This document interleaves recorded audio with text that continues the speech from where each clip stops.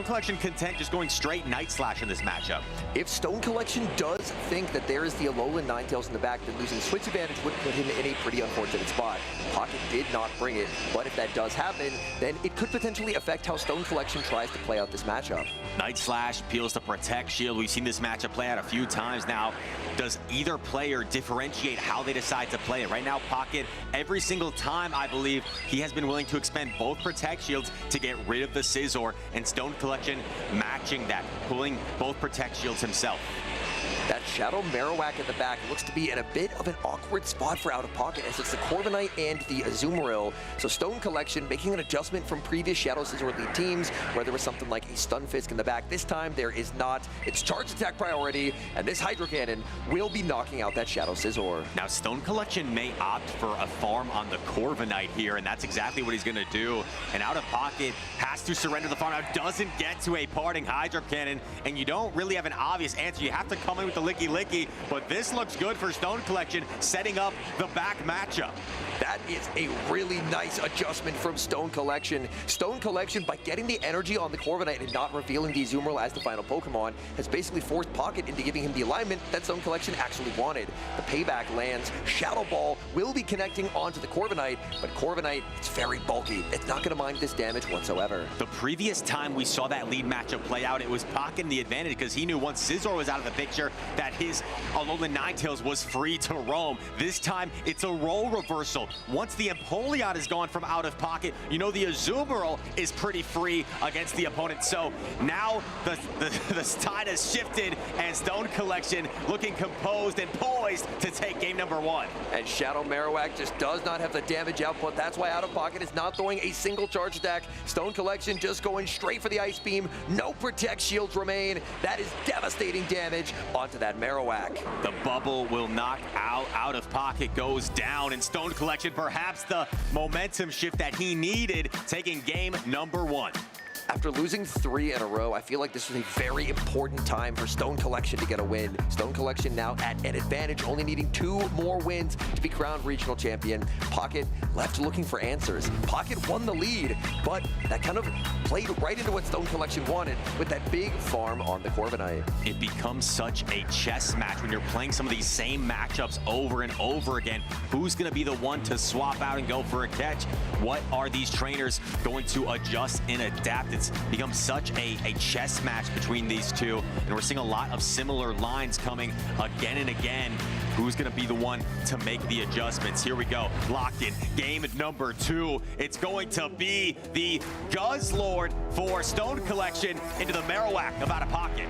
Stone Collection keeps that Shadow Scizor now in the back, hoping there's an Alolan Ninetales back there, but there is not. Pocket has decided to leave it on the bench. The Guzzlord against the Marowak, pretty neutral matchup here. You will outpace to 2 Brutal Swings as the Guzzlord, but Marowak can try to muscle its way through this matchup with the oppressive Mud Slap damage. Oh, we see the catch onto the Licky Licky, so preserving the ground damage once again, but this may allow Stone Collection to align the Azumarill to neutralize the Licky Licky.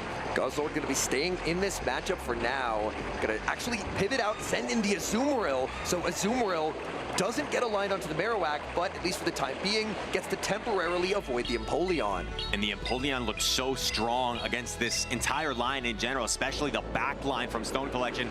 Shadow Ball connects as Licky Licky can put up a great fight in this matchup, and I think right now Stone Collection is content just building up more energy, but you have to be careful because you don't want Out of Pocket to then switch into the Empoleon where your energy goes not nearly as far. Switch clock should be up after this rollout. There's the pivot into the Empoleon, and this forces Stone Collection to throw energy. This is Stone Collection's best way of burning his switch timer so he can get out of this matchup. But that is a lot of energy from Azumarill and not doing a lot of damage. And he still can't quite switch yet. He's going to throw this Play Rough immediately. Suboptimal timing, but wants to get out as soon as possible. Play Rough likely going to connect onto the Empoleon, resisted damage, and the quick swap into the Guzzlord, but Out of Pocket's on top of it. He's firing the Drill Peck off first. Immediate shield from Stone Collection. There is a lot of energy available on the Guzzlord. Going to go for a slight undercharge there, but Guzzlord going to be shielding up anyway. Guzzlord one off the back-to-back Brutal Swings, but Empoleon is one off of the Drill Peck, and 2-turn before 3-turn, Empoleon's getting there first. Guzzlord grabs the Protect Shield. Empoleon, as you said, gets to this Drill Peck first and pulling another Protect Shield off of Guzzlord. Guzzlord has the Brutal Swing here, but the switch clock is also up. You see the quick swap, and it's caught onto the Licky Licky. Licky Licky being used as a damage sponge game after game, catch after catch, absorbing that Brutal Swing, and should be able to make a charge attack here as well. Goes for the Shadow Ball to cover for a catch. This is resisted into the Guzzlord, but the Guzzlord is very, very low. Does this open up any sort of farm down potential for Stone Collection here? He comes in with the Scizor, but you know that it's going to be tough to deal with this energy from the Marowak for the Scizor. It's got a lot of energy. It goes for the Rock Slide immediately. This is going to do a lot of damage. The tricky thing for Out of Pocket will be managing his health. The Rock Slide does do quite a lot. Oh, Stone Collection firing off energy here, going for the Night Slash. Only one Protect Shield left for Pocket. Pocket is going to use it here. Pocket needs this next Mud Slap to knock out. Stone Collection pivots. It's a simultaneous switch. He reads the switch and sends in the Empoleon. The Empoleon forced to fire off the Drill Peck, and I think the Scizor might just be too low. It's going to be close whether it can get any sort of farm down against the Empoleon. Let's see here. Scizor comes back in the Metal Sounds, going to outpace, and Out of Pocket takes game number 2. What a close game. Out of Pocket reading the switch out there. He could not afford to let a bubble land on the Marowak, switching into the Empoleon, reading that switch, taking the knockout, and single resistant Metal Sounds took the knockout before the double resistant Bullet Punches. An impressive call there to make that prediction, and it was necessary for Out of Pocket to pull off the win there. Some great catches as well, really putting Stone Collection on the back foot in that game too, catching Brutal Swing energy onto the Licky Licky, forcing the Azumarill to expend play roughs onto the Empoleon. Out of Pocket forced Stone Collection into inefficient positions, and he ties up this series. And these battlers, they are ready. They're already locked in. Game number 3, Stunfisk into Licky Licky. This is a very neutral matchup. Oh my goodness, look at the line from Out of Pocket. Almost went triple weak to the Stunfisk. And although this is an unfavorable lead, you have the ability to kind of neutralize the Stunfisk here. And Pocket will be completely content just staying in this matchup, knowing his backline avoids the Stunfisk. By Pocket over farming this much, he risks going over 100 energy, so it actually forces him into a cycle reset where he's forced to throw on alignment and concede a free Thunder Shock, or if he did not, then he would end up going over 100. You have to think it's on Stone Collection's mind. Do you risk switching out to lure out the Empoleon here? I think something like a Scizor swap could be what Stone Collection needs to preserve this Stunfisk and give himself some more play to deal with that Empoleon. If he lets this Stunfisk get really low against Pocket and the Empoleon is still there, it's going to be a nightmare to deal with. If Stunfisk is able to win this matchup, and it's a very, very close matchup, Licky Licky, if it wins the Zero Protect Shield, it survives on very low health. Oh. He's looking to snipe the Simul Switch. This is what Pocket was looking for. And Pocket swapping the Moltres is going to be a huge beneficiary to him. He is now going to be able to align things the way he wants. Trailblaze going to actually get the Protect Shield from Out of Pocket as well. That simultaneous swap was very good for Out of Pocket. Out of Pocket going to try for a farm down, realizes he's not going to get there. Looks like the Shadow Scissor would have held on with 1 hit point remaining, and that forces energy from Out of Pocket. Stone Collection going to use the Protect Shield to get off this parting Night Slash. Doesn't feel like he can comfortably farm down the Moltres with the Azumarill, so he fires this off. This is going to set up perhaps Empoleon farm getting a head start against the back line, but the switch timer is up for Stone Collection. The aggressive pivot back into the Stunfisk. Stunfisk racing to the Mud Bomb, barely able to outpace. This is where things get very, very tricky for Out of Pocket. Getting the Mud Bomb off first is huge for Stone Collection. Now, is he on the 4 cycle? I think he is. No, actually, looks like he needs 2 more Thunder Shocks here. So throwing up the Hydro Cannon, but even the Thunder Shock damage and forcing Out of Pocket to throw could be critical here. The Licky Licky swap. Oh, and you're forced to throw this anyway. Now the question is, can Out of Pocket Metal Sound down this Stunfisk before another charge attack? He's going to take so much Thundershock damage along the way. I just think that even if the Empoleon gets this farm down, which it does, he's already lost half of his health bar. There's a full health Azumarill in the back, and I think Azumarill will be able to take this for Stone Collection. This could be the revenge of the Azumarill. Empoleon has been dominating it all day, but in this particular situation, Azumarill can rely on its bulk, and it can take multiple Drill Pecks here as these bubbles slowly add up, getting it into Drill Peck, into Play Rough range, excuse me, and Azumarill looking to take game number 3.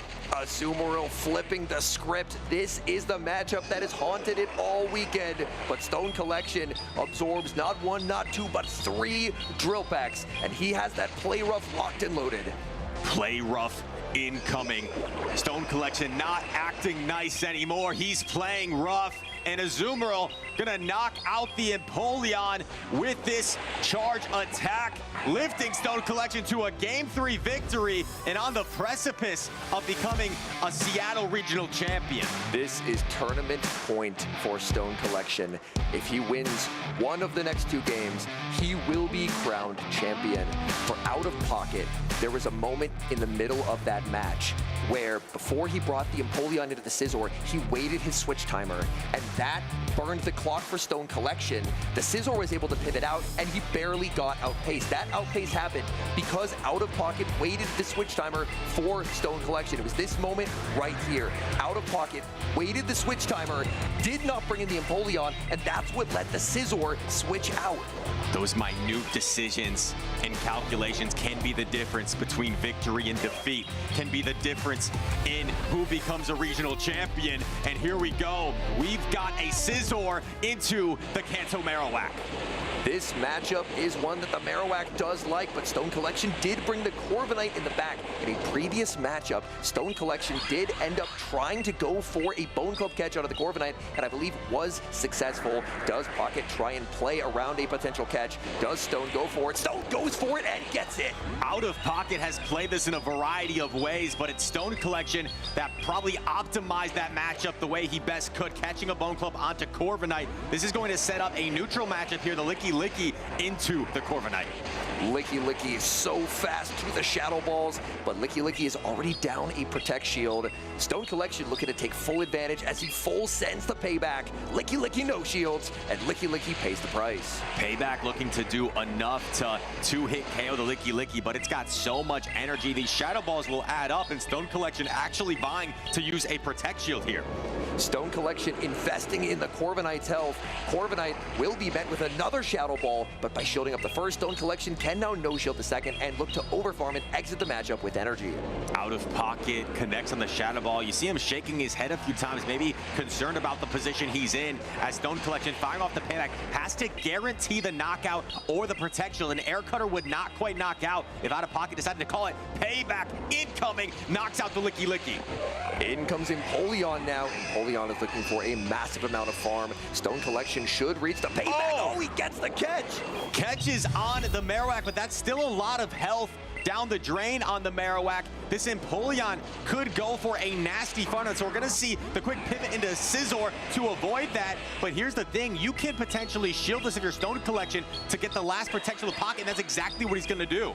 Stone Collection needs as much fast move pressure as possible. Stone Collection could feel it in this moment. His time could be now. The bullet punches adding up onto the Empoleon. The Trailblaze getting shielded, maximizing as much damage as possible as he tries to put the Empoleon into Play Rough range. It seems like it's been inevitable every single game, the Empoleon getting lined against the Azumarill, but Stone Collection is slowly figuring out, if I can get some chip damage on this Empoleon first and keep my Azumarill healthy, maybe it can outbulk it in the end. Pocket has so much energy here, it's not gonna be easy, but Azumarill looking to take these Drill Pecks and try and deliver the final blow. Drill Peck after Drill Peck, Pocket shaking his head. He knows this is just not enough damage. Azumarill, it's been around for seasons. The bulk is undeniable. No Protect Shields left for Pocket. This Play Rough is guaranteed to land.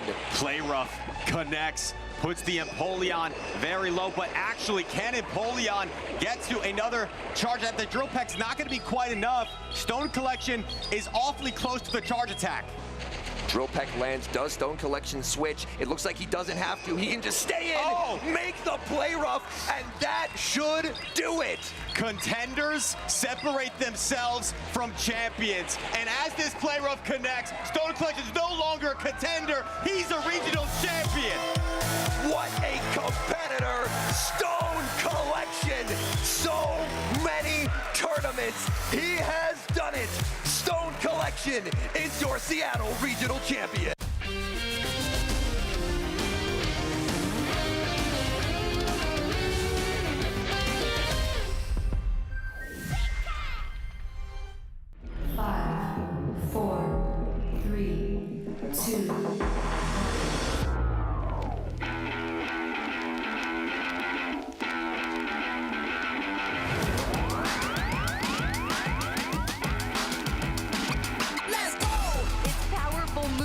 Against it, and then applied with that fairy zone on the Lily. Oh, he's ready to just give up the game. It's over. You've been patient. You've been waiting all this time, but you ready. You've been putting in that grind, so let's go. Champions are hard to find, but you know the goal when you're ready to shine. Have they heard of you? Then they know. You got your sights set on that road. If it's on the battle, then let's go. Cause you'll never stop. Show them what you got. Looking at this final HP to deliver the finishing blow, and just like that, your Pokemon World Champion!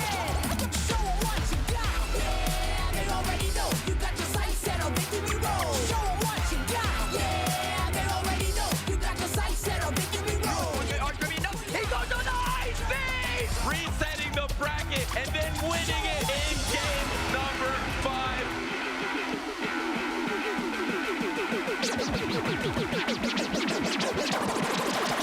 Show 'em what you got. Yeah, they already know. You got your sights set on victory road. Show 'em what you got. Yeah, they already know. You got your sights set on victory road.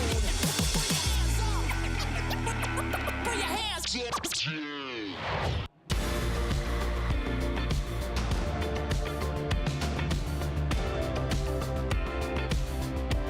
Yeehaw! Howdy and welcome, trainers, to the Houston Regional Championships 2026. We are here in downtown, sunny, scenic Houston. I cannot wait to get into this event. I'm Speedy's Chief 2, here with the House Stark 93.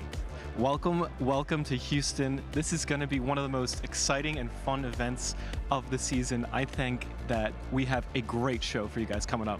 We absolutely do. We just went through a meta shift, a season swap, and we have so many exciting Pokemon. But I want to remind everybody, this is just the latest stop along our road to the World Championships in San Francisco. We're here in Houston. We just wrapped up in Seattle, Alex, but there are so many other exciting events yet to go. Absolutely. We have Orlando coming up very soon, Los Angeles, Indianapolis, and of course NAIC in New Orleans, and then the World Championships. Well, these trainers are all competing for that World Championships berth, and keep in mind, everyone, that was just the North America schedule. We have so many other trainers across the world, and these are the cutoffs per region in the US and Canada. 75, our top 75 trainers will earn that World's qualification. In Europe and Latin America, it's 65. But look at how many points you can win just for winning one of these events. Absolutely, and I think the cutoff here, top 8 is over 200 points, and everyone is gunning for that first prize at 350. Absolutely.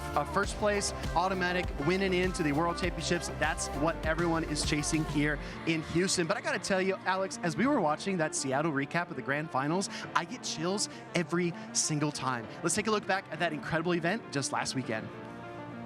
The Seattle Regional Championship marked the halfway point of the 2026 North America regional schedule. And on the road to Worlds, San Francisco started to become visible on the horizon. On day 1, the meta was shuffling into place with the classic Pokemon typing trio of Dragon, Fairy, and Steel leading the pack. But it was the Ice types and underdogs battling to steal the spotlight. On day 2, only 4 number 1 seeds remained, but as the day progressed, the proven contenders persevered in what remained was a top 3 with a staggering 127 combined tournaments of experience. The winners' finals between Out of Pocket and Stone Collection came down to the wire in the decisive Game 5, and Stone Collection clinched a spot in the grand finals. Pocket dropped down to face the 6-time regional champion Doombug, who looked on pace for number 7 as he endured the entirety of Championship Sunday on the loser side of the bracket. But Pocket and his Lonely Ninetales encased Doombug's momentum in ice and led us to a grand finals rematch. A clean 3-0 from Out of Pocket gave hope to North America that another title would not be stolen from Out of Region. Shadow Scissor shattered those hopes as Stone Collection achieved his longtime dream of becoming a Pokemon Go regional champion in the bracket reset. Contenders separate themselves from champions. And as this playoff connects, Stone Collection is no longer a contender. He's a regional champion. What it took for this trainer to reach glory was a collection of resilience, skill, and determination. And you could be next. Register at Pokemon.com/compete and begin your journey today. What a thrill to watch Stone Collection take it all. His first win since he last chance qualifier at the World Championships in 2022. What an incredible player. But as we saw with 2-0 Butters in his recap, there were so many other talented trainers there as well.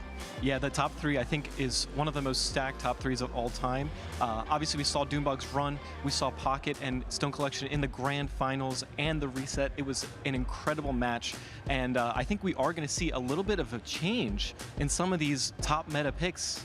I really like that you alluded to that, Alex, because we did just go through a meta shift, a season swap. We are now in the Memories in Motion. So I want everyone to take a mental snapshot right now of this top 12 in Seattle. A few of these picks, I'm going to call out Empoleon, Corviknight, Guzzlord, and Licky Licky. I think those 4 will stick around. But honestly, outside of that, anything could happen. Absolutely. I think the 2 shadows that you see on screen might be replaced by different Pokemon of the same typing. So that Shadow, Kanto, Marowak, I believe, because of that Mudslap nerf, will not be in the top 12 anymore. And the Shadow Scizor may be replaced by another Bug and Steel type. Only time will tell, so make sure to tune in today and tomorrow. But I'll tell you what, Stone Collection was just our latest champion here in North America. He stands shoulder to shoulder among so many titans like Steinar, Meteor Follian, Doombug, and DHC United. I'm gonna put you on the spot, Alex. Which one of these players is the most ready for the World Championships in August? I mean, I think there's one clear standout, which is Doombug, because he's done it so often, so many times. He was just top 3 in Seattle. He's here again this weekend. I believe he is the number 4 trainer, yeah, as we see here, on the leaderboards, and he is just an incredible battler. He absolutely is. We take a look here at our championship points leaderboards. Remember, everyone, you have to be within the top 75 cutoff for North America to make it into the World Championships. Nighttime Clasher leading the pack with over 2,000 points. Let's go ahead and head across the Atlantic and take a look at Europe, where a lot of trainers are really doing outstanding. Name amongst them is Inadequate, already with 2 regional championship victories. My goodness. Yeah, I mean, he is the captain, the Shadow Giratina player, but also I got to shout out Maxi, because he's also one of those players that had done really, really well. He had a 2nd place finish and then came back and won Birmingham. Absolutely stellar performance by him, and so many talented trainers are in the EU region. One of the strongest, to be fair. But look here, Patoman in 1st place, 1975. My goodness. You know, I want to quote a friend of mine. He says, what the wolf is to VGC, the duck is to Pokemon Go, and that is Patoman leading the pack. Yeah, he's an incredible battler, runner-up at the World Championships, and I believe he's gunning for that championship spot. Well, we don't see all of the LATAM broadcasts, but we do see the leaderboards, and the proof is in the pudding here, because Nkiratiba, LNDS Heart Jeff, just took the title, and he did it against Zardy. Look at that, number 1 and number 2. Yeah, they're both incredible battlers. We see that, I think, the entire top 8, you could say the entire top 16, incredible battlers, and I think they had Pokemon in this new meta, something like Shadow Politoed. We saw a Ludicolo, we saw a Shadow Golbat, we saw some incredible Pokemon coming into this new meta, and I can't wait to see what we see this weekend. Well, we're always adding new faces to our Worlds Qualified list, but let's take a look at an overview of all the players that have clinched that World Championship berth. Of course, we lead with Beelzeboy, our previous World Champion. He's automatically qualified to compete here in San Francisco, but so many other talented trainers on the list. Yeah, I mean, top to bottom, These players are the best of the best, the cream of the crop, and we're going to see, hopefully, a few more trainers enter this world qualification this weekend. Alex, it's a lovely morning here in Houston. It's sunny, but not too hot. It's beautiful weather here, but I want to know what the forecast is inside the venue. Which Pokemon are trending up? Which ones are on the downside? Let's go ahead and get started with, I gotta say, my favorite bug and steel type, Fortress. I think this Pokemon is spinning way up the rankings. I have to agree. We saw the Sand Tomb get damage increase, so now it does a little bit more damage every time you use it. We see Volt Switch as a recommended fast attack, but we could also see some Bug Bite. I think it's an incredible bug and steel type, taking the place of that Shadow Scizor.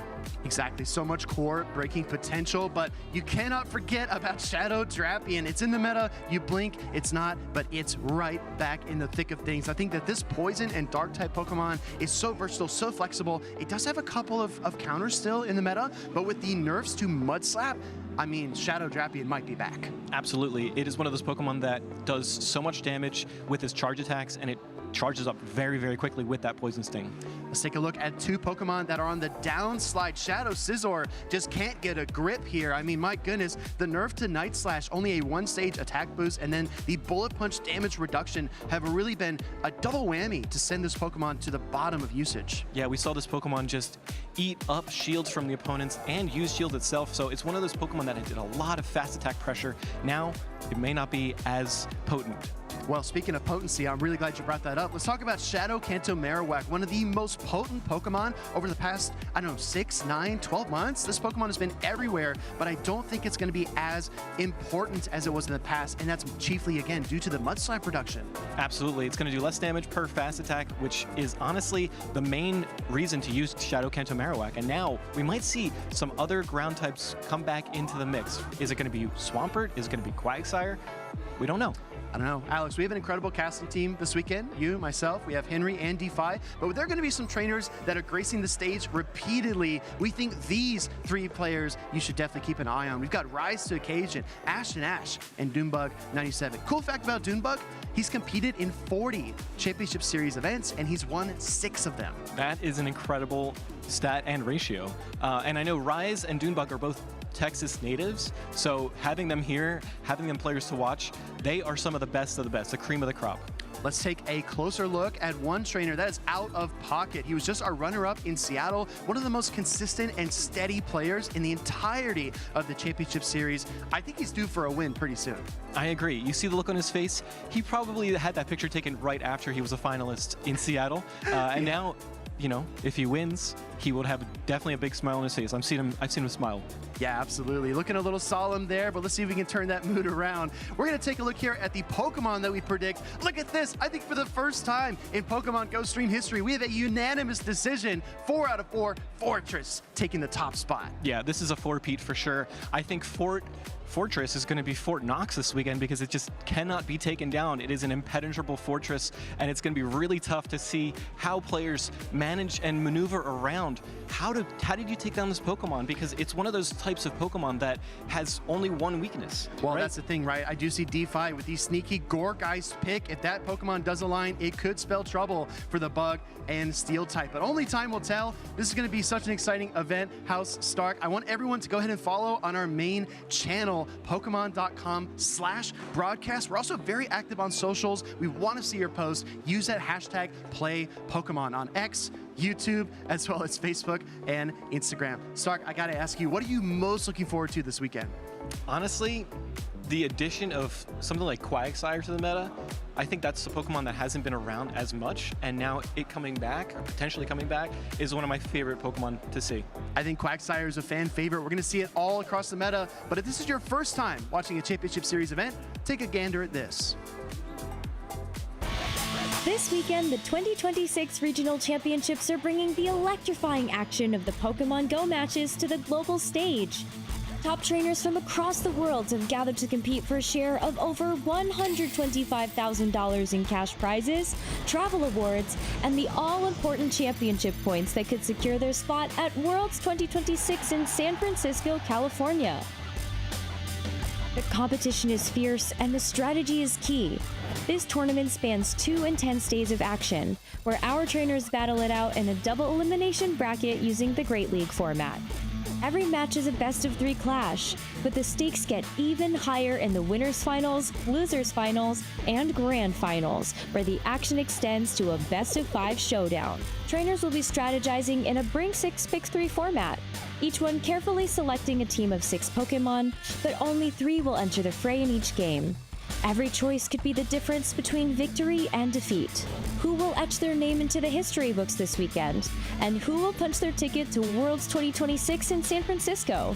Don't miss a minute of the action. Stay tuned all weekend long to watch the battles unfold live. To stay up to date on future Play Pokemon events, visit championships.pokemon.com. Thank you so much, Speedy and Stark. My name is Holmes_Henry here in the booth with DeFi, and I'm just incredibly excited to be here. The first streamed tournament of this Memories in Motion meta, and there's been a lot of exciting updates that could have some pretty significant impacts on this meta.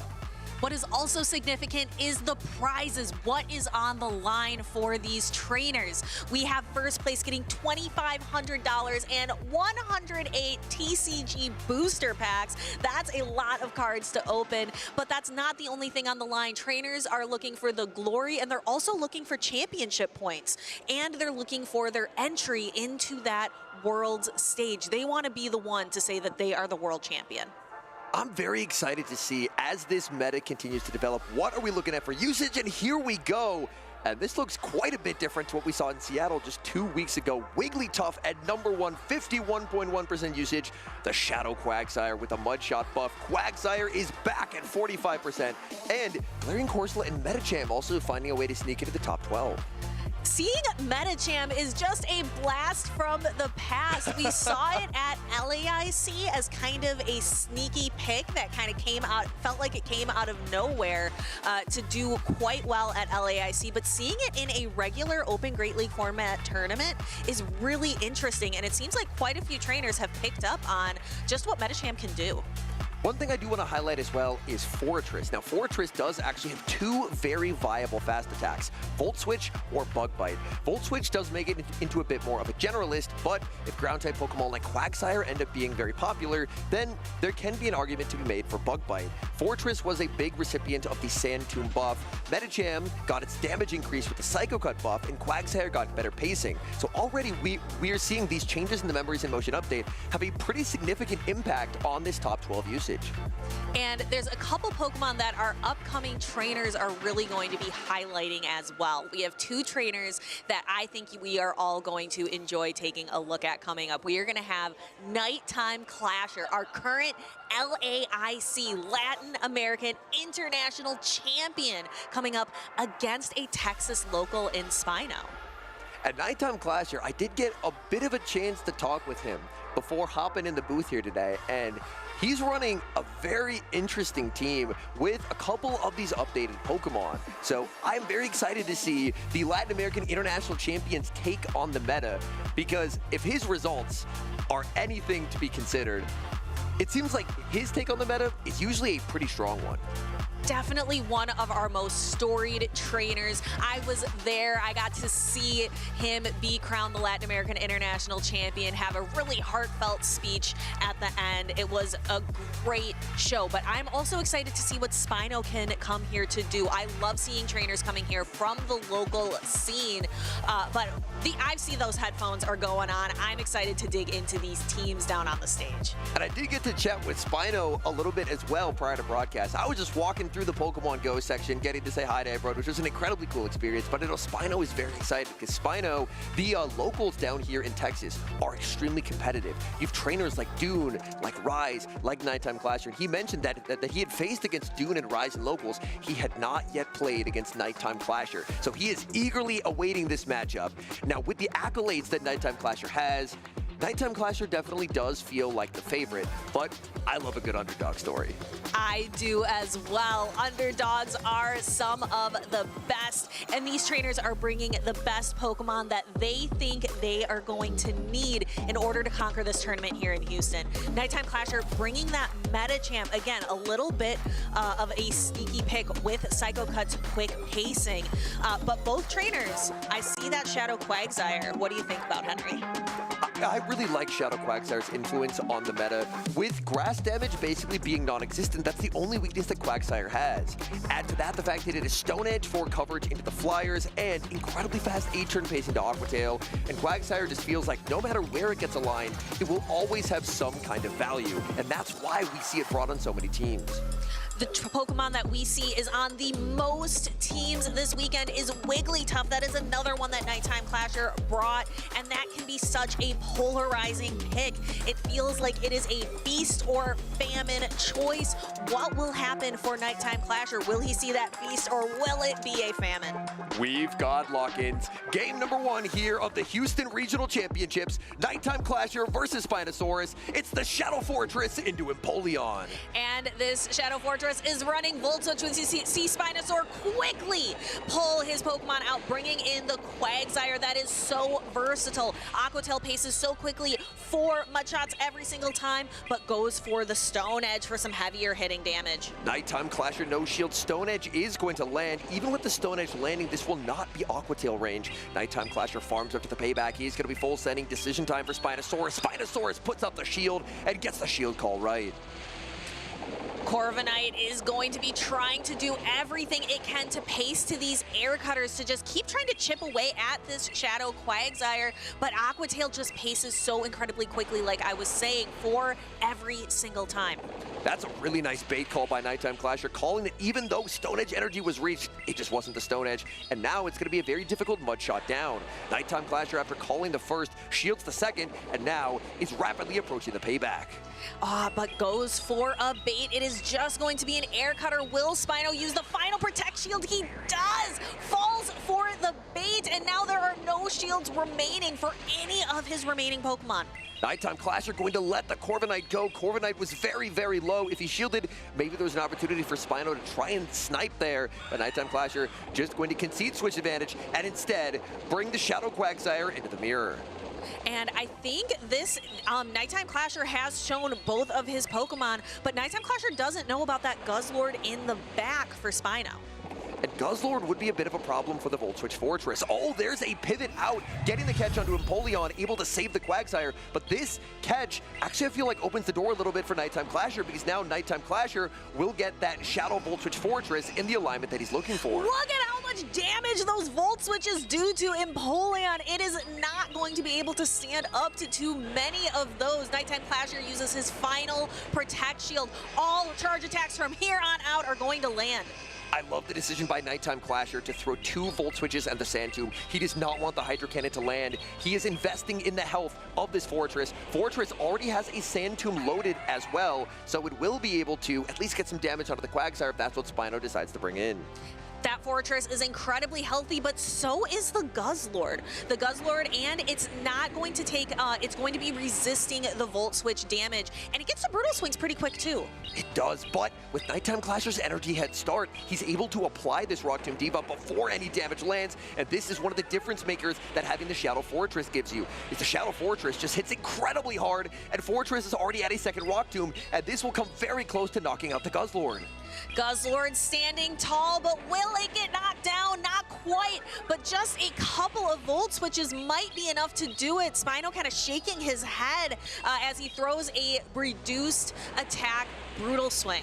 And that really did not do much. In comes the Quagsire, making the Aqua Tail. Aqua Tail, Shadow on Shadow should be enough to secure the knockout. And now Nighttime Clash will have to be very careful with the energy management on his Quagsire. I believe he does have 3 Mudshots of residual energy here, and he does. So that's enough for the Aqua Tail, going to use it to knock out the Quagsire, and then all that's left is Guzzlord in the back. That Rock Tomb debuff is now cleared. How much energy was remaining?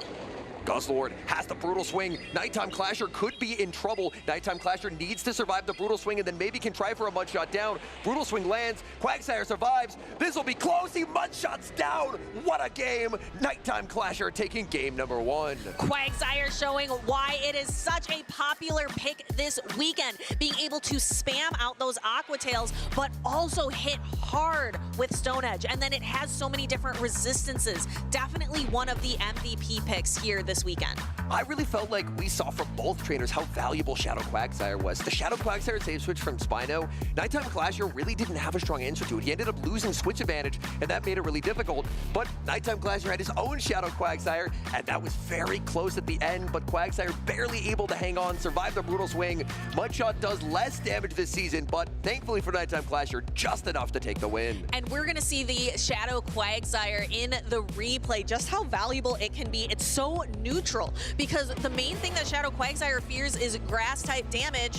What grass-type damage in this Memories in Motion meta? I don't think there's a lot of it out there. Yeah, grass-type damage not really a factor whatsoever in this season. And it looks like we've got lock-ins for game number 2. It's a perfect mirror match. Guzzlord versus Guzzlord.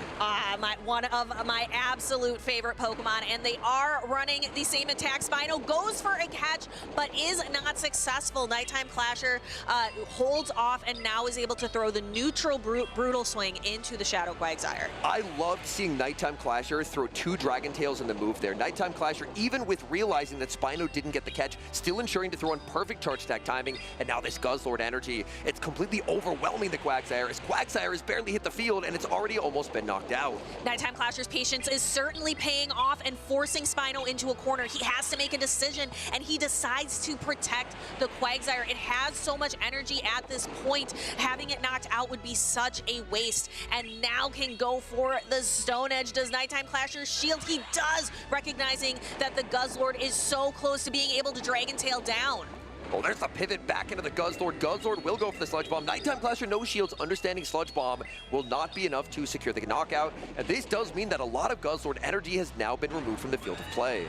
Bringing in the Corviknight, Nighttime Clasher is in a pretty good spot to be able to pick up a lot of energy and just kind of try to use air cutters to knock out the Guzzlord. This is a bit of an uncomfortable health range for the Corviknight, just because the Guzzlord is outside of air cutter range. But the goal for Nighttime Clasher would be land the air cutter, try and stand attack down, but Corviknight's going to pay a pretty heavy price because Guzzlord is so efficient as it's able to make these brutal swings. I think Nighttime Clasher is going to be investing a lot into that Shadow Quagsire in the back, but look what Spino has in the back. It's the Galarian Weezing.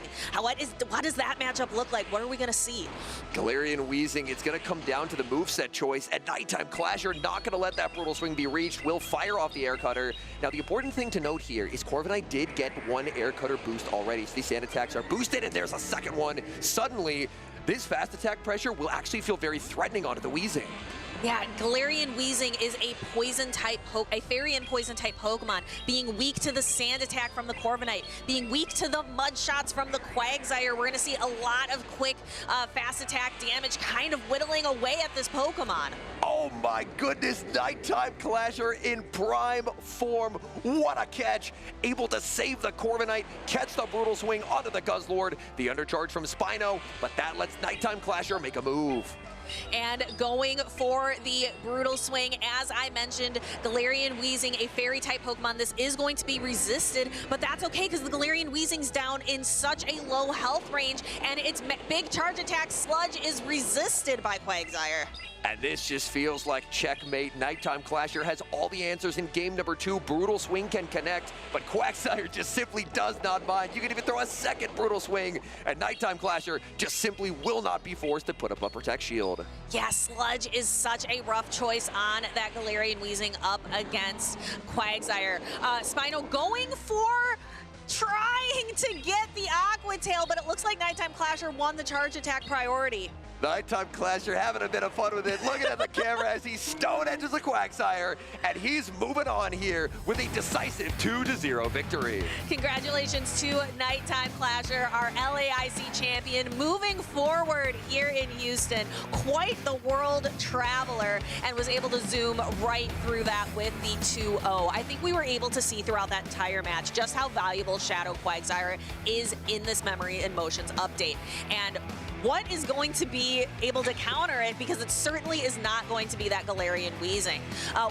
What is the thought process behind bringing a Galarian Weezing in this meta? I think the idea is you're really trying to beat a lot of the Wigglytuff teams, and then just kind of based purely off your typing, kind of make life annoying for a lot of opposing teams. Like Nighttime Clasher was kind of forced into not bringing the Medicham, because Medicham can't really do much there. It's good into the Guzzlord, it's good into the Wigglytuff, so there is a pretty solid idea there, but I think with how common Pokemon like Fortress and Quagsire are, it can make it a very feast or famine, and we a little bit saw that there, where the boosted Corviknight put in so much work, and then just the Nighttime Clasher special, the devastating catch that just kind of removed any chance of victory. I really appreciated Nighttime Clasher's patience, I think. I think that's the name of the game for this Group B winners round 3. It was all about patience, not allowing himself to be caught on. We saw that, I believe, in the round 2 matchup, but then also just having that patience to be able to execute those catches. It definitely felt like a vintage Nighttime Clasher performance, where there's a lot of opportunities in a game where a battler can try and gain an advantage, making a catch, trying to go for a snipe, trying to overfarm and maximize energy, and he just had all the answers. He was so consistent about not letting Spino get even a single bit of advantage, and that really made what felt like very neutral games upon lock-in. They ended up feeling quite dominant towards the end, especially in that game number 2. Nighttime Clasher, he seems well-rested and locked in, and that should be of great concern to anyone in his group here on day number 1. And that just makes me think of, just to zoom out a little bit, at how far Nighttime Clasher has come in his championship series performance. Yes. He was the kind of goofy guy bringing the toga tomorrow, bringing the chef's hat to tournaments, and now he's the LAIC champion and one of the most consistent players that we have here in the championships. You know what? I want to hear from the man himself. I believe we have an interview ready down on the floor with Speedy is talking to Nighttime Clasher about that win live on stage. Thank you so much, Henry and DeFi. Yes, that is correct. I'm here with Mr. Worldwide himself. Nighttime Clasher seems to be everywhere all at once, but you just took a win up there on stage. How does it feel to get that first win under your belt? It's always good, right? Because you kind of go in with like expectations, maybe a little bit of nervousness that everyone has, and just having like a couple rounds on the board, having some points on the board, championship points, always a good feeling. I gotta ask about your team. I think that Galarian Weezing is a bit of a surprise. I saw that backstage. I wasn't really expecting that Pokemon to be prevalent, but I guess it will be. But also the Shadow Fortress. What's going on with that? Yeah, I actually don't really know why I brought Shadow Fortress. Me and Pocket were talking about it last night. We should use Shadow or regular Fortress. And the conclusion was that, yeah, actually we don't know. But it looked really cool, so Shadow Fortress it is. It actually does look insane, and I'm really glad to see it on stream. I'm a big Fortress fan myself, so that's perfect.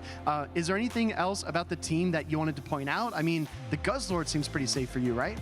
Guzzlord was really good, except he had that Galarian Weezing, so it was pretty safe outside of that, but it's such a huge risk to bring it if they have Galarian Weezing, because the only fairy type really, the Sludge Bomb for like super effective, so it's not as neutral of a pick as I maybe would have liked. All right, Nighttime Clasher, I have to ask you, right? Because you're the LAIC champ, you've won other events, you've competed everywhere. What is your hot take on this Memories in Motion meta? We're just starting it, but you have to have some reads, right? I think that the Mud Slap nerf was really, really negative for the meta. I think Mud Slap was keeping a lot of the steel types in check, and every team has like 8 steel types now, and I don't know how I feel about that. Mud Slap was like the most neutral, like fast attack in general, and even though Marowak was really strong with it, it gave a lot of players just so much flexibility in the game, was very high skill cap. Very hot take for Nighttime Clasher, but I think he's heating up in the bracket as well. For now, we're going to go back to our casters, Henry and DeFi. Thank you so much, Speedy. Great to hear from the Latin American International Champion Nighttime Clasher, fresh off a 2-0 victory on stage. And he did have a bit of a hot take at the end there, saying Mud Slap nerf an overall negative for the meta. But I guess with Mud Slap out of the meta, it does make Pokemon like his Volt Switch Fortress so much safer. And I think we are going to be seeing a lot of Volt Switch Fortress. I love how he can't decide why he brought it. Like, it's just style points. And I think he is definitely qualified to talk about style points. He has enough accolades, he has enough medals and trophies to say, you know what, I'm going to take this just based on style alone. I know our co-caster Speedy, already a pretty big fan of Fortress, but you got to admit, looking at the Shadow Fortress with all that purple smoke around it too, it looks pretty cool. It's got aura. Yeah, it absolutely does. But again, big congratulations to Nighttime Clasher, 2-0 win. And I believe he's already on to group semifinals, so he is advancing pretty quickly in that bracket. And if that wasn't enough to see one of our top trainers right off the bat here in Houston, we have another Texas trainer with trophies and medals to spare, and that is Dunebug. Dunebug is going to be bringing a really interesting team for us. Got the Gourgeist, which I predicted being interesting as a grass-type Pokemon, a ghost-type Pokemon with Incinerate. So it has a lot of play into those Fortress teams. Also, the Politoed on Dunebug's side is something that I'm really excited about. Politoed actually won Curitiba last weekend. Big shout out to LNDS Hardjeff for taking home the win with Politoed. And it appears that regional win has put people on notice because Politoed is here. Politoed, like Quagsire, another beneficiary of the Mudshot rework. It's a lot faster to get to its charge stacks. It Weather Ball every 8 turns, and Politoed is actually opting for a pretty interesting coverage move. Politoed is going to be opting for Ice Beam, so it has massive double super effective pressure into that Shadow Altaria.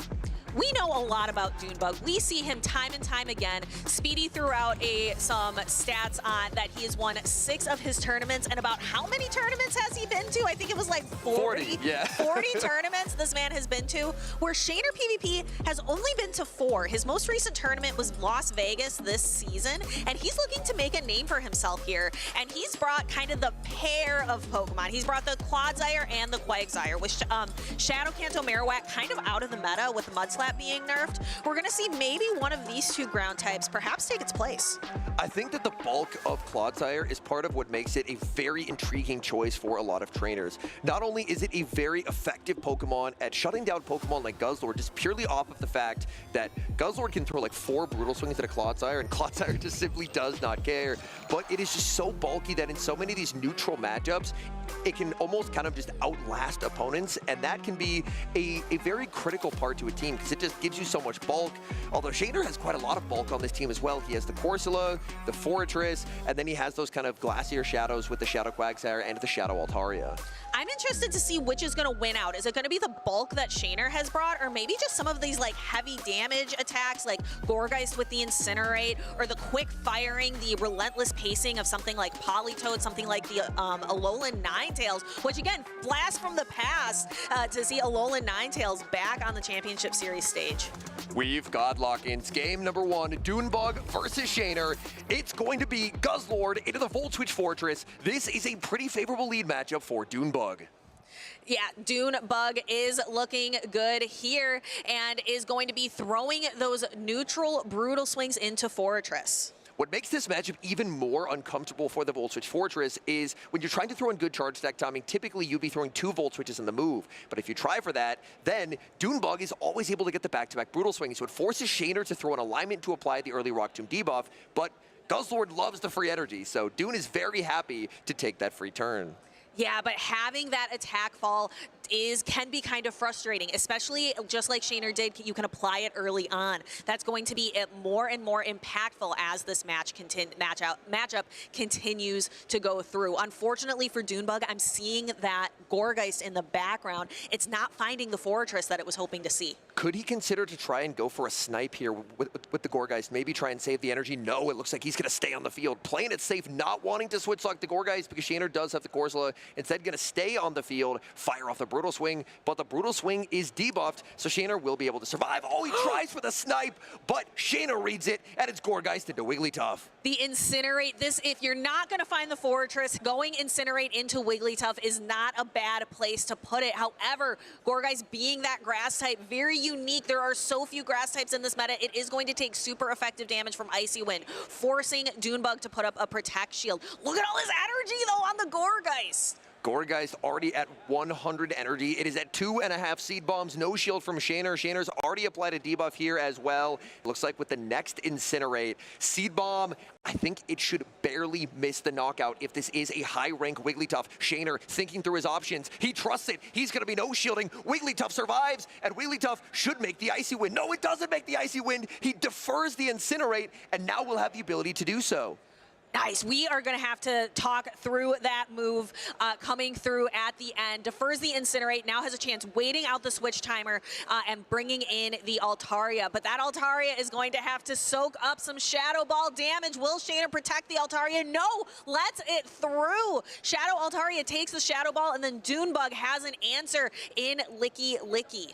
Shaner does have energy stored on that Wigglytuff, but landing that Shadow Ball is so helpful for Dune, because now Dune just has incredible rollout fast attack pressure. The body slams would obviously do a lot less than a Shadow Ball, but Shaner is just going to have to shield them. He fires up the Sky Attack. The Dragon Breaths do add up. Dunebug knows that he can survive one, but he's going to be using the final Protect Shield of the match here.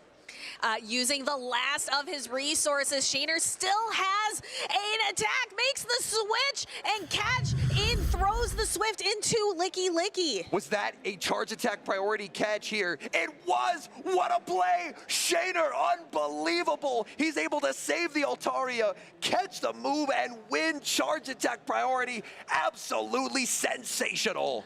But this Altaria has to come in, survive these rollouts to throw the Sky Attack. The Altaria is at such low health now, and now it is going to have a lot less energy going into the next matchup.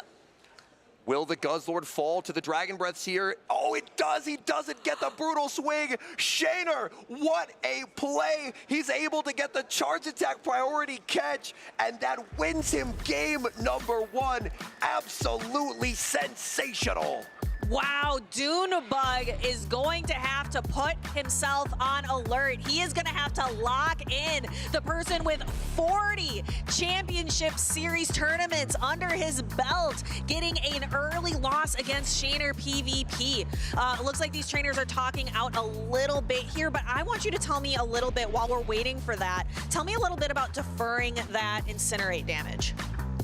So deferring the Incinerate damage can basically happen when you have a fast attack that is at least 2 turns of a shorter duration than the Incinerate. So in that case, it's Wigglytuff having the 3-turn charm. Switching in Pokemon Go takes 1 turn. So throwing the charm is 3 turns, and then switching on turn 4, and the Incinerate damage is going to land on turn number 5. So he was able to preserve the Wigglytuff with that charge attack loaded because he realized that he was 2 off of the Icy Wind. He couldn't get there. So he threw the charm, he transferred the Incinerate onto the Fortress because his Fortress, it wasn't really doing much. It was very low, it didn't really have a lot of energy, and that charge attack being saved is what set up his ability to get that charge attack priority catch later on. And that charge attack priority catch is set up by quite literally frame perfect timing. It's throwing 2 Dragon Breaths with the Altaria because rollout is 3 turns, the switch on turn 3, and then firing off the Swift to win charge attack priority. That was just an unbelievable play from Shaner. And those are the kind of plays that take you from a good player to being a great player, to being a winning player. It looks like, though, we are taking a brief pause. We do have currently match under review. And game review, it looks like this is something that Dunebug did request. And as we find out more information, we will be providing that to you. That's what we do here on Broadcast. We want to give you all of the information for you watching out at home. I think it is almost a little bit of a shock to the system to see someone with the accolades of Dunebug arguably get outplayed at every turn in this match. But that's what ended up happening, which was pretty unbelievable, to be honest. Like, Shaner was so transferring the Incinerate, getting the charge attack priority catch. Shaner just had all the answers in that game number 1, and I am incredibly impressed with that high level of gameplay. It looks like Dune is asking some questions about when Dune's Gourgeist comes in, if Shaner's Fortress showed up or not. Dune saying his game didn't visually update, so he just wants to take a look, and this is what our judge team is here for, just to take a look, make sure that everything worked out the way it was supposed to. And we were talking through kind of what that play looked like and kind of the mechanics of that really high level charge attack priority catch play and deferring the Incinerate damage. Oh, we do have a bit of a replay here, which should be very helpful. So the Seed Bomb lands. We were able to identify that Seed Bomb was not going to take the knockout, and he ends up throwing the 1 charm and then transferring it onto the Fortress. So Fortress just ends up getting KO'd there. Yep. But you can see, I can see Dune's confusion because from his perspective, we can kind of see it all. We can see that Shaner tapped on the Fortress. We can see that from our perspective. But from Dune's perspective, the Fortress never even showed up on screen. Interesting. Okay. Yeah. So Shaner did the correct thing there with transferring that Incinerate, but Dune, I imagine, must have thought that the Wigglytuff had been knocked out there. It's it'll be an interesting call for our judges to make, because it's, did something occur that wasn't supposed to happen, and then did it materially impact the remainder of the game? Like, were there still win conditions? Like, is the player impacted? So that's why we have our wonderful judging team here to take a look at everything and then figure out, was this a contributing factor in the game? All right, while we're waiting, let's talk a little bit more about that Gourgeist. And do we think, I put it on my caster predictions just because I knew how dominant that Fortress was going to be throughout this entire tournament. And having that incinerate damage, I think is going to be very impactful. Do you think that Gourgeist has a lot of play in the tournament? I do, especially with so many teams relying on the duo of Quagsire plus Fortress. Gourgeist is just so strong there. Gourgeist is somehow not even the worst into Altaria, which sounds crazy to say, but Gourgeist can actually put up a pretty good fight there. And just looking across the teams that we've seen so far, Gourgeist up energy, somehow not even that bad into Licky Licky either. So in a very weird way, because we remember way back in the day, back in like Noctowl, Trevenant, Lantern, where Trevenant I don't want to talk about Noctowl, Trevenant. I've got bad memories of that time. It was super inflexible, but we actually have a strangely flexible Ghost Grass right now. I like to see it. I like to see that really interesting Incinerate damage. It's fun for me to think about a grass type using Incinerate, like how powerful, how bulky that Pokemon must be to be able to use Incinerate. Looks like these trainers are talking things through. We should be able to see now we are done and ruled no rematch. And that is, we talked it through. We can see on our sides of the screen, the judge can see as well, that Shaner did exactly what he was supposed to do to be able to execute that really high level play. I think what it may come down to here is Dune still had win conditions in that match, but Shaner was able to pull off an incredibly high-level charge attack priority CMP sack swap there, and that was really what flipped it, because Dunebug was still very ahead in that end game. The Shadow Ball had landed, Licky Licky was spamming out body slams, pressuring shields away, and that really felt like that pivotal moment where Shaner was down. Shaner was going to lose this game up until that charge attack priority catch, and that's what flips the game on its head right there. And that occurred quite a bit after the moment that was under review. Yeah, because it is tough. Dunebug's game did not show the Fortress being swapped in at all, so that is a really tough call. But Dune is one of, again, he's got 40 Championship Series events under his belt. If anyone can come back, if anyone has seen the field of battle, if anyone has the experience to be able to come back after an early loss, Dunebug is certainly one of those trainers. Another moment that I did appreciate from Shaner in that game number one was when Dune tried to go for the snipe with the Gourgeist. If Shaner throws the Volt Switch, he's KO'd. He does not have the ability to throw a Volt Switch and pivot out, but he pivoted into the Wigglytuff, reading that play, and so it just really felt like he kind of had almost a counterpunch for everything Dune was trying for in that game number one. Yeah, I am really impressed by Shaner. Maybe going to make a name for himself here today in Houston. He hasn't had like a truly strong performance. We saw him a little bit last season in 2025. I think his top performance is like top 17, something like that. And based on the level of gameplay that he showed, it would be very cool to see him in a top cut, because he clearly has what it takes. Like, that was a very, very impressive game in number one. And I'm very excited to see, as these battlers lock in for game number two, what they've got in store for us. And we have Wigglytuff and Alolan Ninetales. So we've got two fairy-type Pokemon, but Alolan Ninetales is going to be throwing the Powder Snow. We do not have that Charm variant here. And interestingly, Dune is not running the Comday move of Chilling Water. Rather, Dune is opting for the much harder hitting Dazzling Gleam. Oh, and just a quick update. It looks like there was a rematch granted. Apologies for that. It looks like this is a clear rematch because Dune could not see. Oh, okay. All right. That is good to know. Okay, so we are back to 0-0. So this will basically just be our game number one. Dune going to be over farming here quite a bit. Shaner just going to be letting that Wigglytuff go and just looking to try and get an energy head start on one of his back Pokemon. Alolan Ninetales hanging on just barely to throw this Weather Ball before exiting the match.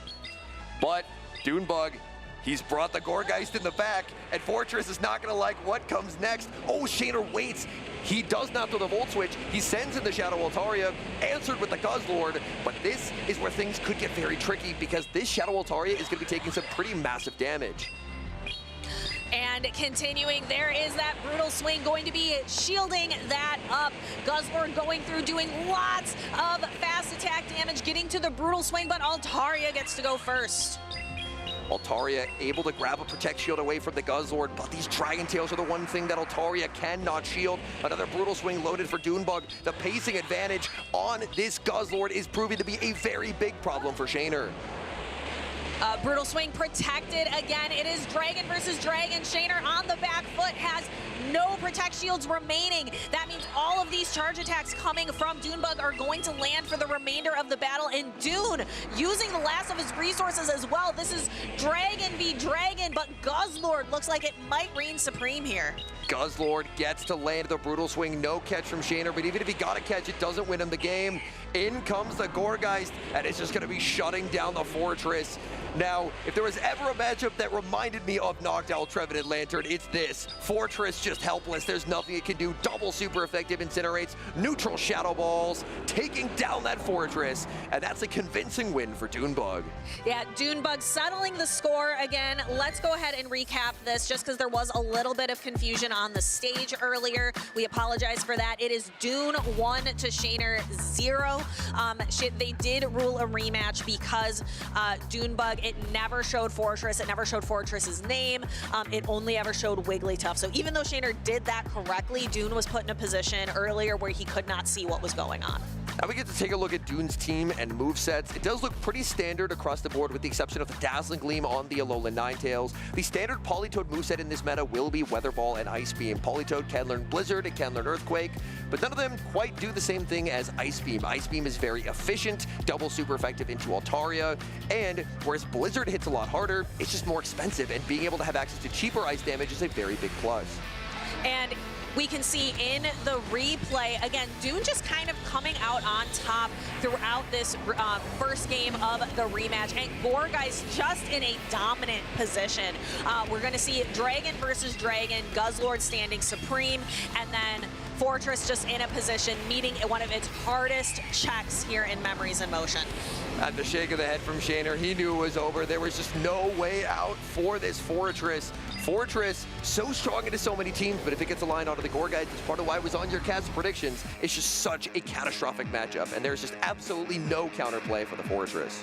We know that Shaner can make these high-level plays, so what he is going to need to pull something off to be able to stay in winners round 3 here in Group C. He's going to have to make some kind of play, something to knock Dune off of his game, because once Dune has a victory here, I feel like it is just going to snowball, because he's got the confidence. He knows he can do well. We are going to see Politoed into Wigglytuff. This is another Pokemon I am excited to see here this weekend. Politoed will have a pretty massive advantage in terms of the pacing, but where Wigglytuff can shine is the fast move pressure. Wigglytuff able to already remove about a third of Politoed's HP bar, but Politoed already almost at the back-to-back Weather Balls. The speed of Politoed, very, very helpful in this matchup. And that's why people are bringing it. You can get to those Aqua Tails really fast, but then you have the Ice Beam for a little bit of additional coverage as well. But relying here on the Weather Balls, taking Wigglytuff down to about a quarter health. It's down in the red. Shaner forced to throw some energy just to try to chip away at this. Looks like Politoed should be able to emerge victorious in the zero Protect Shield scenario, and Switch Advantage would work out very nicely for Dunebug. Dunebug fires off Weather Ball. Shaner gonna be putting up the shield, so an adjustment in strategy from game number 1. Shaner is gonna look to try and get the charm down with the Wigglytuff and exit with Switch Advantage. A Switch Advantage would work out quite a bit better for him, because that way the Fortress gets to avoid that Gourgeist. Yeah, because that was disastrous for Shaner in game number 1. Wigglytuff comes in and is going to be able to throw a swift, chip a little bit away of the Alolan Ninetales. And again, you mentioned Shaner going to try to go for Switch Advantage. This is huge. He's able to preserve that charge attack as well. In comes the Gourgeist. Shadow Ball will do quite a lot of damage. Shaner knows that he has to neutralize the Gourgeist no matter what. So he is going to be investing a Protect Shield to force Gourgeist to fire off another Shadow Ball. But Dunebug still has both of his Protect Shields remaining. Going to use one here. Dunebug recognizes he's hiding that Fortress in the back. If he can even just get an Incinerate or two on that Fortress, that is going to be huge, hugely impactful. This Gourgeist has already lost so much of its health bar from these Dragon Breaths. The Shadow Altaria does do more damage to Gourgeist. Shadow Ball lands, but the Incinerates are not going to do a lot here. Shaner should be able to survive at least 2 more Incinerates, but Doonbug will have an ability to potentially try and snipe down with the Alolan Ninetales. But in doing so, it would switch lock the Ninetales and potentially set up the Fortress. Oh, 1 Incinerate. Does it knock out with 2? It doesn't. Doonbug going for a quick switch just to KO that the Altaria. In comes the Fortress. Fortress should be able to overfarm quite significantly here. Shaner wants to exit with a Rock Tomb loaded to try and force a charge attack priority tie against the Gourgeist. There is as well a charge attack loaded on that.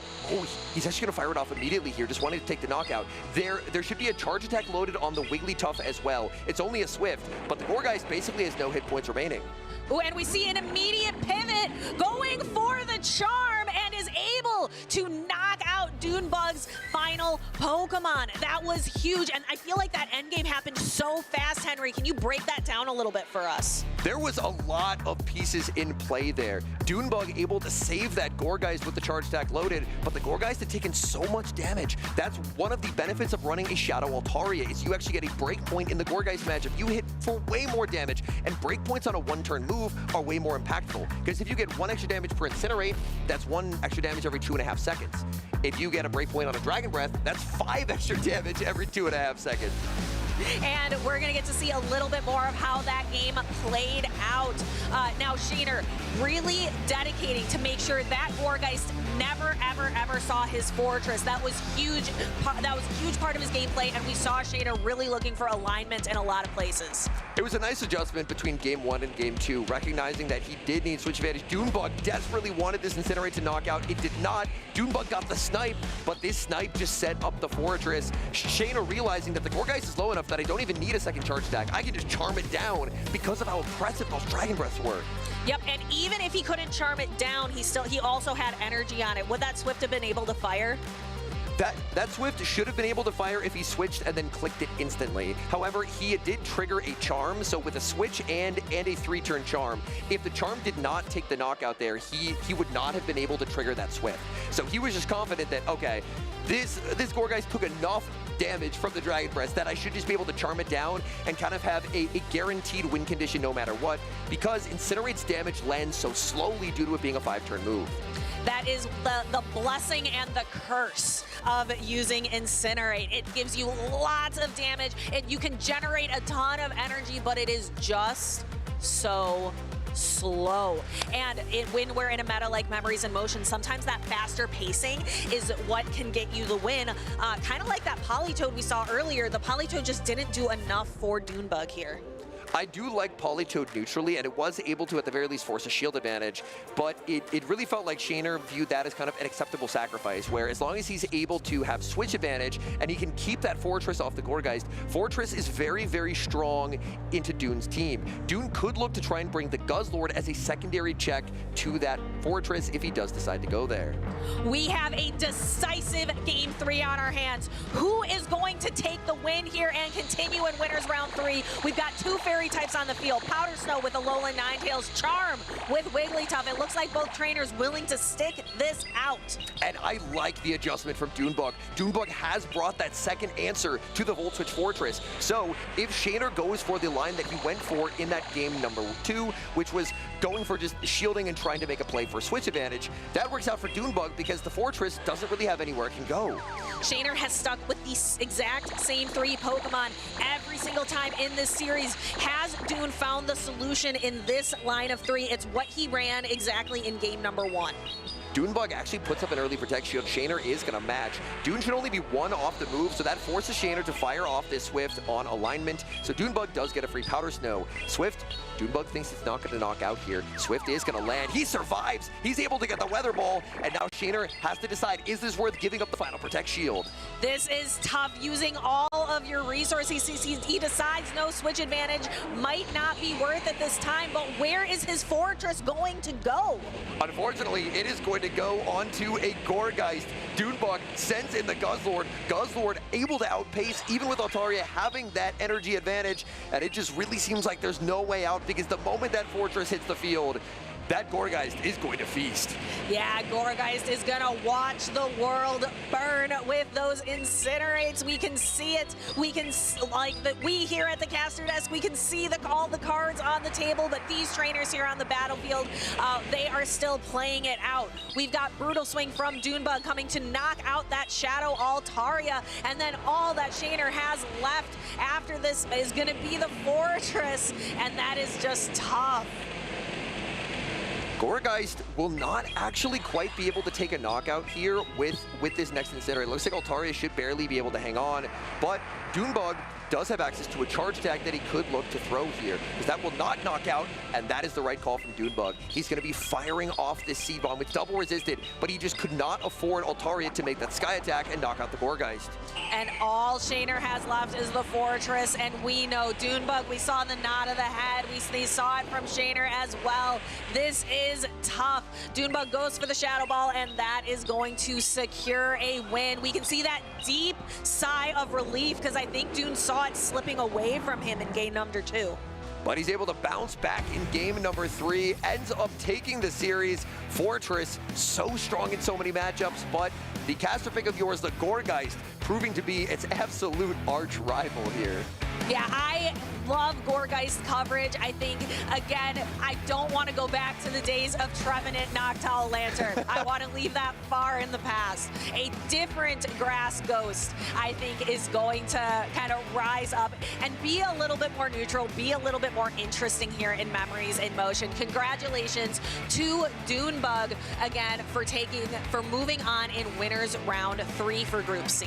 I think that Gourgeist as well, it's a rare ghost type that actually has fairly neutral play into Wigglytuff. Wigglytuff, the main reason it's stuck around for as long as it has, it isn't because of its moves, it's because of its typing. Fairy plus normal is an incredible type combination, and Gourgeist's ability to still fight back, even if it's aligned against Wigglytuff, is a very big plus for this Pokemon.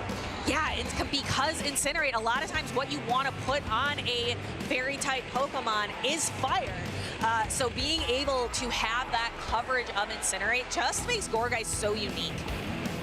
And in this endgame, Shaner, it looked like he could have made a Sky attack potentially, because this Incinerate did not knock out, but Dunebug able to go for the wise decision, which is realizing I have to throw the Seed Bomb. If I don't throw the Seed Bomb, the Sky attack will be reached and all will be lost. But he's able to preserve the health on the Gourgeist, and then Gourgeist just absolutely annihilates Fortress. And I really liked all the plays I saw from Shaner. I didn't really see a lot like mistakes. I think we have a really good trainer who has what it takes, and the road isn't over for him yet. This is a double elimination style tournament, so Shaner could still make a deep run in the loser side of the bracket. And I definitely hope he does, because I was very, very impressed with his gameplay, consistently not letting Dunebug get these snipes that he was trying to go for with the Gourgeist. And I mean, Gourgeist, it has a 5-turn move, right? So you do have some time to react, but he was very consistently not letting those snipes happen and being able to save charge attacks on very low HP Pokemon, and that was consistently paying off. Yeah. Really, really good match. I hope we see more of Shaner in the future. But again, Dunebug, I want to go back to his team a little bit, because it was just so impressive. Bringing the Alolan Ninetales, the Gourgeist, the Politoed, really and truly taking a unique look at the new Memories in Motion meta. And I do really like the Politoed idea. LNDS, Hardjeff able to win in Curitiba with Politoed. There was a bunch of other Politoads in, I believe at the very least top 16, if not top cut. So trainers were able to find some very nice success with it. Now, the big difference, I think, between bringing Politoed and bringing like something like a Shadow Quagsire is if you run Politoed, you're going to have to pair it with Pokemon like the Gourgeist that can deal with the Volt Switch Fortress. Because Quagsire is going to demolish the Volt Switch Fortress, but Politoed doesn't have that ground subtyping, which means Volt Switch Fortress would be pretty catastrophic. It most certainly would be. 2 trainers up on the stage that we can draw our attention to. I don't think they really need much of an introduction, but I will let you go ahead and introduce Out of Pocket and BJP Watt anyway.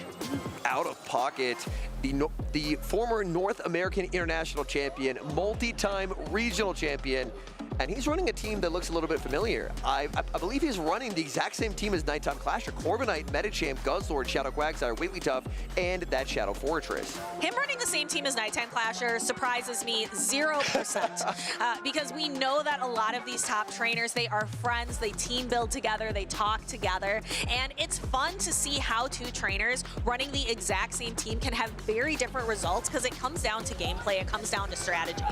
And BJ's actually running a very, very similar team as well. A different flavor of Steel type, one could say, with the Empoleon over the Corviknight, but there's still that Shadow Fortress, the Metacham, the Guzzlord, the Shadow Quagsire, and the Wigglytuff.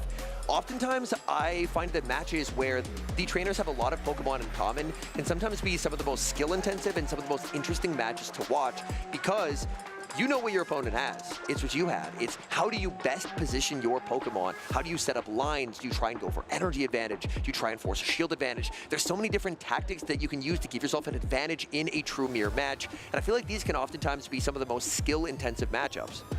Headphones are on. We can really start diving into these teams, but I completely agree with you, Home Slice. Just like a lot of our limited metas, like our international championship metas, because the metas are limited, we end up with a lot of the same Pokemon across the board. It all comes down to skill expression, and we are going to see a lot of that here on the stage. And I don't think Out of Pocket is a stranger to skill expression at all. Out of Pocket, been here before, had great results at previous tournaments. BJ has had some pretty solid results as well, but taking down Pocket would be a statement win. Pocket, one of the best trainers that North America has to offer, fresh off a finalist appearance at the Seattle Regional Championships 2 weeks ago. So Pocket definitely hungry for that first place medal, but BJ is going to try to have something to say about that. And I think he can do it as well. This is another trainer, no stranger to the championship series. You can see he is one of the cool cats, so he has a team behind him to support him as well. But I am excited to see how these trainers decide to take this on. One notice, I'm not sure if you mentioned, the Fortress are different. One's a Shadow, one is not. Ooh, but it does look like they are both on Volt Switch. So a slight difference there in terms of BJ won't quite have the same fast move pressure, but will have better survivability. I do hope that we do get to see the Metachamps. Metacham does actually look very, very solid here. Metacham just has incredible bulk across the board. Like, it is neutrally very, very consistent. And Psycho Cut, it's mainly, the name of the game is energy generation, but getting that little bit of extra fast move damage from the buff to Psycho Cut is a pretty nice plus, because previously, Metacham wasn't really farming anything down.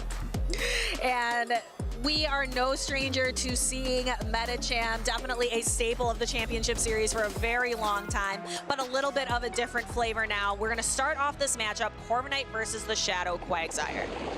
Now this matchup, very bait dependent. If Corviknight is able to get an Air Cutter shielded or land a payback, things could be looking quite good. BJ just gonna go for the Aqua Tail, just wanting to land damage, not building up to the Stone Edge, because BJ is very clearly valuing chip damage on the Corviknight rather than the threat of a Stone Edge. But Out of Pocket going for the threat of a payback. Will BJ shield this up? He does. Last second shield call, getting it right. And that is a pretty nice swing of momentum for BJ Pawad. BJ gonna farm up to 2 more Aqua Tails, not going the double Stone Edge route, instead going for triple Aqua Tail. And it does look like with triple Aqua Tail that Corviknight will actually get knocked out here. So we see, instead of getting it knocked out, we see Out of Pocket pivot for the Psycho Cut Metacham. Metacham running Dynamic Punch and Ice Punch, kind of what we would call the standard move set of that Pokemon. We see a quick swap out here into the mirror. This mirror match is when things do get a little bit tricky. Dynamic Punch is resisted, but it is an exceedingly efficient attack, where Dynamic Punch will actually do more damage than Ice Punch. I believe they have a very similar efficiency level. So Pocket going for Dynamic just to try and get as much damage as possible, but by throwing fewer charge attacks, you are giving fewer sneaks to BJ's Metacham. That is tough. Let's see what BJ is going to be trying to run instead. Looks like going for that same strategy of running Dynamic Punch. Thank you for calling that out, because a lot of trainers out there watching may be confused. Why are we throwing resisted charge attacks when the neutral one is right there? Really nice play by Pocket. He's able to pivot into the Corviknight, fire off the Air Cutter. BJ no shields. Air Cutter's a particularly weak charge attack. Metacham's gonna hang on. Metacham hangs on. Lots of dancing around, switching Pokemon in with low health, with a little bit of energy energy remaining, and BJ is going to be able to quickly get pace to the Aqua Tail to throw it out of pocket, lets the Corviknight go, and then we have a choice. We can bring in Shadow Fortress, or we can bring the Medicham back in. Medicham's very low, but this is Pocket's best remaining Pokemon for neutralizing the Quagsire, but he's actually going to bring in the Fortress. He's preserving the Medicham. The good news for Pocket is that the Empoleon in the back from BJ Pawat is going to take significant damage from either Pokemon. Fortress coming in. Volt switches are resisted, but still do an okay amount of chip damage. But Quagsire just paces so quickly to Aqua Tail. Out of pocket, forced to use a Protect Shield. Out of pocket really investing in this Fortress. Fortress has already lost a lot of hit points, getting to the back-to-back Sand Tombs. Sand Tomb did get buffed this season, a significant increase in damage. Sand Tomb should be able to deliver the knockout. BJ shields. BJ now has the Aqua Tail loaded on the Quagsire, but Pocket, he's able to save it and get the catch out of the Medicham. And that is why he saved it to be used as a potential swap. BJ, instead of going for an undercharge, just decides, I'm going to full send, knock it out for when the Fortress comes back in. Back in comes Fortress, able to take the knockout, but Pocket has lost so much health on this Fortress. Fortress almost at red HP, which means 3/4 of its health bar is gone. Ooh, those Volt switches, we've seen them on Empoleon before. They do a lot of damage. BJ waiting and throwing the Hydro Cannon, trying to get this Fortress knocked out, but out of pocket, using his remaining Protect Shield to keep Fortress on the field. Oh, Pocket fires off the Sand Tomb. He tried to predict the combination play from BJ, but BJ just stayed on the field. Medicham, if I'm not mistaken, has a Charge Attack loaded. Sand Tomb is going to land. BJ, he's going to try and pivot here, and does pivot. He snipes down with Dynamic Punch, and that is a well-played game from BJ. You can see that big smile on his face when he pulled off that catch, switching right as that Volt Switch went off, being able to secure the Dynamic Punch knockout. An early game win here for BJ, perhaps a little bit of an underdog compared to Out of Pocket. That was a very well executed endgame. There's so much pressure in that endgame scenario on Pocket with Medicham having the Dynamic Punch loaded. The reason Pocket fired off that Sand Tomb instantly was he predicted the combination play from BJ. But BJ waited, tried to go for the snipe at a time that would be less obvious than immediately going for it, and it pays off in a very big way because BJ can theoretically snipe with that Dynamic Punch at any time. Pocket just has to try and make the read, and unfortunately it didn't end up being the correct one. But not out of it yet. BJ is just up 1-0 for Out of Pocket. Out of Pocket can still come back and win this. And there was that switch into the Medicham, able to snipe down with Dynamic Punch. Dynamic Punch knocking out the Fortress. And Pocket a bit in unfamiliar waters here, being down 1-0. But if anyone can bounce back, get the equalizer and force a game number 3, it's him. We have seen 3 phenomenal trainers right away here in Houston. We've seen Nighttime Clasher, Dunebug, and Out of Pocket. Three of probably our highest accolade trainers that we have here around that come to North America to play. And so far, we have seen almost, it feels like, a bit of a surprise in every set so far, whereas these top trainers end up kind of losing games and facing more adversity than maybe they'd expected this early on in the tournament. And I feel like it kind of shows the caliber of opponents that they're playing. Like, that was a very well executed endgame by BJ, recognizing that Air Cutter, it's super effective, but this is an XL Medicham. It's going to tank it, and saving that charge attack. He just had so much pressure onto Pocket in the endgame, and Pocket wasn't quite able to find a way out. BJ going to be applying more pressure here in game number 2. Win, and he continues. In winners round 3, it is that bulky Medicham up against a new favorite in Shadow Quagsire. I imagine this matchup, it's not one that I'm too familiar with post Psycho Cut rework, but I assume this matchup will heavily favor the Medicham just because of Medicham's bulk. Aqua Tail should not come anywhere close to two-shotting, whereas Medicham, you better believe Dynamic Punch is going to two-shot. And we see BJ make a very good catch, being able to absorb the resisted Dynamic Punch. But that's not too bad because that's what Out of Pocket wants to throw into Medicham anyway. But this catch and save switch from BJ Pawat is baiting out the Corviknight, and this could set up the Wigglytuff in the endgame. This removes the Charm Resist from the field for Out of Pocket. Dynamic Punch is going to land, but as the Corviknight gets lower and lower, that could mean very good things for that Wigglytuff lurking in the back. Wigglytuff is sitting back there, kind of bouncing around, waiting for its time to come in. And yeah, it would feast on the Medicham that Out of Pocket has remaining in the back. Out of Pocket going for the Corviknight with the air cutter. Oh, and it looks like it's going to land. But BJ knows this is not knocking out. Medicham holds on. Oh, it does survive the sand attack as well. BJ ended up firing off the Ice Punch there, maybe trying to cover for a catch. Did not go for the harder hitting dynamic. And that means that the Corviknight will exit with more health than maybe Pocket was anticipating. Okay, so Corviknight still has some health here, could potentially still fire off a charge attack if he is willing to put in a Protect Shield. We can see him going through that decision-making process, deciding not to, and letting the Corviknight fall. Medicham comes in, so at least Medicham's not going to be up against the Wigglytuff in the end.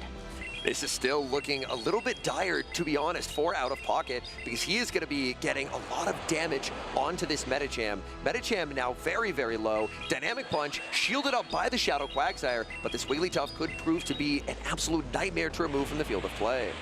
And Out of Pocket making a pivot into Quagsire, and the immediate pivot as well into Wigglytuff. Wigglytuff isn't as worried about the Protect Shields on the side of Out of Pocket. Its pressure comes from its fast attacks. Pocket goes to the Aqua Tail bait and the no shield from BJ. That damage landing before a potential Icy Wind debuff is helpful for Pocket. Pocket, oh, look at this Quagsire pacing. It's already at another Aqua Tail. BJ is going to no shield, but just like that, 95% of a Wigglytuff is gone. I am so surprised at the call of not shielding the Wigglytuff, but instead putting everything into that Shadow Quagsire in the back. BJ being able to bait out Out of Pocket's next shield, and then Aqua Tail will be able to clear the Wigglytuff. I'm guessing BJ is going to probably let this go. That was a really nice play by Pocket, because it looked like the Mud Shots would have failed to take the knockout, and a charge attack could have been reached. But now it's just Quagsire versus Quagsire, a charge attack priority tie. But BJ Pawat is basically forced to no shield because Medicham's Dynamic Punch would do more. Pocket's gonna let this go. Pocket's just saying, I don't believe you can Mud Shot me down. All right, so he would need to get to 2 Aqua Tails or a Mud Shot down, but Medicham gets to 2 Ice Punches first. The first one's gonna fire. BJ, I think, knows that he's at the second one as well. This will be close. Ice Punch, not a particularly hard-hitting charge attack. Pocket, he's shaking his head. Could this be a KO through a shield? If the Medicham is at 1 HP, it would KO through the shield. The shield comes up, Pocket gets KO'd, and BJ takes the series 2-0. That came down to 1 singular hit point. For those of you at home who do not know, when you put up a Protect Shield, it doesn't reduce the damage to 0. It reduces the damage to 1. And Out of Pocket knew it as soon as he saw his shield go up. He thinks, I think my Medicham only has 1 HP remaining. As close as it can get. Pocket was put in a very tough spot in that endgame by BJ, because if Pocket ends up shielding in the Quagsire mirror because he lost charge attack priority, BJ just no shields, and then the Aqua Tail would have done less damage than a move from Medicham, and he couldn't ever really farm it down. Because Psycho Cut, Mud Shot, they're there for energy generation. They're not really there for damage. So he's forced to no shield and put it on the Medicham. Medicham, one of the bulkiest Pokemon that the Championship Series has to offer, but just not bulky enough. No, that was a crazy endgame. I thought Out of Pocket had a win condition there, but BJ absolutely shutting it down. Very well played by BJ, going up against a formidable opponent in Out of Pocket and clutching a 2-0 victory in the Battle of Medicham. A Medicham is advancing. And I know a trainer who is in our bracket later on, it's Axon, former Pokemon Go World Champion. He's got to be happy seeing Medicham have success here on stage. And as we mentioned earlier, it has been so interesting to see these top trainers, some of the best in Pokemon Go history, having some challenges here in Houston, not being able to take clear victories against, the underdogs. I really felt like there were some opportunities in that game if potentially BJ misplayed, but BJ's consistent, very, very clean play patterns really made it difficult for Pocket, and I loved the decision to get that catch onto the Medicham, because at a high level, battlers will basically almost always try and overfarm to the max energy before throwing, because it's typically just the correct play. Quagsire's 4 away, I lose charge attack priority, I'm going to throw 3 in the move. But And the very important caveat there is occasionally that can make you predictable. And that's the tendency that BJ was able to exploit in that game number 2, catching onto the Medicham, was, oh, Pocket's just going to overfarm to the max, and when he does that, I'll just catch. And being able to waste that energy, that was so critical, because that energy, like Medicham energy, is what would have won Pocket that end game. So that was just a really good tendency read by BJ there, able to punish kind of the quote-unquote correct play, and then really set himself up well for success. I am really excited to talk a little bit more to BJ and learn more about his strategy here and his skill expression. Alex, go ahead and take it away. All right, thank you so much, guys. DeFi and Home Slice Henry, great battle between you guys, BJ versus Out of Pocket. How do you feel coming into that battle? I mean, I felt very nervous. I have been a fan of Pocket forever, although I don't want to admit it, but like, I don't know. I have seen him for a long time. He is always very good in my opinion, so I'm very happy with the result. Yeah, I mean, Pocket's one of the greatest battlers in our circuit, obviously, in the North American region. So which Pokemon do you think was your favorite that you got to use in this set? Obviously, we saw Quagsire KO through the shield, something that's very rare. But what Pokemon do you think was your MVP there?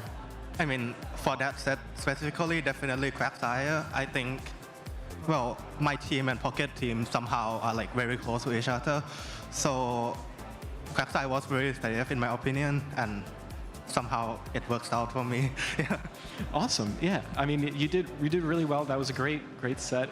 Do you think any of your Pokemon would how do you feel about your Pokemon and your team coming into the next few rounds? I really like my team. I played it quite a bit and I enjoyed it so far. It's quite fun to play around. Medicham have not been used for a while, so getting to use it again is interesting. Shout out to Beauty Boy and Existing Monkey for making the team. Awesome. Yeah, I'm really glad you shouted those people out. So now I guess we're gonna roll it back to Home Slice Henry and DeFi to take it back to the next set. Welcome in, everybody. I brought 3 incredibly athletic trainers to do a little challenge called Can You Lift It? They're going to introduce themselves, and then we'll go ahead and get started. So, Caleb? I'm Caleb Pang. My athletic history, played a lot of sports growing up, but primarily was a swimmer through javelin, and then I did a lot of Olympic weightlifting as in my adult life. Crowning achievement is I got 2nd place at a local meet to the head coach of the actual Olympics team. He's pretty fit too. He's a coach, but he was pretty fit. Wow, all right. Yeah, I didn't beat him, but you know, close. All right, Lauren? Hi, I'm Lala Wonderland, and I'm a former professional cyclist and a amateur boxing coach. All right, Andy? Hi, my name is Andy, and I lifted a muffin to my face today. All right. So we're going to have 3 parts of the game. We'll go ahead and kick off with part number 1. I'll ask each of you about a Pokemon, and then I'll reference his Pokedex entry to see how heavy it is. I need to know, can you lift it? All right? Caleb, you're up first. All right. Aegislash, the Royal Sword Pokemon. Ooh, is this blade form or is it shield form? Shield form. The heavy shield. I feel like I could lift it. Okay. Aegislash comes in at 53 kilograms, which is 116 pounds. Caleb, I think you can lift it as well. I got it. All right, the next one. Lala. Okay. We have Shelgon, the Endurance Pokemon. I feel like this is a trick question, so I don't think I can lift it. Okay. It comes in at 110 kilograms, which is 243 pounds. It's actually pretty heavy. All right, Andy, I got one for you. Larvitar, the rock skin Pokemon. Excuse me. I feel like this is also a trick question, and I don't think I can lift the Larvitar. You don't think you can lift it? No, it looks small, but it probably weighs a lot. Okay, it is a rock type Pokemon. It's 72 kilograms, which is 158 pounds. So honestly, I respect it. All right. Heavier than a muffin. Next up, we're going to rank heavyweight Pokemon. These are Pokemon drawn from the Curitiba Regionals just last weekend. I have L&D Harjeff's Clodsire. I have Zardy's Guzzlord.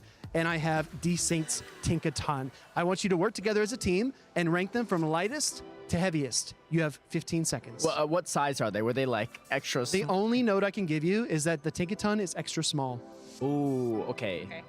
I feel like Tinkaton's probably the lightest, right? That and Clodsire might be it's steel. Is it including Tinkaton's hammer? Oh, that's a good. No, it's gotta. Oh, yeah, that's a good the point. hammer is gonna weigh a lot. I feel like Guzzlord's maybe the heaviest, but now that you say the hammer, that might be a heavy hammer. What are you 5 thinking? seconds. Yeah. Okay, wait. So what's the heaviest? Guzzlord or Tinkaton, I think. I think Clodsire is probably the I lightest. feel like Guzzlord is like a trick. Like it's not as big as you think it is. It eats everything. What do you mean? All right. Well, you want to do second? Yeah. I think Tinkaton first? think first, but second. Okay, small. Okay, we're gonna do. All right. You have your order? Yeah. Okay, so from lightest to heaviest, go. We got Clodsire, the lightest. We got Guzzlord, the second heaviest or second lightest, and then we got Tinkaton as the heaviest. That is incorrect. Oh! As the lightest Pokemon here, we have Desyn's Tinkaton. It stands at 0.46 meters, which is just about 1.5 feet tall, and it only weighs 119 pounds. The second Pokemon is LNDS Harjeff's Clodsire, which is 7 feet 3 inches long, and it weighs 726 pounds. The heaviest Pokemon is Zardy's Guzzlord, coming in at 20 feet tall and 2,661 pounds. It's a massive Pokemon. Yeah. Massive Pokemon. All right, last part of the game, everybody. This is what I call the super set. I'm going to give each one of you an individual problem, and I need to hear your response, okay? Which Pokemon is heavier? Andy, we're going to reverse it. We'll start with you. Unova Stunfisk or Galarian Stunfisk? Unova Stunfisk. I'm sorry, that's incorrect. Unova Stunfisk is 24.3 pounds, and Galarian Stunfisk with its steel typing is 45.2. Okay. All right, Lala. Okay. Quagsire or Swampert? Swampert. That's correct. It actually beats Quagsire by 15 pounds. So Swampert is 180.6 pounds, and Quagsire is 165. All right, Caleb, you ready? All right, I'm ready. Carbink or Sableye? Oh. Sableye's like Ghost too, but Carbink is kind of small. It's a tough one, but it's rock. I'm gonna go with Carbink. I feel like it's very condensed, right? It's very, very dense Pokemon, dense and heavy. I'm sorry, Caleb, that's incorrect. Carbink is only 12.6 pounds, and Sableye is 24.5. Oh, it has the drool too. Maybe that's part of it. I don't know. Yeah, we'll just chalk it up to the drool. It's been a really fun segment, everybody. This is called Can You Lift It? Thank you so much for our participating trainers, and let's get back to the stream.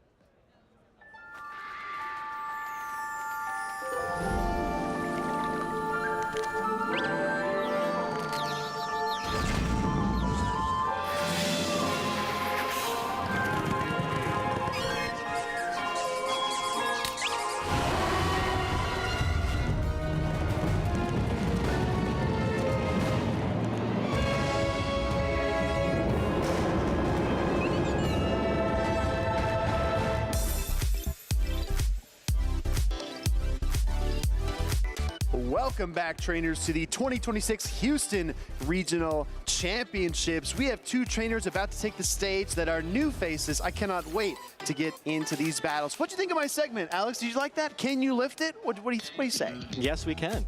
All right, well said. Alex, I'm really excited to get into this. I think that we have some other good segments planned for the weekend, so make sure to stay tuned for all of those. But we're setting the stage for a very interesting battle. We've seen a lot of Pokemon that I didn't expect. For example, Galarian Weezing really stands out to me. Are there any Pokemon that you're kind of surprised by so far? Yeah, I would say the lack of any Scizor and Kanto Marowak.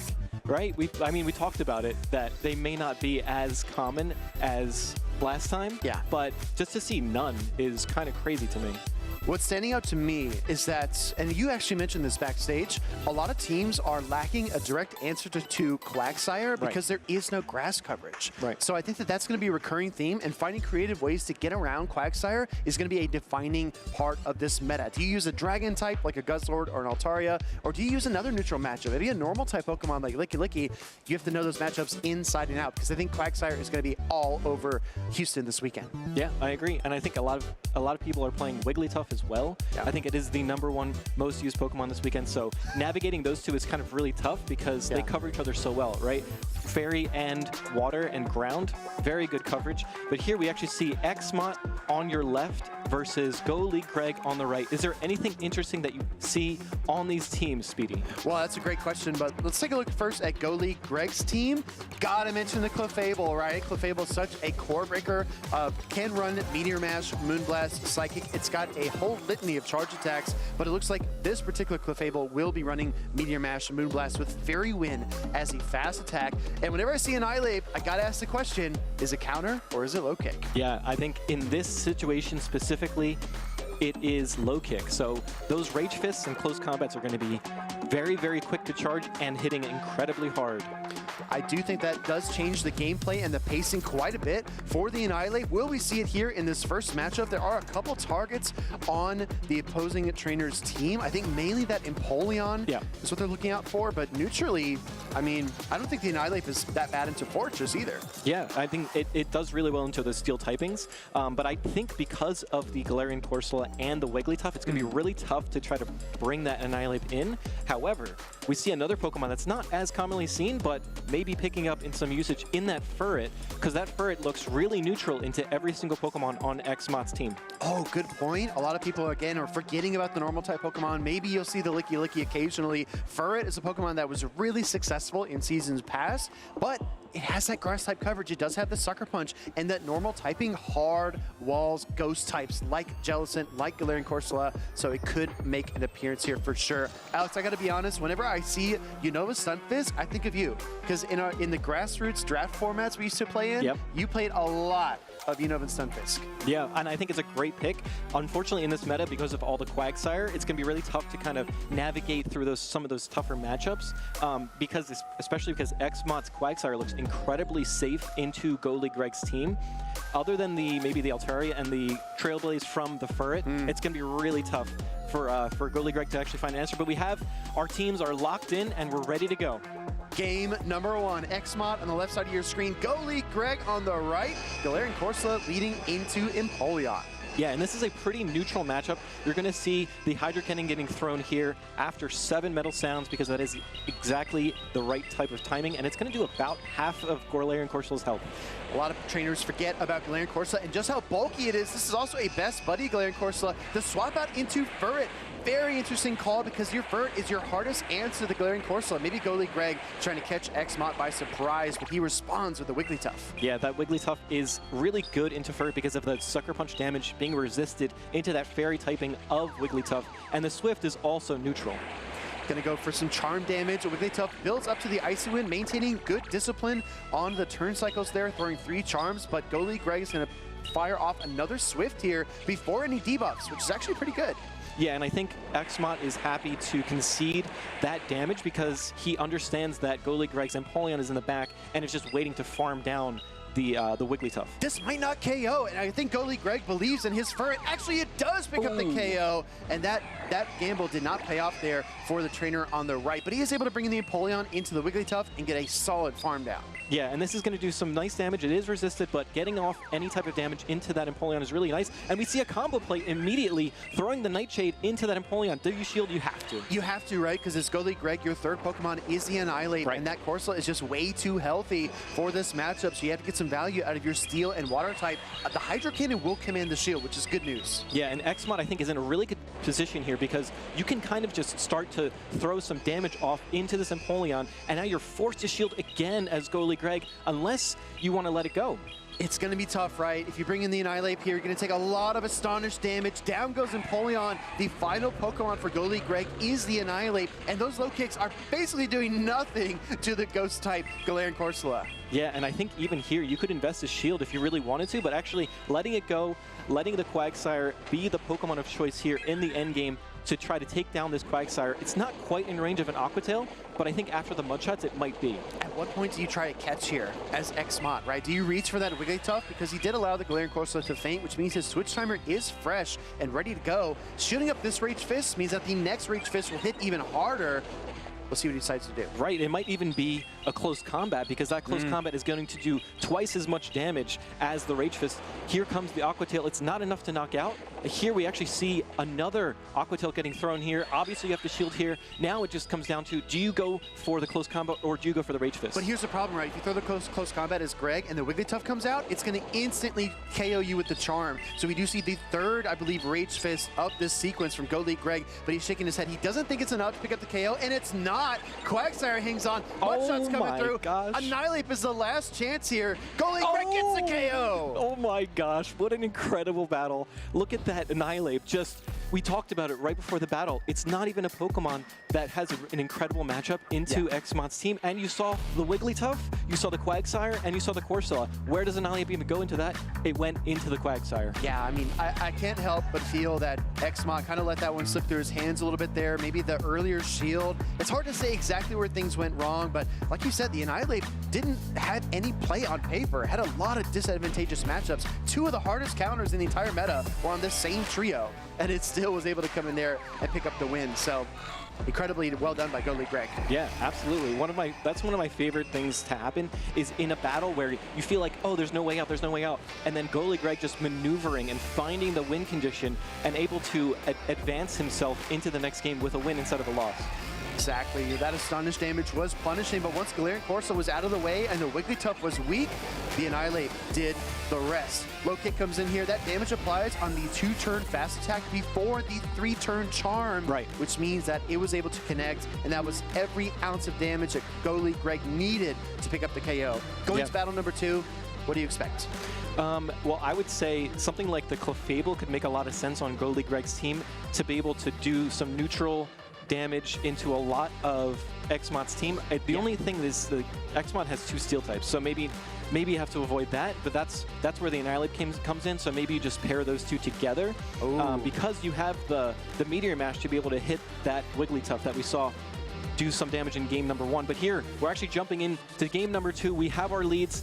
Here is that Clefable versus the Galarian Corsola. Oh my goodness, yeah, very neutral matchup, but I do think that Go League Greg is happy to see the Galarian Corsola here in the lead as opposed to against his Annihilape or his Empoleon in the back. Gonna go for the Meteor Mash here on proper timing. Let's see how much damage this does. Yeah, Meteor Mash is one of my favorite moves because it does so much damage and not a lot of Pokemon can get it. And it does basically just as much as that Hydro Cannon did in game 1. Correct, yeah. Looks like a Nightshade will come through here.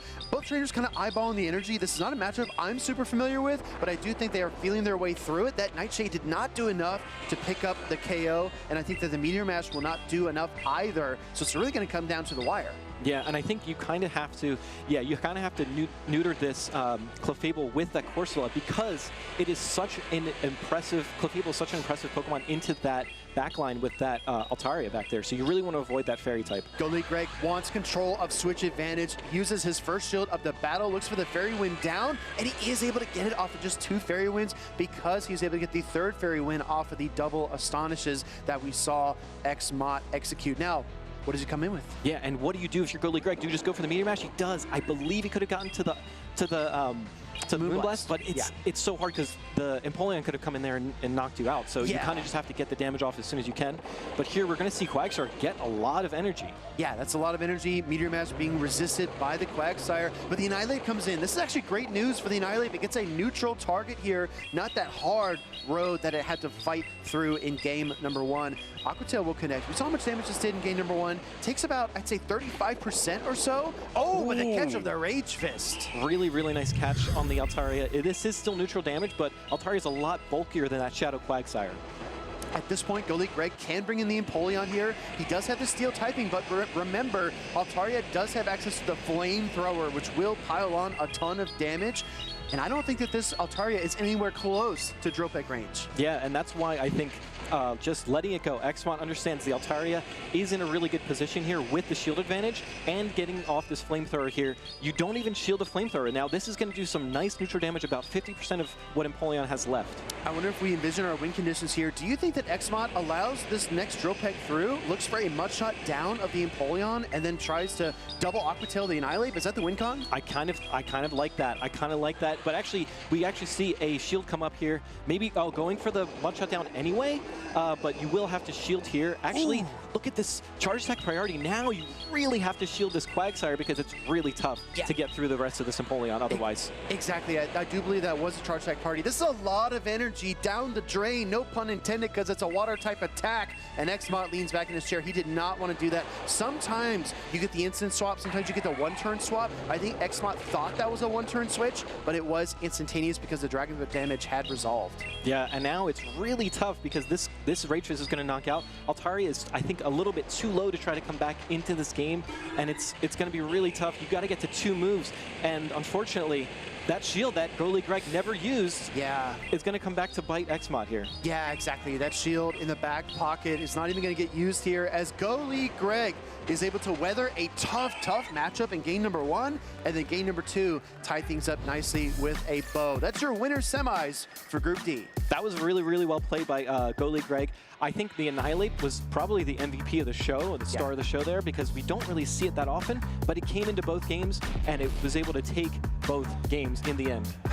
I mean, Annihilate is totally changed when it is running the low kick because it paces so much more quickly. You're not getting that hard-hitting counter damage, so it's harder to farm things down, but you can rely on those charge attacks. I think it opens up the close combat as a potential asset for that Pokemon, whereas prior to this, you might see Primeape with close combat because it has a Karate Chop, and Annihilate was strictly Ice Punch, at least in the Championship Series. So seeing that variability, that change-up, is actually really cool and really exciting. Yeah, and that's one of my favorite things is when a Pokemon has a different kind of niche, right? A different play style. Before, it was all fast, do a lot of damage, but now it's more finesse, right? The charge attacks. And here we see the Clefable, another Pokemon that we don't see very often, come out and do really, really well for Goalie Greg in that lead matchup.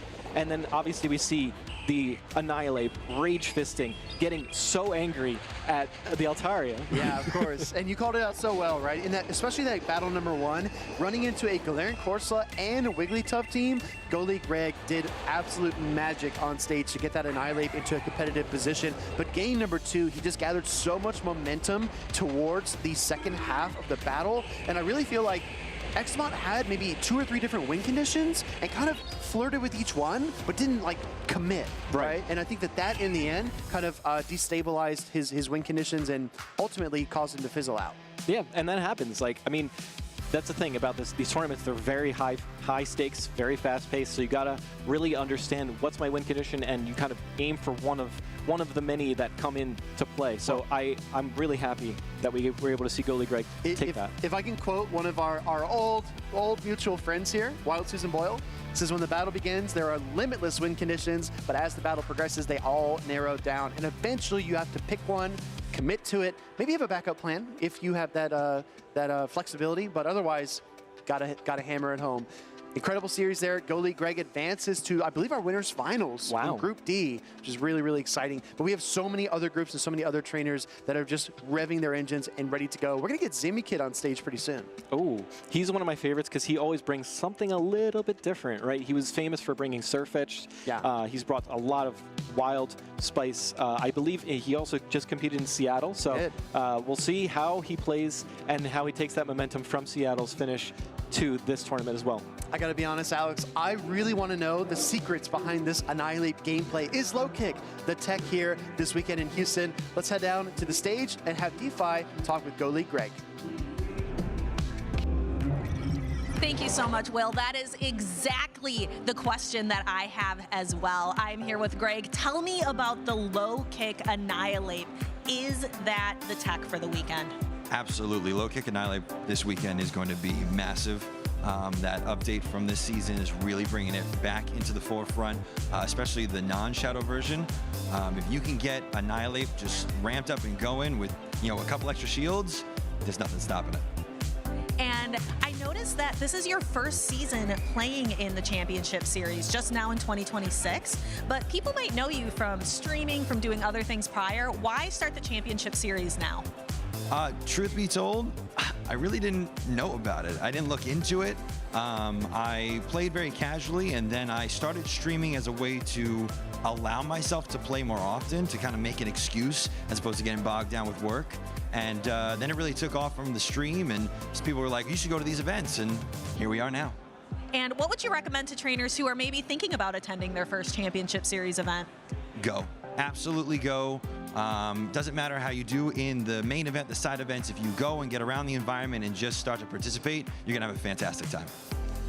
And I think that is great advice to all trainers out there. Now, I know you've got a big community behind you. Is there anyone you want to shout out before I let you get back to the tournament?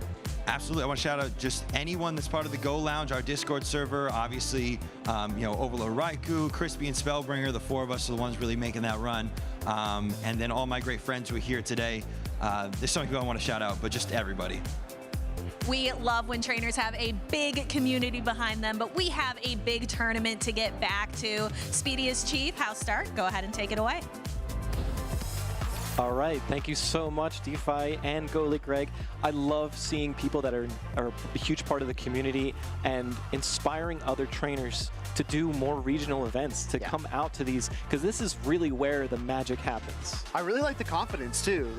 As soon as DeFi asked about the Annihilate, he said that's absolutely the tech this weekend, and I think you have to be certain of your team and your plays if you are going to take it the distance here in Houston. So I'm really excited to get into our next set of battles as our new pair of trainers are getting set up on stage, but we're seeing a lot of Guzzlord, a lot of Fortress, a lot of Gourgeist, 3 Pokemon that I think are insanely cool, and obviously some of my favorites. Yeah, they call them the Gs, right? Gourgeist and Guzzlord. GG? GGs. Hey, quote it, trademark it. But another Pokemon that we're seeing in this set is going to be a Togekiss. And I think Togekiss is one of the few Pokemon that can core break both Guzzlord and Gourgeist. That's a really good point. It also has flexible play into Altaria and Empoleon, which is a classic core that we did see last season in Precious Paths, and we will see this season in Memories in Motion. So let's take a look here at our full overview. Togekiss could be the core breaker that he needs, that being Zimikid when he takes on Gabo Herka. Yeah, I think we've seen Gabo Herka's team, or at least that style of team, a couple times throughout this this weekend. The double steal, right? I think that's like a really common thing that we're going to see with the Fortress and either Empoleon or Corviknight. And then the Wigglytuff and Corsola pairing is really, really strong. And we see the Guzzlord and Shadow Quagsire, a really standard but really solid meta team. And then on Zimikid's side, we do see a little bit of an off-meta Togekiss. We do see the Gourgeist as well, and the Licky Licky. I think those are like the 3 unique Pokemon between the 2 teams. And I can't wait to see how these players kind of finagle their ways around this. I think if you're looking for neutral play, the Quagsire looks very safe for both of these players here. No hard answer outside of that Gourgeist on Zimikid's team. But if you want other neutral counterpoints, you can also run your normal types, your Wigglytuff, your Licky Licky. I think there's a ton of play there. What we saw earlier on stream, I believe it was Dunebug versus Strainer, we saw situations where there was a Fortress lurking in the back and then a Gourgeist on the other side. So Gabo's got to be very careful here with his double steals, maybe leading the Fortress or maybe safe swapping the Corviknight, but not leaving himself too open to a Gourgeist sweep in the end. Yeah, because that Gourgeist can really ramp up a lot of damage very quickly. I really like the Togekiss on the side of Zimikid because it has answers into that Guzzlord as well as the Quagsire. It has play into even the Corviknight because it resists that payback damage. So there's a ton of play on both sides. And double resist sand attack too, being a flying type Pokemon. So it's got a lot of potential in that matchup. Let's see if Zimikid decides to play that Pokemon and where he positions it in the team. Like you said, there's really no hard answer outside of maybe that Volt Switch Fortress on Gabo's team. But let's find out. Game number 1. Here we are. Both players are locked in, and we're ready to start game number 1. It is the Togekiss versus the Wigglytuff, a tale of 2 fairies. We do have that Wigglytuff with the bow facing off against the shiny Togekiss. It's going to be 5 pecks to the charge stacks there for the Togekiss. That Dazzling Gleam takes a little while longer, and Zimmy going straight for it, full sending. Yeah, I think a lot of players are very used to the Psyshock, so now the Dazzling Gleam, they really don't know how much damage it's going to do. It's going to do a ton of damage into that Wigglytuff. I feel like at this point, oh, and he gets a Volt Switch through. Zimikid absolutely exploding onto the stage here with the swap in. That Icy Wind is not going to do too much to that Steel Bug typing, and out comes the Galarian Corsola. Yeah, but this is actually okay for Zimikid because now there's no real hard check to this Fortress on the side of Gabo Herka because the Quagsire's not there. And notice there, Gabo had the Nightshade, but he allows Zimikid to throw the Rock Tomb and debuff the attack stat, bringing that Nightshade down in terms of effectiveness. Yeah, and now we are going to see the Nightshade getting thrown here. I believe this is going to be enough to knock out the Fortress, even with the Rock Tomb damage, but it's going to be close. It's a Shadow Fortress, so it does take a little bit more damage. Ooh. It hangs on, barely able to get to another Rock Tomb, and that Volt Switch that Zimikid got on the switch-in is paying off massively for him. Yeah, huge dividends. This Fortress is not going down very easily, but we do see the Corsola have a ton of energy. It is 2 stages debuffed, so we might see a switch out, potentially to save some of that, to save some of that energy. We do see the Wigglytuff come back in, but now you can get a huge rollout down, and now this Licky is fully loaded. Such good awareness. You reset the debuffs and get the Galarian Corsola out, but you don't want to bring in the Guzzlord because you know that Togekiss is waiting in the wings for the Dark-type Dragon to come out, but now you're forced to bring it out, and in comes Togekiss. This looks really tough for Gabo. Yeah, I really like what Gabo did there of waiting down the switch timer to try to be able to maneuver around this Togekiss, maybe get some energy here on the Guzzlord to throw into that Licky later in the matchup, but now you're forced to use shields where you don't really want to.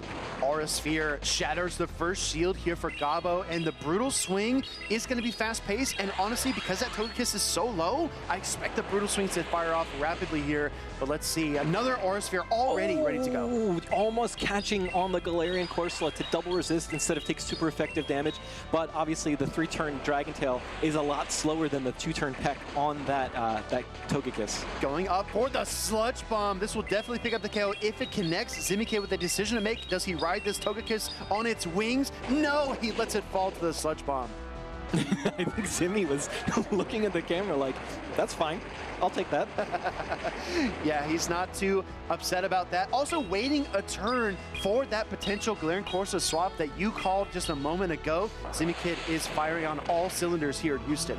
Yeah, it's really tough to try to time that perfectly because they both have 3-turn fast attacks. You kind of have to wait for that Dragon Tail to come through. We see another Brutal Swing. It's not going to threaten a knockout, so maybe we see another Brutal Swing come out, and now the Corsola actually has some energy, so you have to let this go, in my opinion. Yeah, have to let the lower damage charge attack go and just hang on with that bulky Licky. Waiting another turn to clutch up the body slam here from the top rope. Zimikid's Licky is going to slam this Guzzlord off the field, and now it's all up to that Galarian Corsola. Yeah, I think here the Licky is calling into its Ghost type power to knock out the other Ghost type on the other side of the field. Shadow Ball comes through, knocks out the Corsola. Zimikid takes game 1.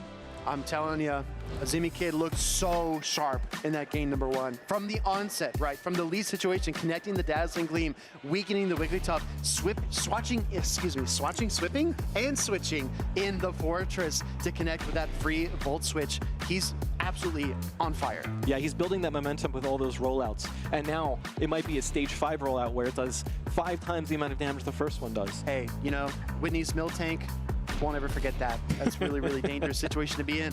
But let's check out our battle number 2 as the trainers are getting locked in. Are there any Pokemon that you expect to see in this game number 2? Because Gabo's got to find a way to fight back, especially against that Togekiss. Yeah, I think the only Pokemon that really makes a ton of sense here is that Shadow Fortress because it has that super effective Volt Switch, it has the Rock Tomb, it also resists all that Fairy-type damage from that Dazzling Gleam. So if I was going to choose one Pokemon that Gabo might bring, it'll be that Fortress. However, on Zimikid's side, you also see the Gourgeist as a potential waiting in the wings. So you kind of have to figure out, okay, do I lead the Fortress? Yeah. Or do I keep it in the back? Yeah, you could leave the Fortress and then swap it out if you run into a bad situation. But like we talked about before the series began, if your final Pokemon is Fortress and the final Pokemon for Zimmy is the Gourgeist, it's almost impossible to overcome that matchup. So a lot of pressure here on Gabo. This is the winner's semis for Group A. The winner of this series will advance to the winner's finals. All right, and both trainers are locked in. We're getting ready for game number 2. We see the Shadow Fortress facing the Guzzlord. This is a pretty neutral matchup because both Pokemon are able to resist the fast attacks and take neutral damage from the charge attacks. Yeah, this is not your Bug Bite Fortress of old. This is your Volt Switch tech. Gonna let that Dragon Tail through, fire off the Rock Tomb to start to debuff the Guzzlord and slow it down. Yeah, I really don't mind throwing on what we call unideal timing for the Fortress because you're able to debuff that first charge attack, and that's the most important one. Yeah, and if you're resisting the Dragon Tails, doesn't really matter too much. What you were watching out for are the Brutal Swings, and after the debuff, they only do about 12% roughly, so not a whole lot of damage coming through.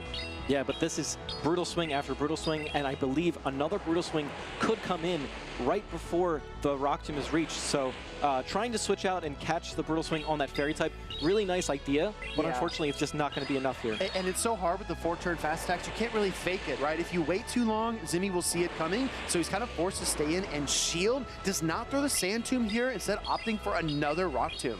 Yeah, and I really like this play from Gabo, noticing that you don't have the lead matchup unless you can shield through it. So shielding once and then potentially getting off another charge attack here into this Fortress, but unfortunately the Volt Switches are just too much Shadow v Shadow. Wow, just not enough HP. I feel like if you fire the Sand Tomb there, you might get another Sand Tomb, but that is neither here nor there because we're moving forward. Rock Tomb from Zimikid, and it's kind of like the first matchup we just saw, we're just inverted. Right, exactly. It's exactly the opposite. But now you see the Fortress had a little bit more energy, and he was able to throw Zimmy on perfect timing, not allowing any Dragon Tails coming through. Exactly, brutal swing from Gabo, but it definitely feels like he's on the back foot here against that Shadow Fortress. In comes the Licky Licky quick swap met by the Wigglytuff, but the difference here that I want to point out is the 2-shield advantage for Zimikid. Yeah, the shield advantage is huge here. We are going to see another shield getting put up, and it makes sense for Gabo in his mind. He's like, okay, well, I got to get this Icy Wind off to start debuffing this Licky Licky before I take any more damage. And we see Wigglytuff does win that charge attack priority, is going to be able to debuff this Licky Licky before that body slam comes through. Yeah, Zimikid realizes it's only 3 rollouts to the body slam. He wants to get to those as quickly as possible, so he is going to invest his shield, throw this normal type charge attack. Not going to do much damage, especially not after the Icy Wind, but it's all about patience here as we approach the end game. Yeah, and I think this is a very interesting matchup because both players are really thinking about these debuffs, and they're switching around, coming in and out, and now we see another switch in from Zimikid getting off this Rock Tomb against the Wigglytuff. It's not going to be enough to knock out, but huge damage. My goodness, not enough to knock out, but I really appreciate the timing there by Zimikid. I'll talk about it just after the game is over. Going for the Sand Tomb. This charge attack got a huge buff in the Memories in Motion season. This is going to do way more damage than you used to, everybody, as it almost brings down the Guzzlord. Yeah, not quite enough to knock out, but it does a lot of damage, and now Guzzlord has the Brutal Swing, double Brutal Swing, is going to be able to knock out this Fortress and throw another one at this Licky Licky. But I believe because of that Sand Tomb, you're going to be able to farm down with the rollouts. Yeah, this is a really tough position to be in. Zimikid relied on the Licky Licky in game number 1. He's going to rely on it here as well. He is able to survive 1 Dragon Tail, but not 2. And Gabo, in the last moment, is able to bring back that battle. You were going to mention something about that timing with that Wigglytuff? Yeah, no, absolutely. So what I wanted to point out is Zimikid's switch, right? So he was able to swap for 1 turn, throw a Volt Switch for 4 turns, for a total of 5 turns, and then while he was doing that, the Wigglytuff fired 2 charms for 6 turns. So as the Wigglytuff was finishing its charm, Zimikid was able to clutch up the Rock Tomb. So honestly, just like perfect turn cycling from Zimikid. I think it goes really unnoticed if you don't focus on it. And I think that just like in game number 1, he really showed what he can do. Absolutely. But now we're going to take a look at this game. Maybe we'll show that exact moment in this end game here. This was a really close end game, and I think we didn't give it the credit that it deserved. Here's that Volt Switch that you were talking about, getting to that Rock Tomb, not allowing that Wigglytuff to switch out. But here, we actually see the Brutal Swing get thrown into that Fortress, and now I believe what Zimikid may have wanted to do was to farm down the Guzzlord, but it just wasn't enough. And if he had thrown the Body Slam there, I think it actually would have been able to knock out that Wigglytuff. So it was a really close endgame, and I think Zimikid had it, but just kind of didn't realize it until it was too late. Yeah, I mean, you look at the left side of your screen, we're seeing so much technical prowess and skill expression from Zimikid, but Gabo is just not giving up, right? He's being very, very steady, very patient, and in spite of a play that doesn't go his way, he doesn't let it get to him. He's dialed in, he's focused, and he's not going to just give away wins to Zimikid, especially not in the winter semis. Absolutely, and I think both of these players are very top-notch, very high-skilled players. I think Gabo just has a really interesting team into Zimikid's team, so I can't wait to see how this third game plays out. What Pokemon do you expect to see on Gabo's side here? I think Fortress has been so good for both players. This might be the game where Zimmy brings out the Gourgeist, but only time will tell. This is a devastating lead, though, for Gabo because we get the Togekiss with the 10-turn Aura Sphere and the instant swap into Wigglytuff. Yeah, now this becomes really, really tough because now you see the Fortress that you just talked about into this Wigglytuff. This is devastating for Gabo, and you see another Volt Switch come through. Hey, no Gourgeist, no problem. Especially for Zimikid here, he lines up up the Steel-type Fortress into the Wigglytuff. As you take a peek at the back line, if he wins this matchup and maintains control of Switch, he then gets his Licky Licky versus the Corsola. So Gabo needs to get creative right here. Yeah, and that's why I think we see the shield come up here, because even though all of the damage is resisted into that fortress, you need to get as much damage as possible into this fortress and potentially win Switch advantage to have a chance to win this game. I like throwing the 2 charms there. Yes, you do give away 2 turns of fast attacks to the fortress, but you get that vital swift damage that you mentioned, Stark, and it brings you closer to your timer. Out comes the Guzzlord. Ooh, and now this is going to be really tough. I believe you have to, trying to go for the Sludge Bomb there, but the Dazzling Gleam just is a devastating, absolutely devastating, you have to shield that. That's a huge, huge shield. Zimmy looks across the stage. He says, okay, I see how it is. We're going to see the brutal swing from Gabo as he builds the Sludge Bomb energy and the first Protect Shield of the game from Zimmy K. Yeah, this is really tough now as an uphill battle, but I believe you are going to be able to outpace the Dazzling Gleam and get to the Sludge Bomb. Does Zimmy Kid shield? He does. He double protects shields this Togekiss, and that's a huge play. So at this point, I think as Zimmy Kid, you overcharge, right? Because you know that the Guzzlord is still multiple Dragon Tails away, and you are double resisting the Dragon Tail damage. A perfect turn cycling yet again. Zimmy Kid does not allow the catch. Yeah, and this is going to be just barely enough to knock out. They got Aura Sphere, such a good move. They added to Togekiss, huge play into its arsenal, and now we're going to see Corsola come in, but Corsola is not really going to like to see that Licky Licky in the back, nor is it going to like this Dazzling Gleam. Yeah, absolutely not. A little bit of a misplay there, allowing the Astonish through, but I don't think Zimmy Kid minds it too much because he's able to connect the Dazzling Gleam, and he's got plenty of HP. He might even get to another one here. It's going to be close. Oh, he does just barely get to the Dazzling Gleam, and that's going to be more than enough to knock out this Galarian Corsola. Hugely bulky Pokemon, but I believe this is enough. It's going to be super close. Yes, it does pick up the KO, and Gabo had a lot of fight in game number 2, but Zimmy Kid's technical prowess is just too much, and the Licky Licky is so safe, he's got nothing to worry about. It's a calm road ahead. Yeah, and I think that's the main thing that we took away from this. Fortress did the heavy lifting, and then Licky Licky was just so safe. Absolutely. Fortress spun up a lot of damage, a lot of debuffs, and a lot of electric type damage, and Licky Licky was able to kind of shore things up in the end and provide that warm safety blanket for Zimmy Kid. He's able to kind of, take a nap there and snooze out the win. Yeah, and I like Licky Licky because it's like one of those Pokemon that's like really cuddly, it's like a little pink ball. You just give it a hug. It's probably very, very soft. Top 5 most huggable Pokemon, for sure, for sure. You just have to watch out for the tongue. Yeah.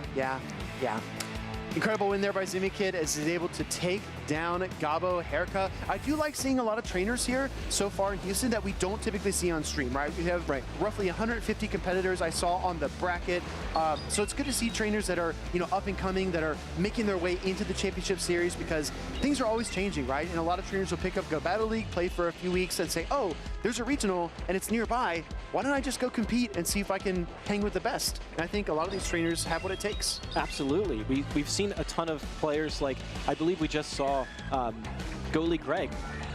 We see now Gabo Herka. We see players that aren't super commonly seen at these tournaments coming in and honestly showing off their skills, and it's great to see. We saw Gabo put up a huge fight against Zimmy Kid. Exactly right. Very, very good series there. In game 2, I gotta tell you, we were counting Gabo out, but he was able to fight his way back into it. A lot of resistance, a lot of grit, and I really think that he will carry that into the loser side bracket, and we will have to see how far he progresses. But I'll tell you what, Stark, right now, I would love to talk with Zimmy Kid and Home Size Henry because Togekiss, I mean, it looks solid. Why is nobody else thinking of this Pokemon? Henry, take it away. Thank you so much, Speedy. Home/Henry live here on the floor with Zimmy Kid, fresh off a terrific win on stage. And Zimmy, it seems like you've been putting together a really impressive second half of the season. You had an amazing run in Seattle 2 weeks ago, and you're back, and you're delivering again. What has been kind of a difference maker for you? Because it has been unbelievable to watch you these past few weeks. I can't really explain it. I've been putting in a lot of work, and I don't know, I've just been on kind of a hot streak, and I enjoy using Togekiss. It feels like a really fun core breaker.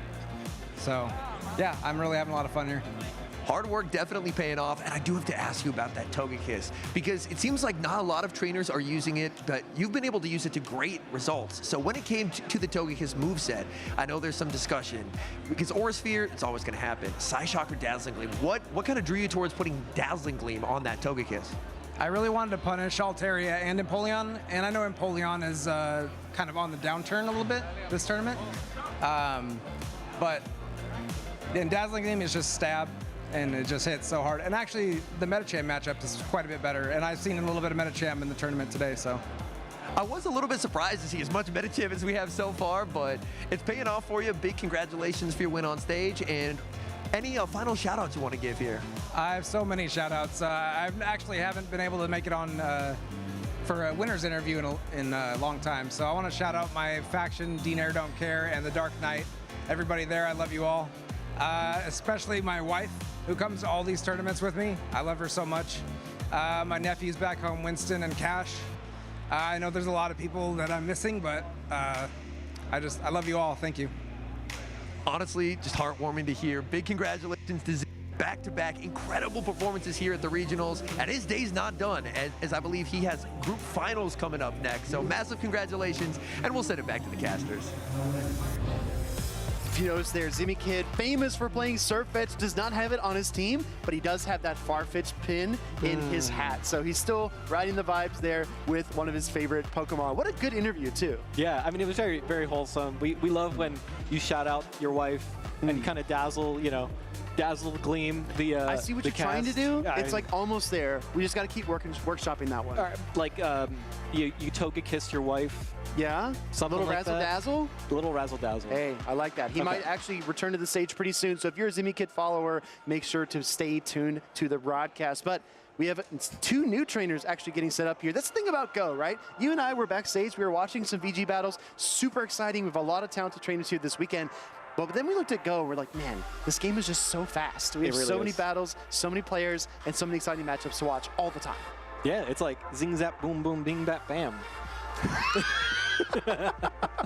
I knew it was going to be a fun cast of House Talk this weekend. So glad you're here, man.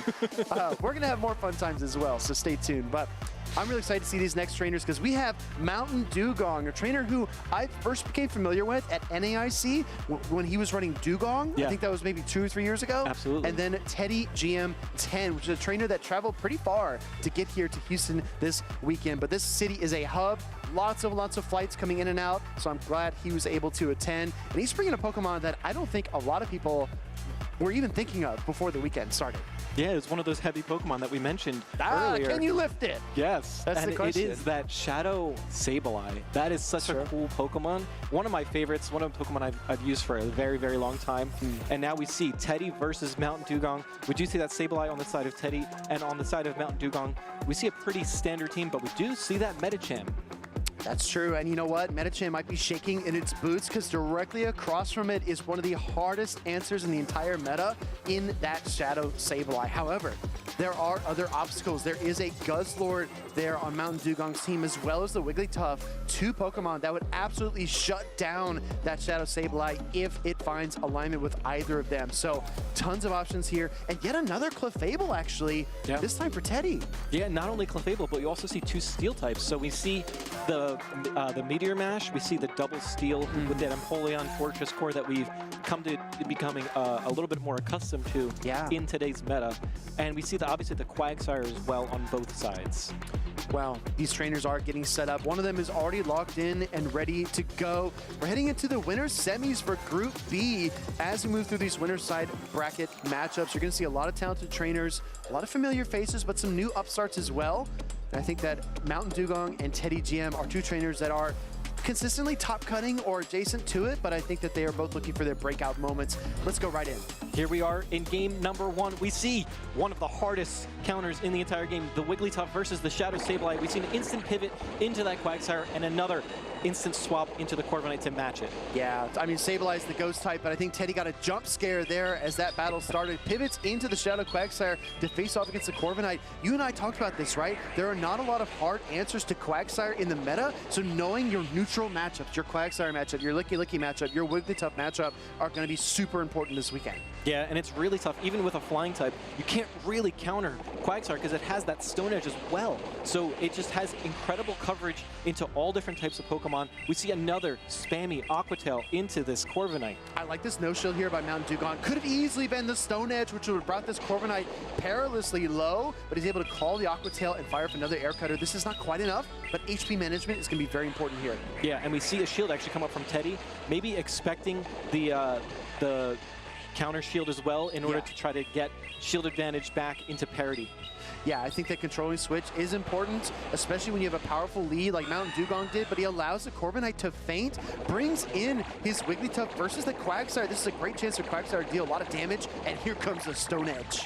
Yeah, this is going to do some heavy, heavy damage into the Wigglytuff. It's not going to be enough to knock out, but it's going to do a little bit more than half here, and Wigglytuff is not happy about that. Pivoting into the Fortress, sneaking through the Volt Switch, that's going to be something you see all weekend long, and I do think that this matchup becomes a little more favorable with that energy lead. Absolutely, and now we do see the Rock Tomb getting fired off here. Do you shield? You shield the Sableye to ensure that you get 2 foul plays off. Really nice shield there from Teddy.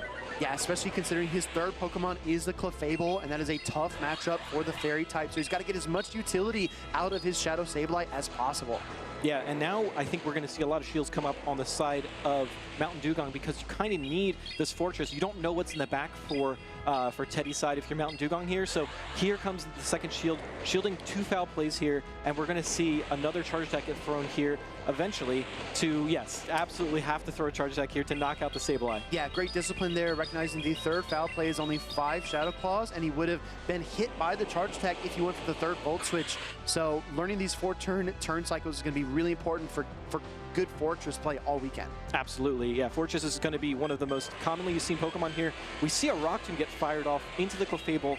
I believe this is going to do just a little less than half. It's really, really good timing. Yeah, and he waited a turn too, right? Didn't want to allow this attack to get caught on the Quagsire. Ooh. Combo play, avoiding the Meteor Mash. This is going to do a lot of damage, actually. This is a really smart play from Mountain Dugong, knowing that the Clefable wasn't quite at the Meteor Mash and throwing just before it got there. And now you see the Meteor Mash getting thrown into the Clefable. It's at -2 attack. So now it probably needs to get to 2 charge attacks to knock out the Fortress. Very good discipline by Teddy to not throw a Fairy Wind, or he would have taken another Charms worth of damage. But out come the Volt Switches, and the Meteor Mash is ready.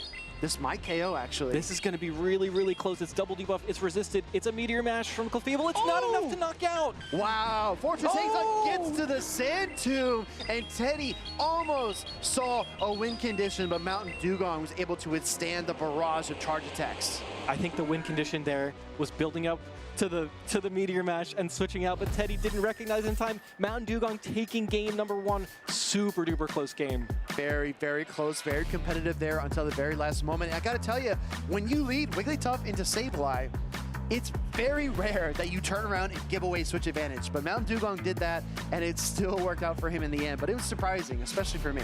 Yeah, it was really close. I think that if he made it a little closer than it needed to be, but really, really nice gameplay there with the Icy Wind, getting that off, getting that second debuff onto the Clefable. That really, really mattered. No, absolutely. Slowing down that Clefable, allowing the Fortress to withstand the resisted Meteor Mash was key. Getting the Charm through as well. Oh my goodness. But I gotta shout out Teddy as well. Right here, he doesn't even throw the Fairy Wind because he knows he'll take another Charms with the damage. And if he would have taken a Charm there, that second Volt Switch would have picked up the KO. So he tried to give himself a little win condition there, but the double debuff was just too much to overcome. I mean, that's the impenetrability of that Fortress. We call it Fort Knox for a reason. You cannot take it down with 1 resisted charge attack if you're double debuffed. It's impossible. We call it that? I thought you just call it that. Well, I call it that, but like, you know. You're trying to make it happen, right? Are you also trying to make fetch happen? Is that going to be a thing that we say? I mean, I'm not trying to make that happen. Maybe you're trying to make that happen. But all right, I'm going to make fetch happen. All right, I'll make Fort Knox happen. All right, we're going to go into game number 2 here pretty soon. Mountain Dugong with the Fortress spinning up a win there in a nail biter. Teddy, you gotta have some confidence after that matchup, right? You lead your Shadow Sableye into Wigglytuff, and you still, until the last second, had a win condition. Yeah. So he was in it, very much in it, and I think the gap is smaller than it appears. I agree. I think that Teddy played better than Mountain Dugong. Mountain Dugong just had everything going for him in that battle. Yeah. And I think we see a theme with Mountain Dugong. We always have an Icy Wind Pokemon on his side. It's basically a requirement for him at this point, ever since the Dugong at NAIC. But let's go ahead and jump right into game number 2. This is what we saw in the mid-match of battle number 1. It's going to be the Quagsire versus the Corviknight. Yeah, and this is a very neutral matchup, as we saw. Quagsire can flip this matchup with his shield advantage, but I think last time we also had a little bit of an energy advantage on the Quagsire as well. Exactly right. Aqua Tail coming through here. Teddy, in battle number 1, just opted for the triple Aqua Tail. He did not even reach for Stone Edge in that matchup, but like you pointed out, maybe the energy advantage will play a role here because these two Pokemon started on even energy for this battle number 2. Yeah, and we see actually a huge shield on that payback. Really smart shield on the side of Teddy, understanding that the payback is going to be thrown right there. And now this is really tough for Mountain Dugong because now this Quagsire is loaded full of energy. It's totally full of energy, connects with the first Aqua Tail, has another one to boot, and is going to keep the pressure on. Second Aqua Tail will likely connect here. Actually, excuse me, we will see the first shield of the game from Mountain Dugong. Yeah, and I think that's a smart shield because you don't know what's in the back for Teddy, so you don't want to just give up all of that energy, all that health on your own Quagsire if you don't have to. I think Teddy was expecting a counter swap here when he brought in the Quagsire, but, or excuse me, Mountain Dugong was expecting the counter swap, but Teddy is just not taking the bait. Like you said, he realizes he has that significant energy advantage, and he's just going to try to beat this Quagsire in the head-to-head. Yeah, and I think that's fair. Now you can build up to double Aqua Tail before the Quagsire is able to get to 1. So now Teddy has to make a really big decision. Yes. If he stays in, he's got to try to force Charge Attack priority. Maybe he's confident he'll win it. He's got to fire the Aqua Tail. Right now, he does. Ooh. Does not win Charge Attack priority. It backfires, and that is devastating for Teddy. Absolutely. That is a huge loss for Teddy, and now a huge gain for Mountain Dugong. The Quagsire still has a ton of energy, but we actually see the Bug Bite Fortress come in. Well, we didn't even see that on the movesets. Yeah, Bug Bite Fortress here from Teddy. We knew we'd see a couple of them, and that is because of this matchup right here against the Quagsire. You have so much more play than your Volt Switch counterpart, and it gives you more play into the Gunsword. Hold on! Yeah. Teddy might be cooking here. I think this is a really good moveset for this matchup. We see the Rock Tomb come out. It's not going to be enough to knock out the Corviknight. Corviknight is one of the bulkier Pokemon in the meta, but it is going to do a ton of damage and neutralize it at the same time, and we see it as a Charge Attack priority. So this Air Cutter is just not going to do meaningful damage. Yeah, Bug type? No. Steel type as well. Fortress able to endure the Air Cutter. Corviknight does get the boost, returning it back to regular attack stat, but the switch! My gosh, perfect counting from Teddy. Teddy playing out of his mind right now, and we see the Clefable come in, and what does Mountain Dugong have in the back? The Guzzlord. It doesn't want to see either of these Pokemon. Oh no, and the Clefable's able to get the Fairy Wind through as well, so it's even ahead on energy. It might not face the Sludge Bomb, and it does! I think that Mountain Dugong thought about tapping there, but decided not to. He knew that the Moonblast was inevitable. Inevitable. The Moonblast comes out, knocks out the Guzzlord, huge one on KO, and now you can just Fairy Wind down Clefable, saying, hello, Steel type, goodbye, Steel type. Wow, this duo for Teddy, the Shadow Fortress and the Clefable. Very, very good coverage for him, especially into what Dugong has been bringing. And then the Quagsire matchup, the awareness, the steadfast approach to leave his Quagsire in that mirror matchup and just fight his way through. Teddy is back. That was some serious cooking. I think, so on, I realized that Teddy has the Bug Bite Fortress, Mountain Dugong has the Volt Switch Fortress, so maybe that's a play that you could make in the next game if you're trying to counter that specific core of the Clefable and Fortress instead of the Guzzlord, because Corviknight was trying to take down all 3 Pokemon. Corviknight is not one of those Pokemon that can take down multiple Pokemon at the same time. However, that Volt Switch Fortress could really neutralize multiple Pokemon. That's the versatility that it has. I think that Teddy's also doing an excellent job of keeping Medicham on the bench. He led Sableye in game number 1. He led Clefable, or excuse me, he had Clefable on his team in game number 2. And in both cases, he has hard answers to that fighting type Pokemon. So if Mountain Dugong wants to rein in the opposing Shadow Quagsire, he's got to find a different way to do it, because it's way too risky to bring his fighting and psychic type Medicham. Yeah, I think this is actually one of our better matchups of the day, because I have no idea how game 3 is going to go. Yeah. Because we see both players utilizing not just like 3 Pokemon versus 3 Pokemon. This is all 6 versus all 6. They're really thinking and considering. We have both players locked in now for game number 3.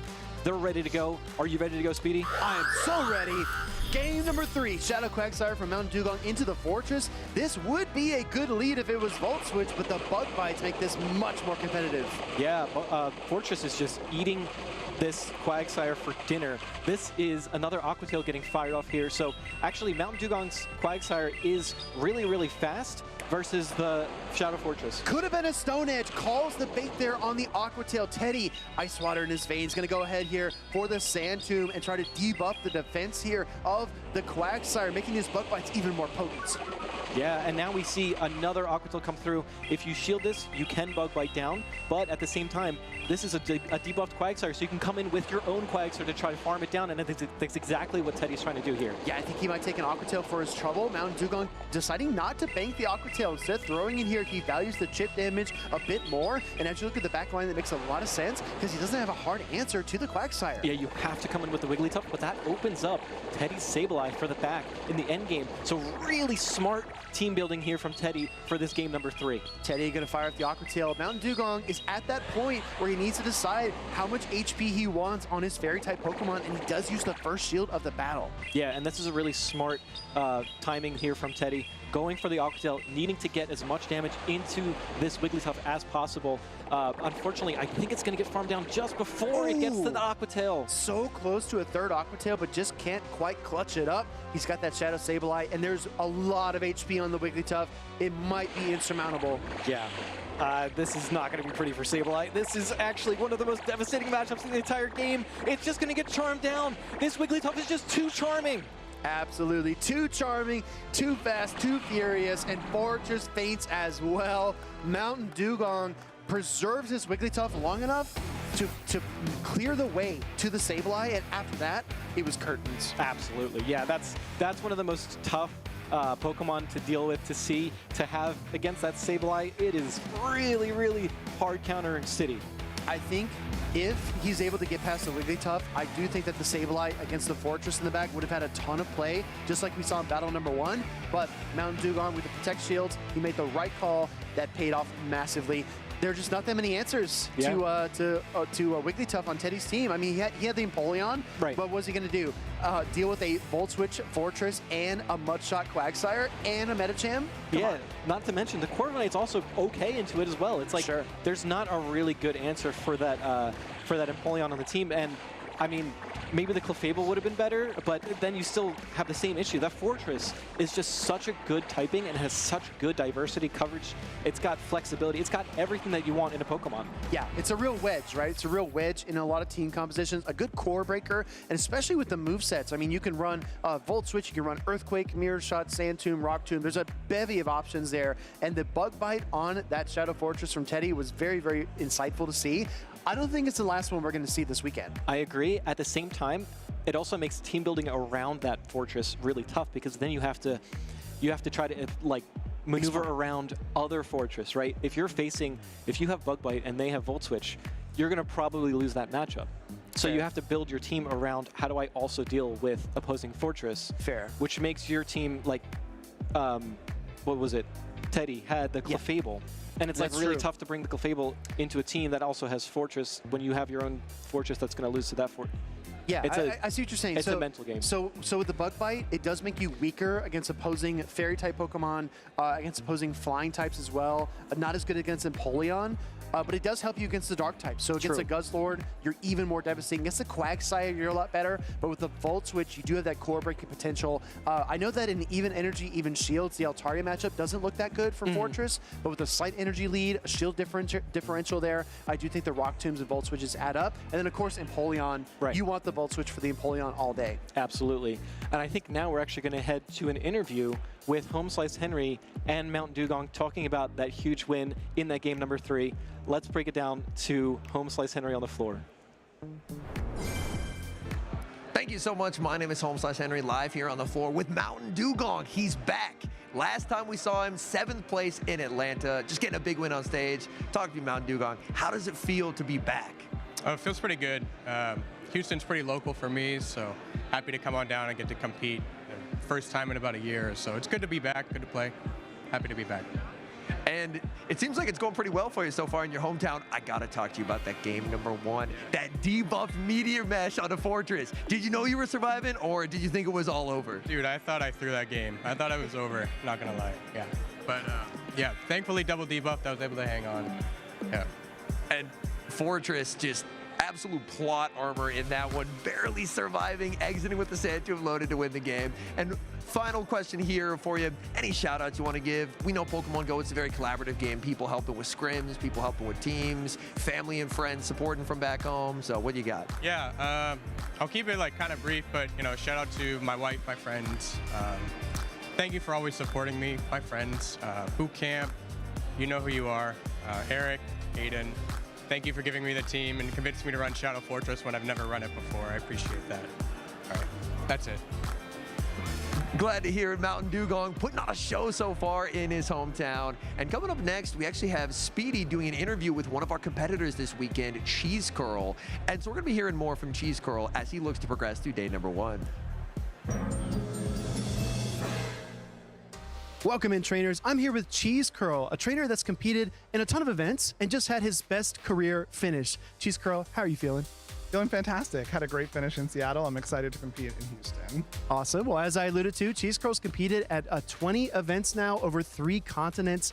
You've been a lot of places. I got to ask, what is the thing that's been most consistent in all your travels? I would say definitely the community. You know, there have been some events where I've known a whole bunch of people going into it, and then some events like Stockholm last season where I knew almost no one.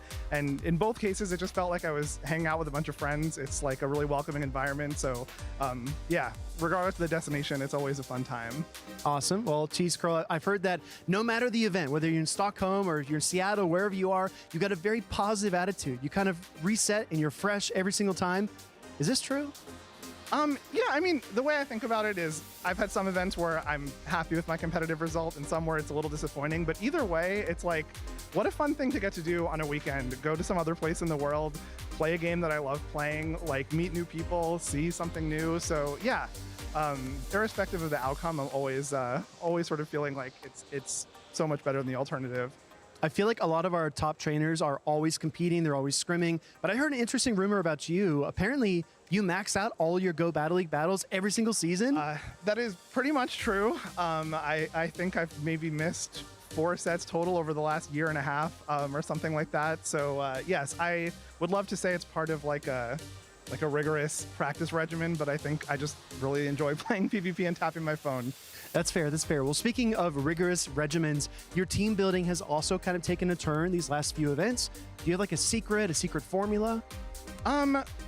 I do try to pay attention to the usage and all that, but I really need to credit my teammates, especially Z's Wireless, Lil Winery, who are 2 of the most brilliant team building thinkers who've really, really helped.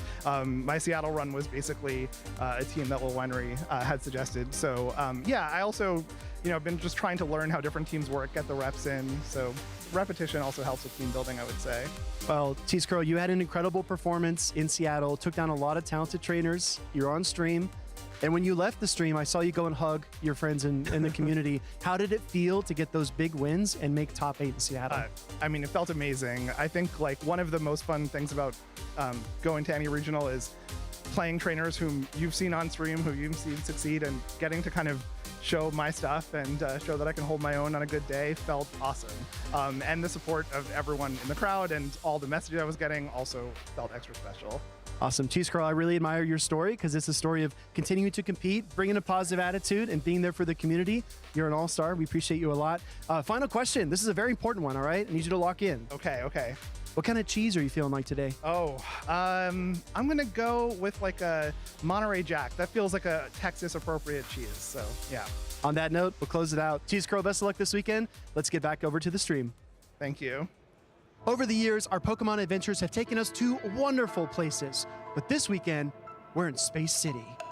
I brought 3 incredible trainers here with me today, 3 Pokemon experts, I would venture to say, and they're going to help us unravel some of the mysteries of the Pokedex. If you can introduce yourself one by one. I'm Manin the Planet. My name is Munius. Rise to occasion from Earth Milky Way. How this is going to work is I'll read the Pokedex entry, and then our experts will determine which Pokemon I'm speaking about. Are we ready? Okay, let's begin. When numerous meteors illuminate the night sky, sightings of this Pokemon strangely increase. What are we thinking? That's what came to mind for me. I don't really know. I do have one hint available if you'd like it. Okay, the hint is that this Pokemon's evolved form, was piloted to the 2024 Toronto Grand Finals by SS Thorn. It has to be. Be Clefable? It's Clefairy. Clefairy, yeah. That's Clefairy. That's close enough. Okay, Clefairy. we'll give you that one. Okay, next question. This Pokemon emerged from a virus that came from space. It is highly intelligent and wields psychokinetic powers. This Pokemon shoots lasers from a crystalline organ on its chest. What is it? Gonna be Deoxys. That's what I thought too, yeah, Deoxys. Another one. That's correct. Our experts do not disappoint. Next question. In an old legend in Lacunosa town, a large meteor fell from the sky, apparently containing this specific Pokemon. At night, the quote-unquote monster would bring cold winds and take people and Pokemon away. Is it Spiritomb or Frostlass? Ooh, good guesses. Not quite. I like the Spiritomb guess. Would you like a hint? Yes. All right. This Pokemon's fusion form debuted at the Unova Tour. Necrozma? Close. Fusion forms. Could it be...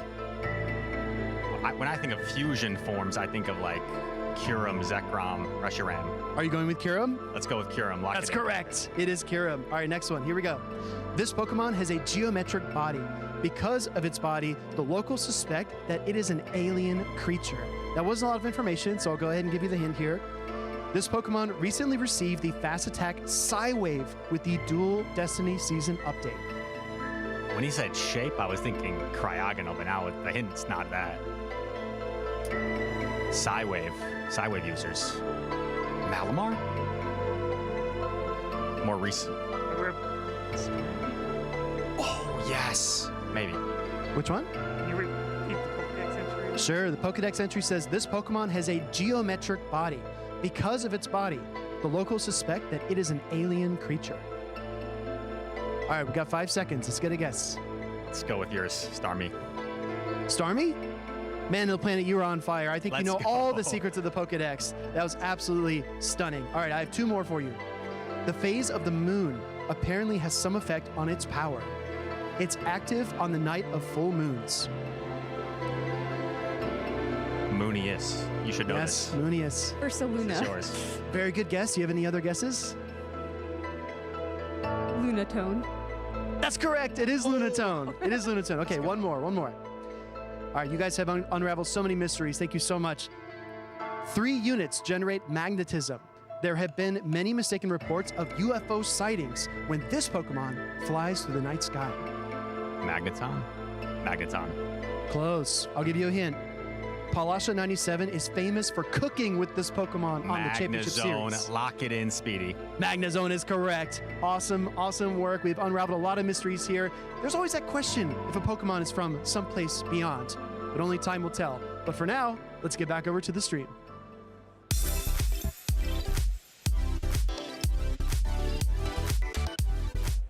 Thank you so much to Speedy as Chief for letting us know some of these theories about these otherworldly Pokemon. But we are here. We are ready to zoom back in, come back down to earth right here in Houston. I am Stephanie Christine. I am so glad to be joined today by Home Slice Henry. We've had some pretty amazing battles so far. It feels like we've had kind of just nonstop top trainer after top trainer. And that's a trend that's going to be continuing here as we have an amazing streamed matchup coming up here shortly. We are not stopping now. We have Elam coming up. Elam is a trainer for the longest time. He just consistently top cut, but could never get the gold, never got the championship win until finally in the 2025 season, he got 2 championship wins kind of back to back in his tournament the next 2 tournaments he went to, he won. So incredible trainer, just very consistent. One of the best we have here in North America. And he's going to be facing a trainer who is relatively unknown, Shadow Brandino, who has done well in the Go Battle League leaderboards, but is brand new to the Championship Series circuit. And Elam's team, taking a look at it, we do see some familiar faces here, but Shadow Brandino, I would argue, is going quite a bit anti-meta. So this should be a very interesting matchup. A well-established, multi-time regional champion running a more meta team versus kind of the upstart, a trainer who's trying to make a name for themselves here on the Championship Series, and they're running some very interesting picks. And I would say if you're going to use a Pokemon to make a statement, Shadow Charizard makes a big statement here on the team. And if you're looking for something that can knock out a Fortress in one shot, I think Charizard's a pretty good bet. I'm very intrigued by what the Charizard fast attack will be. Taking a look, it looks like it is going to be Ember, so not running the newly buffed wing attack, instead opting for Ember for maximum pacing. There's Annihilate running its new fast, or the newly buffed fast move with low kick. There's an Abomasnow, which is running Weather Ball over Icy Wind. There's Galarian Stunfisk, which is a newly buffed Pokemon, and then more conventional picks in Wigglytuff and Jellicent. Yeah, and Jellicent just dominates in a lot of situations in Go Battle League. It's consistent, it's bulky, it has good coverage, lots of same type attack bonus to go around. Let's see, are we going to have our well-established pillar in the community, or will it be the up-and-coming Shadow Brandino? We have an old favorite, Galarian Stunfisk, up against Quagsire. This is a great lead for Elam. Galarian Stunfisk going to stay on the field for now, but the longer this matchup goes on, the more favorable it's going to be for Elam. Mudshot's hitting for super effective. There's a safe switch into Wigglytuff, but Elam has a very good response as Volt Switch Fortress rumbles onto the field. I cannot imagine safe swapping a Wigglytuff into a team with not just the Fortress, but a Clodsire too. That is such a risky safe swap. We're going to see how that plays out for Shadow Brandino, opting to debuff the Fortress. Fortress debuffed, but these Volt Switches, even at -1, still do considerable damage. The health bars are about equal, and Brandino landed a charge attack, and Elam still has not. Yeah, Wigglytuff slowly getting less and less hit points, going for just a quick Swift, trying to chip some damage on the Fortress. Swift, it's debuffed, it's not going to do much. Elam can again look to throw on very good charge stack timing, throwing, even over farming as much as possible before going for the Sand Tomb. So instead of throwing on good charge stack timing with the Rock Tomb, instead to farm, trying to farm to 100, go for the Sand Tomb, hoping it will be enough, but Wigglytuff hangs on. And we see a swap out, so that Wigglytuff could be potentially used for a third shield later on. Elam opting to use Sand Tomb is going to get some good neutral damage onto that Galarian Corsola, debuffing it at the same time. But this is where things get very tricky for Shadow Brandino because Quagsire has so much energy. Aqua Tail is going to be no shielded. That's huge damage, but there's already another Aqua Tail loaded. Shadow Brandino doesn't want to throw. He loses charge stack priority, but it really feels like this Quagsire is applying massive pressure. That is a lot. So but that would be so devastating to let all of that energy go down the drain. So throwing an Earthquake just to be able to pull that Protect Shield from Elam, trying to utilize some of these resources. Shadow Brandino still has a fully healthy Abomasnow in the back. But bad news for the Abomasnow. There's so much energy on this Quagsire. No catch comes through from Shadow Brandino, and Shadow Brandino now has to make a difficult call. Does get it right, but the energy advantage on the Quagsire, it's just simply too much. Yeah, Abomasnow is going to be able to get to lots of Weather Balls. However, Elam's able to get to this this Stone Edge as well, and that is going to apply some massive damage to Abomasnow. Actually hangs on through it, and Elam's going to lose the Quagsire here, but I think Elam got a lot out of that Shadow Quagsire. This really felt like the Quagsire masterclass. Elam going to send in the Fortress. Fortress going to be hit with the Weather Ball. If he wants to try and not reveal the third, he could put up the Protect Shield here, and it looks like he's going to try and win this game without revealing that Galarian Corsola was the final Pokemon. That is great for Elam. Give your opponent as little information as possible. So Shadow Brandino's going into this only knowing about the Shadow Quagsire and the Fortress, Galarian Corsola being able to just hang out in the back.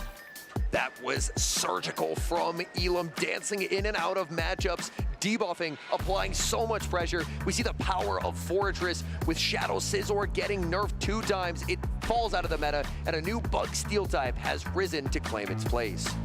Elam running the Quagsire, really just the Quagsire and the Fortress, a dangerous combination. So what can Shadow Brandino do to flip this around? Are we going to see more of the Abomasnow? Could we see like the Annihilate come in? I think Annihilate could be a bit of an interesting idea, but with the Corsola and the Wigglytuff and the Clodsire, oh, that's a lot of Pokemon that it doesn't really want to see. This Annihilate has opted for close combat over Ice Punch, which does give it very powerful damage when shields are down. It looks like we're just hopping right away into game number 2. Elam stays with the same team, but an adjustment from Shadow Brandino, who's going to be leading the Abomasnow. Yeah, same line of 3 from Shadow Brandino, just in a little bit of a different order. Convinced that the formula is here. Shadow Brandino getting an optimal alignment on the Wigglytuff up against the Galarian Corsola. This is not what Elam was hoping to see. If there's not a Wigglytuff in the back, then Corsola is basically a free save switch into this team, but Shadow Brandino brought that Wigglytuff, and because of that normal subtyping, this matchup is just incredibly convincing. Wigglytuff and is able to use Icy Wind. Not only would Wigglytuff win with just like a different charged attack, but with Icy Wind debuffing this Corsola even further. Just a dominating situation for Wigglytuff.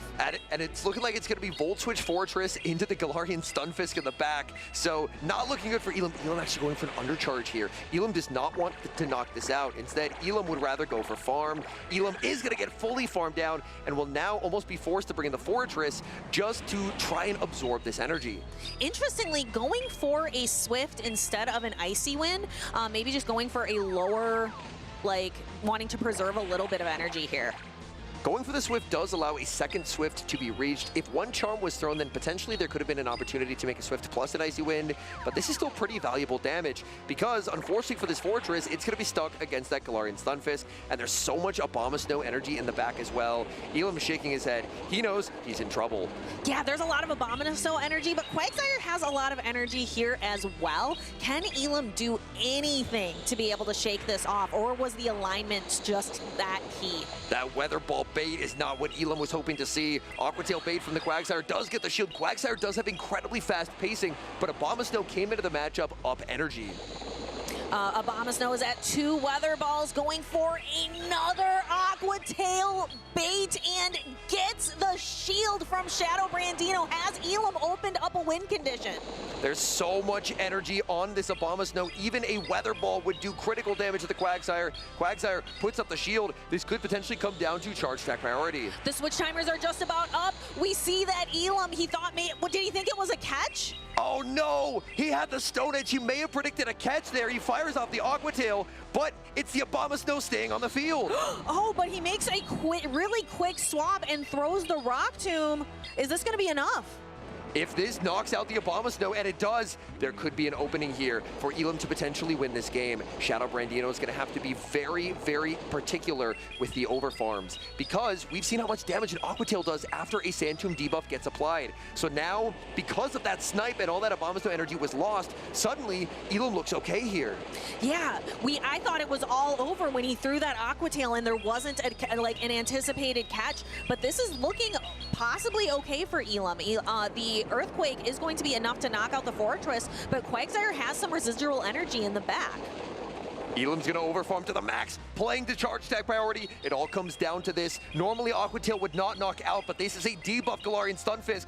Will it KO?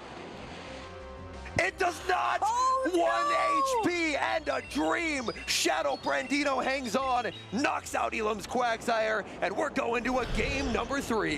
What a match, and Elam is just kind of laughing like, how could I let this slip through my fingers? I think it all came down to throwing that Aqua Tail, anticipating a catch from Shadow Brandino.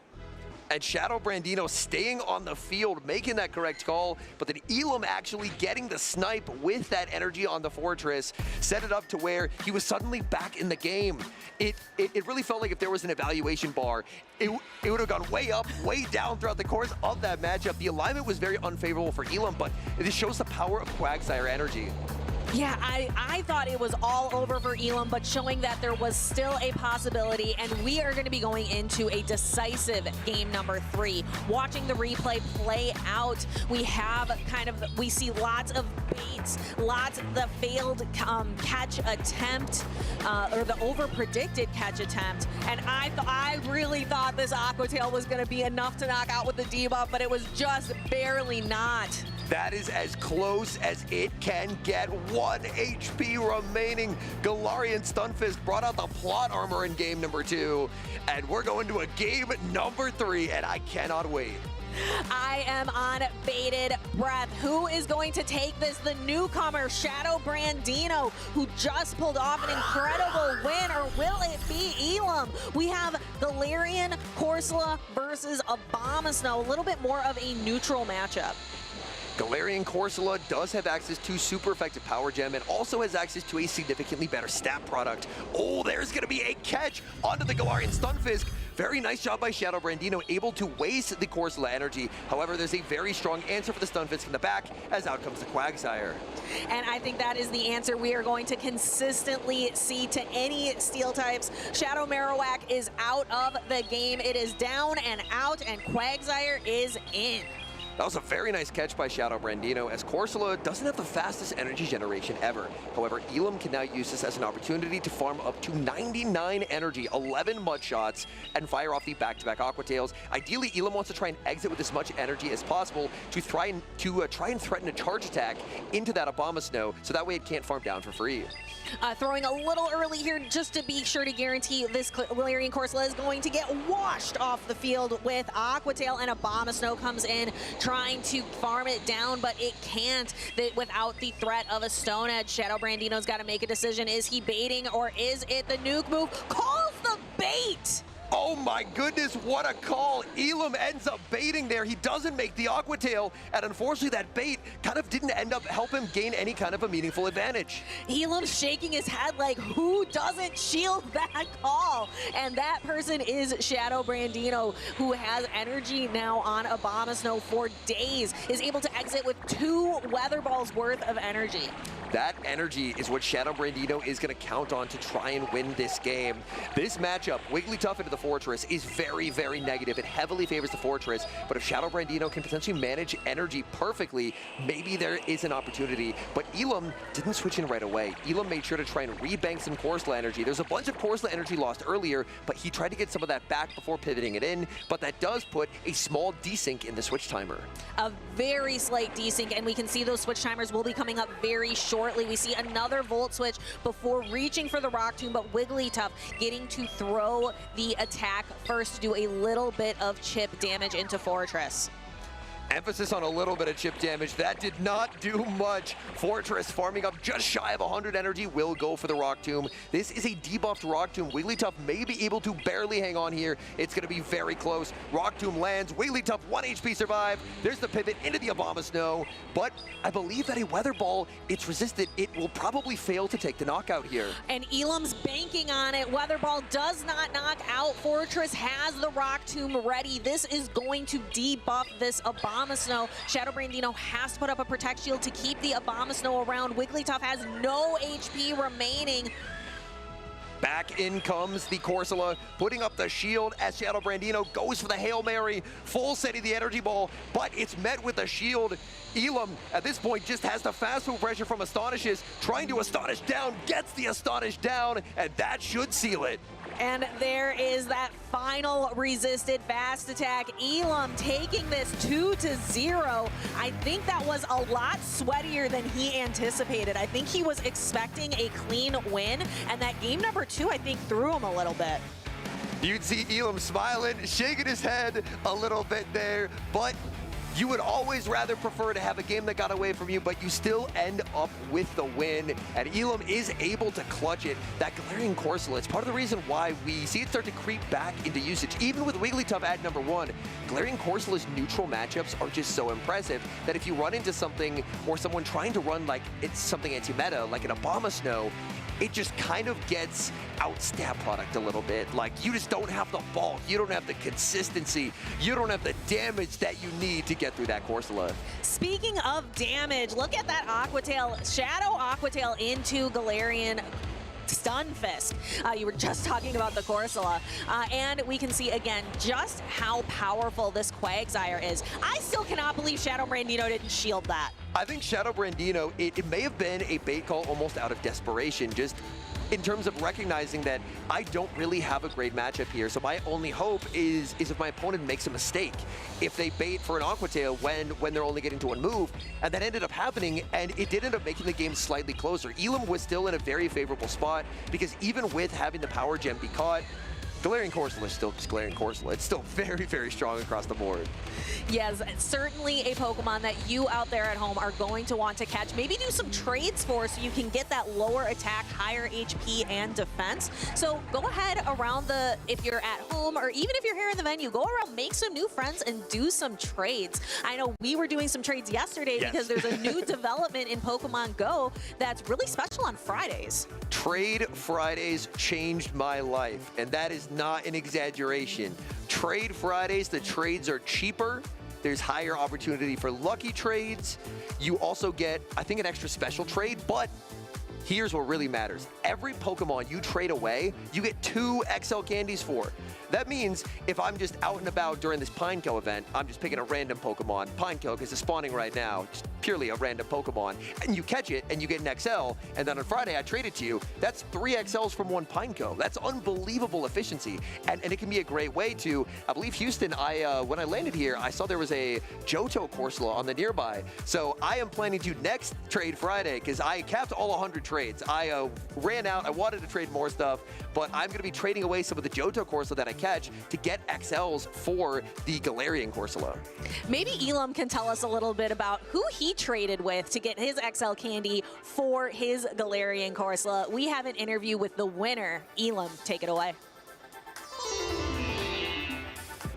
All right, thank you so much to Henry and to DeFi for talking about that. Great battle between Elam and Shadow Brandino. What an incredible set. I mean, it's kind of crazy, kind of weird, kind of off-meta stuff that was going all around, but how do you feel about that battle after Game 3? I have no words, I'm not gonna lie. So, my team is pretty meta, I'll say that, but his team, it did have some wild stuff. I probably could have played better. I didn't play that well, but still got the win because I had like our RPS them. So yeah, I guess I'm happy. Okay, well, I mean, you used like some really fun Pokemon there. Galarian Corsola, I think, has been trending up in this meta, as well as Wigglytuff. I think you used a couple of really fun strategies there. Obviously, did catch some moves, some catch and go. But is there a Pokemon on your team that you really enjoy using in this meta? There's a lot of variability, not really a lot of versatility, but I guess Shadow Quagsire, it has a lot of play into everything. There's some picks that really don't let it do anything, like Gourgeist, for example, but Gourgeist in general isn't too well into the rest of the meta. So I think Shadow Quag, probably my favorite Pokemon, but yeah, I don't know. Okay, and we've seen a few of the Shadow Fortress. Is there any reason you decided to run regular non-Shadow Fortress? I only have one Shadow Fortress and it's not the best, so I didn't really research it too much. If I had more options, maybe I would have looked into it, but I was comfortable with regular. Okay, I mean, yeah, it adds a little bit more bulk to the team, which I think is really helpful in this meta as well. Yeah, any final shout-outs, anyone you want to talk about that helped build your team, or that you want to give thanks to? Well, there's a lot of people that helped me, but in the end, I don't know, the team building process was kind of crazy, so I don't have anyone in particular that gave me this team. Basically, my team is Hard Jeff's team. Not that he helped me, but my team is Hard Jeff's team without Shallow Politoad. But I do want to shout out my friends, ETMs, Softove, Pranav, I think he's watching. And yeah, I mean, I have a lot of friends. If I said my friends and you feel like I'm shouting you out, then I'm probably talking about you, so. Yeah. Awesome. Okay. Well, we're gonna bring it back to the casters in preparation for our next battle. Thank you so much, Elam. Great win. I can't wait to see you battle again. So, bring it back to DeFi and Home Slice Henry. Thank you so much, Alex, for giving us a little bit more time with Elam. I really keyed into when Elam was talking about, yeah, my opponent had some crazy Pokemon on his team, but, you know, managing to work his way through it. And there's a crazy Pokemon that's going to be coming up here that I want to talk about, but I know, Home Slice Henry, you also really want to talk about. We saw it come up on the screen, and we both just immediately, oh my goodness, what is that? It's time to talk about Shelgon. Yes, not Salamence, Shelgon. The middle evolution, not Salamence.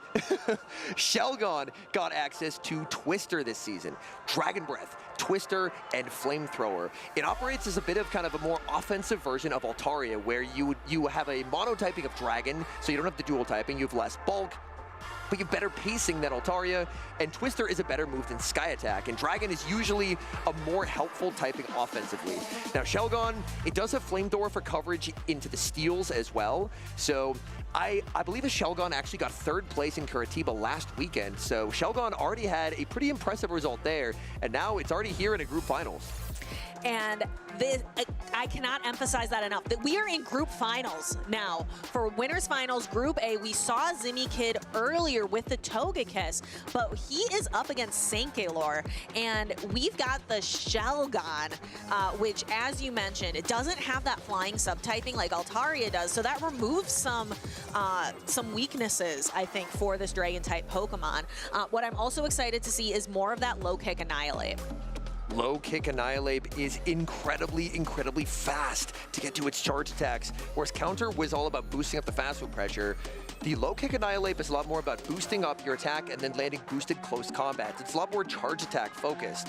Now, I think actually taking a look across Zimmy's team, there is so much play for Shelgon here. Like the Fortress for Zimmy Kid is on Volt Switch, and Volt Switch Fortress loses quite significantly to Shelgon because of that Flamethrower coverage. So I think Shelgon, if Sankilor decides to bring it, could be a key contributor because, oh my goodness, it looks very strong. Yeah, Sankilor, not a trainer that we've seen a lot of. The only time we've seen Sankilor this season was just recently in Seattle, and then before that was at NAIC, was at Worlds.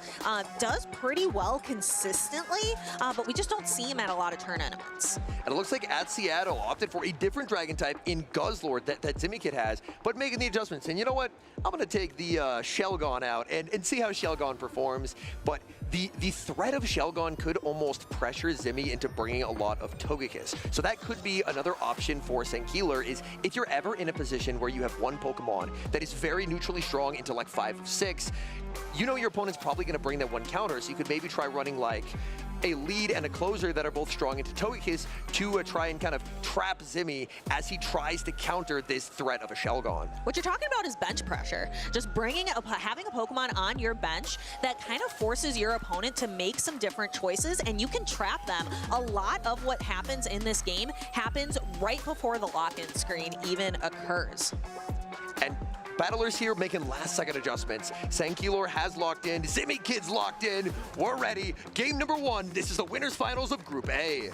Winner gets into tomorrow's Championship Sunday. We're going to see Battle of the Fairy types. We have Wigglytuff and Togekiss. Togekiss, though, runs Peck, just a very quick 2-turn fast attack that allows it to get to these Aura Spheres very quickly. Zimmy Kid, an adjustment in strategy from an earlier game. Earlier game went for the Dazzling Gleam and it landed onto Wigglytuff. This time baiting with the Aura Sphere. Sankilor is going to be no shielding. This matchup usually going to be favored towards the Wigglytuff due to Wigglytuff's stat product, but Zimmy Kid opts out and catches that Icy Wind onto Licky Licky. Not the worst thing in a world to say like, oh, they made a catch, but it was an Icy Wind, so at least they're debuffed now. So not the worst thing in the world for Sankilor. Now getting to align the Annihilate on the Licky Licky. This Shadow Ball is debuffed now. And even if it was not one of the reasons behind running the regular Annihilate is regular Annihilate from full HP can actually survive that Shadow Ball. So that, I imagine, is one of the reasons why Senkailor decided to bring the regular Annihilate, and now, almost at back-to-back close combat, so Zimmy's forced to no-shield.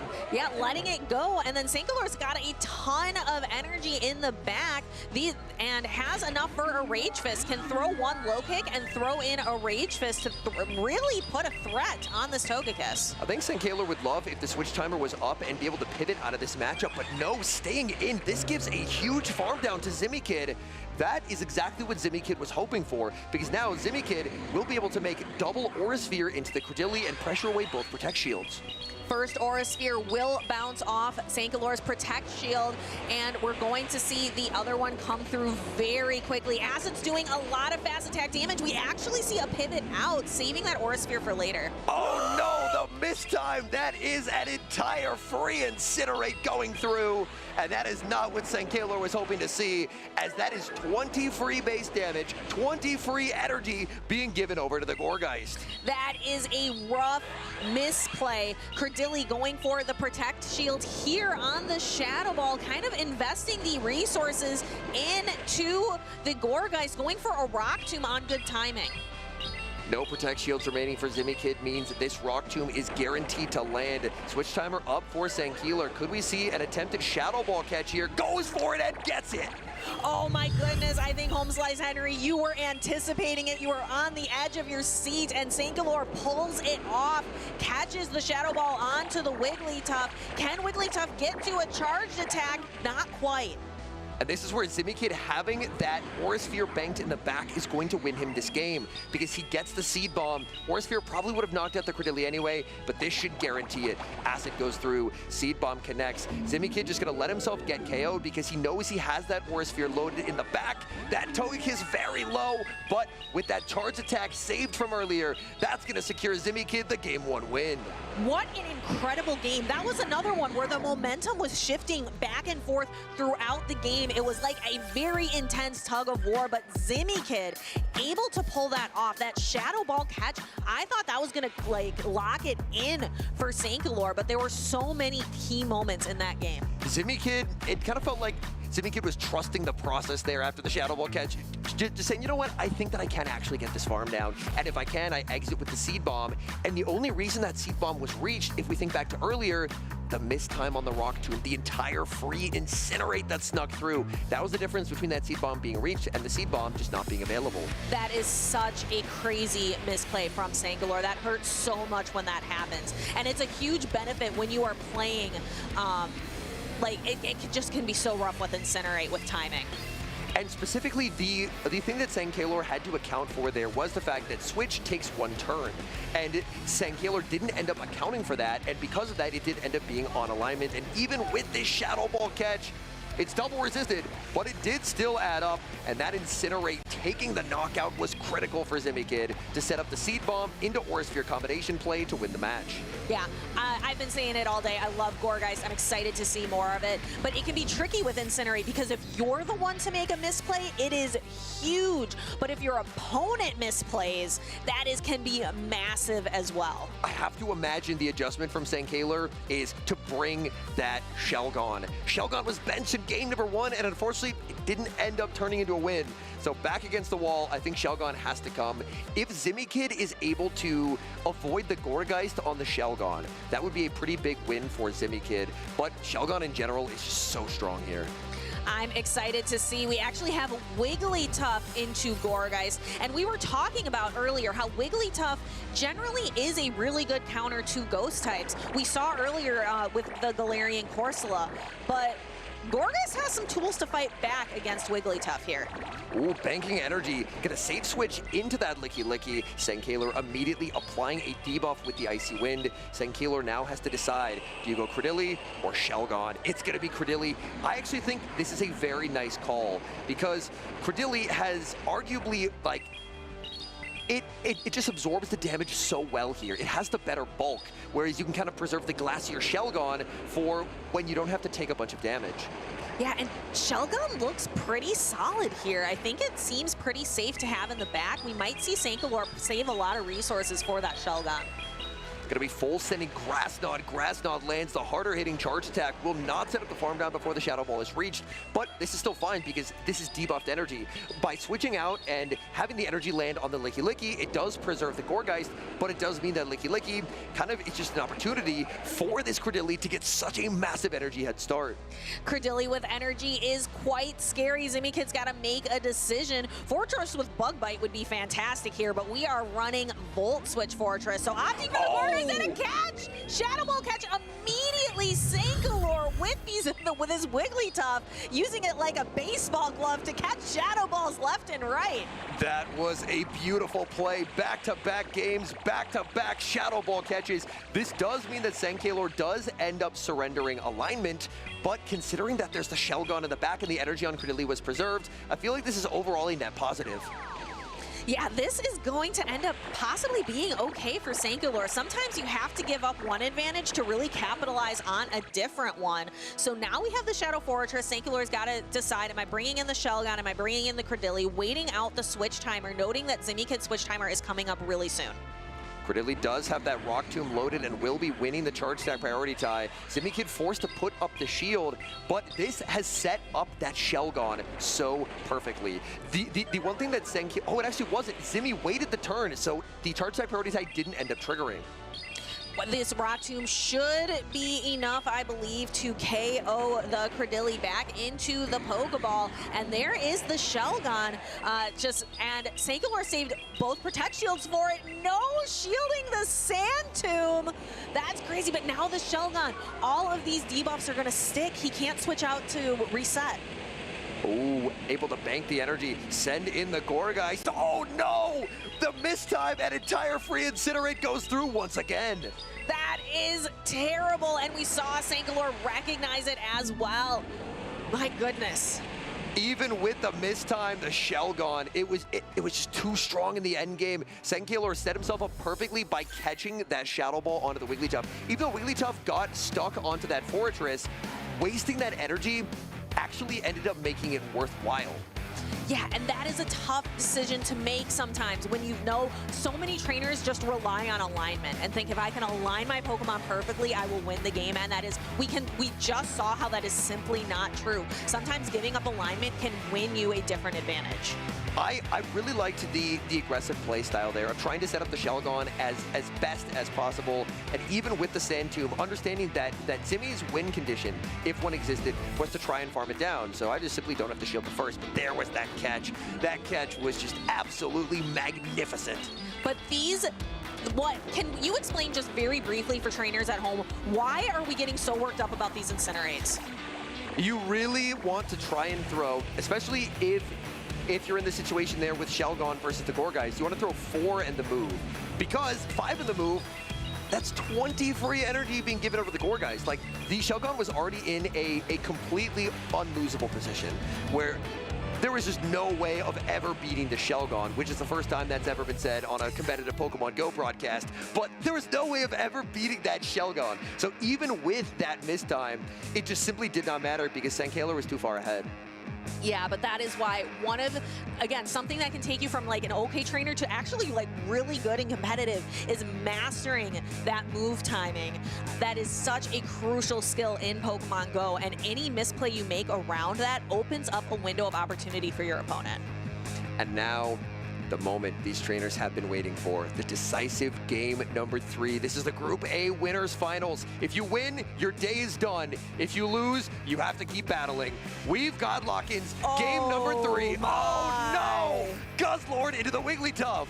This is fantastic alignment for Sankalor. Actually looking to stay in for a while with the Wigglytuff. Because I don't think he has a great, strong answer for this Togekiss. Togekiss full send to the Dazzling Gleam. This landing could flip things. This is so much damage. Oh my goodness, the Wigglytuff going to be gone. It loses its key matchup into the Guzzlord Togekiss. Zimikid leaning on it, and I think it's going to pay off here. Togekiss. Oh, we actually don't see a switch out from Sankalor. Sankalor just gets fully farmed down. Switch timer will be up soon. In comes Credilli. Gonna fire off this Aura Sphere. If Zimikid wants to preserve the Togekiss, will have the ability to do so, but that Annihilate looks so strong for Sankalor in the back. Yeah, Annihilate is looking pretty tough, but can Zimikid pull this off? We've seen just how valuable Shadow Fortress can be in a lot of situations. We've seen a lot of Guzzlord today. Can Zimikid turn this around? Zimmy going to be bringing in the Fortress, but Volt Switch Fortress does not have a good matchup here, especially down energy. Credilli will get the Rock Tomb debuffs first. This is hard-hitting damage. Rock Tomb did get its damage reduced this season, but it sure doesn't feel it when it lands onto a Shadow Fortress. You know, fast attack pressure is doing absolutely nothing. Both of these trainers really relying on being able to hit hard with their charge attacks. Sankalor letting this Rock Tomb go, knowing that Credilli can withstand it just fine. Zimikid making a quick swap out into the Guzzlord, knowing that the Wigglytuff's nowhere to be seen, but I think it's going to be met with the Annihilate.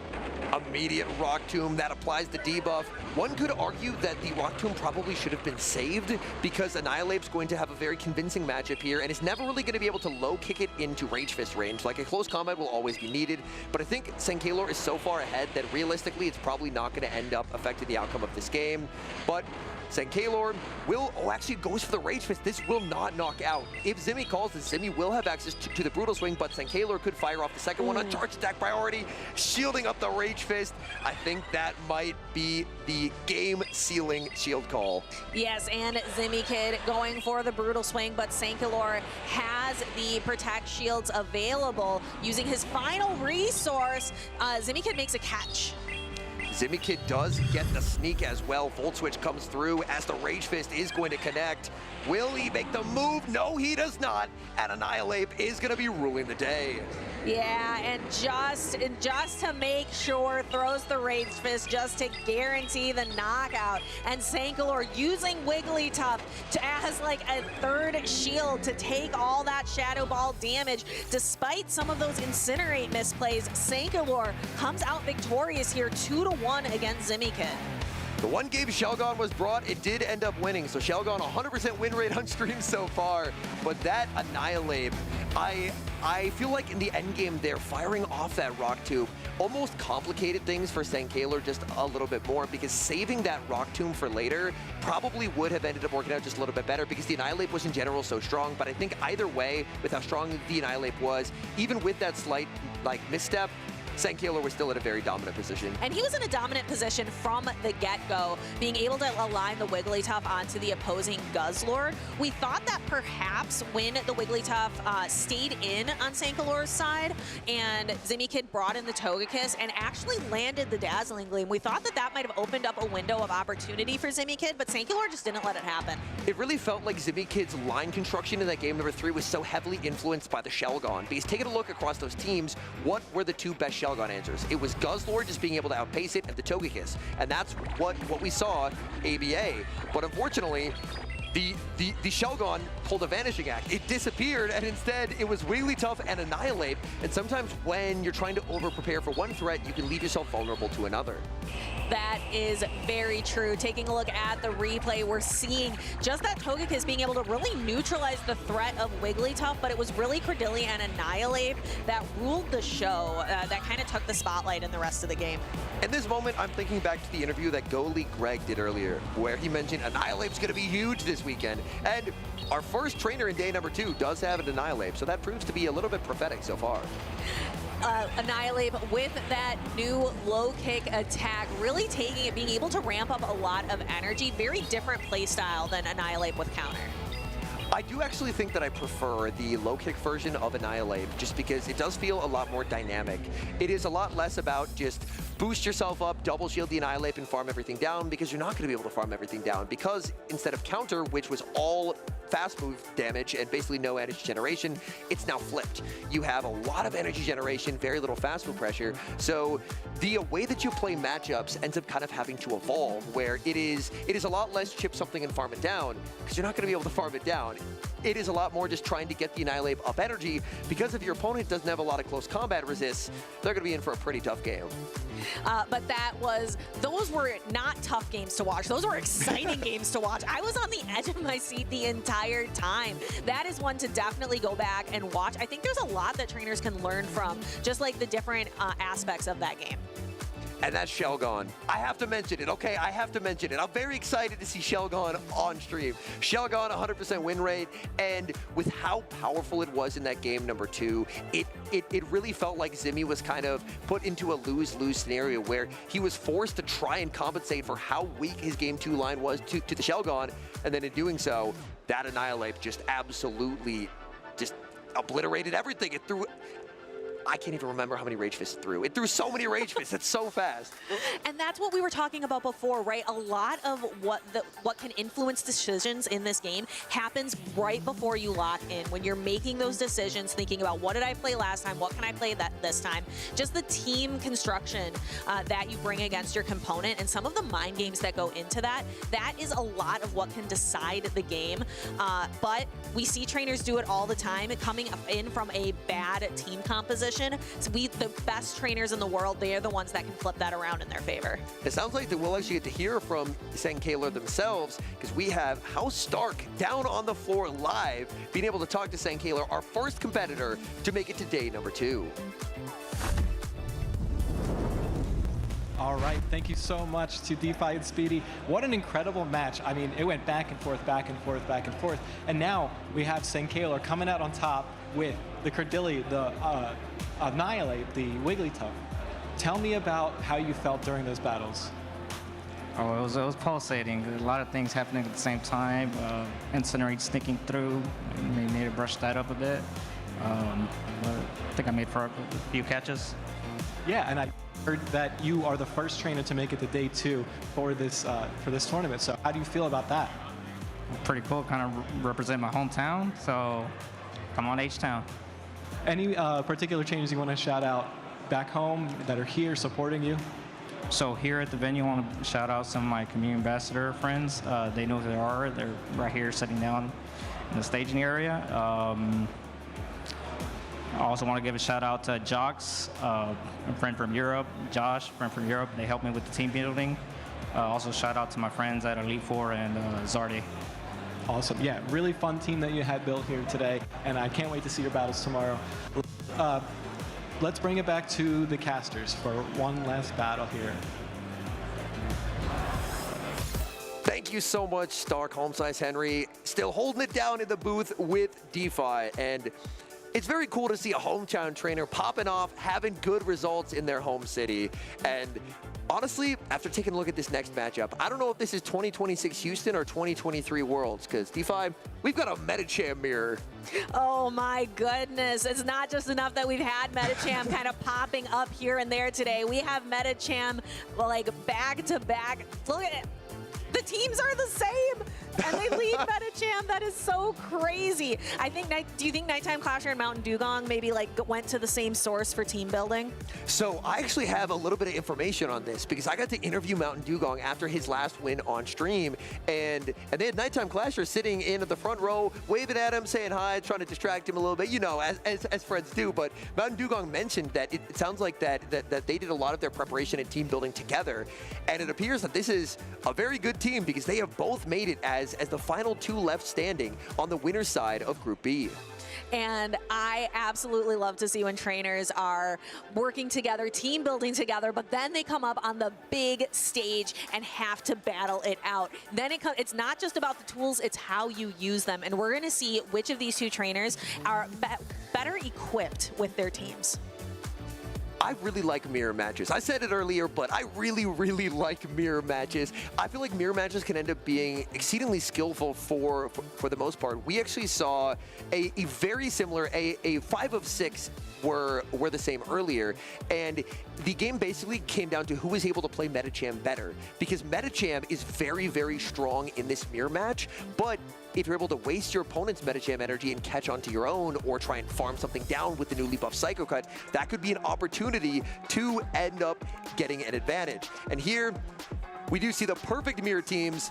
I wish the Corviknight and the Guzzlord were flipped on Mountain Dugong, so it would be the perfect 6 all lined up exactly the same, but we see they're running the exact same team. Nighttime Clasher versus Mountain Dugong. And again, it's going to come down to who put it might come down to a little bit of who put in more practice. It might come down to who can better utilize a little bit of that skill expression. Like we saw how Sangalor being able to like constantly catch those shadow balls onto the Wigglytuff. Who can make the catches, who can be patient, who can wait the turn, use, like maximize the switch timer. It's going to come down to all of those little things. It looks like these battlers are wasting absolutely no time. We've got double lock-ins here. Game number 1, winners finals of Group B. It's going to be Guzzlord for Nighttime Clasher, staring down the Quagsire for Mountain Dugong.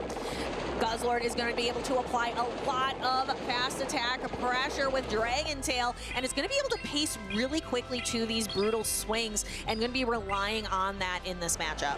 Guzzlord generally going to be favored here just because of this absolutely relentless pacing. Quagsire are going to farm up a ton of energy, fire off the Stone Edge right before the Brutal Swing is available. That Brutal Swing would have barely missed the knockout, but give Guzzlord 1 or 2 more Dragon Tails, and then that Brutal Swing would have actually taken the KO. We're also seeing, like, we do have quite a few differences on this team. Mountain Dugong making an interesting switch into the Medicham, and his Nighttime Clasher is letting him ramp up a lot of energy here. I think Nighttime Clasher is going to chip it with the Brutal Swing and then bring in his own Medicham here. Oh, no, he doesn't. He actually brings in the Corviknight. I stand corrected.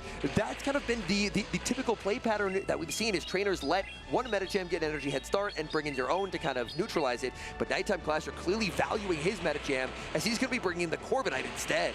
And you mentioned it earlier, Henry, you don't want to be predictable. And this could be an instance of Nighttime Clasher maybe tricking Mountain Dugong into thinking like, I don't have Medicham back here. And by bringing out the Corviknight, he is, my guess is also making the read that it's the Volt Switch Fortress in the back. Because now Corviknight avoids the Volt Switch Fortress, whereas if he went for the Medi Mirror, then that could have set up that Corviknight for disaster. Yeah, so Nighttime Clasher may be reading the playbook, but it's hard to know. We are not mind readers ourselves, but that could be what this trainer is thinking. Corviknight going for the air cutter, no shield from Mountain Dugong. Oh, that is a very nice bait call from Mountain Dugong. Nighttime Clasher going to be sending in the Medicham, and Medicham's bulk will be on full display. Mountain Dugong gets to apply a debuff, but Medicham shakes off that Sand Tomb like it's nothing. Medicham is able to pace very quickly to these ice punches and dynamic punches, and it has the benefit of that 2-turn fast attack, going for the ice punch, getting the shield from Mountain Dugong. Crazy stuff. Oh my goodness, that doesn't save a lot of energy, but it saves just a little bit. It does mean that later in the game, if Nighttime Clasher needs an Ice Punch, he will be able to reach Ice Punch in 4 instead of 5. Saves a little bit of energy, but sometimes it's those small adjustments in these mirror matches that do it, able to get right to the Ice Punch, knock out the Medicham, and here Nighttime Clasher immediately reaching for Guzzlord. Guzzlord still has so much stored energy. It had farmed up to just over 2 charge stacks before throwing the Brutal Swing, so it should have 4 Dragon Tails of energy, and there it is. And Nighttime Clasher throwing 2 and the move, adjusting for the fact that he did get the 1-turn switch. That is just absolute perfection in mechanics from the Latin American International Champion. Guzzlord going for the second Brutal Swing. Mountain Dugong kind of, you can see him pursing his lips, thinking, I don't know if I'm going to be able to win this one, maybe trying to think ahead to game number 2. That Guzzlord is just such a problem for Mountain Dugong. Quagsire is going to make the double Aqua Tail, but Nighttime Clasher still has half a Medicham, still has half a Corviknight. He's done a brilliant job of preserving his Pokemon and dancing in and out of these matchups to where he's just in a very commanding position. Yeah, this game is all about technical mastery from Nighttime Clasher, shielding the Stone Edge. We see these trainers having a good laugh. I think Mountain Dugong trying to get his opponent to laugh a little bit, chuckle a little bit at the end there, recognizing that the game was over. Congratulations to Nighttime Clasher. Really a showcase of technical mastery. What really was the highlight of this game? I think Nighttime Clasher showed why in this mirror match you bring Guzzlord. Guzzlord was an absolute nightmare for Mountain Dugong to deal with. Mountain Dugong even tried for a catch, didn't get it. Nighttime Clasher stayed on the field, rebanked the energy, and that Guzzlord energy, he just couldn't get rid of it. So it's now on Mountain Dugong to try and make the adjustment. Even with that air cutter bait call, it still wasn't enough.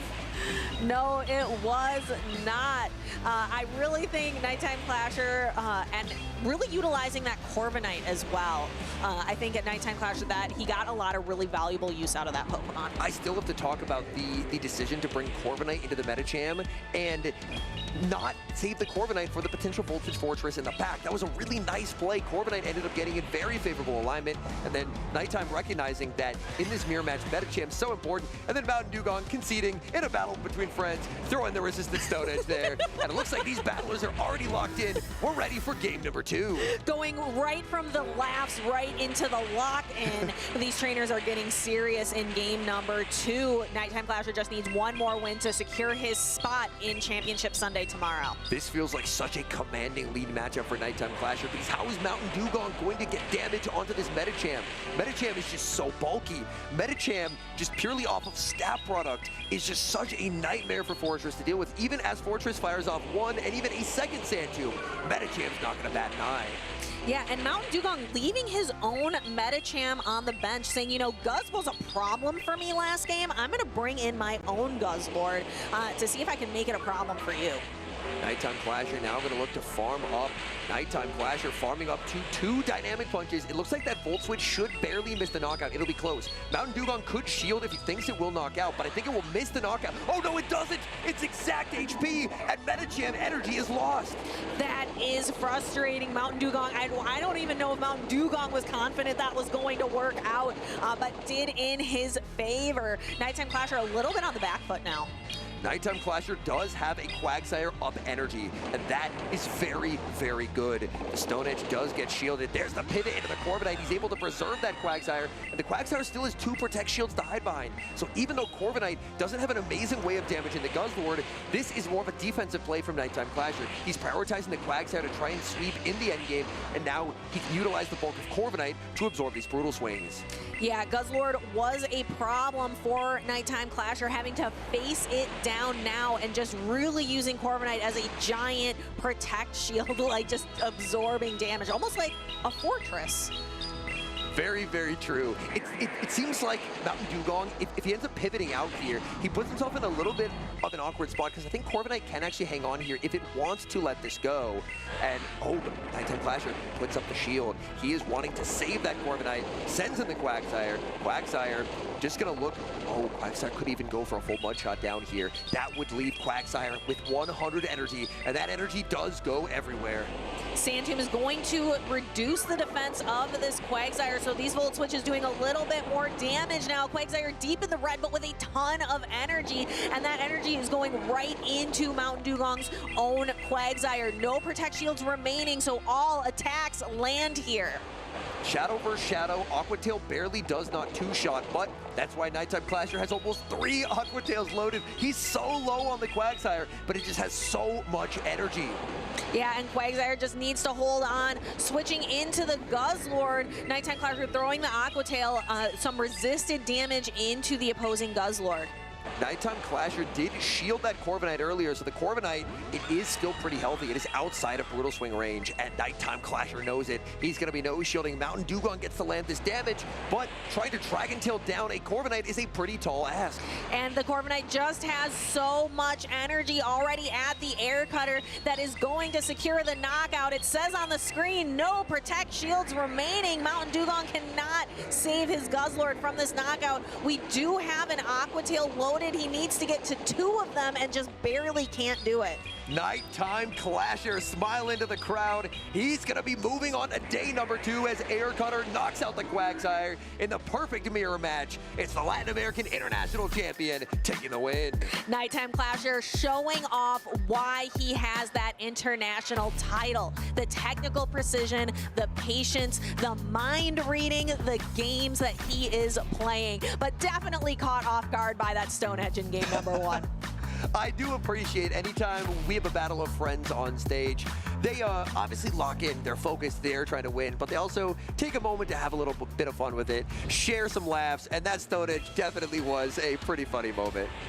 We can see just how Nighttime Clasher secured this victory into the battles tomorrow here, winners finals of Group B.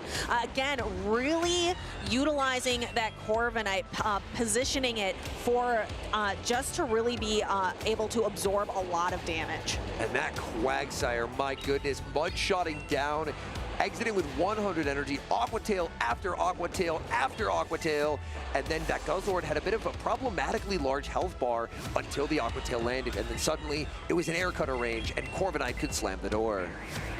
And Guzzlord goes down, and Quagsire will go down as well, just not able to garnish enough energy to be able to knock out the Corviknight and get, like, you need to get the Protect Shield first, and mud-shotting down a Corviknight is a tall ask. Especially with the mudshot damage being reduced this season. It got extra energy generation, which is what the mudshot users wanted, but with less damage, and with it being single resisted, Corviknight's pretty bulky, and unfortunately, probably could have thrown 3 or 4 more mudshots, and Corviknight still would have been flying high. Yeah, I think that Corviknight just provided a lot of utility for Nighttime Clasher throughout that match, really relying on it in both games. Corviknight and Metachamp kind of as a pairing really carried him through throughout both of those games. We've seen a lot of top trainers have some pretty standout performances so far in Houston, and we'll actually get to hear from a top trainer coming up here momentarily. We've got Speedy sitting down with Rise to Occasion, multi-time regional winner, talking about how to learn these new metas and how to succeed in them. Ooh, don't want to miss this. Welcome in, everybody. As you know, Pokemon Go is constantly changing. Every 3 months, we have a season rotation. Some attacks get better, some attacks get worse. Pokemon seem to cycle in and out of the meta constantly, and it can be really hard to understand what's good and how you can perform with it. So I brought in one of our premier experts. This is Rise to Occasion, a trainer that's competed at numerous events. He's won a Championship Series event every single season, and he's gonna give us his best tips on how to learn and adapt to brand new metas. Because honestly, Rise, it's super challenging. It is really challenging. It's something I personally struggled with for a lot of seasons because I always felt like analyzing an existing meta was something I was good at, but when it's a brand new meta, you're not really sure what to expect. You still don't have the feel for certain mons. It can be a lot more difficult. So it's something I feel like I've had to really learn to get better at over time. That's a really good point. And when you and I were talking about this interview, you said that Vancouver was really a turning point for you. And that was a very, very interesting event because the meta was kind of changing over the weekend, literally. So you had to learn on the fly, learn a lot of new matchups, a lot of new Pokemon. What was like your biggest key to success for that event? Exactly, and it was the first time I really broke through having success in one of those situations where certain Pokemon weren't allowed with their move sets, and you had to really figure it out in like a week time span. So I think coming up with a core breaker style team where you had Pokemon that people weren't used to, that was the key to success. For example, it was the Shadow Steelix Golisopod core for that tournament, and people just weren't used to Golisopod with the newly buffed Aqua Jet. It wasn't a Pokemon you ever thought of as a strong water type, but with that quick pacing and the energy, it caught people off guard, and it was something they weren't really expecting and put in a lot of work in that tournament. There was another team of yours that I remember, Jellicent. I think you had Abomasnow on the team. Was that sometime in 2024, I believe? Yes. Talk to us about that team, because that was like Core Breaker Buffet. That was Knoxville 2024, and you said it was like a team of core breakers. That's exactly what I was kind of going for, because sometimes I think when you fall into the meta, Pokemon are meta for a reason, right? They're really strong. But in chess, sometimes they talk about taking advantage of imbalances. And that's something I kind of think about for Go, is having a team that's not the standard meta, things that people aren't used to seeing. You create imbalances and then trying to take advantage of those imbalances. Well, Rise, every time there's a season update, there is a large blog post detailing all of the changes, whether it's attack availability or attack adjustments. I feel like looking at all that text can be really intimidating, especially for new trainers who are trying to figure out what it all means. Do you have any tips for helping trainers to maybe absorb that information faster and understand the blog post? Absolutely. And keeping track of energy is such an important part of our game. So when there's a move update and you see this generates +2 more energy now per turn or per cycle, it's tough because you're used to maybe Metal Sound, for example, not being a relevant attack, and then you see the energy generation and you've seen Empoleon for the first time with its newly buffed attack, so you're like, how do I count this? I think the key is, what I like to do is compare it to something I already know. So for example, Metal Sound gets newly buffed, and rather than trying to calculate the energy in the turns, you can think of it, oh, well, this is the same energy as Powder Snow. And I already know the counts of Powder Snow for this Pokemon, so I can just compare it to that, and it's easier to remember like that, the counts of the newly buffed attacks. I like that a lot, right? Because you're not like starting over. You build based on what you already know, and then kind of adjust your knowledge from there. So when we do get those season updates and counts do change, pacing does change. I know, especially in Go Battle League, it can be a bad feeling when you're like, oh, they're already at Stone Edge, or they already have the Hydro Cannon. It can be a little tough there. But Rise, as we wrap up, do you have any more tips, advice, any words of encouragement you give to trainers that maybe look at the blog posts and maybe their first event's coming up and they want to prepare? Yeah, I think we talk about the energy and the damage and the stats on these moves and attacks, but I think also just getting a feel for these Pokemon, right? I think practice and repetition, getting that feel and experience with these Pokemon helps you just understand how they work more, and I think doing practice tournaments and adapting for these new metas is a real help as well. Awesome. All right, everybody, you heard it here first. Rise to Occasion, thank you so much. Best of luck this weekend. We're going to head right back to the stream.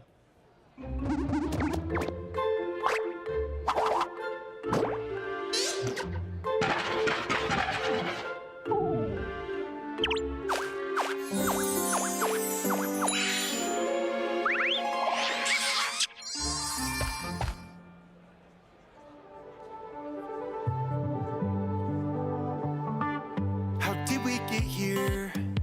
So far from home, on the untread path. But we're not alone, we got each other. So we got a lot, and now the moment's come to finally take our shot. Oh, look how far we've come, look how far we've come. We're so much closer now to the battles we've won. Oh, look how far we've come, look how far we've come. There's still a ways to go, but look how far we've come.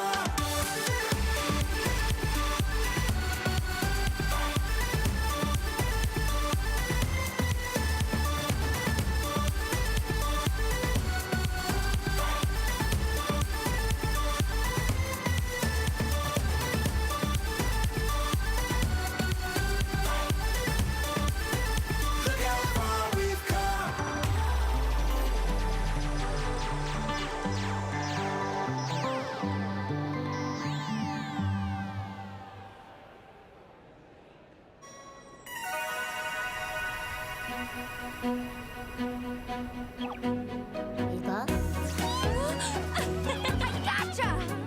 Quixley! Pika Pika!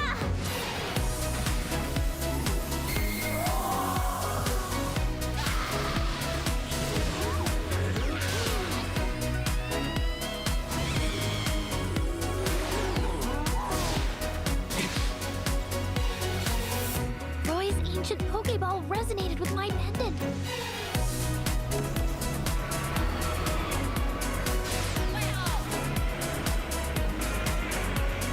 Use a lot of cleavage!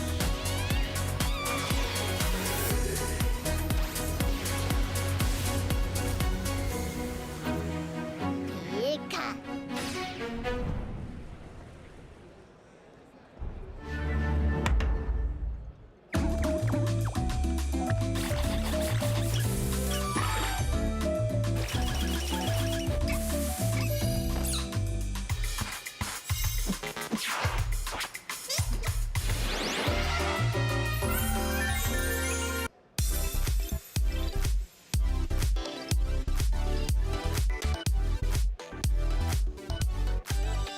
Welcome back, trainers. Here we are in the beautiful city of Houston, the hub, the place where they went to the moon. I don't know if you knew that, Speedy. I didn't know that, actually. Okay. Well, that's now incredible. You know. Yeah.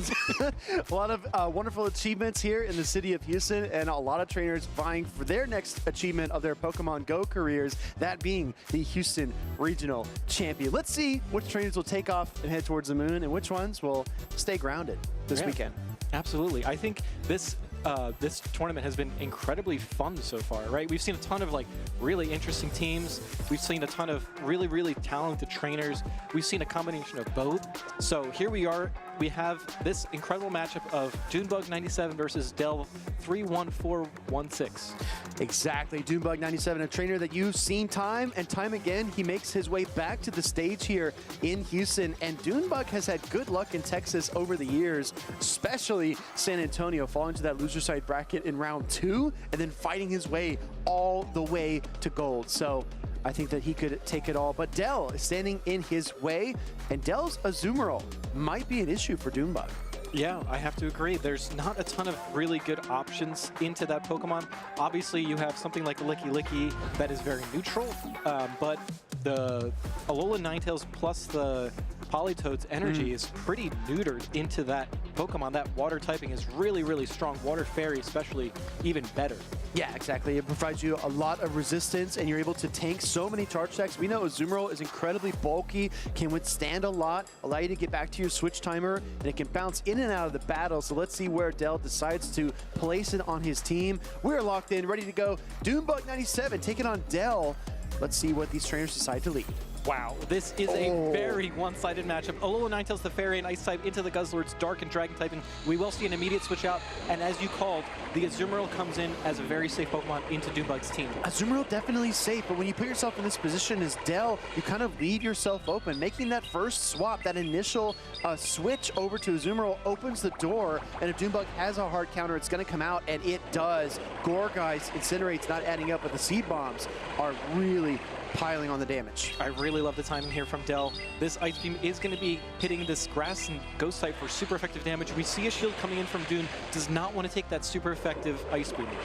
Another Seed Bomb is locked and loaded, ready to go. Incinerate's 5 turns, Bubble is 3, so you only give away 1 free turn of energy if you throw a single Incinerate. Dunebug, timing beautiful as ever. Seed Bomb connects. Yeah, and we're going to see another Ice Beam connect here into this Gourgeist. I believe, yeah, this is going to be super effective damage. It's not going to be enough to knock out because Azumarill does not have a very high attack stat, and Gourgeist is pretty bulky, but it does a good amount of damage. It's going to put it down into farming down range for one of the other Pokemon, potentially. We see a Seed Bomb getting fired off here. Dunebug charging up to double Seed Bomb here. Yeah, and because he throws the Seed Bomb now, he actually negates that bubble damage that would have applied otherwise. Doesn't make a big difference, but if he needs a little HP in the end of the battle, then you can see exactly where that difference was made up. We're going to see a Guzzlord mirror match now. I think you want to be throwing the Sludge Bomb, and because Del's a Dragon Tail ahead, he's able to get to his first. Yeah, I really like that switch out from Dunebug, though, going into like the neutral third Pokemon that neither player knows, and then going into this Guzzlord is really, really safe here. Actually throwing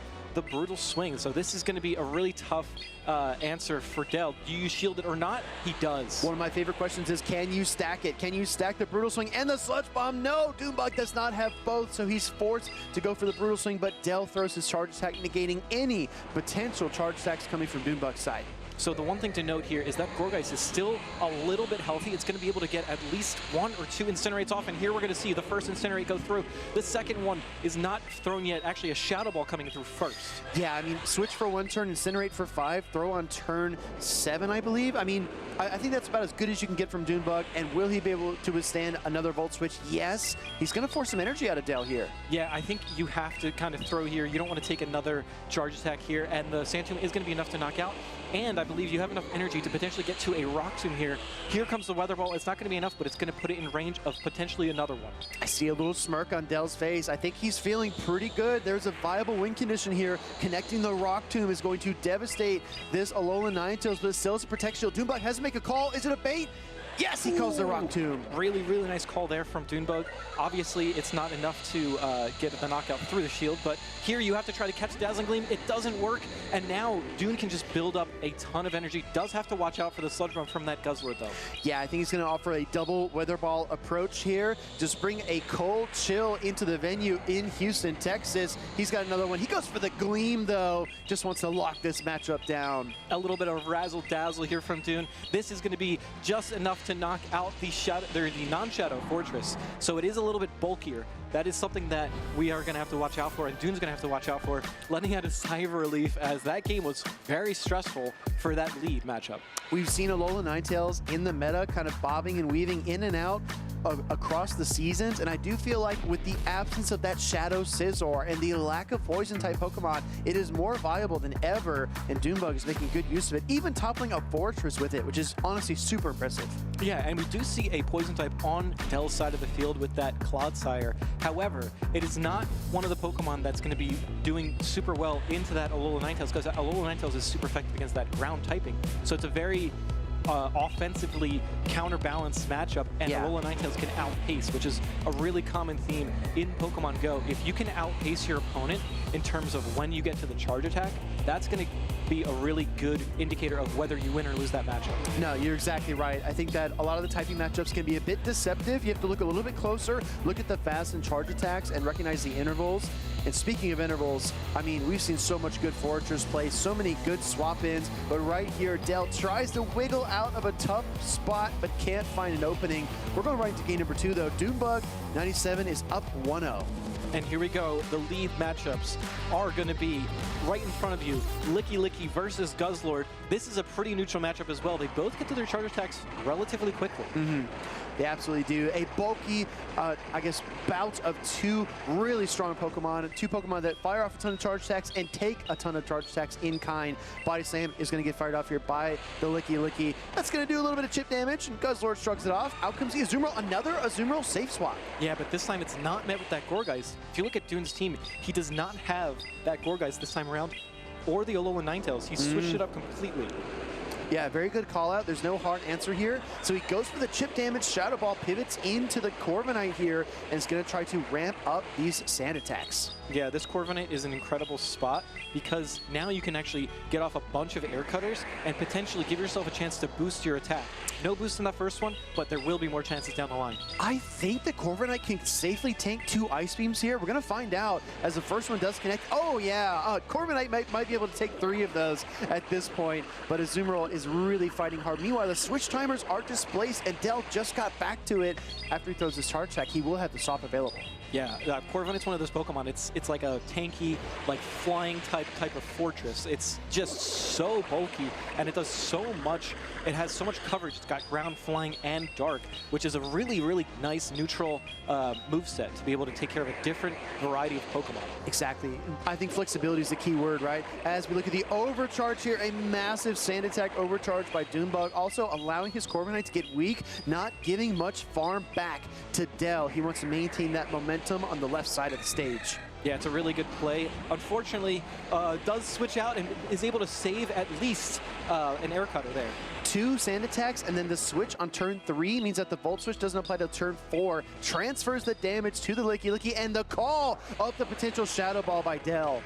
Really nice call there by Dell, understanding that Fortress is potentially the win condition and saving the shields for that Guzzlord in the back as well. Here comes a Rock Tomb. This is definitely going to be a debuff, but I don't think it's enough to knock out. Yeah, Licky Licky is just a little too tanky for that. Yeah, not quite enough, but the question becomes, we know the Shadow Ball is here. Dell actually allows this one through because of the debuff. He feels much more confident tanking it. I don't think Licky Licky gets to another charge attack, though. It might get Volt Switch down, and it does. Yeah, really nice call there. And now it's going to be really tough to be able to knock out this Fortress because all of your fast attacks are going to be resisted. Here comes the Guzzlord into the Guzzlord mirror, and now the Sludge Bomb is going to come through. I think, is Doombug going to shield? No. Oh, actually, no shields. Honestly, I thought he might start to go for a fast attack win condition where he just allows the, shields the charge attacks and then forces the Dragon Tails through, but instead he pivots to Corviknight, getting a ton of value out of this Pokemon. Yeah, and we don't see another shield as well, and we see the boost there, and here comes another air cutter. I did not think it was going to get there. And he gets up 4 sand attacks, which means that second Dragon Tail doesn't connect until now. The Guzzlord will finally pick up the KO, and it's got a Sludge Bomb ready to go. Yeah, here comes the Sludge Bomb. Do you shield this now? Now, if you don't call this, it's going to be really, really tough, and he doesn't call it. Here comes another Sludge Bomb, and now you can potentially Volt Switch down with your Fortress. Oh, it's going to be really close. Oh, it does have the Rock Tomb. I honestly wonder if a double Sand Tomb would have made more sense, because then you boost up your Volt Switch damage, right? Yeah, but you have to play both games of do you want to debuff their attack or debuff their defense? That's the issue here, and now you have double Brutal Swing here for Doombug. I think that one will be enough to knock out. Yeah, this is going to be perilously close. Brutal Swing #1 takes the final shield. Dell has the Sand Tomb, fires it off here. It's going to peel that final shield from Doonbug, but he did get the Dragon Tail through. He gave us a knowing nod. I think Doonbug realizes he's won this battle. Yeah, really, really well played there from Dell, but I think the Guzzler and the Corviknight, I think the Corviknight was the really key Pokemon here for Doonbug. Fantastic into Dell's entire team, and a huge fist pump there from Doonbug, knowing that this was a really tough matchup, but he was able to come out on top. Just when you think you've seen it all, Doonbug does the damage transfer, saves the Corviknight, brings it back into the Guzzlord matchup, clearing the debuff, gets off one air cutter, says, you know what, I'm not done yet. I got all this value. I'm going to do 4 more sand attacks and fire off another air cutter to apply maximum pressure. And honestly, if Doonbug doesn't get that 3rd air cutter, this might have been a different ballgame entirely. I agree. It's like that one meme where the guy, I think it's LeBron, he's like, oh, you like the air cutter? Here go 2 more. Yeah, exactly. Here's another air cutter. If you like that, we got those all day. Corviknight has been such a staple in the competitive Go Battle League and Championship Series metas for so long. I definitely think it's worth building one if you haven't already. Honestly, Alex, when I was team building for Seattle, I was thinking there aren't that many safe switches in the meta currently. Maybe Licky Licky, maybe Corviknight, and granted, that was back in the Precious Paths meta. We moved into a situation where maybe Quagsire is a top safe switch, but honestly, when you look at the meta and how it develops, you have to hone in on those key Pokemon and learn them, and Corviknight looks just as good as it did 6 or 8 or 10 months ago. Yeah, I truly believe that Corviknight might be the best safe switch, no matter what meta comes again.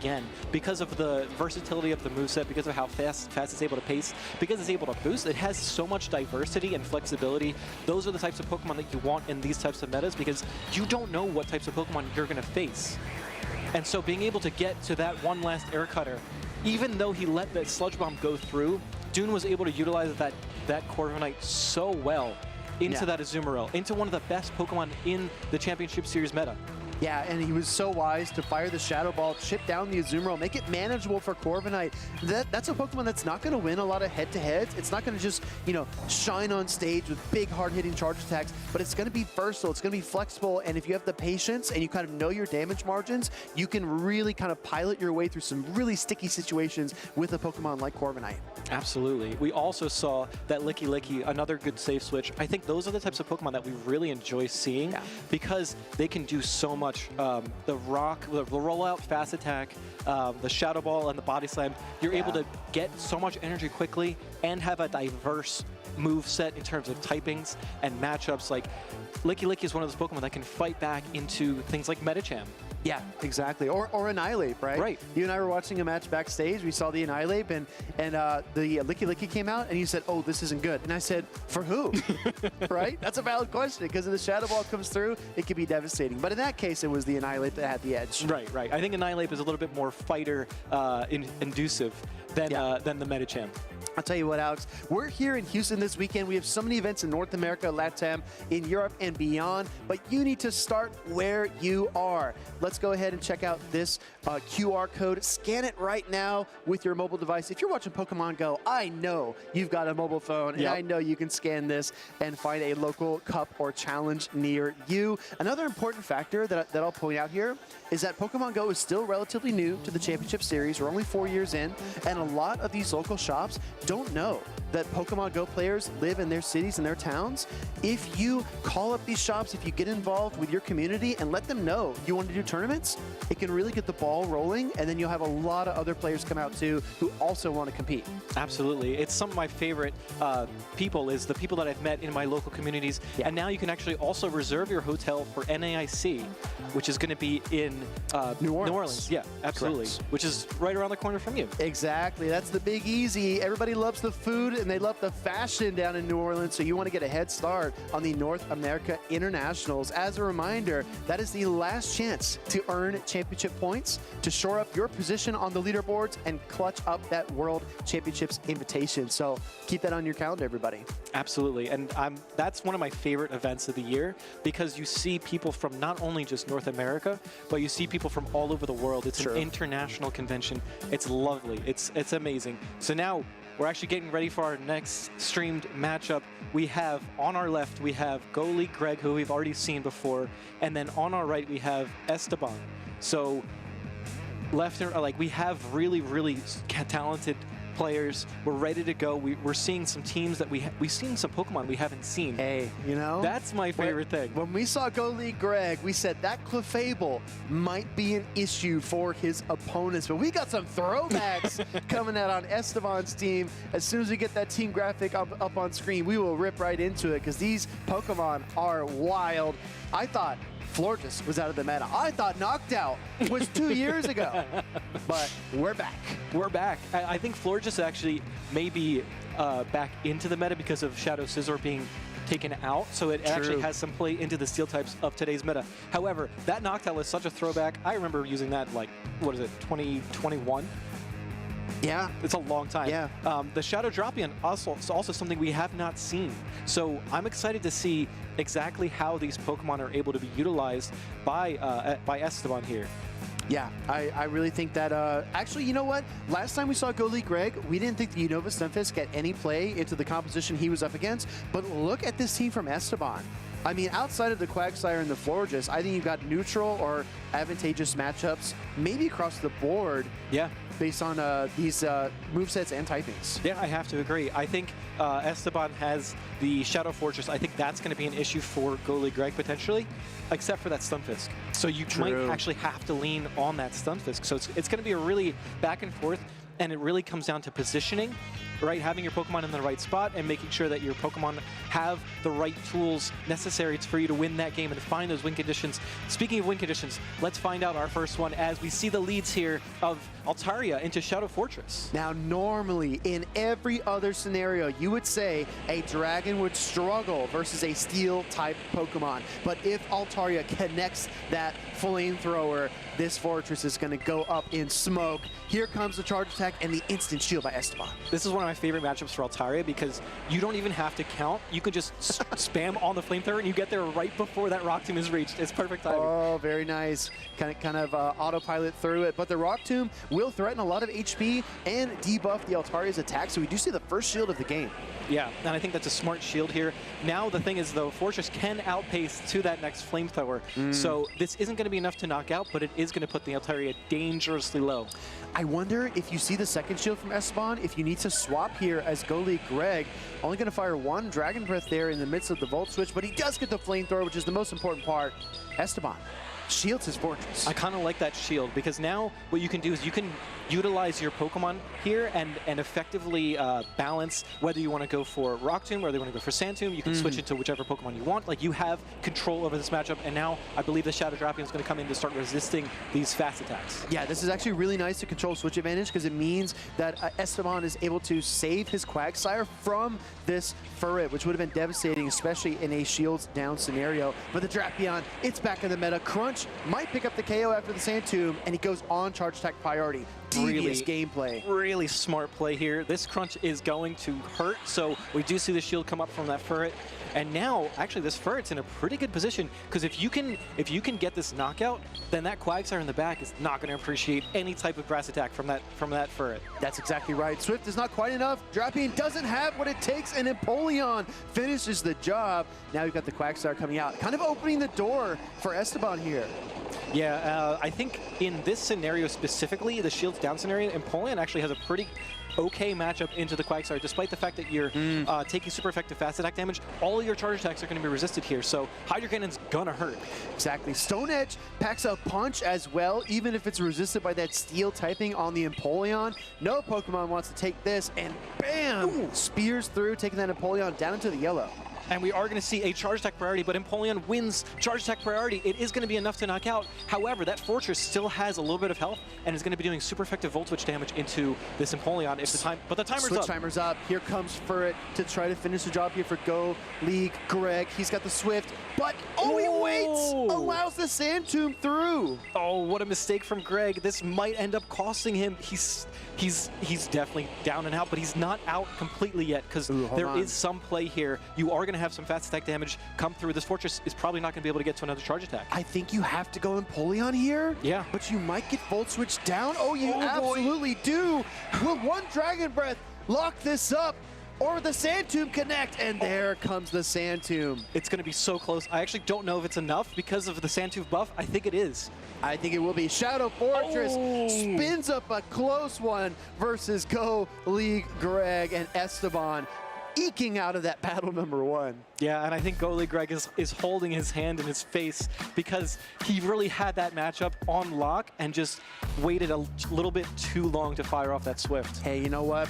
As the battle goes on, it's kind of like a recipe. You're tossing in so many ingredients, all the energy gets shuffled, Pokemon pop in and out, shields go up and down, and when you get to that point, maybe you get lost in the sauce, and I think that's what happened with Go League Greg. So it's up to Esteban to prove that that wasn't a fluke and take the 2-0 here, or it's up to Go League Greg to reverse sweep. I agree. Esteban played really, really well out of his mind, and that Fortress came in so clutch. Throwing here this crunch on the charge attack priority, really smart play as well. And then the coming in with the Empoleon to farm down the rest of that Shadow Drapion. Yeah. Really smart plays.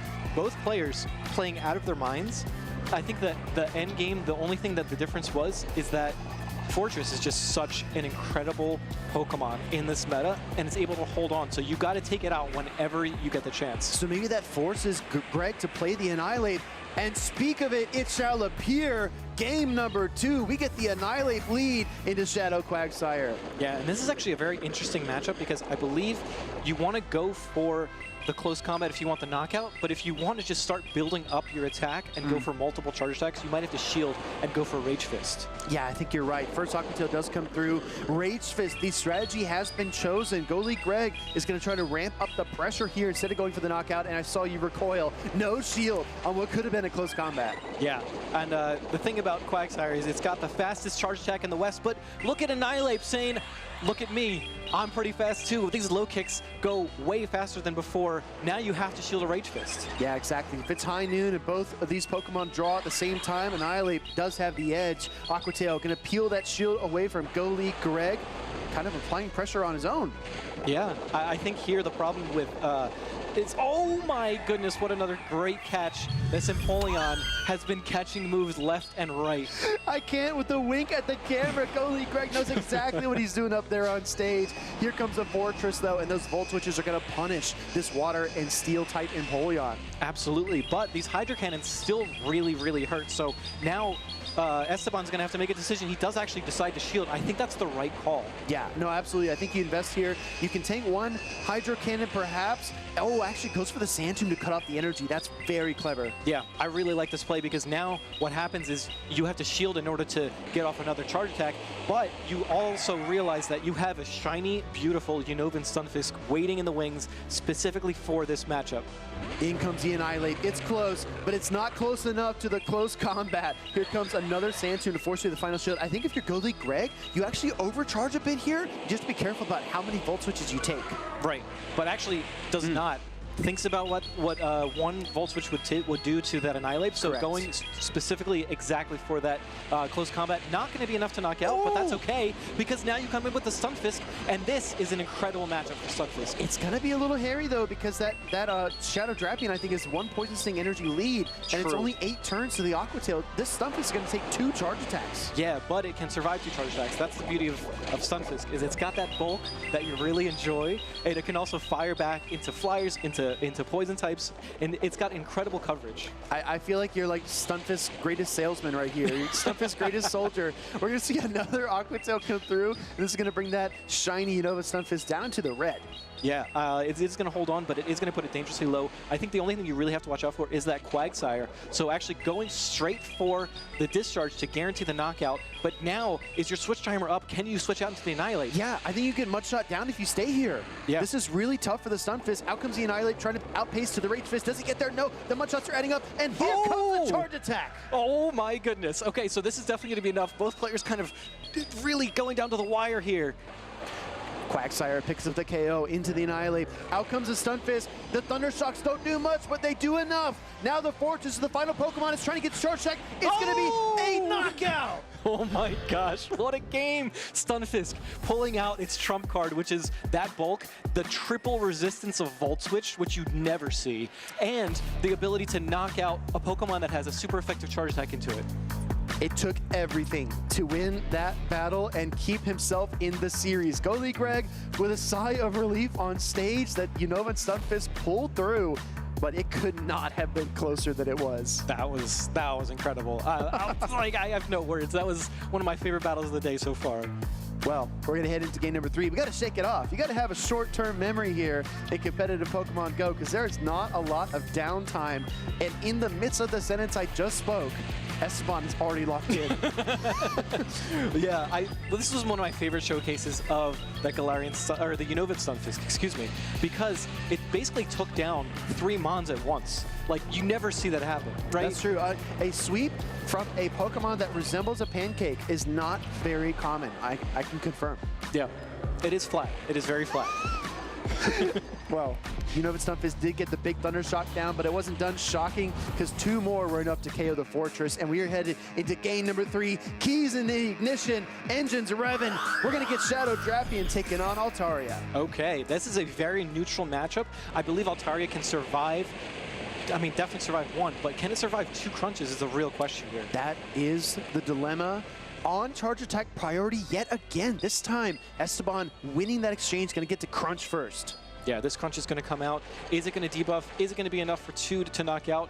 It's so close. It's actually right there. I think with the Poison Stings, it will be enough. In debuff or not, I think double crunch could be the win condition in this lead matchup. Yeah, but we actually see the no shield there. The crunch is going to come through just before the Dragon Breaths are enough to knock out. And now Goalie Greg has a decision to make. Do you shield or not?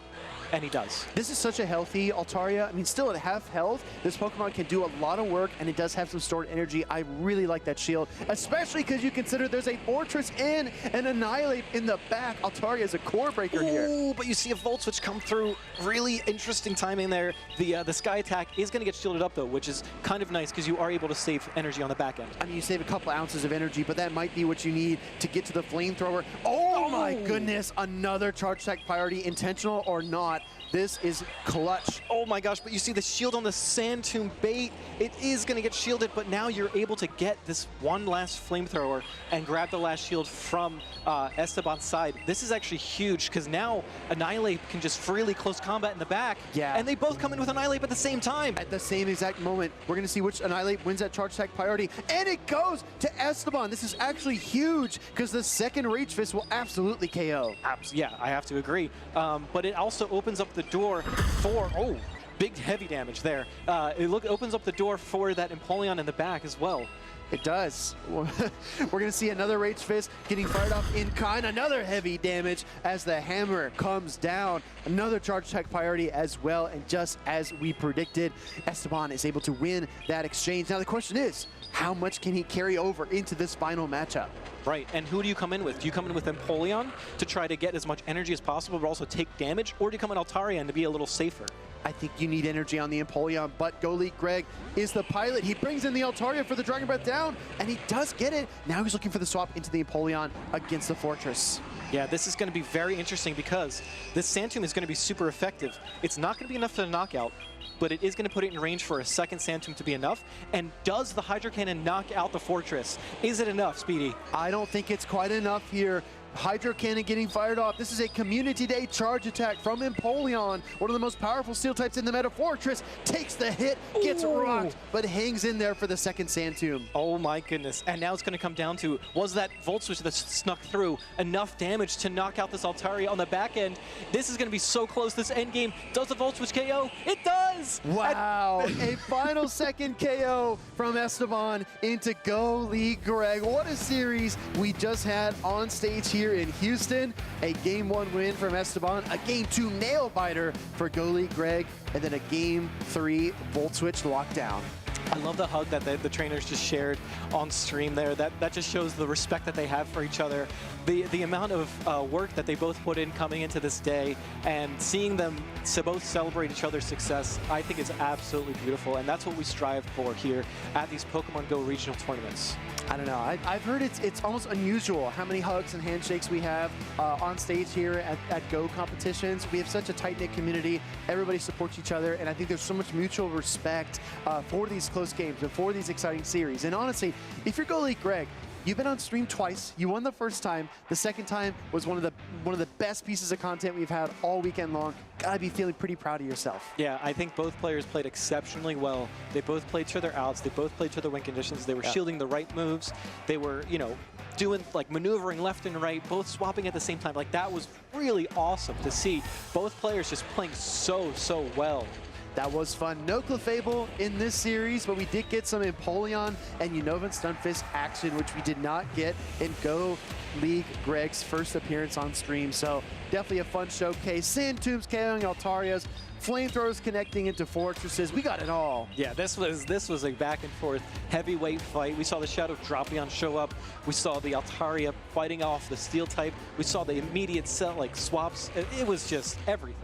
Yeah, everything you could ask for. Absolute cinema here in Houston, and we're only about halfway through day number 1. So if you're enjoying the tournament this weekend, give our channel a follow. Get active in the chat. Let us know what you think of these competitors. Yeah, I'm just so happy. I'm glad we were able to see some really great battles. Not only great battles, but great battlers, but great Pokemon and utilization of those Pokemon. It's just, I'm having so much fun here. Yeah. I really am. It's absolutely spectacular, and it's only going to get better. Championship Sunday is a vibe unlike any other, and that is tomorrow. But for right now, we have 2 new trainers taking the stage. Stark, we've seen Clefable, we've seen Galarian Weezing, we've seen a ton of Guzzlord, Quagsire, Togekiss even. Is there anything else that's on your list that you would like to see today? You know, it kind of bugs me that you haven't brought this up yet. Charge a Bug. Okay, but hold on. It feels like there's another Volt Switch user that's a lot more prominent and wins the head-to-head versus Charge Bug. So why bring the Charge Bug? Well, you know, it's good. It does the thing. It's good? It does better into like Corviknight, I guess.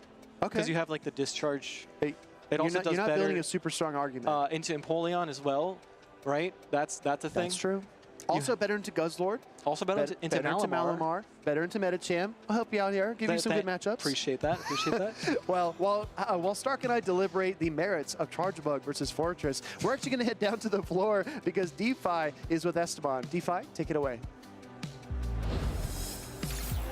Thank you so much, Will. I am here with the finalist from Group D going into the Sunday tomorrow, and that is Esteban. Esteban, this is your very first tournament here in Houston. Tell me, what brought you here today? Believe it or not, I'm on Twitch a lot, so I was just hanging out with one of my best friends, actually Go League Greg, stream, and he was just hyping it up that I was going to be there, even though I didn't even mention it at all.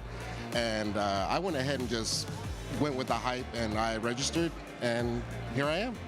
That's so much fun, and Goalie Greg is over here. He is recording the content to make sure that this moment stands in history. Congratulations, first tournament ever, going into Group D. How does that feel? Honestly, my nerves are above and beyond right now. Like I said, it's my first time, but other than that, I kept my composure for the most part, I think. I think you did as well. You kept it cool, calm, and collected and did a great job up there on the stage. Which Pokemon do you think is your MVP here this weekend? Honestly, probably Drapion.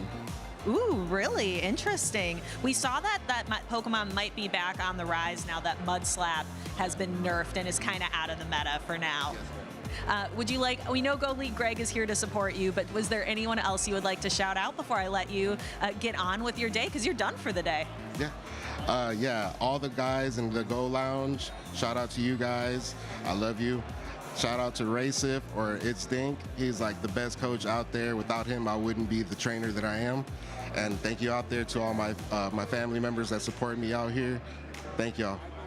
And thank you, Esteban, so much. We love to see hometown heroes and locals do well, and we absolutely love seeing new trainers come out and give the championship series a whirl. You've gone to show that it can work out quite well. We've got more battles to come. Let's take it back to House Stark and Speediest Chief. All right, thank you so much, DeFi, for that amazing interview. I loved seeing the Go Lounge being mentioned because now they're lounging their way into day 2. Exactly right. They can relax and kick back a little bit, but we're going to keep the action going, everybody. We've got Javier C2182, and I'm going to make sure that Stark pronounces the full name every single time he says that trainer's name. And we also have Jello Too Good on the right side. Is this what you were getting at with the Charger Bug? Yeah, a little bit. Yeah, I was like kind of hinting towards the fact that we haven't seen Charger Bug, and you might see it pretty soon, you know. But we also see Jello Too Good facing a Jellison, which we also haven't seen. Well, I think, honestly, looking at this matchup, the Charger Bug into the Guzzlord, into the Empoleon, into the Corviknight, into the Jellison, this looks like a real problem for Javier. I have to agree. There's super effective damage on 4 out of the 6, and now it's I mean, you have to kind of bring Quagsire in order to be able to counter that Pokemon. So I think actually both trainers locked in, ready to go. Let's jump into game number 1. Battle number 1. Guzzlord, the mighty devourer, faces off against Charger Bug, the tiny little electric bug battery. But I gotta say, the Brutal Swing pacing has done wonders for the Guzzlord. It might actually win this matchup in even shields. Yeah, I agree. The more shields that go up, the better it looks for Guzzlord, because you're resisting all that Volt Switch damage.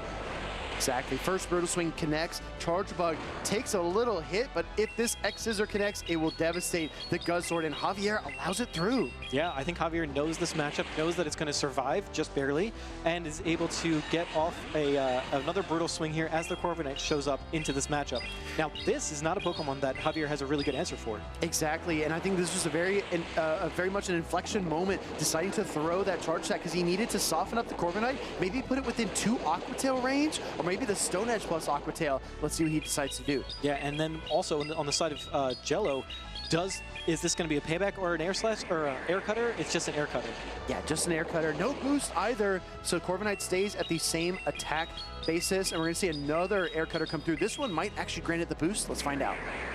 Here the air cutter comes through. No boost again, so no luck for Jello, but these Aqua Tails are going to get fired off very, very quickly. This is nice neutral damage. It is just barely not enough to knock out with the next one, but maybe with the Mudshot damage, it's going to be enough. And of course, Jello knows that, and is just going to switch into his own Quagsire. But Javier knew the switch was coming. He almost threw a Stone Edge in this matchup, which would have been resisted, but instead goes for the Aqua Tail. Very heads up by him, and he's not going to let off the pressure. Fires another Aqua Tail here to force the shield from Jello. Yeah, and you kind of have to shield at this moment in time because you don't want your Quagsire to get too low and get charmed down by the potential Wigglytuff in the back. But now we see a 2-shielded Wigglytuff against Pokemon that are all in the yellow. Well, I do think there's still a lot of play for Jello. Let's see if he can wiggle his way out of this bad situation. First shield for Javier comes up to protect his Wigglytuff. I see what you did there. Here comes another Aqua Tail. This is like the fastest Pokemon to getting to these Aqua Tails. It's so quick, it just fires them off back to back to back to back. It's so great to see Quagsire back in the meta. And I would love to see Cowboy Hat Quagsire. Please, Niantic, help us out. We're going to see a Swift get fired off into the Charger Bug. This is going to take it really low. It might be within Charm Down range now. It absolutely is, but the Discharge gets fired off too. Yeah, not getting out of this matchup without getting some Charge Attack damage off. That is what Charger Bug does.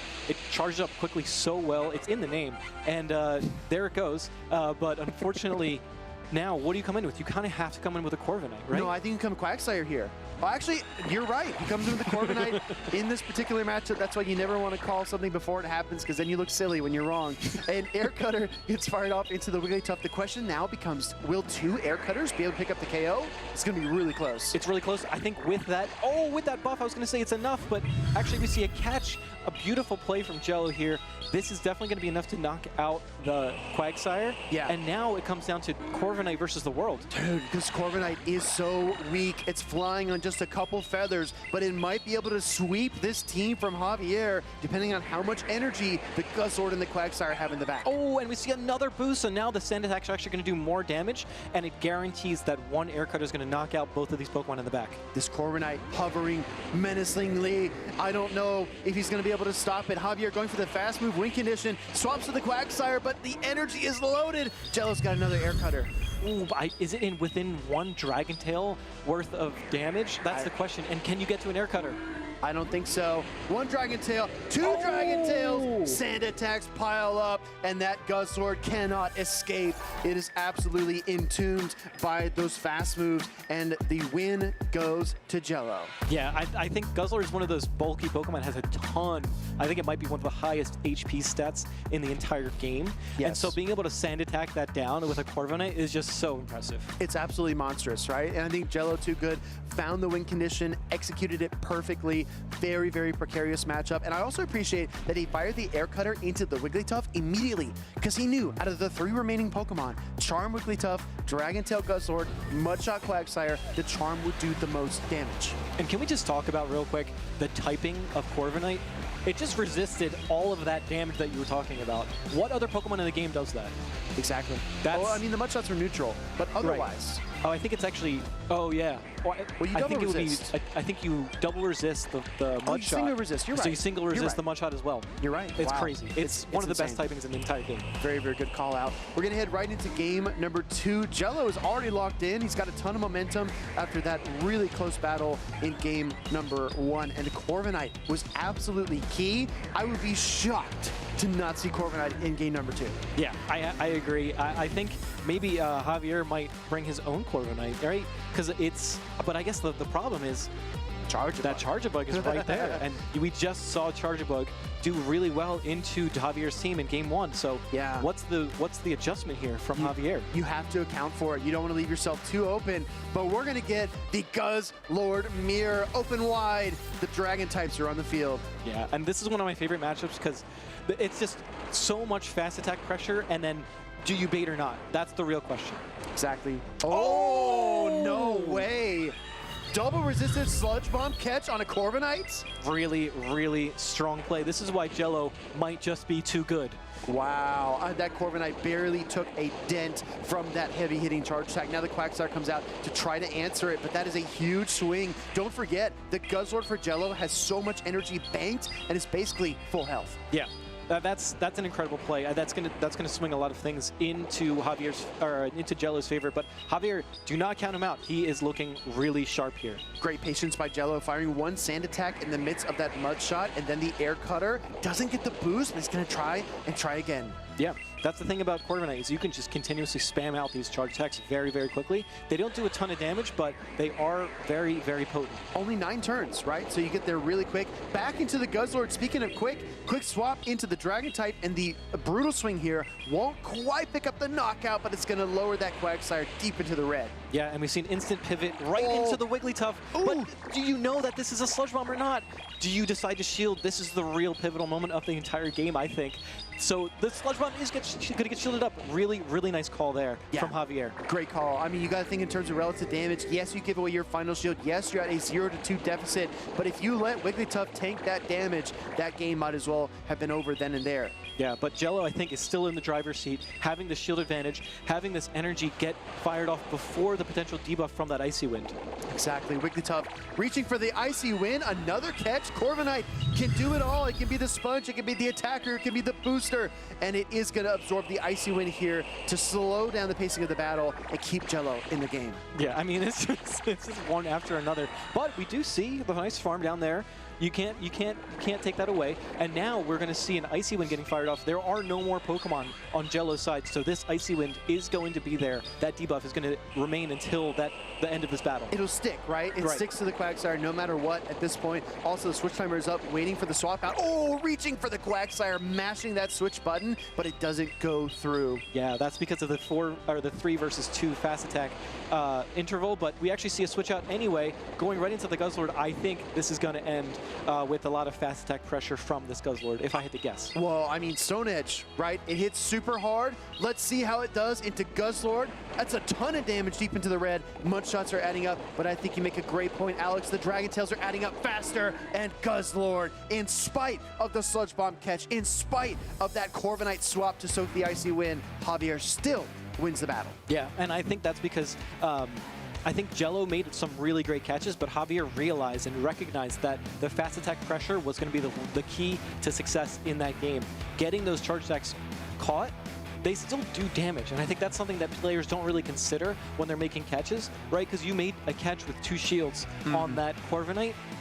but maybe taking the Icy Wind first and then switching out might have been a play as well, because then you don't have that debuff for the rest of the battle. That's what I'm thinking too. I think shielding the Icy Wind, then clearing it with the Corviknight could have been a potential win condition, but the game moves so quickly, and making just one split-hair decision can really turn the tables and open up new win conditions and close other ones as well. So we're heading into a decisive battle number 3, everybody. We're going to see Javier and his Guzzlord. He has been so strong into Charge Bug, and it did not appear in battle number 2. Does Jello go back to the Electric and Bug type? Yeah, and we've seen Javier now run the same team back twice. Does Javier make a decision to run something like the Jealousy or the Corviknight or the Empoleon, Pokemon that he has not used yet, to bring a different look towards the battle so that Jello doesn't make all those catches? Because if you know what to expect, you're going to be able to play around it. And that's, I think, the type of players that we're seeing here. One playstyle is like, okay, I'm going to be very methodical, and then Jello's playstyle is more reactionary. It's very finesse, right? It's got a lot of finesse. We're going to see how this shakes out, though. We have a devastating lead for Jello, though. Guzzlord was not the call against the Wigglytuff, but he's able to pivot into the Quagsire. Yeah, and there's no real answer to Quagsire. We talked about this a few times now, but actually a huge catch onto the Empoleon. However, this Empoleon is not really going to enjoy taking these fast attacks from the Quagsire. That's fair, but at the same time, it already got the Metal Sound through, and now it's only 4 away. It's got the Hydro Cannon here, which will absolutely KO. I think it might even be safe to no-shield this one, but Javier decides to forego it. This Empoleon's still in the yellow. Yeah, I mean, the Empoleon actually does resist all of Quagsire's charge attacks, which is why it's such an interesting matchup. We do see the shield come up because the Hydro Cannon would be enough to knock out. Great shield there, and I think you're also going to be able to outpace, and now one Aqua Tail will definitely be enough to knock out the Empoleon despite the resistance. Yeah, this is the trade-off, right? If you shield here as Javier, you can probably take that second shield or switch advantage from Jello. So this is an investment and return situation. He's going to fire off that second Hydro Cannon. Jello realizes he might be able to mud-shot down, so he double commits. Yeah, and I think you have to as Jello because that lead matchup was just so not in your favor. Yeah. So now you have an incredible matchup. At the very least, you don't have to have that Wigglytuff into your Guzzlord. You can go into the Corviknight instead in that matchup. I like this play a lot because playing, actually doesn't get the Aqua Tail there. Instead, the Swift comes through, which is a little unconventional for sure. Loses the Quagsire and the energy. Jello's visibly upset, but we'll see as the game progresses if that's going to make an impact. Yeah, and so now we see the Corviknight come into this Wigglytuff. You still have exactly what you want as Jello in terms of the matchups that you're looking for. However, that shield on Javier's side could really come into play in the endgame. We're going to find out. Air Cutter, number 1. Does that give him the boost? No. Sand attacks remain at the same level, and the Icy Wind actually drops down that attack even further. The nice thing is for Javier here is you can take another Air Cutter and not really have to worry about the Wigglytuff's health points because you don't need that much health to be able to beat that Guzzlord. So you can wear down this Corviknight with that Wigglytuff and then still use that Wigglytuff later in the battle. That's absolutely fair. Another Air Cutter coming through as we see not much damage, but the boost comes through, and now the Corviknight is back up to its base attack. Final shot of the game from Javier on his Wigglytuff. Yeah, and I think this is the right call. You want to try to knock out this another attack boost. You want to try to knock out this Corviknight with the Wigglytuff as soon as possible so that you can get at 1 or 2 charms on that Guzzlord. Exactly. I think that damage really makes an impact. Corviknight, paces to another Air Cutter. Just 1 or 2 turns off on his counts, and Javier is forced to soak all this damage. Yeah, and now Jello is actually in an okay spot. He knows he has that Guzzlord. He doesn't know that it's the Quagsire in the back, but now he does.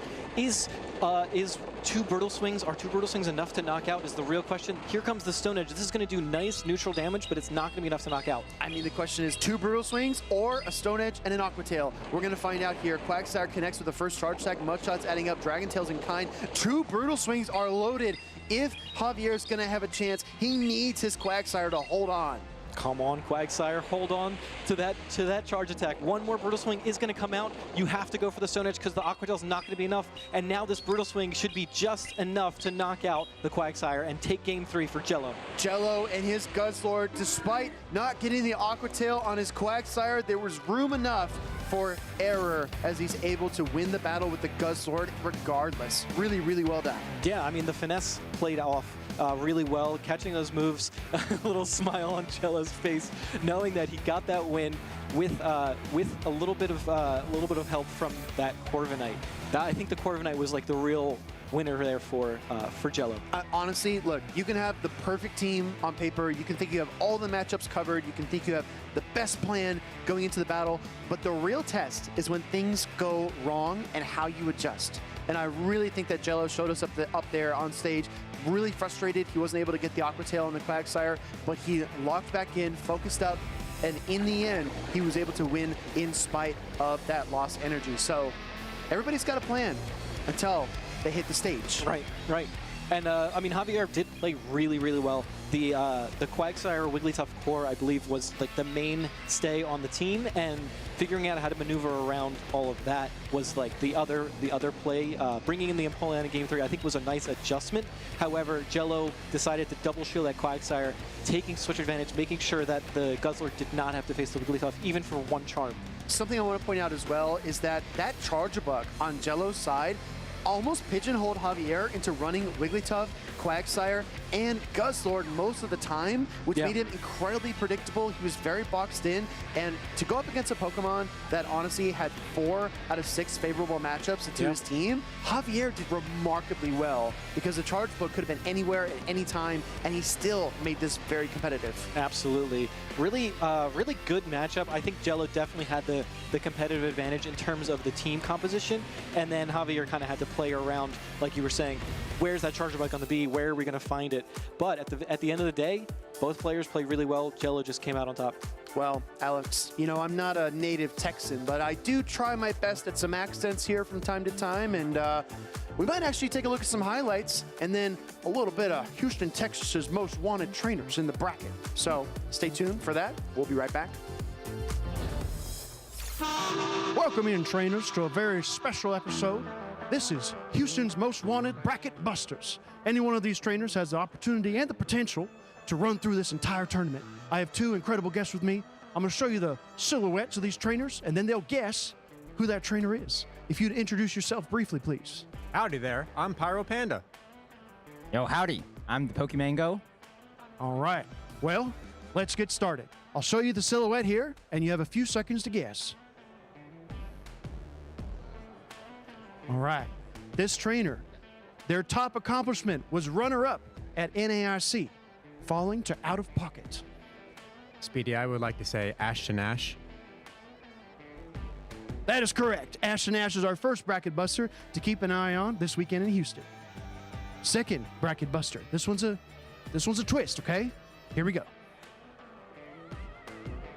All right, this trainer right here, this trainer placed 3rd place in Portland 2024 with Cresselia and Shadow Poliwrath. Speediest, that's Kobe Coupland. Kobe Coupland is correct. Very, very outstanding trainer. I'm excited to see what he does this weekend. Next, this trainer I think we all know, and you can recognize by the silhouette alone. This trainer has competed at 40 Championship Series events and won 6, tied for most in the world. Speedy, I would like to say Dunebug. That is correct. It is Dunebug 97. We got 2 more to go. This trainer, best accomplishment was runner-up at Indianapolis 2022. They were defeated by King IV and his Registeel.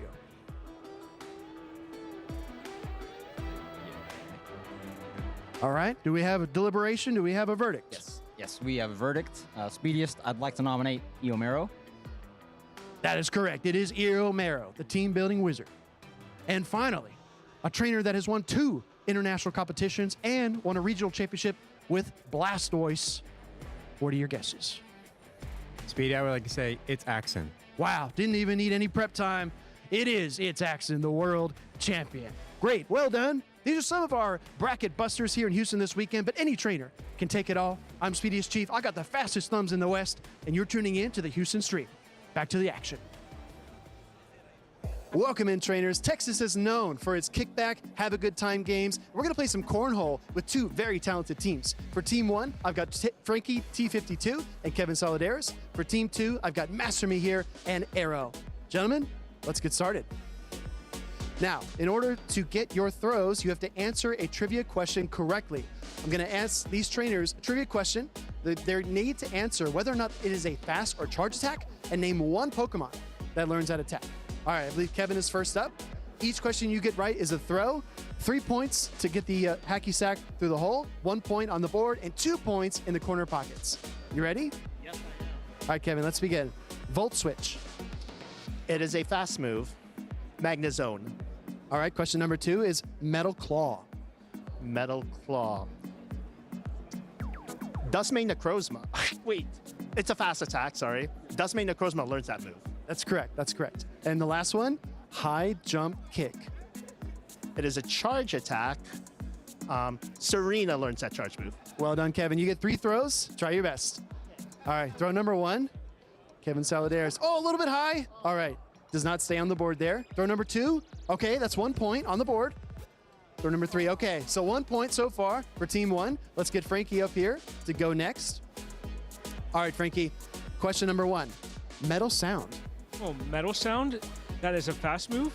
And doesn't Aaron learn that fast move? That is correct. I'm surprised you chose Aaron and not Empoleon, right? Number 2, Force Palm. Ooh, Force Palm, that is a fast move, and that learns by Lucario. Very well said, Frankie. Last one, Upper Hand. Ooh, Upper Hand. Isn't that a charge move learned by, oh God, what's this? I'm terrible at remembering these. God, it's a dragon. Why can't I think of the? I don't. It evolves from Jangmo. Yes. Not Hakamo, but. All right, I'll give it to you. Como-o. You're really close. Okay. All right, Frankie, you go ahead and have three throws here. That's all right. All right, throw number 1. Ooh, not quite on the board. We're going to have to go fish that one out. Oh, that's 3 points. Okay.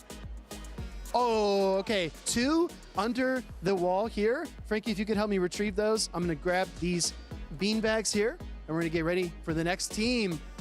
This is going to be Team Arrow and Team Master Mahir. Frankie, thank you so much. All right, Arrow, this is going to be a breeze for you, my friend. You're a Pokemon Go veteran. Let's get started. Number 1, Vine Whip. Vine Whip. That is a fast attack learned by everyone's favorite Venusaur. Very well said. All right, Silver Wind. Silver Wind. This is a move that I love back in the beginning stages of PvP. It is a charged move, and Venomoth learns it. That was actually the first one that came to mind for me as well. Takedown. Takedown. Fast or charged? I think it's a fast attack? That's correct. All right, we're getting close. It's got to be some normal type. Bidoof. That is incorrect. One more guess.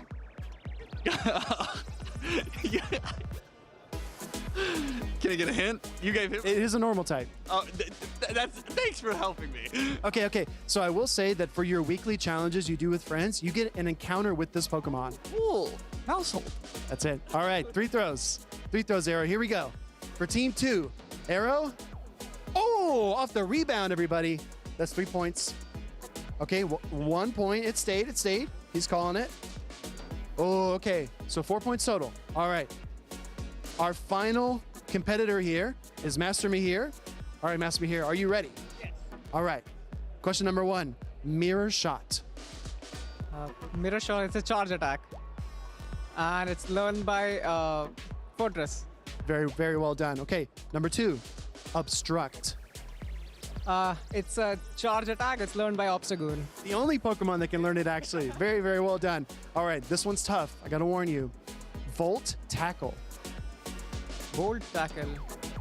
It's a charge attack learned by Pikachu. Wow, all right. Master Mahir, master indeed. Let's go ahead and get these throws. All right, number 1. Master Mahir. Oh my gosh, sunk it. 3 points. All right. One more.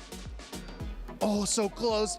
4 points. That's as good. All right, everybody, let's tally up the scores. Here, bring it in. Bring it over here, guys.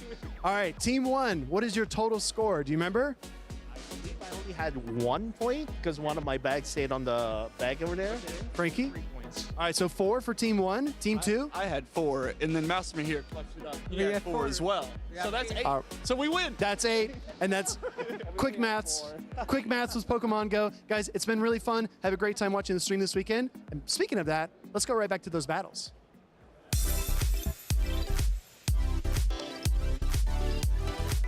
Welcome back, Pokemon trainers, to the 2026 Pokemon Go Houston Regional Championships. My name is Henry, live here on the desk with the one and only DeFi. And we've had some pretty incredible games so far here on day number 1. Edge of your seat battles that have been truly out of this world in outer space here in Houston, Texas. And we have a couple great battles coming up very soon. Our battlers are getting ready on the stage. And we've already had several trainers punch their ticket to day number 2. I'm mixing up my words there a little bit. And we have another group finals coming up between Elam and Mushroom Queen. Yes, this is going to be for Group F. So we are really moving through our group's winners finals. Elam, we know him. We've seen him all the time. He comes to a lot of different tournaments and just is consistent. One of our more consistent trainers here and going for another win here. Would be his first one in 2026. But then on the other side of the screen, we are going to have Mushroom Queen. Mushroom Queen, fan favorite battler, but is still looking for like a top 8 performance. She's had 2 tied for 9th, but is looking to get into that top 8. Can she do it here? Well, getting a win over a competitor as decorated as Elam, that'd be a really good place to start. Elam was the 2025 Atlanta Regional Champion and then followed it up by winning Toronto back-to-back. So if Mushroom Queen wants to make it to day number 2, defeating Elam is going to be a pretty tough opponent to get through. It's a big ask, but she could do it here. Taking a look, she is also running that Annihilate with that new low kick tech, but the one Pokemon that Annihilate really doesn't want to see on the other side of the screen is that Galarian Corsola. Galarian Corsola does look very neutrally strong for Elam across the board. I think the only matchup that Galarian Corsola would not want to see would be that Licky, but outside of that, I mean, Charjabug, that's a win. Altaria, that's a win. Florges, that's a win. Empoleon, that's fine. And Annihilate, as long as the Annihilate doesn't get a big energy head start, it's also pretty fine for the Corsola. So I wouldn't be surprised to see Elam lean on the Corsola, and therefore, Mushroom Queen, realizing this, is kind of forced into bringing that Licky. Yeah, you mentioned the Charjabug, and I'm really surprised by it. Out of the Volt Switch users, we've been seeing Fortress all day long, but Charjabug, I think this is the first. Maybe, like, I know Alex was talking a little bit about, like, why not use Charjabug? Let's see if maybe Mushroom Queen can pilot it here. One advantage that I do think that the Volt Switch Fortress offers is the fact that you're only taking super effective from one typing, because you are that Bug Steel. If you see fire damage, you're probably getting one shot, but outside of that, Bug Steel only has that one weakness, whereas Charjabug, it does offer some interesting resistances, but you're opening yourself up to more super effective damage. Yeah, Fortress, I think, has like 9 different typing resistances. Wow. It is such a defensively strong typing. Maybe not so much on the offense side, but defensively, having that steel typing goes crazy. And again, Fortress is like a fortress. It's like a brick wall when it comes to teams. It looks like our battlers are locked in, ready to go. We've got winners finals, Group F, and we have Elam versus Mushroom Queen, and this is not what her Florges wants to see. Oh, she ran a line that is very weak to the Volt Switch Fortress, and the Volt Switch Fortress has arrived. Elam gonna farm up energy as Mushroom Queen applies an instant debuff with Chilling Water. This is one thing that Florges does really well with Chilling Waters, is able to just consistently debuff the opponent, or you can use Trailblaze and buff yourself. Ooh, interesting play by Elam. Elam banks a ton of energy and then safe switches into the Shadow Altaria. Mushroom Queen's Florges is walled here, so she is going to fire off a Chilling Water, but if she brings out the Licky, that could free up the Corsola, but for now, she's going to stay on the field. And actually brings in the Empoleon, so Licky could find that Corsola later on in the endgame. I think that's very nice awareness by Mushroom Queen, recognizing that the Licky has to be preserved no matter the cost.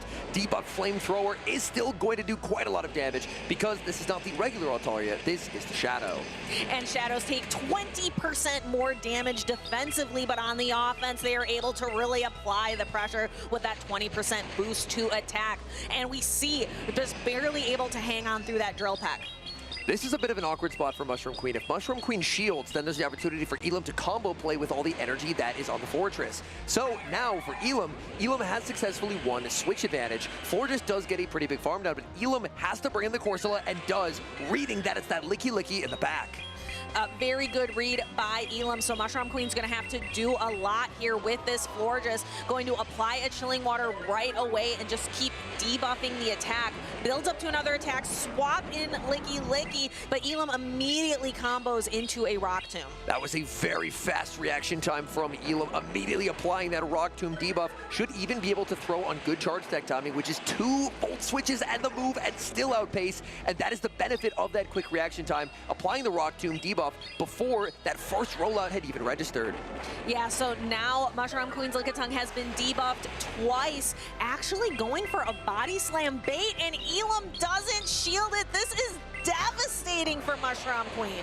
Oh, that is a nice call from Elam. Elam knew that even if it was the Shadow Ball, it would simply not do enough damage to secure the knockout at -2. But that Licky Licky is about to be at -3 after this third Rock Tomb. And that is going to be tough. Licky Licky really needed to land on to this Galarian Corsola combo play, but Elam sees right through it.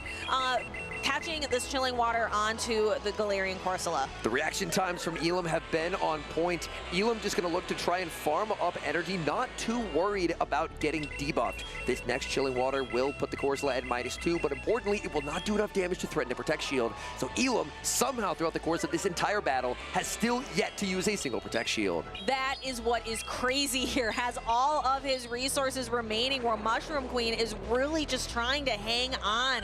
Using Licky Licky, it has a ton of energy. This is where shields could start to come into play. Going for the guaranteed knockout with the Shadow Ball, then we have the Fortress in the back. Elam does have some energy stored. Here's a Body Slam bait, because at this point, I mean, the Fortress is so low that even a Body Slam would be threatening. Does Elam need to go for double Sand Tomb? Double Sand Tomb could be the recipe here. Elam gonna go for the Rock Tomb. Rock Tomb will do a significant amount of damage, but I don't believe it's going to be enough to knock out Licky Licky. Let's find out. This is going to be close and significant damage. Licky Licky hangs on, goes for one more Body Slam, but the Fortress has the Sand Tomb ready to go. And with that Sand Tomb, that should secure the game for Elam, as the energy is now loaded. Body Slam is shielded. Elam is going to fire off that Sand Tomb, and that is going to take the Game 1 win for Elam. Yeah, I think this was tough for Mushroom Queen. Like you mentioned at the start of the battle, she built a team that was really weak to the Volt Switch Fortress. So having that kind of be the last Pokemon standing is really almost poetic. That was the Pokemon she needed to beat and just could not do it. I liked that she kind of didn't fall for Elam's trap of safe switching into that Altaria to try and bait out the Licky Licky. Held on to the Licky Licky, but unfortunately, Empoleon ended up losing switch advantage to a debuffed Shadow Altaria. That's just the damage output of Shadow Altaria. It was able to win switch, and with that, Elam then made the correct call, recognizing if it's Licky Licky third, I need to put my Corsola onto the Florges, and even though Florges had so much energy, and so much of an energy head start, it just really didn't do much there. Like right here, Chilling Water, that's not a problem for Corsola whatsoever. No, Florges is here not for its necessarily for its charge attack output. It does get to its attacks, both of them in 10 turns, so 5 fairy winds every single time. So it's quick, but it's there because it can do those debuffs and buffs with Trailblaze and Chilling Water. And even with so many Chilling Waters thrown onto that Corsola still refused to get KO'd, and Mushroom Queen was forced to expend an entire Shadow Ball's worth of energy to knock it out. And that's what ended up getting the win for Elam, just because Mushroom Queen was so close to the back-to-back Body Slams, but didn't quite have the energy because an entire Shadow Ball was needed to neutralize Corsola. Yeah, that's really what made it tough when you have only the options between Body Slam and like that heavy-hitting Shadow Ball. Your bait move just isn't going to be able to do it when it's resisted so heavily. It reminds me a little bit of being a Fortress against an Altaria. You may think it's Sand Tomb range. It's somehow never Sand Tomb range, and by the time it is, you've probably just farmed it down. What can Mushroom Queen do here in order to turn this around? That Corsola just looks so safe. Specifically, the combination of Corsola plus the Volt Switch Fortress that you identified, I think is very limiting on Mushroom Queen's line construction. Because ideally, neutrally, Empoleon can do fine enough into Corsola, and that's what she tried, but that then leaves her very vulnerable to that Volt Switch Fortress. So she's going to be looking for answers here, but we've got lock-ins for game number 2. And we saw it once, we see it again. Florges into the Volt Switch Fortress. Shiny Florges is beautiful. It does have neutral damage with Chilling Water and outpaces, like significantly does outpace to those Chilling Waters. So going to be looking to apply some debuffs here. Last time, Elam didn't end up throwing energy at this lead. Instead, ended up banking a ton of energy and then pivoting out. We'll see if there's an adjustment in strategy here. No, exact same play pattern as before, save switching the Altaria. And so far, it honestly feels like a little bit of deja vu here as it's playing out identically to game number 1. Yeah, no changes here to be seen. So what can Mushroom Queen do differently? She's got the same tools, but has to use them differently in order to, if she wants to force a different outcome. I believe this time, Mushroom Queen switched into the Empoleon faster. Now that could be a difference maker here, as if Mushroom Queen is able to make the double drill peck before the second flamethrower, then that would cause it to play out differently, and Mushroom Queen is going to get there. So learning a little bit from game number 1, applying it to game number 2. We got one drill pack, and then this Twitch timer is not yet up for Elam, so able to use that second drill pack and pull the next Protect Shield. All shields down for Elam. Elam desperately wants switch advantage, but I don't know if he's going to be able to Dragon Breath down here. Looks like he's not going to be able to, and he's forced to fire off energy. However, if Mushroom Queen shields, Elam does have the potential to go for a combo play, but no, Mushroom Queen is going to let it go. Elam has one switch advantage, but at the cost of all of his Protect Shields for this match. We are in a far different game now than we were in game number 1. Now Florges is able to apply a lot of Fairy Wind damage and might be able to go for a full Fairy Wind down. I think up 2 shields. The Licky Licky should be in a position to sweep for Mushroom Queen. I love the decision to no shield, understanding that this is debuffed. Gonna go for the Trailblaze. Now this is a really interesting play, not wanting to get herself too low, but if both charge attacks are going to be resisted, Trailblaze is double resisted, but it takes the knockout, and now the Chilling Water that's gonna be thrown onto the Corsola is at +1, but no, it's gonna be saved, and in comes the Licky Licky. All right, so now we have a very different game playing out. Volt Switch Fortress versus the Licky Licky, but the Corsola is still hanging out in the back at full health, so this Licky Licky has a lot of work to do. This Licky Licky going to be immediately double debuffed. Elam down 2 shields, just got one back, not going to get one here, as Rock Tomb just does not feel particularly threatening against that Licky Licky. Mushroom Queen's in a different scenario now. She does not have to worry about any Protect Shields. All charge attacks that she throws are going to land on Elam's Pokemon, and she still has an opportunity to clear these Rock Tomb debuffs later on with that low health Fortress, or with that low health Florges. And Elam just did a very interesting play. Elam ended up turn waiting there to go for the charge attack priority tie onto the Shadow Ball. He didn't throw the Volt Switch, and that means that he's able to force the final Protect Shield here and get a defense drop.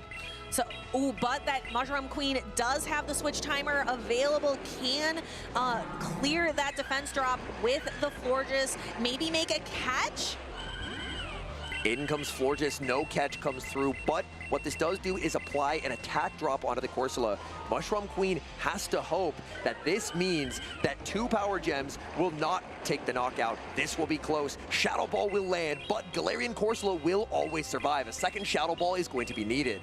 Yeah, that is tough, and a little bit of Body Slam chip isn't going to be enough to do it. You need to get all the way to the Shadow Ball. There is that first Power Gem. Will 2 be enough to knock out Mushroom Queen? Kind of the look on her face says, I think 2 Power Gems are going to do it, and I think so too.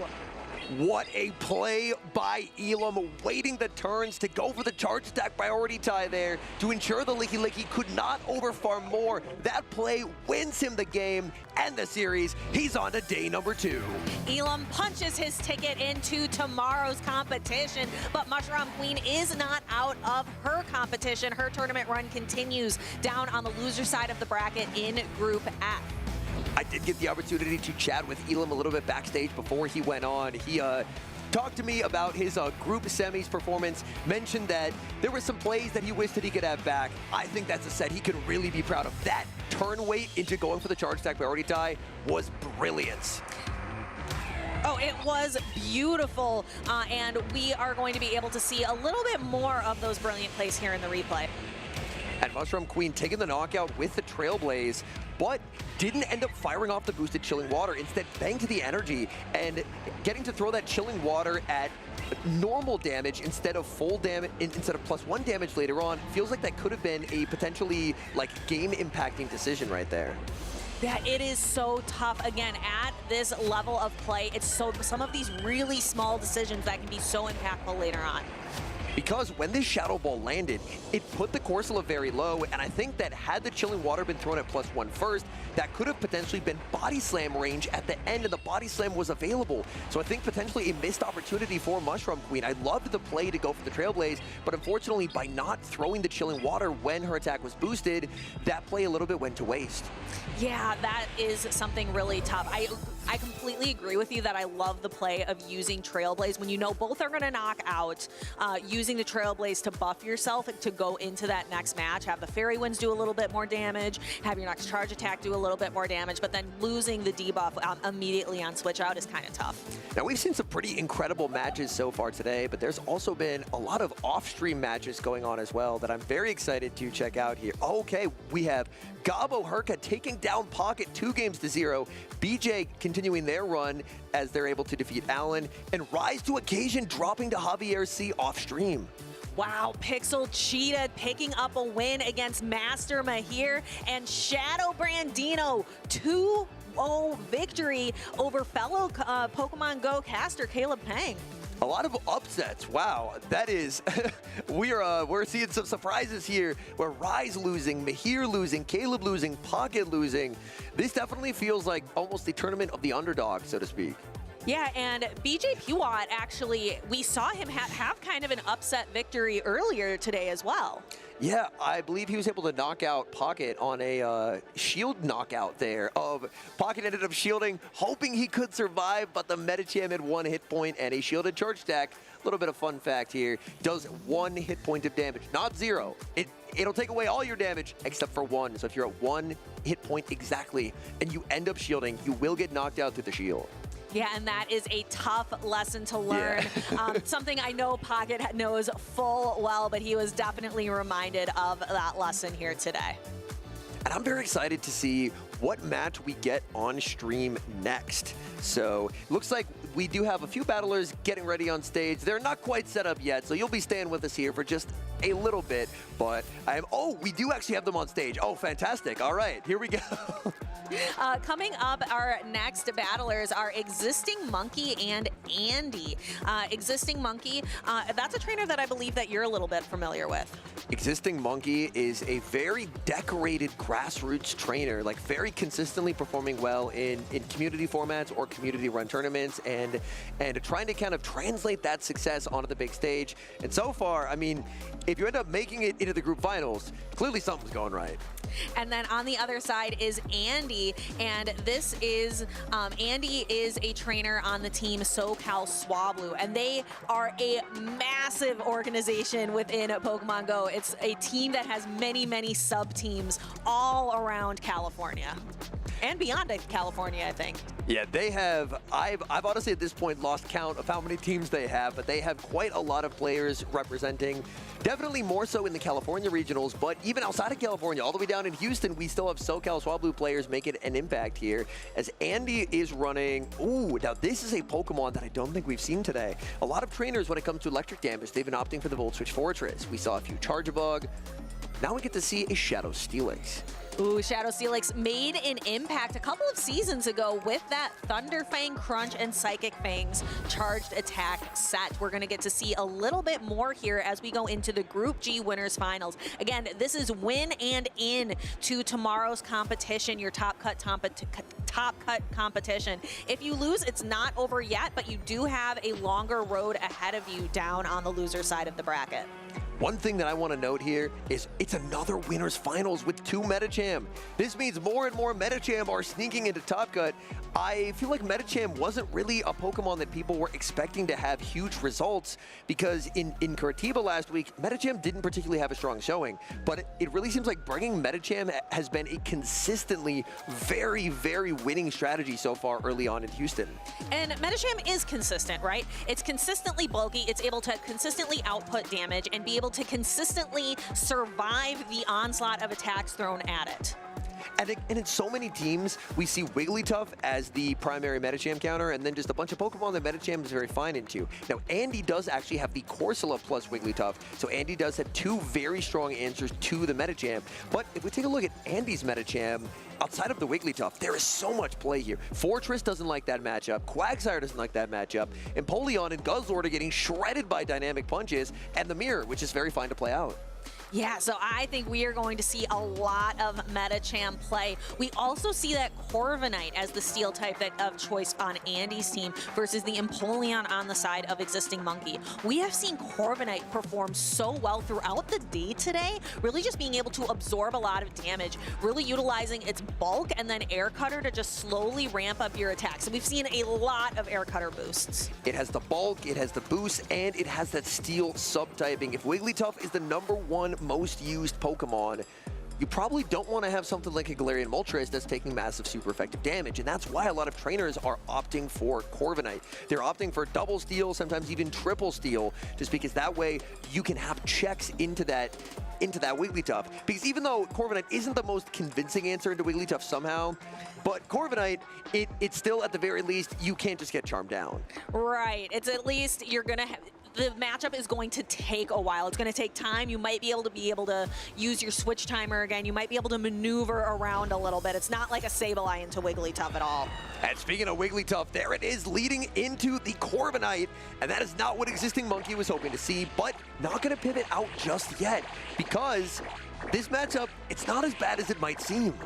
Yeah, even though that Empoleon, or even though that Corviknight is a steel type, those charms do add up over time, and Sand Attack and Air Cutter, you're not doing a lot of damage as Corviknight, so you're just kind of making a very prolonged matchup play out. And there was no Air Cutter boost on the first, which means this Corviknight is now at -1 attack. If you thought Air Cutter didn't do a lot of damage before, wait until after the Icy Wind debuff. And we're going to see Air Cutter do even less. So as you can see, this ends up being a very neutral matchup, even though on paper you would think Wigglytuff being a fairy type would just outright lose.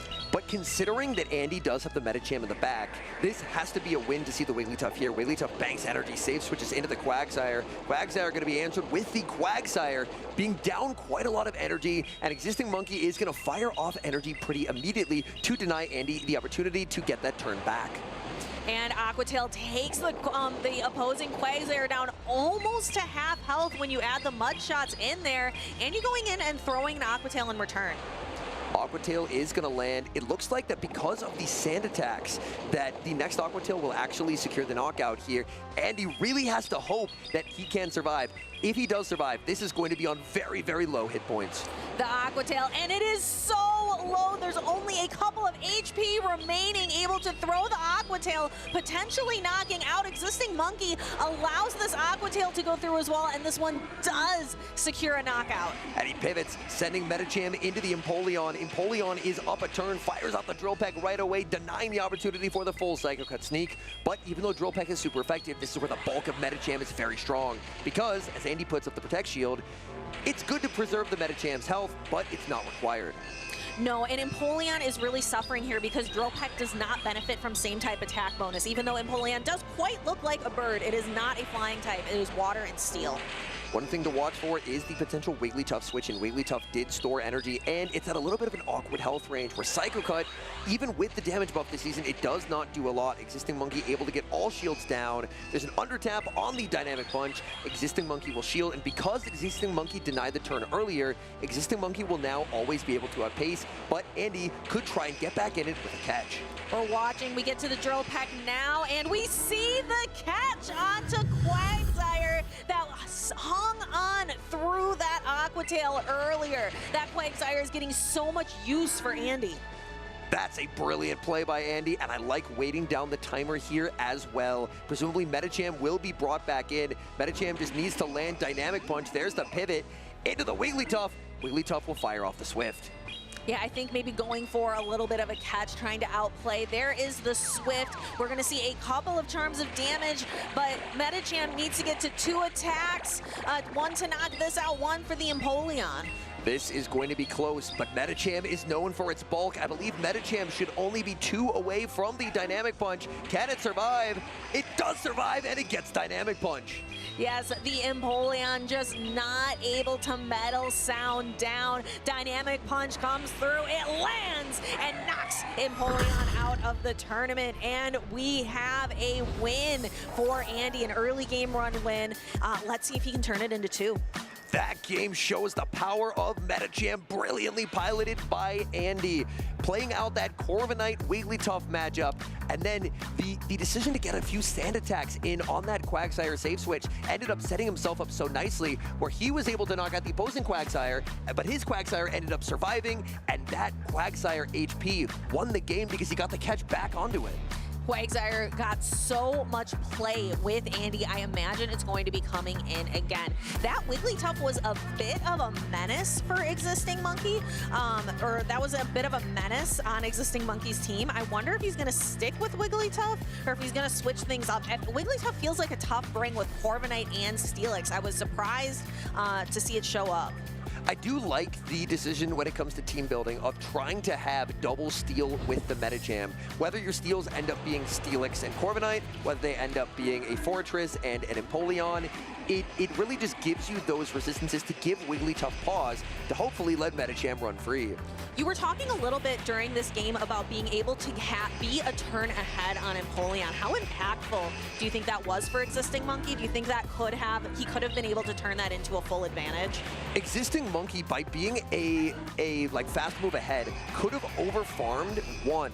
So, or because he was ahead by 1, could have paused the turn, but instead ended up going on alignment, and that's what allowed Andy to get the catch. So I feel like it was a bit of a missed opportunity for Existing Monkey, because if you are ahead by 1 fast move in a 2 versus 2 scenario and you have identical pacing, you can't ever really wait a turn if it could be a charge attack priority die, because I could just wait, they could throw the move, and then I'm just gone. I'm just KO'd by a Dynamic Punch. But if you're ahead by a turn, then you can make it to your charge move, wait, visually see the fast move start, and then throw your move in the middle, or if you see the switch, then just fast move it down. It sounds like being that one fast attack ahead really gives you a lot more opportunities, a lot more paths to victory. Let's see, does Andy have a path to victory here? Another win gets him in for tomorrow. We have Guzzlord into Shadow Quagsire.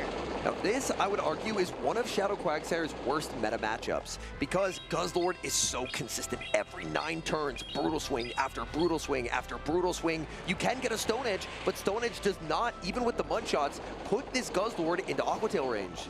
No, Guzzlord is just too bulky. So we're going to see that Stone Edge come through now, but Existing Monkey, even though it's not going to be enough for a knockout, puts out a Protect Shield, preserving the health of the Guzzlord very early in the match, and we see a catch of a Brutal Swing onto the Corviknight. Existing Monkey now has a bit of an interesting choice to make. Do you go Quagsire? Yes. So Existing Monkey is making the read. That is the Medicham in the back and saving that Wigglytuff. Corviknight is at a pretty nice advantage state here, having just a little bit of an energy head start. Existing Monkey already down a shield, not wanting to be down a second, and that means that Quagsire is going to have to take this payback. Yeah, if that Wigglytuff of Existing Monkey ends up on the Andy's Medicham, it is going to be all over for Andy. We'll have to see, can Andy prevent that from happening? Can Andy look into the future and see that Wigglytuff is back there? Ooh, that ended up being a very awkward health range on the Corviknight, where it wasn't quite Aqua Tail range, but it was very close. Tried to double up, now forced to burn a shield, and now he's down 2 shields to 0, and this could actually open the door for the Medicham. So then we have the Aqua Tail coming through. Andy's got 2 Protect Shields. What is Andy going to decide? Just gonna let it go. Saving all shields in the game for the Medicham. Medicham, if shields are down, can do pretty well into the Wigglytuff, but there is a catch. Unfortunately, Quagsire actually had a charge attack loaded, so while this is a nice catch, you do end up losing a charge attack along the way. Yeah, and that is rough when you lose all that energy. It is all on Medicham and 2 shields. Andy's preserved all of his resources for Medicham, but it is going to be met with a Wigglytuff in the back, but Existing Monkey bringing in the Guzzlord first. And Andy still has one Protect Shield, has to decide if it's the Wigglytuff, you kind of have to let this go, and will choose to let it go. One problem for Medicham, Psycho Cut is basically doing no damage. Andy has to hope that Dynamic Punch will secure the knockout, and this is going to be tough. Guzzlord, very bulky, this is super effective damage. Can Guzzlord hang on here for Existing Monkey? It cannot! Dynamic takes the knockout! Boom! And Guzzlord goes down. Now Existing Monkey kind of has to put it all on Wigglytuff and hope that Wigglytuff can apply enough charm damage before these Dynamic Punches knock it out. Does Dynamic Punch with a couple Psycho Cuts secure the 2-hit knockout? Dynamic lands, it's gonna be very, very close. Wigglytuff just trying to get to as many charms as possible. Existing Monkey had a catch available but did not go for it. Is this Dynamic Punch going to be enough? It's gonna be close. Dynamic lands, is that one Psycho Cut range? It is. There's the pivot into the Quagsire. Quagsire trying to get a move, does not get a move. Does the one Psycho Cut knock out here? It does! Of course it does! Psycho Cut knocks it out. That was incredible by Andy, taking a 2-0 victory over Existing Monkey. That was edge of your seat. That Dynamic Punch going boom on the Guzzlord. That was incredible battles here today at Winners Finals Group G in Houston. Andy moving forward. Existing Monkey not out of it yet. Medicham is back. What a sweep. Catching onto the Quagsire, saying, you know what, Medicham, I trust you to take all 3 knockouts, and that's exactly what it did. Guzzlord got knocked out, Quagsire got knocked out, Wigglytuff's the Pokemon that's supposed to beat it, Wigglytuff couldn't even knock it out, and that endgame, you could directly see the benefit of the extra damage on Psycho Cut, because those 2 dynamics did not take the knockout, but with the extra little bit of damage on Psycho Cut, that was the difference maker. Medicham, we thought it was down and out of the meta completely, but it has found its niche here in the new Memories in Motion season in Pokemon Go PvP. I know Annihilate got buffed. People are very excited about Annihilate. We might have to resign ourselves to the fact that there might be a new king in town as far as the fighting types go, and it is Medicham. More like a returning king. The king returns. Medicham is back. I don't think anyone can deny it.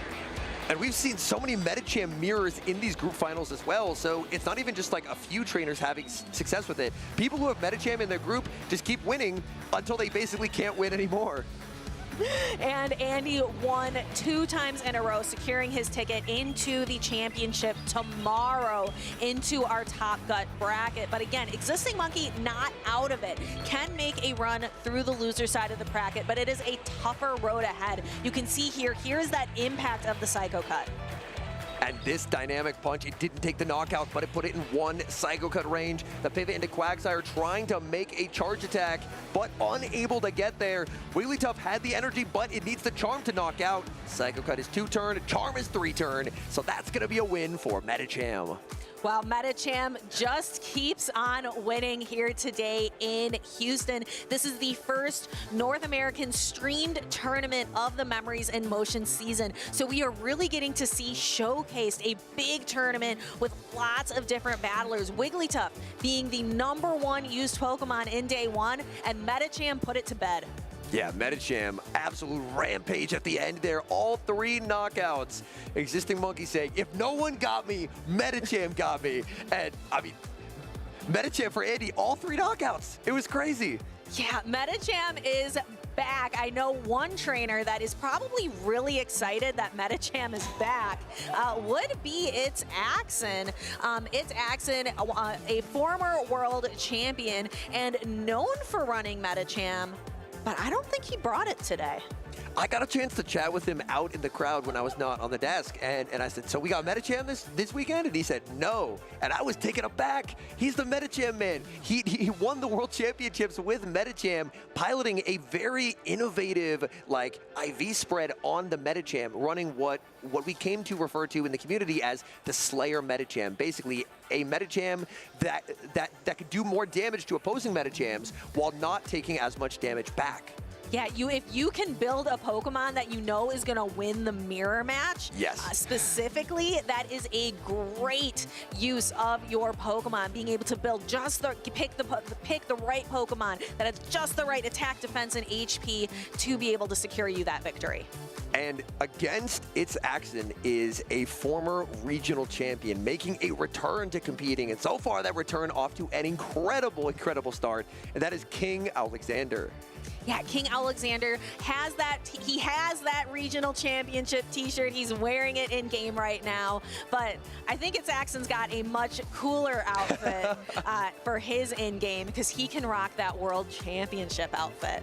That World Champion outfit is, I would say, one of my favorite things about competitive Pokemon Go every year is seeing the new cool outfit that they have and then getting to run into these trainers on the Go Battle League in-game ladder and seeing, oh wait, even if you missed the name, the outfit is unmistakable. Whether it's Axon and he had the red robe, there was Yakai who had kind of the like scuba outfit, so to speak, and then we got the matchup, and this is a Pokemon that talk to me about that poison dark type right there on King O's side, because that's a Pokemon we haven't really seen too much of today.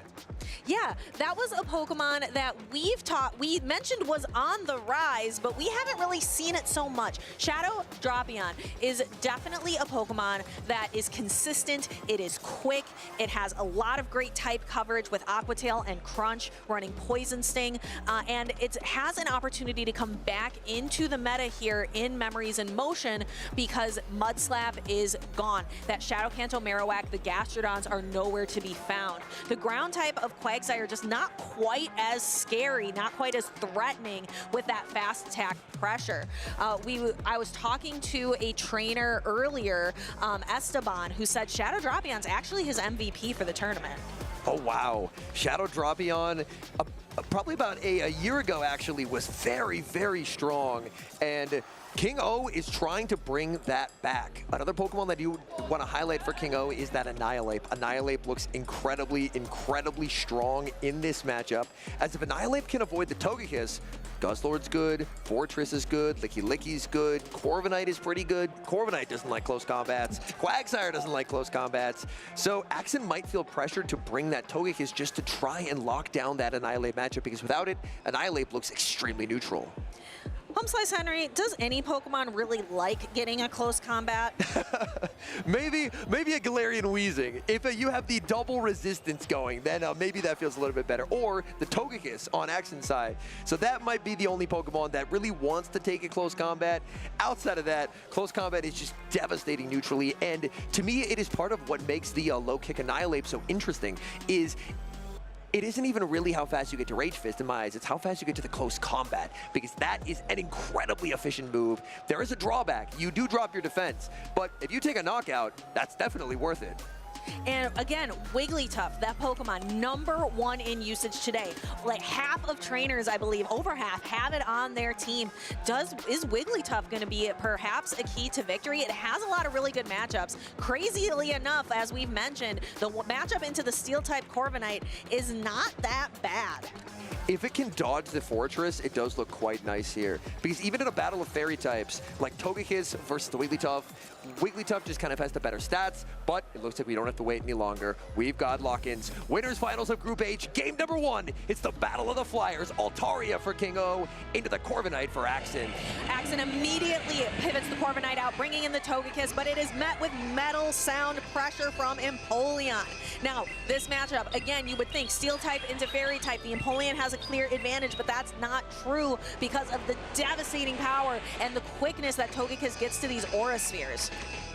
There was a pretty significant energy head start being given to the Togekiss, and that should allow Axon to make a third Aura Sphere. A potential counterplay from King Alexander would be to play the 2-shield and then end up in a very strange turn of events, catching the Aura Sphere back onto the Altaria.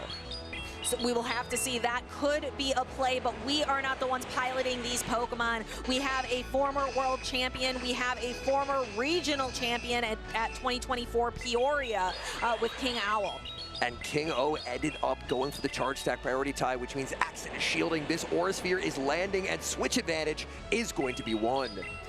It's Axon having a very strong advantage to start off this game. Aura Sphere knocks the Empoleon out, and Togekiss is left to stand strong up against the Altaria.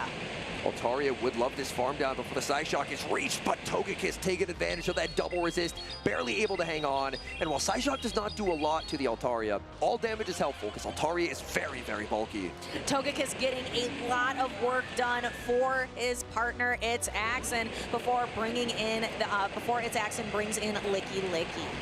Altaria farms to 100 energy, back-to-back Sky attacks, but if there's ever a Pokemon that wants to tank neutral hits, it is Licky Licky. Licky Licky more than happy to take that damage. In comes Shadow, Drapion answered with the Corviknight. A crunch debuff for King O could potentially be a big factor here if it does happen.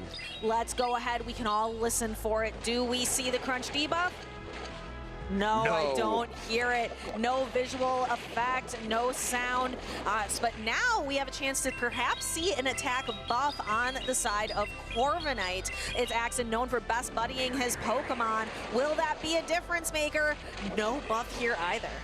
No buff comes through. King O potentially going to opt for the double Aqua Tail route instead of going for the crunch. Not getting that defense drop meant that 2 crunches would fail to secure the knockout. Drapion tries to get there, but before it can, another air cutter reached by the Corviknight. And the Corviknight, I haven't heard a single attack buff, so we're still at standard air cutter, so it's not enough. King O being able to pull that Shadow Drapion just barely away. And this Shadow Ball is going to hurt. That's a lot of damage taken. Altaria barely hangs on, makes the Sky attack, but King O just doesn't have any HP remaining on any of his Pokemon. Yeah, because the Empoleon is gone, and the Shadow Drapion with only 1 HP remaining can probably knock out the Lickitung here with Aqua Tail, or at least come close. But I just think It's Axen has the advantage. In comes Axen, 1 Sand attack takes the knockout, and the power of Togekiss as a save switch. A little bit unraveled the team from King O. King O maybe with a slightly faster switch into the Empoleon, maybe could have gone a little bit differently, but Togekiss up a little bit of energy, devastating for Axen. As I was saying earlier, you would think on paper, oh, this Empoleon, it's running a Steel-type fast attack move. It can do a lot of consistent neutral damage. It should easily be able to take out a Togekiss, and that's just not true. Being able to consistently get to Aura Sphere in 5 packs every time, if you come in with an energy advantage and you can outpace, that is really going to make the difference.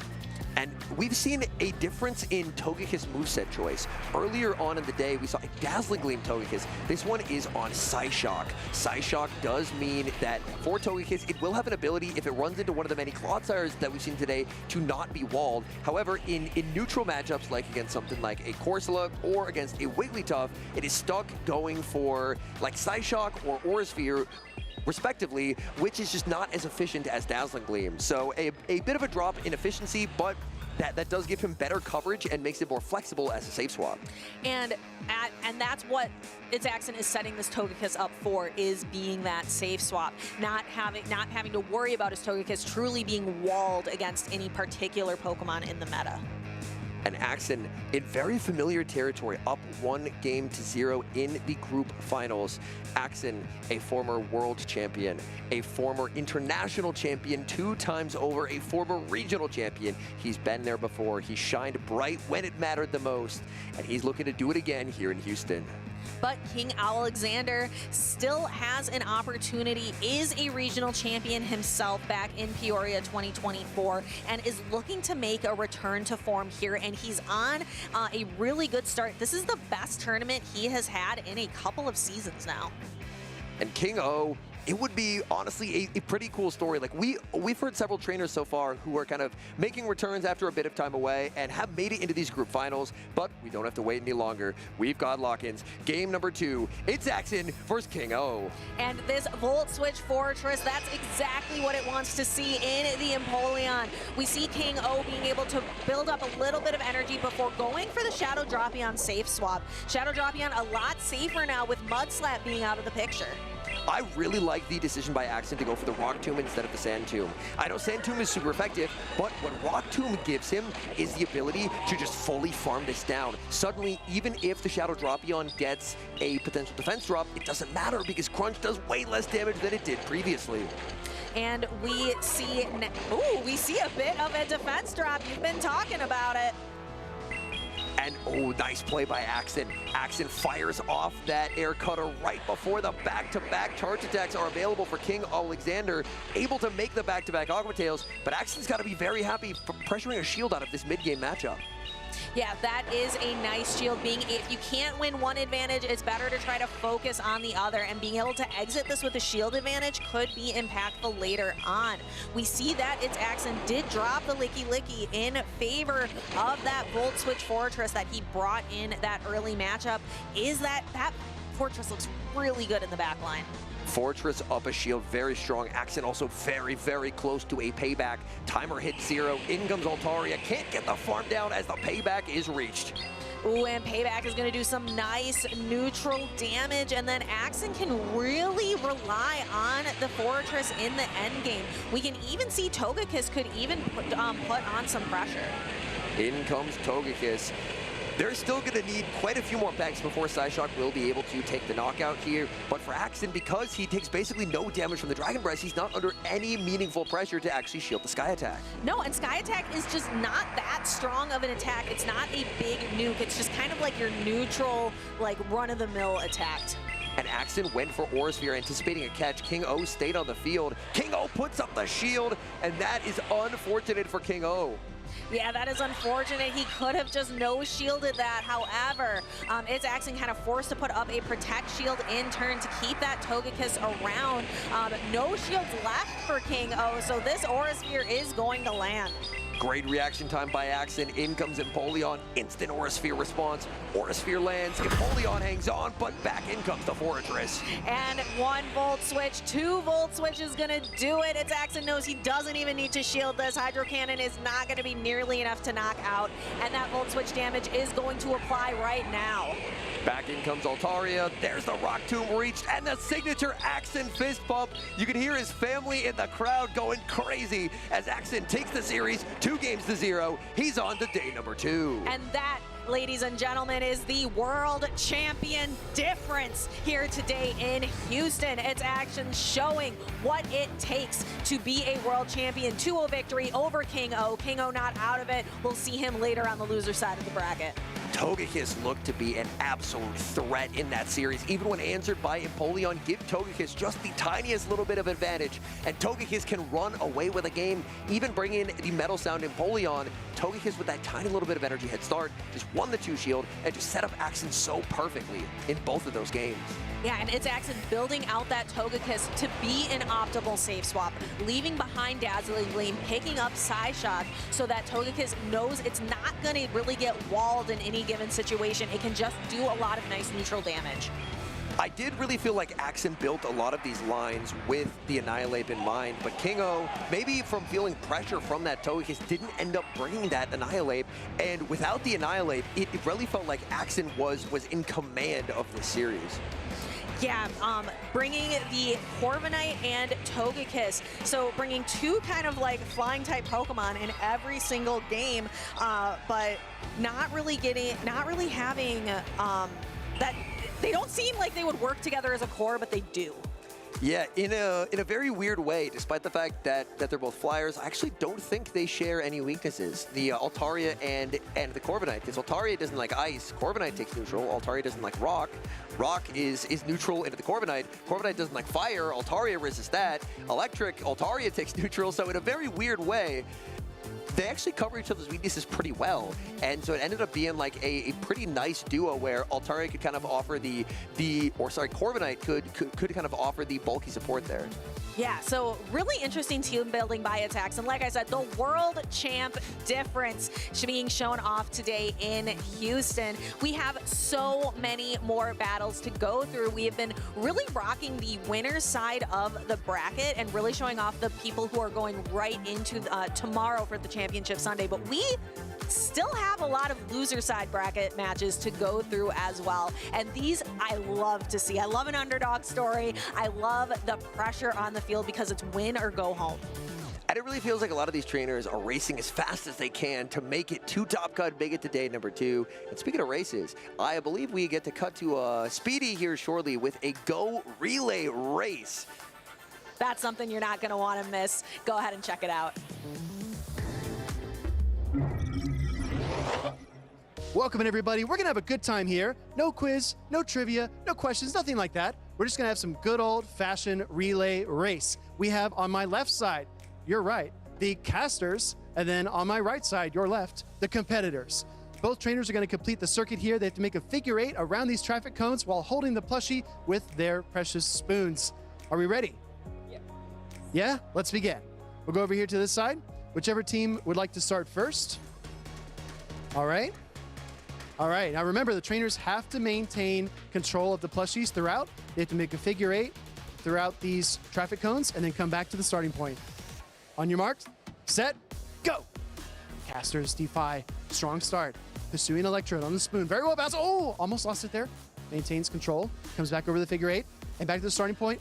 High fives, House Stark, but a mishap there as the positioning for the Fuecoco came to pieces. House Stark positioning the Fuecoco. It's got to be perfect, everybody. He needs good endurance. Okay, starting the figure 8. He's got the hand there for support just in case. House Stark coming around. Finishes. Stumbling over the finish line. That is team number 1. Competitors, let's see if you can do the relay just a little bit faster, starting with Master Mihir. Begin. Master Mihir with the Jigglypuff, with that awesome World Championships bow. Look at the smoothest, look at the control. Just what we expect from Master Mihir. Frankie coming in, and he's coming in fast. Frankie tearing it up. Figure 8. He makes the circle. He comes over the final approach and finishes the track. That was actually super fast. I think the competitors might have won that challenge. Let's bring it in, everybody. Show off your plushies. As I promised, this is a fun one. It's a fast one. We've got our casters on my left, our competitors on the right. Who had the faster time, everybody? It was the competitors. Congratulations, Master Mihir and Frankie T52. Let's be honest, it wasn't even close. That was really, really good. That being said, everybody, we're getting back to the battles, so stay tuned. Fun little game we have going on here at the Houston Regional Championships. How many Pokemon can you name in 30 seconds? Are you ready? Sure. All right, let's get to it and go. Okay, Electrode, Diglett, Nidoran, Mankey, Venusaur, Rattata, Fearow, Pidgey, Seaking, Jolteon, Dragonite, Ghastly, Ponyta, Vaporeon, Poliwrath, Butterfree, Rillaboom, Incineroar, Urshifu, Amoonguss, Fluttermane, Iron Bundle, Iron Hands, Ponyta, Sableye, Trico, Torchic, Mudkip, Charmander, Charmeleon, Charizard, Blastoise, Squirtle, Venusaur, All right, if I have counted right, that was really fast. That was 34, I think. Next contestant, ready, set, go. Indeedee, Iron Crown, Mewtwo, Mew, Latios, Latias, Metagross, Metang, Beldum, Esper, Meowstic, Espathra, Eligem, Gothitelle, Gothita, Cresselia, I'm running out, Slowpoke, Slowking, Slowbro, Alakazam, Kadabra, Abra, I think that's all the psychic. All right, that's it. All right, I think I got 24 there. Pretty okay.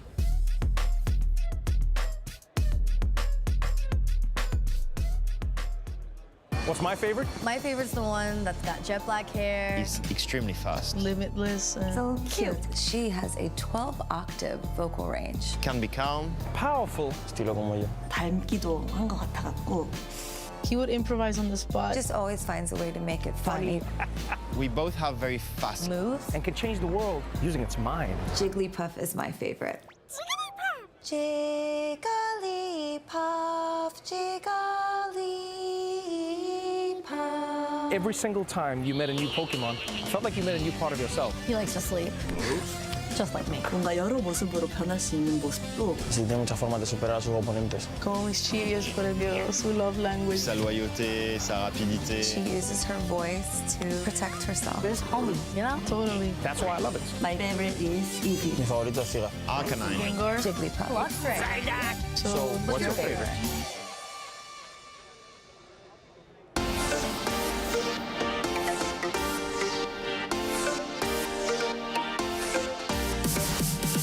I think the best strength a trainer could learn to have is really mental fortitude. You're going into a tournament, you're playing 8 rounds of Pokemon at least, whether it's VGC, TCG, Go, that's a lot. And so you really need the mental fortitude to go through that, and you also need the mental fortitude to bounce back. In case you lost a round, you need to go into the next round with a fresh mindset, make sure you can do as best as you can. I think the best strength is adaptability, because in this meta right now, there's so many curveballs, especially with normal type being one of the top. So I like it. It's lots of different varieties and different kinds of Pokemon we don't see normally. Honestly, the strength of, persistence to keep going, no matter, what happens after each round. And that's, also something, I'm myself am continuing to learn every day. Confidence. I feel like confidence is like one of the biggest things, because you'll play test all the time, and then when you get to the event, you'll start being scared because like, oh, I'm fighting that matchup, or oh, I heard there's a lot of whatever deck that counters yours. It's like sometimes you run hot, sometimes you won't even see that matchup that's the most played. So just being confident what you practice, what you're doing, and that goes for everything in life. I've been playing Pokemon my whole life, but new to VGC, and one of the things I've learned is like figure out what you're bad at and cover for that. Like as an example, the team I'm using often carries an Amoonguss. I'm too new and too inexperienced to really use Amoonguss effectively, so I just dropped it in favor of Fluttermane. And that has covered a lot of my weaknesses, and that has really helped me get through some games that I don't think my Amoonguss skill level would have. One of the best strengths a trainer can learn to have is timing, is pace, is learning all the different movesets, especially in Pokemon Go. This game is very strategic, and it's all about split-second decisions. If you catch a move, if you know when to throw, if you know how close your opponent is to throwing their charge attack, knowing all those numbers in your head, being able to count multiple things simultaneously, and having that just in the back of your mind is a skill that's going to help you go from a casual player to professional.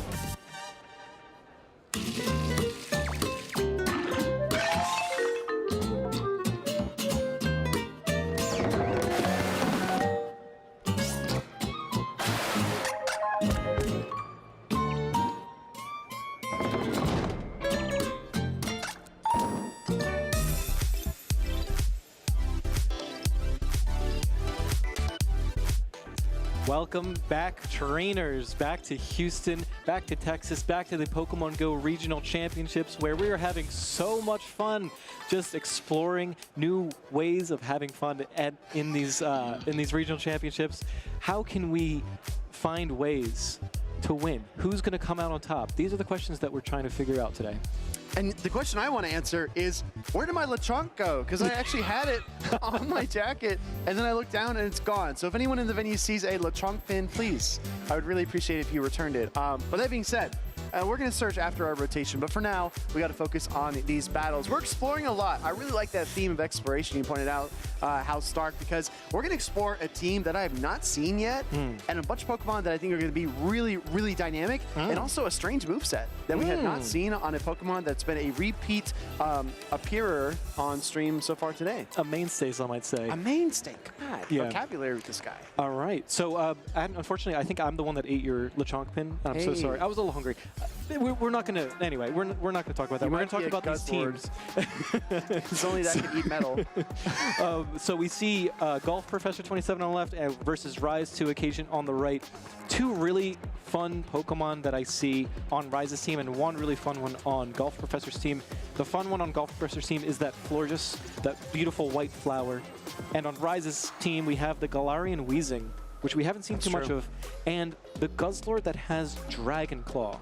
Now, Speedy, can you walk me through why Rise may have run Dragon Claw over something like a Sludge Bomb? So in order to understand it, I think you need to zoom out and look at the team as a whole. Sludge Bomb is covered primarily for fairy-type opponents. There's very little grass in this meta, and there has not been for a very long time. So if you have other answers to the Wigglytuffs, to the Alolan Ninetales, to the Florges or the Azumarill, maybe you've got Sludge Galarian Weezing, maybe you've got Empoleon, maybe you've got Volt Switch Fortress, which carries its own Steel typing. I think you have a lot of responses. So Rise has actually done this in the past, too. He's kind of pioneered movesets that we're not used to seeing. Right. If anybody who's been following the series will remember his double Dark Umbreon, as we called it, it was Snarl, Dark Pulse, and Foul Play, leaving Last Resort behind in the midst of an Azumarill meta. But I think he actually won that tournament. So he did. He is not only a pioneer, but also one of the people that will come out with a pioneered moveset. I'm interested to see what Golf Professor decides to do. Can you bring the Florges or not? And if you don't, what is your answer to that Guzzlord? I want to emphasize this is losers semis of Group E, which means Rise is on that loser side bracket. And standing between him and the top cut is Golf Professor, a trainer who I'm sure would like to get a very, very meaningful win here against Rise to Occasion. Here we go. I think both trainers are locked in. We are going to see that Guzzlord right away into the Quagsire from Golf Professor. One of them were neutral matchups, but I believe because of the resistance to the Aqua Tail, Guzzlord is going to be actually in a good position here to win this matchup and have at least the advantage unless Golf Professor decides to shield. Exactly. Brutal Swing #1 will connect into the Shadow Quagsire, taking a meaningful chunk. And as you pointed out, the Aqua Tails are not going to do too much damage, so going straight for the Stone Edge. Here comes Golf Professor. Yeah, and I believe Rise may be able to recognize this. Maybe not, does not recognize it, and lets the Stone Edge go through. It's not going to be enough to knock out, but it is obviously a huge chunk of damage. And the problem here is that if you're Rise to Occasion and you let this go, you can't exactly Dragon Tail down either. Right. So he might just immediately fire off this charge attack, which he does, trying to secure this damage and take control of switch advantage. Yeah, and I think that's a really good call, really good shout out there. Getting this Brutal Swing off is going to be able to at least, at the very least, win this first matchup. And now here comes the Fortress, has two really positive matchups in the back. And 2 Volt Switches before the Altaria even hit the field. So that's a big energy lead for the Shadow Fortress, and it's going to be able to pace that Rock Tomb almost immediately, slowing down the Altaria. But I got to be honest, Stark, I think if the Flamethrower hit, even double debuffed, it'd probably knock out. Yeah, I have to agree. But here we are going to see Rise shield this Fortress once. I believe the right play, well, I'm going to let Rise cook for himself, but I think the right play here would be to shield the Fortress twice because it's really, really good into both Empoleon and this Altaria that we're seeing in front of us. And because we had the full team reveal, I think Rise is probably confident making that decision, but let's see. Switch timer is almost up as well, so Golf Professor can pivot out. Rise going back to the Empoleon, but he now has a bit of an energy lead, and that is absolutely an extra, extra small Empoleon from Golf Professor.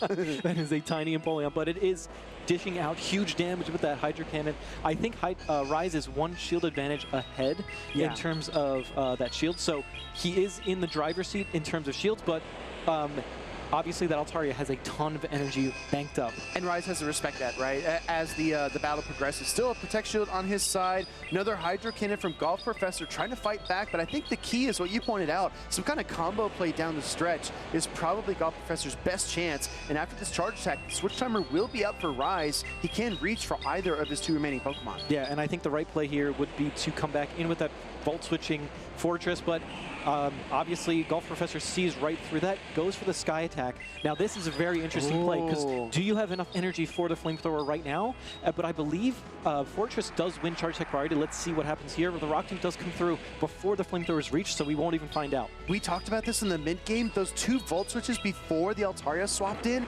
those were absolutely instrumental because it meant that Rise was able to outpace in the end game and spin his way to a victory in battle #1. Yeah, I think Golf Professor had a great strategy coming into that game, knowing that you need that Fire-type coverage for that Fortress. But the problem is there weren't any pressured shields earlier or after that point. So not being able to get those shields down allows Fortress to just shield, Volt Switch, get some damage off, Rock Tomb, switch around, and then it can just take out teams. Like, it was still in the green at the end of that game. It's really tough to take down that Pokemon if you don't have any fast attack pressure. I appreciate the close-up here on Rise's team. You can visually see now all the different moveset choices, whether it's the Dragon Claw on that Guzzlord or the Sludge Brutal Swing, Shadow, Shiny, Galarian Weezing. Say that 3 times really quickly. But everything else seems to be standard in terms of the charge attacks and fast attacks. Absolutely. It's cool to see these types of teams that are very unorthodox and still do very, very well. Like the Guzzlord with the Dragon Claw, I think is actually a really good addition because now you can threaten Altaria with not just your fast attacks, but also your charge attacks and threaten other Guzzlord. Exactly. Think about the mirror matchup. We saw that earlier with the Sludge Bombs being slung back and forth, but the Dragon Claw would have been very decisive there. But let's keep ourselves here in the present. We're heading into battle #2. Golf Professor facing an elimination battle here against Rise to Occasion, your, I believe, Merida event champion this season. Yeah, that's fantastic. Here we go. Actually, we're ready and locked in for game #2. We have the Shadow Quagsire into the Empoleon. A very, again, decisive matchup in Quagsire's favor, unless there are no shields in play. exactly right. 2 water types on the field, but they could not play more differently. Hydro Cannon will connect right off the bat into the Shadow Quagsire. It's going to take a huge chunk, as we've seen time and time again, but those metal sounds being resisted are not going to add up very fast. Yeah, and this Aqua Tail is resisted. It is not going to be doing enough to knock out. Obviously, I think you probably need 2, if not more, because Empoleon does resist those Aqua Tails. It is not a very strong attack, but you do get to it very, very quickly. A lot of subtle things like the overcharge there that really tells you the Golf Professor is willing to shield up the Quagsire and try to outpace. Recognizing that Rise is going to lose the pacing battle, he swaps into his own Quagsire to soak some of this damage. Yeah, and I really, really like this play from Golf Professor to throw and then potentially even get another one off to pressure a shield, because you kind of have to shield. We've seen time and time again, once Quagsire gets low, it just doesn't have any more value, or is at least not enough value. And now we actually see the Empoleon come in. This is a huge deal because now the Altaria is in the back. Yeah. And it's going to probably get matched up into that Shadow Galarian Weezing. This is one of those cases where a decision in the mid-game has ramifications up until the final moments of the battle, because sending out the Empoleon here, like you said, exposes that Dragon type in the back to Rise's team composition. But the one kind of light of hope here is that the switch timers are heavily displaced. Yep. I do think Golf Professor will be able to get back to his timer and move the pieces around one more time. Yeah, I mean, that's the hope. That's what Golf Professor is going to have to do, because Rise is putting up so much pressure here. Has double Aqua Tail. The Empoleon has the charge attack and actually decides not to throw.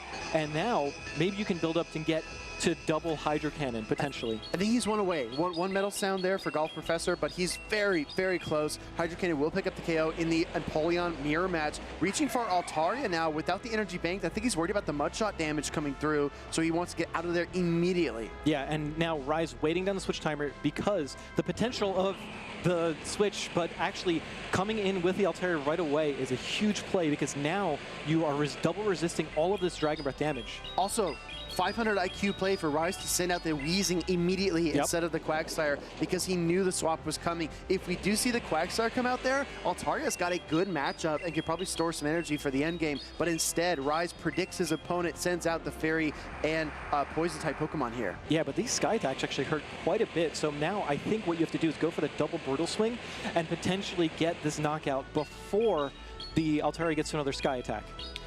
First Brutal Swing does get fired off here. Gonna let that one through. Golf Professor realizes if he shields, he's just gonna get hit with another one. So he pivots to Plan B, and Plan B's name is Quagsire. Let's see if he's gonna shield up this Brutal Swing. I think this is the only option he has left. Yeah, you have to get to an Aqua Tail here. Actually, you might have to get to 2, potentially. Actually comes in with the Empoleon, is able to get to the Hydro Cannon. Hold on. This is a huge, huge play from Golf Professor, fighting and clawing his way back into this game. Hold on, massive swing. If Rise Occasion does not have the Aqua Tail, oh, he does. It's gonna come down to Charge Attack priority. Oh my goodness, who's gonna win the Charge Attack priority? It is a tie, and Rise Occasion is able to win the Charge Attack priority, winning this game number 2. Wow, honestly, I'm getting flashbacks to Rise taking on Colin at EUIC earlier this season when he faced off in the Spiritomb mirror match and lost the charge type priority to Colin, which was the difference between top 8 and top 3. And I really feel like that moment, Rise probably blinked for a second too. He said, I really got to win this charge type priority. Well, the nice thing is Rise had his Quagsire rise to the occasion, win that charge attack priority, and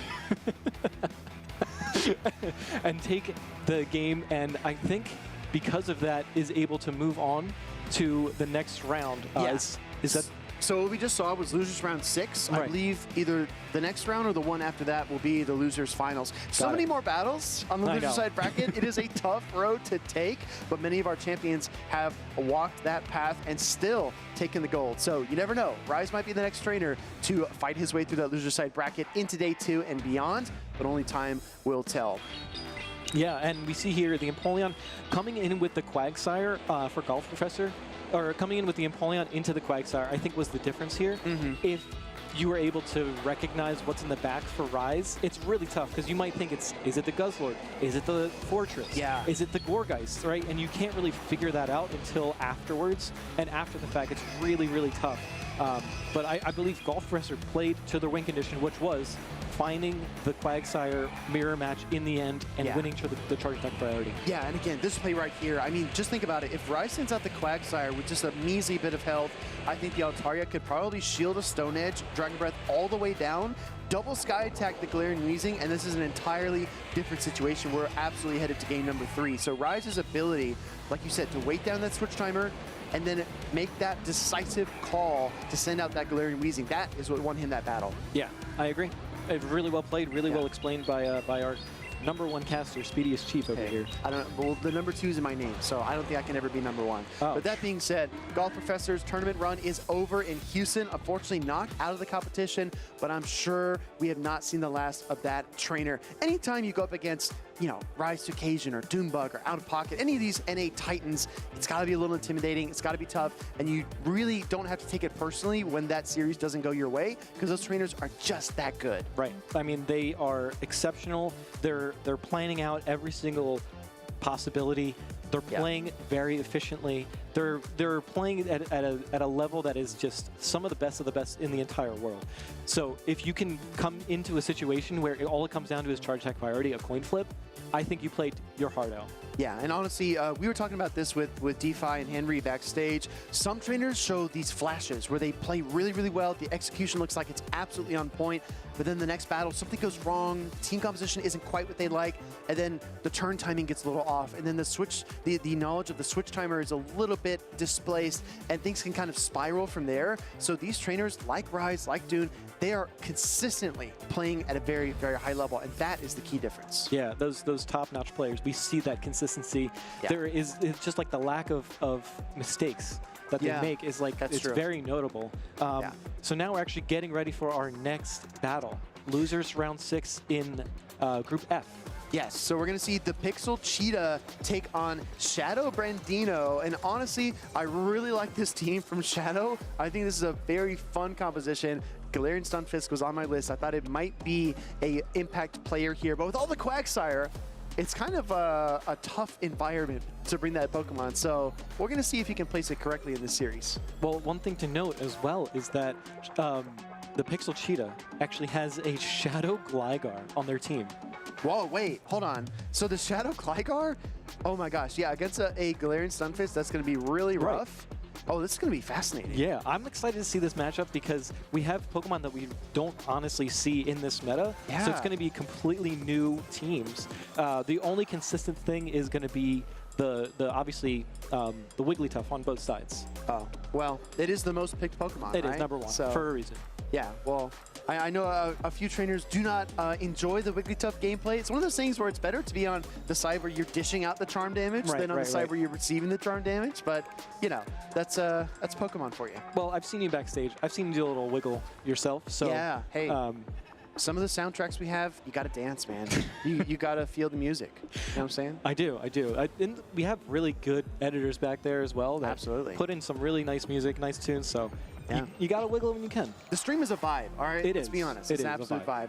Also, we talked about this last rotation that we did, Alex. There is a Charge-a-Bug on Pixel Cheetah's team as well. True. And as our competitors get their headsets on, we can dive a bit more into the specifics of the matchups. Charge-a-Bug looked incredible in that matchup earlier. How does it look in this particular matchup? Well, I would say outside of the Stunfisk, it looks pretty good. But the Stunfisk is there, and it's gonna double resist. But do you play a Galarian Stunfisk into a Quagsire and Gligar team? That's the question, right? Right. True. Probably not. But there's also that Licky Licky, there's a Wigglytuff, there's a Charge-a-Bug, there's an Altaria. Like, there's 4 really good answers. It's true. Right? Like, you have to kind of place it in the right spot, and if you can place it in the right spot, it's going to be really, really good. Well, these trainers are going to try not to fall flat like Galarian Meowth just did, but we're going to see loser semis Group F here momentarily, everybody. The Pixel Cheetah, Shadow Brandino. Let us know which Pokemon you think are going to shine here. Is Shadow Charizard going to tear through this lineup and blast burn everything in sight? Are we going to see that Charge-Bug Volt switching through? I don't know. Story's yet to be written. Yeah, I'm excited to see it either way. I think the Gligar or the Quagsire have to show up every game. Otherwise, the Stunfisk is just going to run through Pixel Cheetah's team. I like that we have 11 out of 12 unique Pokemon here. I think that makes for a very interesting competitive angle to it. I like the double flyer from Pixel Cheetah. Both Pokemon double weak to ice, but we haven't seen many ice types, except that we do, because now there's an Abomasnow on Shadow Brandino's side. So right. It's very interesting. I think that, honestly, I think the Abomasnow looks really safe. Yeah, the more I look at it, the more I'm like, huh, maybe we do see the ice and grass type. But we're going to get all those questions answered and more as we jump right into game number 1. Galarian Stunfisk hits the field versus Licky Licky. Yeah, and I think that this is actually okay for the Pixel Cheetah, because now you have the Charger Bug in the back, and you're avoiding this Galarian Stunfisk, which is probably the biggest threat to it. Yeah, I think so as well. Shadow Ball will get fired off here. You definitely don't want to throw a double resisted body slam into the steel type Galarian Stunfisk, but that Shadow Ball does deal some meaningful damage. Meanwhile, Shadow Brandino returns fire with the Earthquake. Yeah, shaking the ground, making sure that its presence is known. This Galarian Stunfisk is going to hit this Licky Licky for about 50% of its health, and now one more Earthquake will be more than enough to knock it out. But luckily for the Pixel Cheetah, he's able to pace the second Shadow Ball before that second Earthquake is ready. So he gets a ton of value out of this Licky Licky. Do we see a swap here? It'd be really cheeky if you try to catch the Earthquake on the Gligar, but we don't get that here. Yeah, I just don't see it. I don't see a reason to try to switch out when you have a Charger Bug in the back. I think trying to eliminate the biggest threat to it is probably a good idea, though. So I really like the shield call here from the Pixel Cheetah. Getting to this next Shadow Ball, this is going to be enough to knock out, but if you shield it from Shadow Brandino, I was going to say you might be able to flip this matchup, but that's okay. I'm surprised that Shadow let all that energy go in the Galarian Stunfisk, but yeah, I guess he doesn't want to give up a shield just yet in this battle. Body Slam number 1 coming through from the Licky Licky, and it's put in a ton of work so far. Absolutely. I think the charms are going to be putting some pressure on. Yeah, you're probably not going to be able to reach the next Body Slam, but that's okay. Licky Licky did its job. It got a shield. I'm sorry. Important decision here. Oh, yeah. Gligar or Charger Bug? Comes in the Charger Bug. Oh, boy. Opening up the Gligar versus Abomasnow matchup down the stretch. This is going to be really, really tough for Pixel Cheetah to come back from.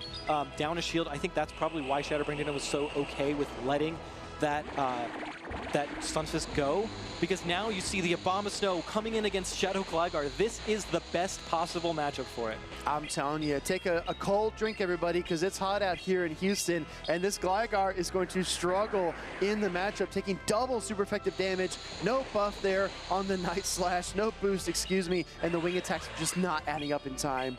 Yeah, this is just going to be a tough farm down for this Gligar. Getting to the moves has been great, and it has actually put some damage through against this Abomasnow, but Abomasnow's typing works in its favor here, because now you're also resisting the electric type Volt Switches. Yeah, this is crazy, right? Abomasnow getting an enormous amount of play is going to peel away that final shield from the Charge Bug, but the Weather Ball Barrage is not going to stop anytime soon. Here comes number 2.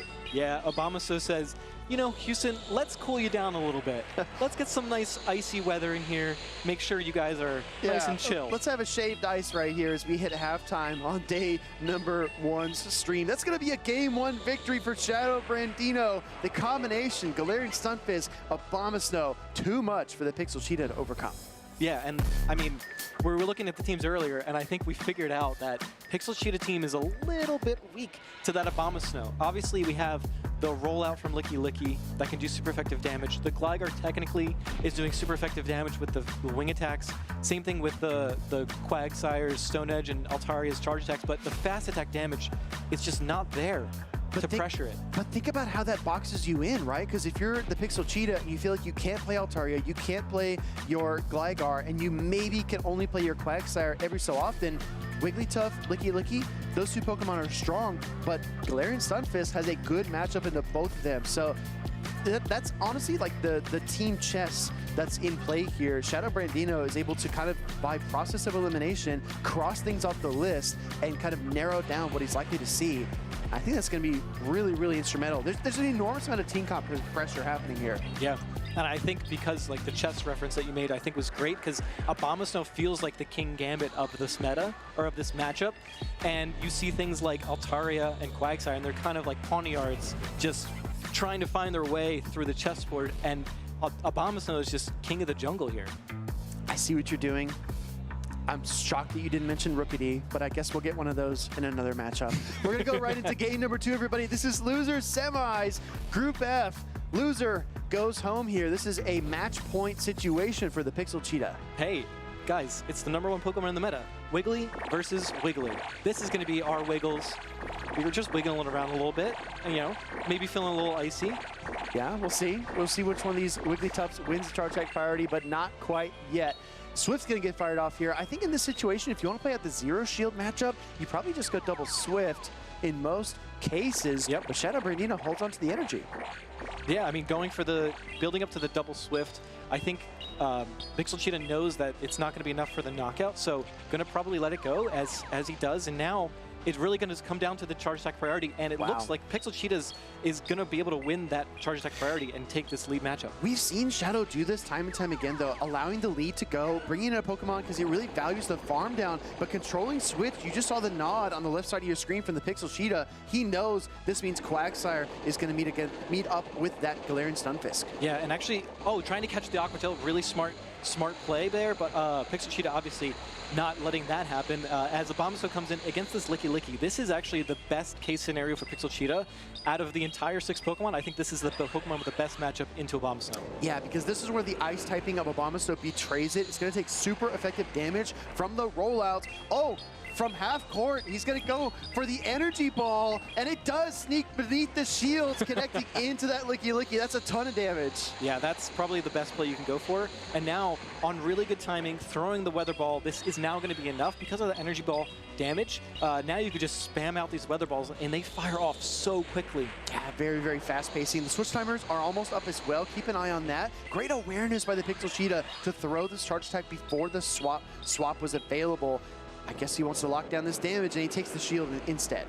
Yeah, and now we're actually going to see the switch out. Oh, trying to catch the Stone Edge, but is not able to. Now here comes the Earthquake. Do you shield? This is a real tough question. Actually, great call here from the Pixel Cheetah. That's going to deal the most damage by far, and I think that the double Aqua Tails would be enough to pick up the KO versus the Galarian Stunfisk, and then you might even be able to pace a little bit of energy to another Aqua Tail versus the Abomasnow. Yeah, I think Pixel Cheetah really wants to be able to leave this matchup with as much energy as possible, but unfortunately he's going to have to take an Earthquake for trying to do that. Yeah. And now it's going to be really tough because now you're in range of a Weather Ball. Yeah, I think even the Powder Snow damage is going to add up. Maximum stored energy here on the Quagsire, but can it pace to the Stone Edge, or will it get Powder Snow down? I think it's going to be 1 or 2 Mud Shots away from the Stone Edge. Let's see here. Actually has the Stone Edge and the Weather Ball at the same time. So now this is going to be more than enough to knock out. Pixel Cheetah may have gotten a little bit too greedy, putting too many cookies out of the cookie jar. Exactly. Just when you thought you had the win condition, he comes in and wins the charge attack party. Licky Licky is the final hope. Can't get to the Shadow Ball in time. No, the Powder Snows are too much. And Shadow Brandino stays alive in our loser side bracket. Wow, that was incredible gameplay. We love seeing some Abomasnow take out a Licky Licky. Exactly. I think that's another point. There's so many things to mentally manage in Pokemon Go. I think in the video game or the trading card game, you've got a lot of time to think during your rounds between turns. But in Pokemon Go, I think Pixel Cheetah kind of got tunnel vision. He said, I've got the energy, I've got the Stone Edge, but I don't win charge attack priority.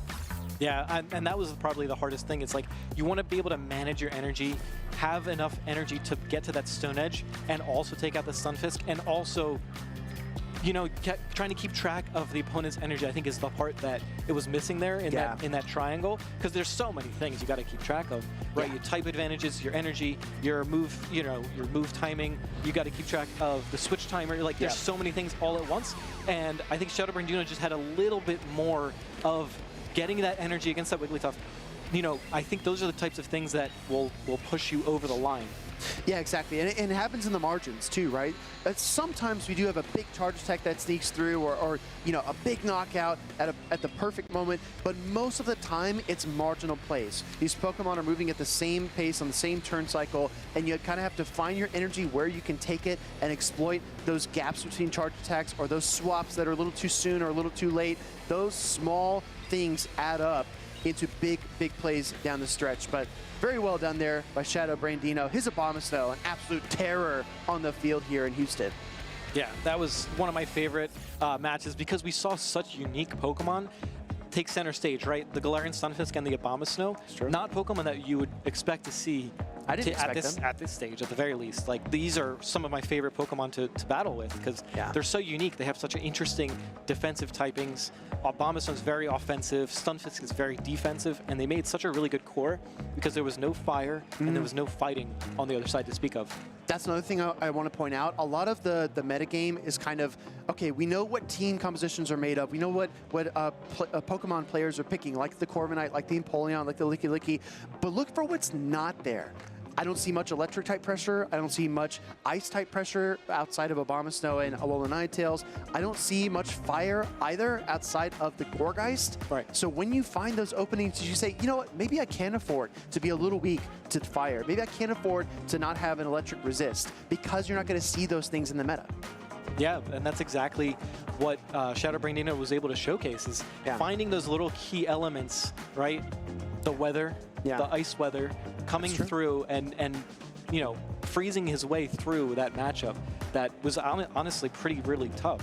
I think because of those teams that we've seen, Abomasnow could be a player in day 2.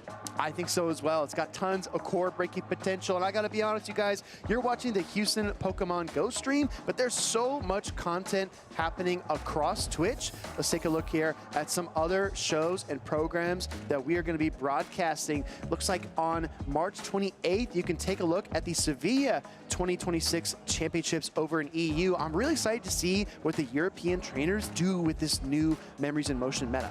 Yeah, it'll be their first streamed tournament in this new meta. Exactly, yeah. So we're going to get a lot of insight into some of the Pokemon that they choose to play. I know the European trainers are always so creative, and everybody wants to win with a signature Pokemon. That's why a lot of the teams are so unique.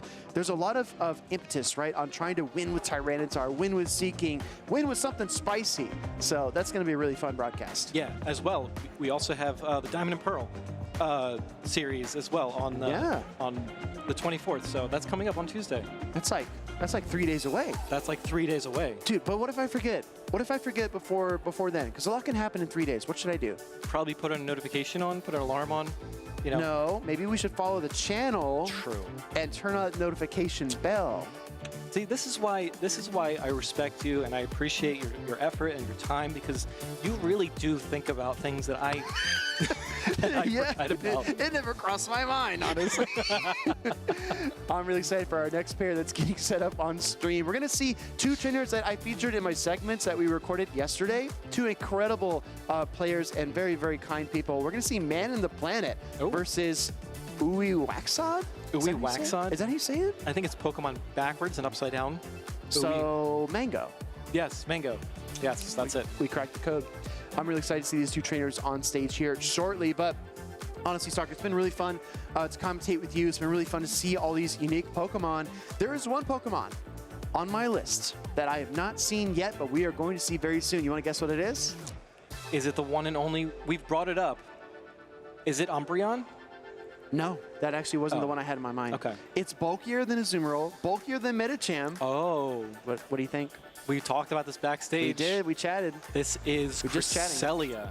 Cresselia. That Pokemon will make an appearance here on Man in the Planet's team. A bulky Psychic-type Pokemon with great coverage. Psycho Cut, which just got buffed with the new Memories in Motion season. Grass Knot, that Grass Knot coverage that is so rare and hard to find, as well as Moonblast. Yeah, I mean, that's one of the best Pokemon in this meta. I think the only reason it's not more well seen or well utilized is because of Fortress. Fortress is one of the Pokemon that can hard wall it, but if you can avoid Fortress, it looks really, really good into all the Guzzlords, all the Medicham or the Annihilate that are out there.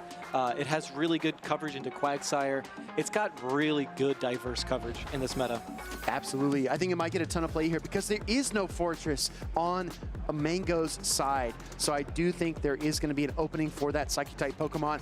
You know, 2 months ago, people would have said, oh my gosh, Cresselia, are you kidding me? You see how many Ferret there are? You see how many Galarian Moltres there are? How many Galarian Corsola there are? Yeah. Not anymore. The meta changes so quickly, so rapidly, especially on those 3-month season rotations. So you've got to keep your finger on the pulse if you want to know what's good and what top players are using. I think one thing to notice, though, is there is a Corviknight on Mango's side. Yeah.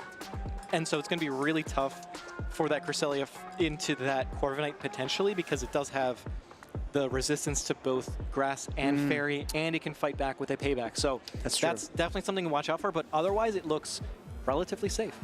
It does. We're going to see where Man in the Planet decides to utilize that Pokemon, if he brings it at all. Right. Because a lot of the time, if there is a Pokemon that stands out that much, it can really be a distraction. Your opponent's too focused on it, they double or triple cover it, and they leave themselves open to other threats. Yeah. I also will point out that Man in the Planet does have a Florges as well. So that's another semi-fairy pseudo coverage. You know, it might have some grass coverage on there as well. So here we go. We're getting locked in to game number 1. We see the Shadow Quagsire versus the Shiny Fortress, and we've seen the immediate switch into the Cresselia that you talked about. Oh, but look at this. Mango predicts it perfectly, bringing that Umbreon. This is absolutely the key for him in beating this Cresselia consistently. Yes, the Cresselia has Moonblast, but I think the Umbreon can absorb at least one comfortably, and these foul plays do not play around. Yeah, this is a foul play from Umbreon.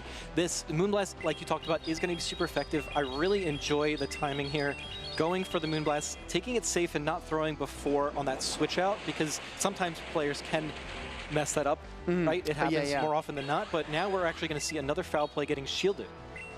First shield of the game for Man in the Planet. He's almost at the second Moonblast as well, but just eyeballing the damage, seeing how little Psycho Cut is doing and how much Moonblast did, I don't think the second Moonblast is enough either. Yeah. Mango agrees. He's going to no-shield his Dark type and take another hard-hitting Fairy type charge attack. Yeah, Mango really knows that matchup really well. And now is actually, wow, beautiful catch on the foul play into that Florges. The only downside here is now Mango can comfortably switch into that Steel type Empoleon and put on a ton of pressure into this Florges with that fast attack Metal Sound.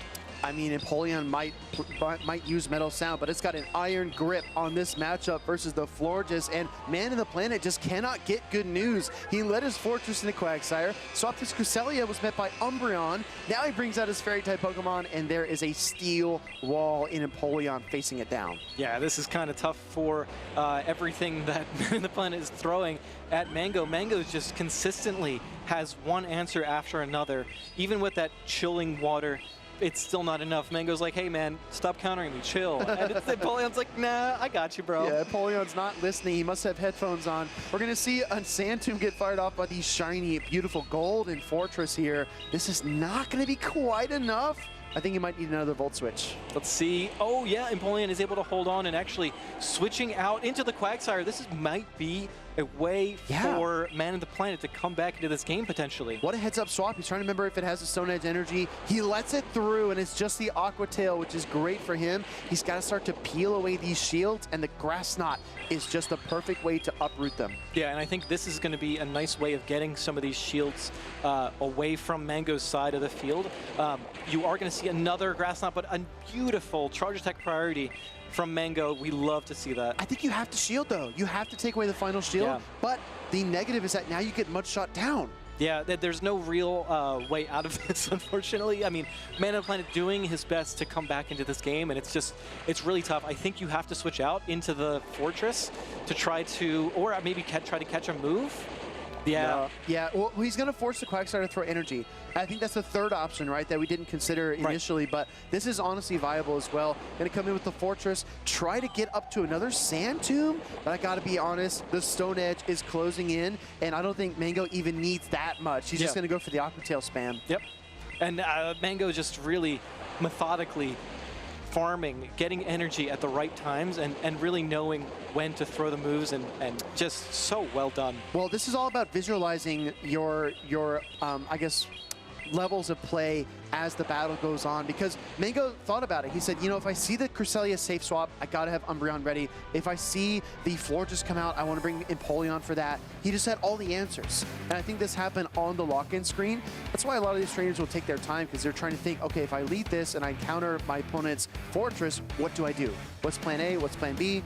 If I switch and they bring this out, do I fight for control of switch advantage, et cetera, et cetera? Yeah, and I think the hardest part on Man in the Planet's side is that Mango just has an answer for everything, right? Yeah. If you look at the Florges, there's the Empoleon. If you look at the Guzzlord, there's the Togekiss. If you look at the Cresselia, there's There's the Umbreon and the Corviknight. The Licky Licky, there's an answer with the Medicham. There's just too many counters, so maybe something like the Quagsire could work because that's a neutral Pokemon into everything that Mango has. But just think about rotating the Rubik's Cube just one notch over, and it's suddenly you have Florges from Man of the Planet versus Mango's Umbreon. Suddenly you have the Fortress versus the Empoleon. Suddenly you have the Quagsire into the opposing Empoleon as well. I mean, there are options, right? Right. It just felt like in that battle number 1, Mango was just one step ahead. I agree. So the coin could flip on the other side as well. So for sure, it really is going to come down to who can play the chess game better, and really think about, okay,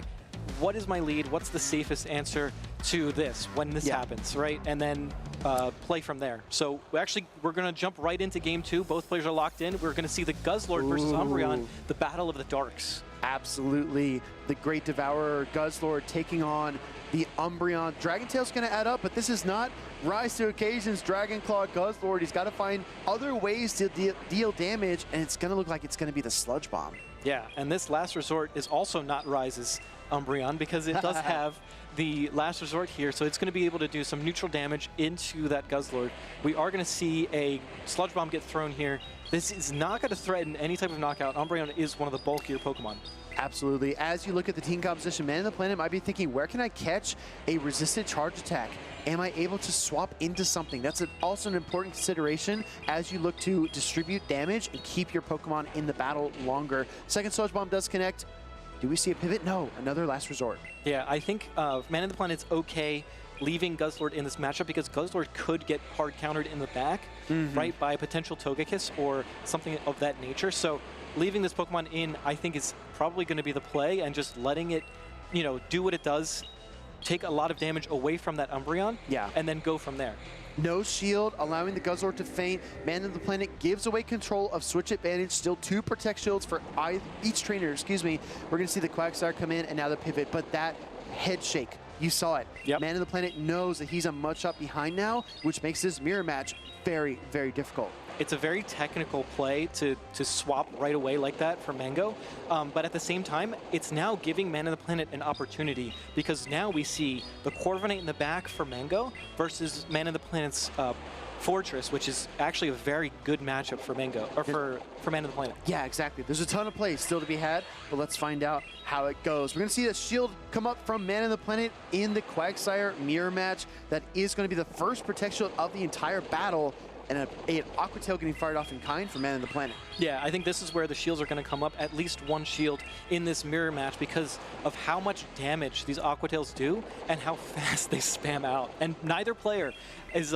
letting the other know who's going to win the charge attack priority. Quagsire truly is the fastest in the West, and that is going to peel the second shield from Man of the Planet. Stone Edge is ready. Do we see the swap? No, waiting a turn to get off another Aqua Tail here and take the final shield in kind. Yeah, that was a really risky play because Mango could have thrown that Aqua Tail right before that too. So now we actually are going to see the Aqua Tail getting thrown, knocking out this Quagsire on Man of the Planet side, and now it's really going to come down to Fortress versus the World. Yeah, it's all about patience here for Man of the Planet. He already has a Volt Switch. However, Quagsire isn't taking much damage from the Volt Switch. He's going to get you another Aqua Tail here. This is going to chip down that Fortress and start to break down the armor that Man of the Planet has. Yeah, and I think now it comes down to, do you go for the farm down? No, actually, Mango doesn't even allow that to happen because recognizing that farming that down would have been a detrimental decision for his endgame. Exactly. We're going to see the Rock Tomb connect into the Corviknight. This game has been a slow simmer, but it might go up in flames here. We're going to see a charge attack come through. This will be the payback from the Corviknight. I think this might be enough. It's going to be really close, you guys. Yeah, either way, I don't think it's going to matter because of the fact that there are Pokemon still left in the back on Mango's side. So even if this is enough to knock out, which I believe it is, that Umbreon is going to be able to do 2 Snarls, maybe 2 Mudshots from Quagsire to knock out the rest of the remaining health from this Fortress. Yeah, exactly. Gonna go for the Sand Tomb here, making it look close. Man of the Planet is gonna pick up a second KO and bring it down to just the Fortress versus the Umbreon. But as you pointed out, House Stark, this Umbreon is way too healthy, way too much HP, and Fortress falls. Really, really close game. I think Man of the Planet played to his win con, but Mango was just one step ahead, especially in that game 1, and a little bit less in that game 2. But at the end of the day, the technical precision on Mango's side was, I think, the difference maker.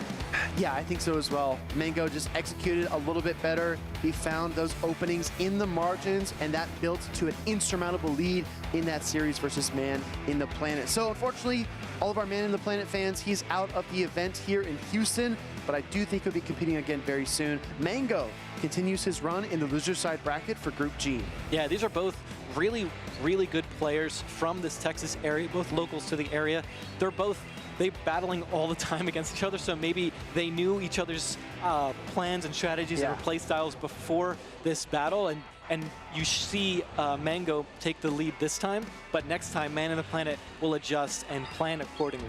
I think so. I think he might get the better of him, but that rivalry matchup will have to wait. For now, here in Houston, Man in the Planet has got to enjoy the rest of his weekend, and Mango is going to continue fighting to try to make it to Top Cut in Day 2. Yeah, and I love seeing the Umbreon usage, and I loved seeing it take down a Guzzlord. I didn't think that was going to be possible because obviously Guzzlord is doing neutral damage all the way through, while Guzzlord is resisting all those fast attacks from Umbreon, but at the same time, the difference there is the bulk.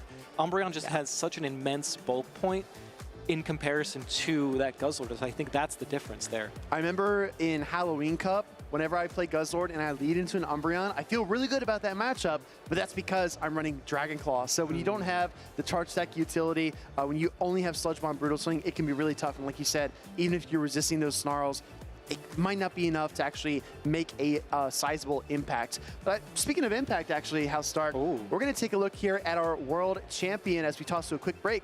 We'll be right back. Wow! Beelzeboy is playing out of his mind here. He is on point. My name is Ved Bam. I go by Beelzeboy and I'm from India. He is holding his community on his back, his friends, his dreams, and he can do it right now. My favorite Pokemon starter is Sprigatito, because that was my first actual starter in Scarlet and Violet. Like most people, I started playing the game in 2016 when it first came out. When COVID hit, I found out about the battling feature that Pokemon Go had added, and I just hopped onto the game, and I've been playing since. My friend persuaded me to come to Japan. I hadn't qualified for the World Championships, but I really like the game. He told me to, come along. That was my first international trip. The atmosphere at Worlds was crazy. Saxon won that time. I thought, I would like to compete at Worlds someday. And I also met Aaron Cybertron Zeng, who's really cool. My friend persuading me to come to Japan and meeting Cybertron. Those two are the things that got me into competitive Pokemon. There are so many great players. I mean, Dancing Rob is definitely one person that, he's the trailblazer. He's the first world champion. Like most things, it takes a while to learn, and it's not always smooth sailing. It's very important to take a step back sometimes and take a deep breath and think things over. It's best to just drink lots of water and, pause. This is my second in-person tournament.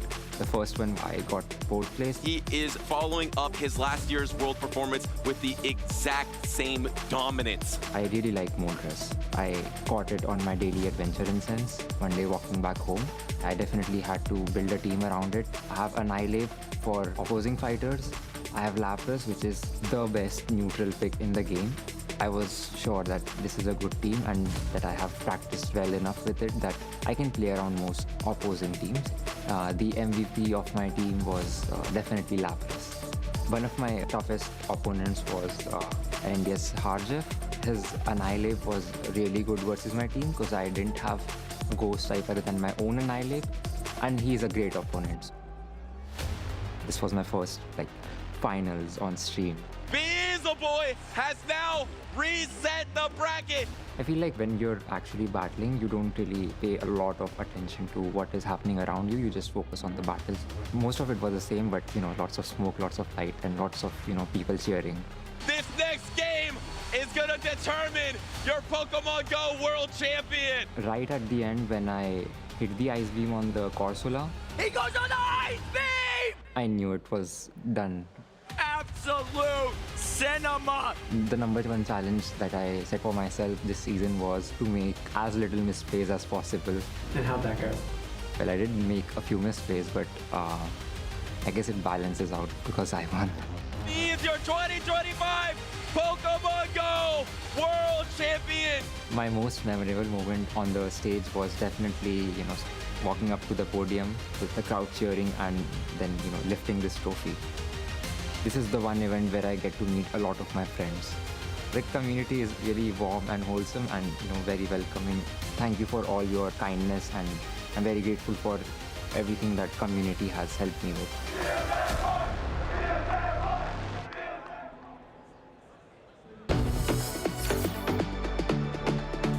Toughest opponent I've ever faced. That's a difficult question because there's so many, but I would have to lean towards Dunebug97. They say we're rivals. We've played each other 12 times, and it's always a really tough battle with him, so I'd say Dunebug. My current record against Dunebug is 6-6, or it's all tied up. My favorite Pokemon kind of changes over time, but I would say Mew because it's been one of my favorite throughout the Go Battle League, and it has so many different move sets. We kind of coined the term Mew sets, so I like Mew. I would say the most underrated Pokemon right now in Pokemon Go has to be Shadow Malamar. I got the idea from its accent for this tournament, and I don't know if I've seen any other in usage, so I might be the only person running it, and we'll see how it goes. The funniest competitor I've played against has to be Lurgan Rocket. I remember playing him at Worlds London back in 2022, and he was literally complimenting my plays mid-game. He's like, man, that was a nice catch. And he's like making jokes mid-battle, and he still ended up beating me, so I was a little salty after that. If there was one piece of advice that I could give to everybody, it would just be to go out there and try your best. Sometimes you can get discouraged in this game. Sometimes maybe it's out of your control and doesn't quite go your way, but if you go out there and try your best, you're never really gonna be a failure in that regard. Any secret hobbies or talents? I can dunk a basketball, which is pretty cool. I like to play basketball in my free time. So that's something I like to do outside of Pokemon Go. If I could create a Pokemon for Pokemon Go, I would make it a normal ghost type. I think it's an incredible typing combination. I'd give it Lock-On as well as Shadow Ball and Swift with incredible pacing. It would dominate everybody. In terms of my favorite Pokemon event I've gone to, I am guilty where sometimes the events I do better at lean towards the happier memories. So maybe like Milwaukee the first season in my hometown that I won. But overall, honestly, I would say Japan. Yokohama Worlds was an incredible experience. I spent 3 weeks over there, and it's something I never really thought I would get the chance to do. But thanks to Pokemon, it was an incredible experience. It's funny you ask my favorite type of food right now. Normally, I would always say sushi. That's kind of been a go-to as a treat. But I've been going through a pho phase. It's like a Vietnamese cuisine, if anyone's unfamiliar, and it's pretty healthy, also tasty, so I'm gonna have to go with pizza because I feel like there's more variety of pizza, and no matter where you go in the world, you see pizza stores. It's one of the most popular foods in the world for a reason. You gotta go pizza there.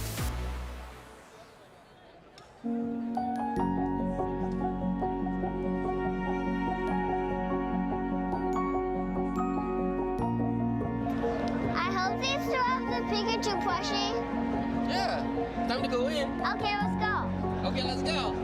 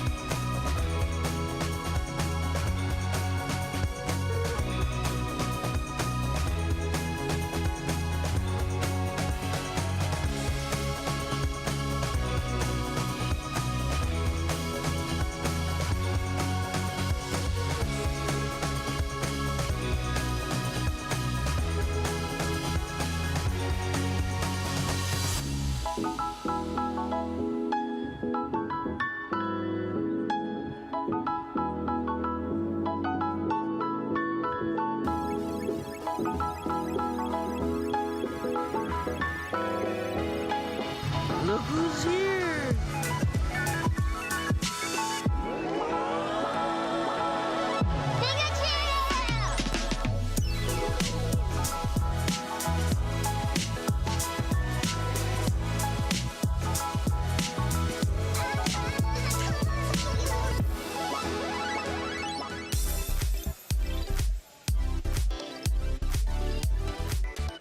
Welcome back, Pokemon trainers, to the 2026 Pokemon Go Houston Regional Championships. My name is Henry here on the desk with DeFi, and the action feels like it's only been heating up as day one progresses. So many trainers already have punched their ticket into day number 2.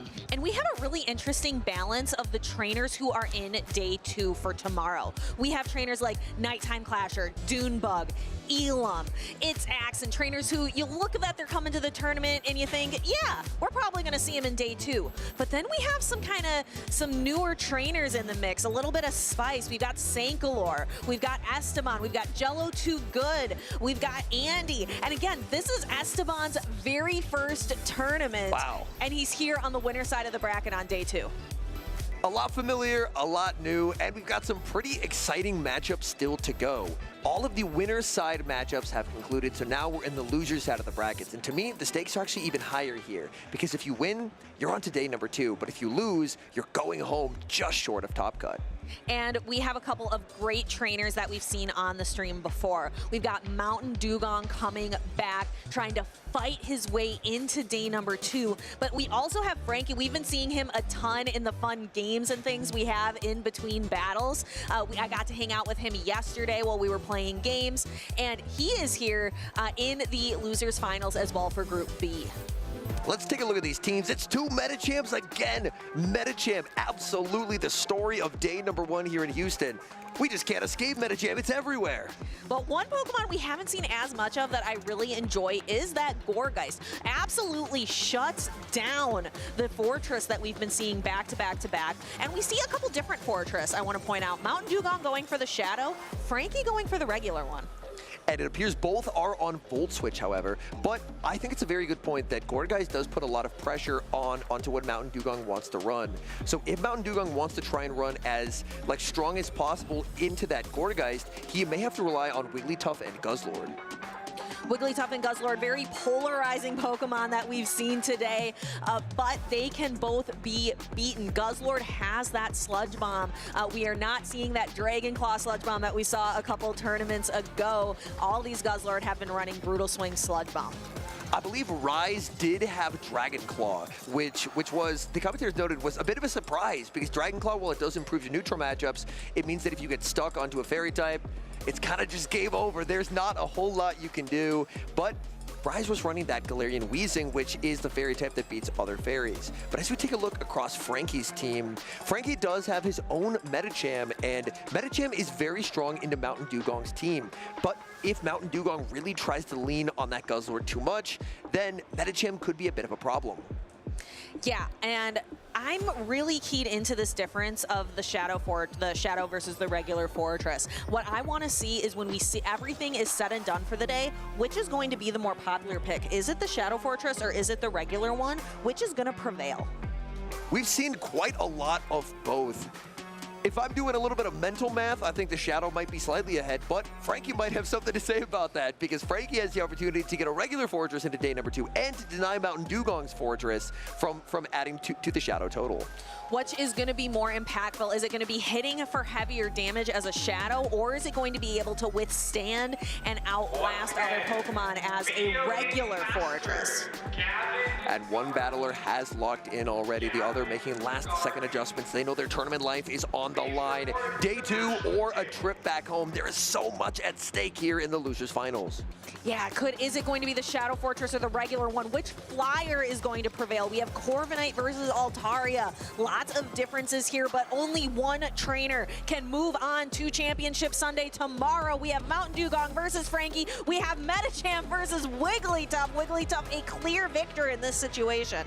A bit of a grimace from Mountain Dugong. That's not what he was hoping to see. Gonna stay in to start with the Metacham, because he's ABA weak. He is the Guzzlord in the back. He is so incredibly soft to this Wigglytuff. This is the worst possible situation for Mountain Dugong, so he's just got to sacrifice Metacham so he can put his own Wigglytuff on to Frankie's opposing Wigglytuff. It looks like Metacham might actually win the zeros here. Metacham landing Dynamic Punch and landing Dynamic Punch number 2 as well, so Metacham actually proves to be able to fight back quite adequately as Frankie is forced to go down a shield.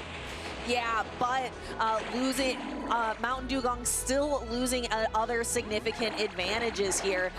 But maybe Mountain Dugong with the Wigglytuff with the pretty plaid blue bow is going to be able to come out with a little bit of energy here going into the secondary matchup. That energy will be threatening into the Gourgeist, although I think I would prefer to see Mountain Dugong bank the energy since he's debuffed and then just immediately send in the Guzzlord. Mountain Dugong going to look to farm up a ton of energy, fires off the Icy Wind, but this is a debuffed Icy Wind, which means Frankie doesn't really have to worry about shielding. Yeah, the Gourgeist is going to be able to stand tall versus the Icy Wind. Mountain Dugong switching out, leaving some health on the Wigglytuff. And then we have Medicham coming in. We saw a dynamic punch earlier hit into a Guzzlord. We know that that's heavy damage. Mountain Dugong has strategically positioned himself to be up energy and up a shield. He's desperately hoping this will be enough to get through the Medicham, but Medicham's pacing is absolutely relentless. Frankie going for the Ice Punch bait. The Ice Punch bait, it does have to be a double Ice Punch bait if it does want to save a Psycho Cut here. And we get one Ice Punch bait coming through, but doesn't go for another one, goes right for the Dynamic Punch, but Mountain Dugong does put up that Protect Shield. So now Medicham is energy dry. Continuing the matchup, switch timers are just about to come up. Brutal Swing is going to be launched. Medicham should be able to survive 2 Brutal Swings. Can Mountain Dugong potentially Brutal Swing into a Sludge Bomb? Would it even be enough to secure the knockout? It looks like it's going to be very close. He's going to opt for the Sludge Bomb. It should do more damage. Can Medicham survive? Medicham is bulky, but is it bulky enough to withstand Guzzlord's Sludge Bomb? It is not. Medicham goes down. Gourgeist throws an Incinerate followed by a Shadow Ball. This is resisted damage, and Guzzlord is going to be able to stand tough. That was so well played from Mountain Dugong. He gets the Brutal Swing. Down goes Gourgeist, and that's going to be a Game 1 win, leading ABA weak to that Wigglytuff. Medicham lead Guzzlord in the back, but as it turns out, the bulk of Medicham, it's so bulky that it can survive all those charms and survive all of the charge attacks as well, force a shield advantage, and with the shield advantage and the energy advantage as well, Guzzlord sweeps the end game. It takes a great trainer to be able to go from a clear disadvantage in the early game to be able to turn it around for yourself in the end game. And that is exactly what Mountain Dugong was able to do with that Medicham. That was so well played as well. What I really liked about Mountain Dugong is instead of potentially throwing like a charm and trying to transfer the Incinerate, he actually queued up a 0-turn switch, anticipating that Frankie kind of had to throw the Incinerate there to try and throw on good charge stack timing. So he was able to get such a big energy head start, and that energy head start plus the shield advantage, all those advantages built up throughout the course of the game is what helped Mountain Dugong make not only the Brutal Swing, but that Sludge Bomb as well for that little bit of extra damage. Taking a giant disadvantage at the start and building up slowly but surely tiny advantages throughout the game is what was able to swing Mountain Dugong the victory. He needs one more to punch his ticket into day number 2. If Frankie wants to stick around, he's got to reverse sweep. He's got to find a different solution, because having that clear advantage in the start wasn't enough. He's got to find something else. And for Mountain Dugong, he kind of made Game 1 look easy, but I do want to stress that that Gourgeist is very, very strong into his team. So Frankie, even though he's down a game, I don't think he has much to worry about quite yet, just because he is at a team comp advantage. Mountain Dugong survived once, but trying to get that second win is where things can get tricky. So Frankie maybe going to keep that Gourgeist around. Mountain Dugong has to kind of play strong into it. He's got to have at least a couple of things on his team that can handle the Gourgeist. It looks like we have double lock-ins here for game number 2 of the Group B Losers Finals. It's going to be Fortress into the Wigglytuff. Mountain Dugong can't really catch a break. But there's no Gourgeist. Frankie left Gourgeist on the bench. Oh, the safe switch into the Quagsire to try and bait out a Gourgeist, but Gourgeist is absent. Gourgeist left behind, and now, suddenly for Mountain Dugong, maybe a bit of life, although Medicham takes these Aqua Tails very, very comfortably. We've been talking all day. Medicham's got the bulk, and its pacing is relentless. Getting to the next Dynamic Punch, Mountain Dugong forced to put up an early Protect Shield to save the health on his Shadow Quagsire. Quagsire going to be down a shield already, but what's uncomfortable about this situation is the pacing on the Medicham. Medicham's so fast to its charge attacks, and it's not like it really has a harder hitting charge attack that it can threaten here. It's just always going to be Aqua Tails, and Medicham already at the Dynamic Punch. So even though Mountain Dugong invested a Protect Shield, even if he is able to double up on Aqua Tails and with Switch advantage, he is going to be very, very low on this Quagsire. And we see the double Aqua Tail right there and throwing just as he gets to that second Aqua Tail. We see one Protect Shield. Are we going to see him throw the energy and knock out the other one, or are we going to see a switch? Oh, a charge attack priority time. Now Frankie is kind of forced into not shielding. Because if Frankie shields, then Mountain Dugong would probably be very comfortable just to let this go because there's no threat of a farm down anymore. So I think as Mountain Dugong, there's a world in which he just decides to let it go, and that's exactly what he does because now there's no threat of the Medicham making a secondary charge attack in this game. All Medicham is now is just farm, and he could even potentially try for maybe a Volt Switch down with the Fortress. That's something that I'm interested in as well. Mountain Dugong looks like he is thinking it through, letting the switch timer go, but instead just getting a one charm energy advantage over this Fortress. And we see a quick swap out. It is Fortress versus Fortress. Frankie does have the option to switch into his own Wigglytuff, but I think is comfortable to just hang out here with Fortress. And this is where potentially getting the head start on his Fortress could have been better than on the Wigglytuff, because now as he switches his Fortress in, he's behind a turn. Frankie can deny the sneak and apply an early debuff. Frankie able to switch out and get the catch onto Wigglytuff. And unfortunately, even though this is a type advantage matchup, suddenly this Fortress, it almost feels like its wings have been clipped a little bit, where it can't do the damage that it would normally do to make this matchup so convincing. Yep, Wigglytuff, we can hear Wigglytuff just working as hard as it can to get as much charm damage as possible. Now, why are we seeing trainers opt for Swifts here? Swift does do slightly more damage. Mountain Dugong, he knows he's debuffed. Can he farm up to the back-to-back? He does farm up to the back-to-back, but can this potentially set him up to Volt Switch down? It's gonna be close. Rock Tomb, it got nerfed this season, and he's already debuffed. This is gonna be close. He pivots in the Wigglytuff, he snipes down, and he banks that Rock Tomb for later. And Wigglytuff, now we're gonna see the same thing, but on opposite ends. Wigglytuff on the side of Mountain Dugong, Fortress on the side of Frankie. We're gonna see Frankie throw this Rock Tomb. Now, notably, Frankie's Fortress is not a shadow. Could that be impactful in this endgame? I actually really agree with Mountain Dugong's decision to go for the Icy Wind here. It's less damage, but he's debuffed. Swift is not going to do a lot. What he wants to do is try and increase the survivability of Wigglytuff in this endgame, because you want to try and ensure that they can't Volt Switch you into a range where Rock Tomb can take the knockout. Because Mountain Dugong's only fear in this endgame is that Frankie's able to double up. Frankie farms up a ton of energy, but can Wigglytuff hang on due to that debuff? Let's see, this is going to be close. Rock Tomb was nerfed. Wiggly hangs on. We see that instant switch into Fortress and the combo play. Mountain Dugong launches this Rock Tomb. Fortress is out of the match, and Frankie is out of the tournament. Bad lead after bad lead, not a problem for Mountain Dugong. Sensational gameplay there. He led Medicham Guzzlord Core into a Wigglytuff, and then he ended up leading Wigglytuff into a Volt Switch Fortress, and it just did not matter. Mountain Dugong is back, and he's moving on to day number 2. What incredible gameplay from Mountain Dugong, really being able to turn those disadvantages into advantages, turning a real bad time into a good time. Wow, I'm a little bit at a loss for words here. That was high-level competitive Pokemon Go. Even when you lose the lead, you end up losing the swap. Doesn't mean you're out of it yet. By setting up kind of a soft ABA strategy in that game number 1, knowing Medicham wins the Zero Shield, which, by the way, at this point, what can't Medicham do? It's winning the Zeros versus Wigglytuff. It's taking names left and right. And there's another Medicham making its way into day number 2. I know it was very low on the day 1 usage. I think it's going to be pretty high on the day 2 usage. One thing Medicham cannot do is make its way onto its Axon's team for Houston, which is, I think, surprising to everybody here. But Mountain Dugong showing why Medicham is a must-bring here in Houston.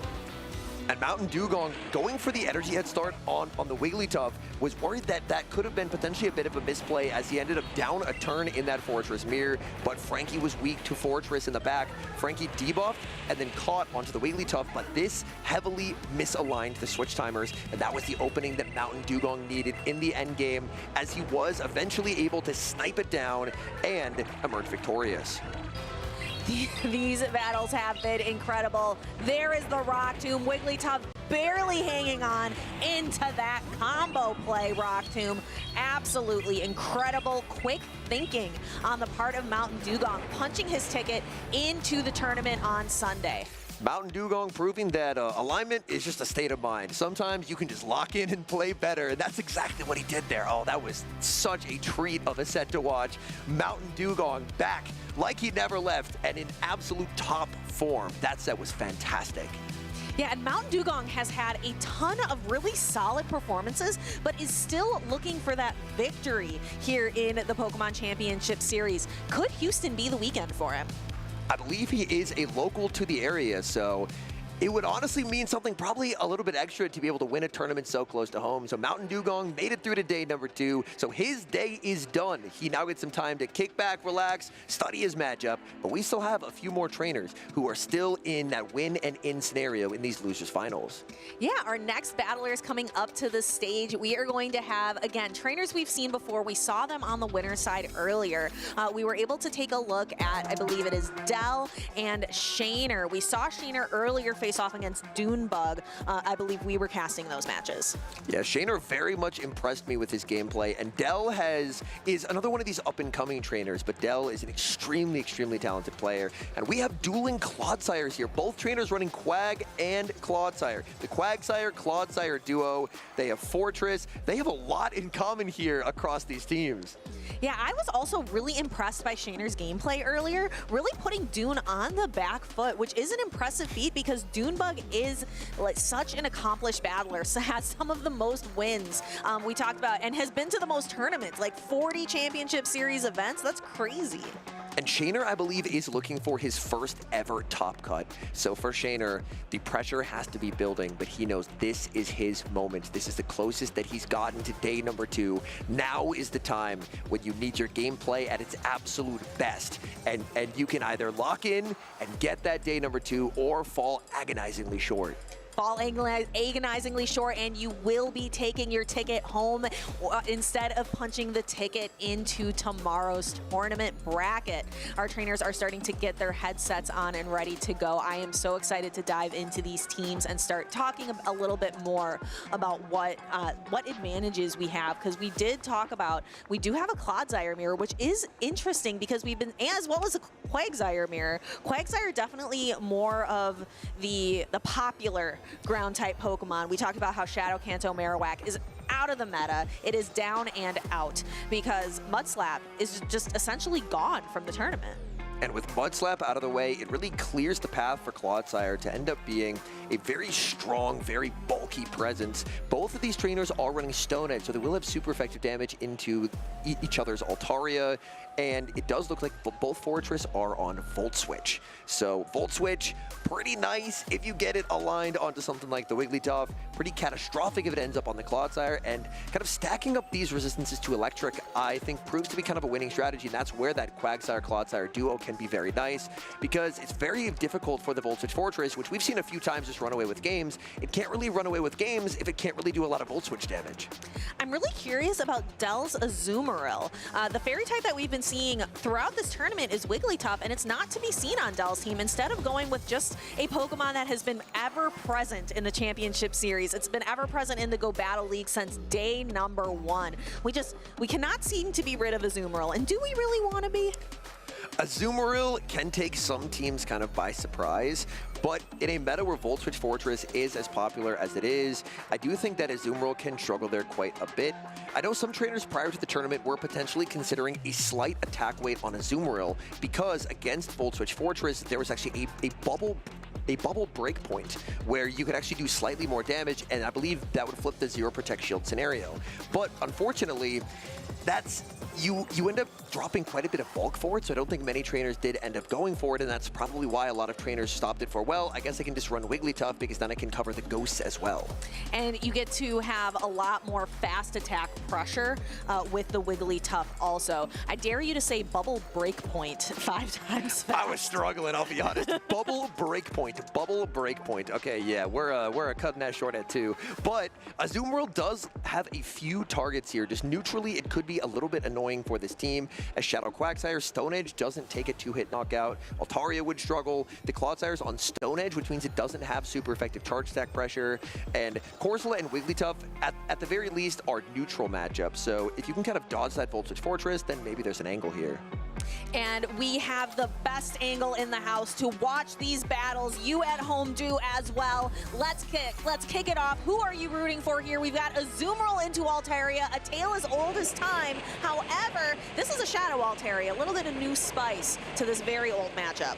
Shadow Altaria, unfortunately, really not helped in the Dragon Breath damage department there, as Azumarill with that double resist just lives Dragon Breaths forever. Sky Attack is going to land. That does do a little bit of chip damage. Shaner can look to try and overfarm, maybe try and go for a catch, tries for the catch onto the Wigglytuff, but Dell doesn't have an answer, so Dell is forced to fire off the Play Rough.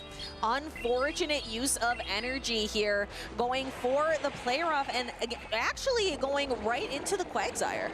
Quagsire, with that 8-turn pacing, will be able to outpace, but not opting to throw just yet, because Aqua Tail wouldn't have quite secured the knockout. Shaner goes for the Swift, but Dell more than happy to no-shield and look to try and overfarm quite substantially with the Quagsire. Yeah, wanting to wait to throw the attack until it's going to be a lot closer to a knockout. We see the Shadow Quagsire going for the Aqua Tail here. That is going to threaten the Wigglytuff, perhaps sending it back to the Pokeball.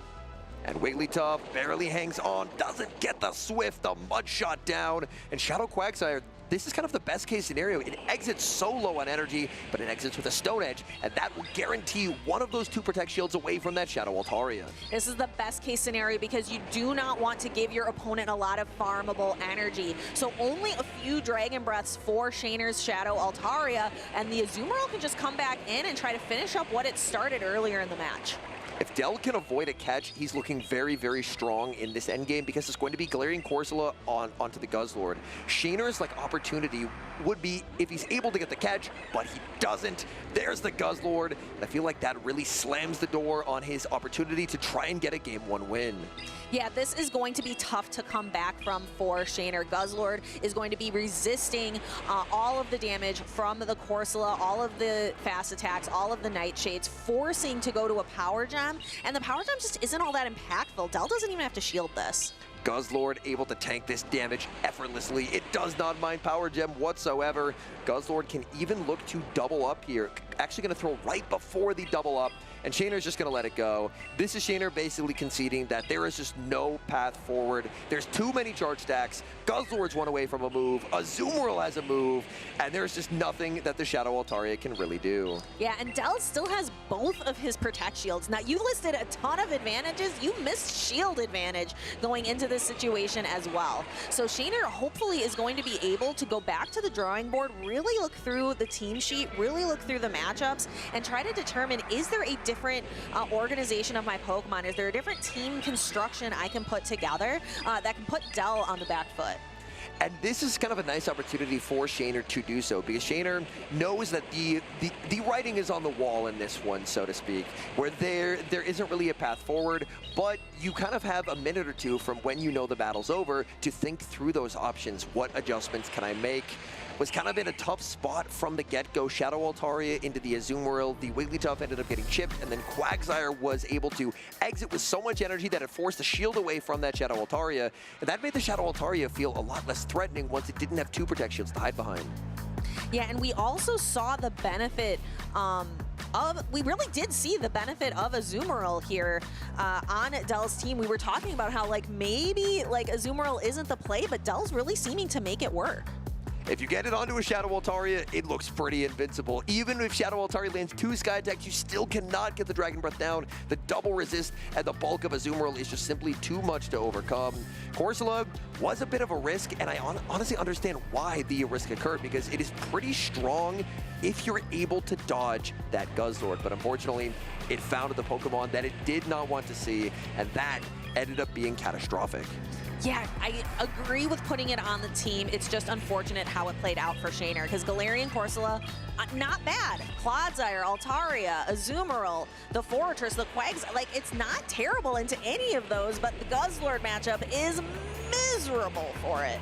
I really wouldn't mind seeing Shaner more or less try and run it back. Basically saying, you know what, I think the idea was solid. I just ended up with the worst case scenario because presumably Dell will make an adjustment or two, and I imagine that Corsola could probably find better targets, especially if Dell anticipates a strong overreaction to Guzzlord being as strong as it was. Yeah, so if Shaner is thinking, like, I gotta put a stop to this Guzzlord, Shaner would probably bring, like, the Wigglytuff, probably bring the Altaria would do okay there. What are some other things that, if Shaner were to overcorrect into Guzzlord? Potentially the Clodsire as well, just because it does have, at the very least, enough bulk to kind of like neutrally outlast Guzzlord. So that could be what Dell is trying to cover for. But honestly, I think Shaner could do pretty well to probably just try and run back that Corsola, because if it ends up on Guzzlord twice, that is unfortunate, but it's a strategy that we've seen some top players employ, where sometimes they say, you know what, I like the line, that was just the worst case scenario, and I trust that I won't see it again. And what we will not be seeing again is that Galarian Corsola. He left it on the bench. Dell bringing in the Clodsire instead. What do you think about this initial matchup? This matchup, I do feel it is a little bit unfortunate to be the Shadow Altaria, because the regular Altaria is able to tank the Stone Edge very comfortably. The Shadow actually takes a lot of damage here. Sky Attack is going to connect, but in the back, it's a Azumarill and it is the Quagsire. So an adjustment from Dell, the Corsola would have been very, very strong here, but unfortunately, Shaner decided to bench it after it didn't find its target in game number 1. And maybe that's what Dell was thinking. He's thinking, you know, I bet I know what Shaner's going to put on the bench, and I'm going to play really strong now into the Corsola because I don't think he's going to bring it. Dell thinks that he can survive the Sky Attack. This is going to be close, but Clodsire should hold on. Clodsire survives, able to make a second Stone Edge, and now this forces Shaner to take either critical damage or lose both of his Protect Shields. And is choosing the critical damage. That was a heavy-hitting Stone Edge. Not quite enough to knock out, though. So Dell's going to get a little bit of fast attack damage on his Azumarill, just going for the bubble down. And he will get at least a 4-bubble head start. Shadow Altaria leaves a parting gift of a Sky Attack that does do a little bit of chip damage, and now he does get the alignment because in comes the Volt Switch Fortress. And then Shaner can very comfortably bring the Wigglytuff into the Quagsire. Now Shaner is at a shield disadvantage. He had to use a Protect Shield earlier on the game. Dell can protect this Shadow Quagsire and protect the Azumarill later on. Dell going for the Stone Edge. Stone Edge connects, no shield from Shaner, and that is very good for Dell, because Dell, by landing the Stone Edge, now just has to fire off Aqua Tails, and Shaner's put in a position where he's forced to shield debuffed Aqua Tails. And that is unfortunate, and Quagsire gets to those Aqua Tails so fast. 1, 2, 3, 4 every single time, and we're gonna see one of those Aqua Tails land and connect here. Shaner kind of breathing a sigh. I think a little frustrated here. Down goes the Wigglytuff, back in comes the Fortress. He's actually gonna pivot out, resetting that debuff and sending in the Azumarill. Azumarill, oh, the Volt Switch does go through there. A slight inaccuracy from Dell. Dell is gonna end up full charging that Play Rough there, because Play Rough, even though it's resisted, this is helpful damage onto that Fortress. I know it is tough sometimes to watch these not very effective attacks be thrown, but when you're stuck between the two, you might as well go for the one that's energy efficient, that does that same type attack bonus, does a little bit more damage. And Dell knows that he does survive the Volt Switch. That is very nice, trying to maximize as much bubble damage as possible. The Fortress does have a lot of energy, but so does the Quagsire. Unfortunately for Dell, Switch Clock not going to be up, going to get farmed down, and this endgame is going to be close. We have double Sand Tomb. So the first Sand Tomb is actually going to connect, no Protect Shield here, and then the second Sand Tomb is going to lower the defense. So this is the perfect order of operations to use your Protect Shield in. Dell getting it exactly right. No shield in the first, saving the shield for the second. One off of the Aqua Tail here, and will get there in the middle of the Volt Switch, and that should seal it for Dell. Exactly, and Dell punching his ticket into day number 2, but I sincerely hope that that is not the last tournament that we see Shaner PvP play in, because I have been so impressed with his play throughout this tournament. Shaner definitely put on a show, but the Shadow Quagsire for Dell was a real standout star in this losers finals, as the Shadow Quagsire in the game number 1 was able to very effectively neutralize Wigglytuff once Wigglytuff had taken a little bit of chip damage, got the Stone Edge to force the shield from the Altaria, and then in that game number 2, felt like Quagsire just got to like 5 moves at that point? Like Quags, it's just so fast. It was. Those were such fun battles to watch, and it was really interesting to see how Azumarill can still be utilized in this current Memories in Motion meta. And unfortunately for Shaner, it really felt like things started to go downhill when that Sky Attack on the charge attack priority failed to take the knockout, because that setup farm for the Azumarill, Quagsire going for the Hail Mary, landing that Stone Edge, really put him in a good spot where Shaner was forced to shield Aqua Tails, and that's not really the spot where you want to be. Ideally, you want to try and get the shield call right, but he anticipated a bait, it did not happen, and then that Quagsire, its energy just goes everywhere. I was really hoping to see Shaner keep the Galarian Corsola, like you mentioned, run it back again. Had he brought the Galarian Corsola into what Dell had brought in that second game, I think Shaner could have maneuvered around a little bit better. But that's kind of the pressure that you can put your opponent under, is if you end up getting that very, very strong endgame matchup, is all of a sudden they might feel that Corsola isn't as strong as they initially thought, so they don't end up bringing it. And then Dell kind of anticipates that by running a line that's then pretty neutrally soft across the board to Corsola, and it pays pretty significant dividends as the Corsola unfortunately was nowhere to be found. Yeah, and that is all the mind games. That is the chess game that is going, the unseen chess game that is going on between two battlers up on the stage. There is a lot of pressure under those lights, and we have a lot more high-pressure games yet to play today. We are in the losers bracket for those of you just tuning in. We are wrapping up day 1 battles. These trainers are trying to punch their ticket to Championship Sunday tomorrow, and these are the final battles of day number 1. And it looks like we do have the 2 competitors who we are going to see here. It's going to be Go League Greg, who's been on stream a couple times, versus a fan favorite in Ashton Ash. Ashton Ash, a phenomenal battler, and an international champion runner-up, an international champion finalist, but is looking for that like big, glorious win that we want to see him have. And on the loser side of the bracket, so down but not out by any means. And the big thing is just getting to day number 2. Once you're in day number 2, it really feels like anything can happen, but you've got to get to Top Cut. And standing in his way is Go League Greg, a trainer who honestly kind of made a name for himself right away from that first interview, talking about Annihilate. It's going to be big this weekend. And it's taken him this far. So Annihilate has put on quite a show so far. For Ashton Ash, Ashton Ash is running a very interesting moveset choice here. We've seen a lot of Shadow Quagsire DeFi, but have we seen an Aqua Tail Mud Bomb Quagsire yet? No. So what, I'm thinking about some of the benefits of Mud Bomb. You get there a little bit quicker. Ground type damage, with even though Mud Slap is out of the game, it's not like ground type damage lost a lot of targets. There's still a lot of places for that damage to go, but are there any other benefits I'm not thinking of? Because Stone Edge, it's just so nice to have that heavy hitting guaranteed knockout. What it would do is it would dramatically shore up your matchup into Pokemon like Empoleon, whereas currently the Empoleon Quagsire interaction usually favors Empoleon as long as there aren't a bunch of shields in play, just because your mud shots don't do a lot even though they're super effective, and your charge attack arsenal is entirely resisted. So you are basically trading the flexibility of it, where now suddenly you're actually walled by something like an Altaria, but you end up having a more convincing Empoleon matchup. So there is some give and take there. This is the first trainer that we've seen try out this moveset, and I'm curious to see if it will end up paying some dividends. Across Go League Greg's team, there are a few targets for it in the Unova Stunfisk and the Empoleon, but suddenly that makes Altaria significantly stronger into the team. Yeah, taking a look at the Altaria on the side of Go League Greg, Altaria doesn't want to see the Wigglytuff at all. Definitely wants to see the Quagsire matchup. Altaria is going to be pretty afraid of Licky Licky as well. And Corviknight also is a matchup that Altaria would very much enjoy seeing. So I think there are enough targets to at least make Greg consider the Altaria. Greg, in previous matchups against Corsola, tended to favor the Clefable.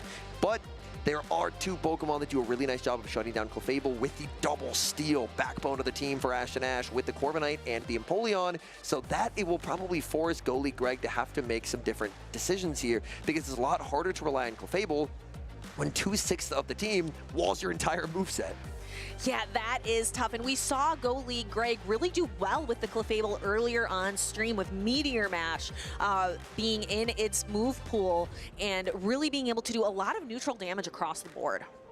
But unfortunately, adjustments have to be made based on the team of 6 that you're facing. And against this team, it's a lot more difficult to bring Clefable. Typically, the way that I like to take a look at teams when it comes to Clefable is how many resistances to Meteor Mash does your opponent have? Because Clefable is at its strongest when it can spam up Meteor Mash. Meteor Mash is an absurdly efficient charge attack, but with Quagsire, Empoleon, and Corviknight all having resistances to Meteor Mash, you really don't want to be in a spot where you're going up against a team that has a lot of Meteor Mash resist, because that is your good pacing.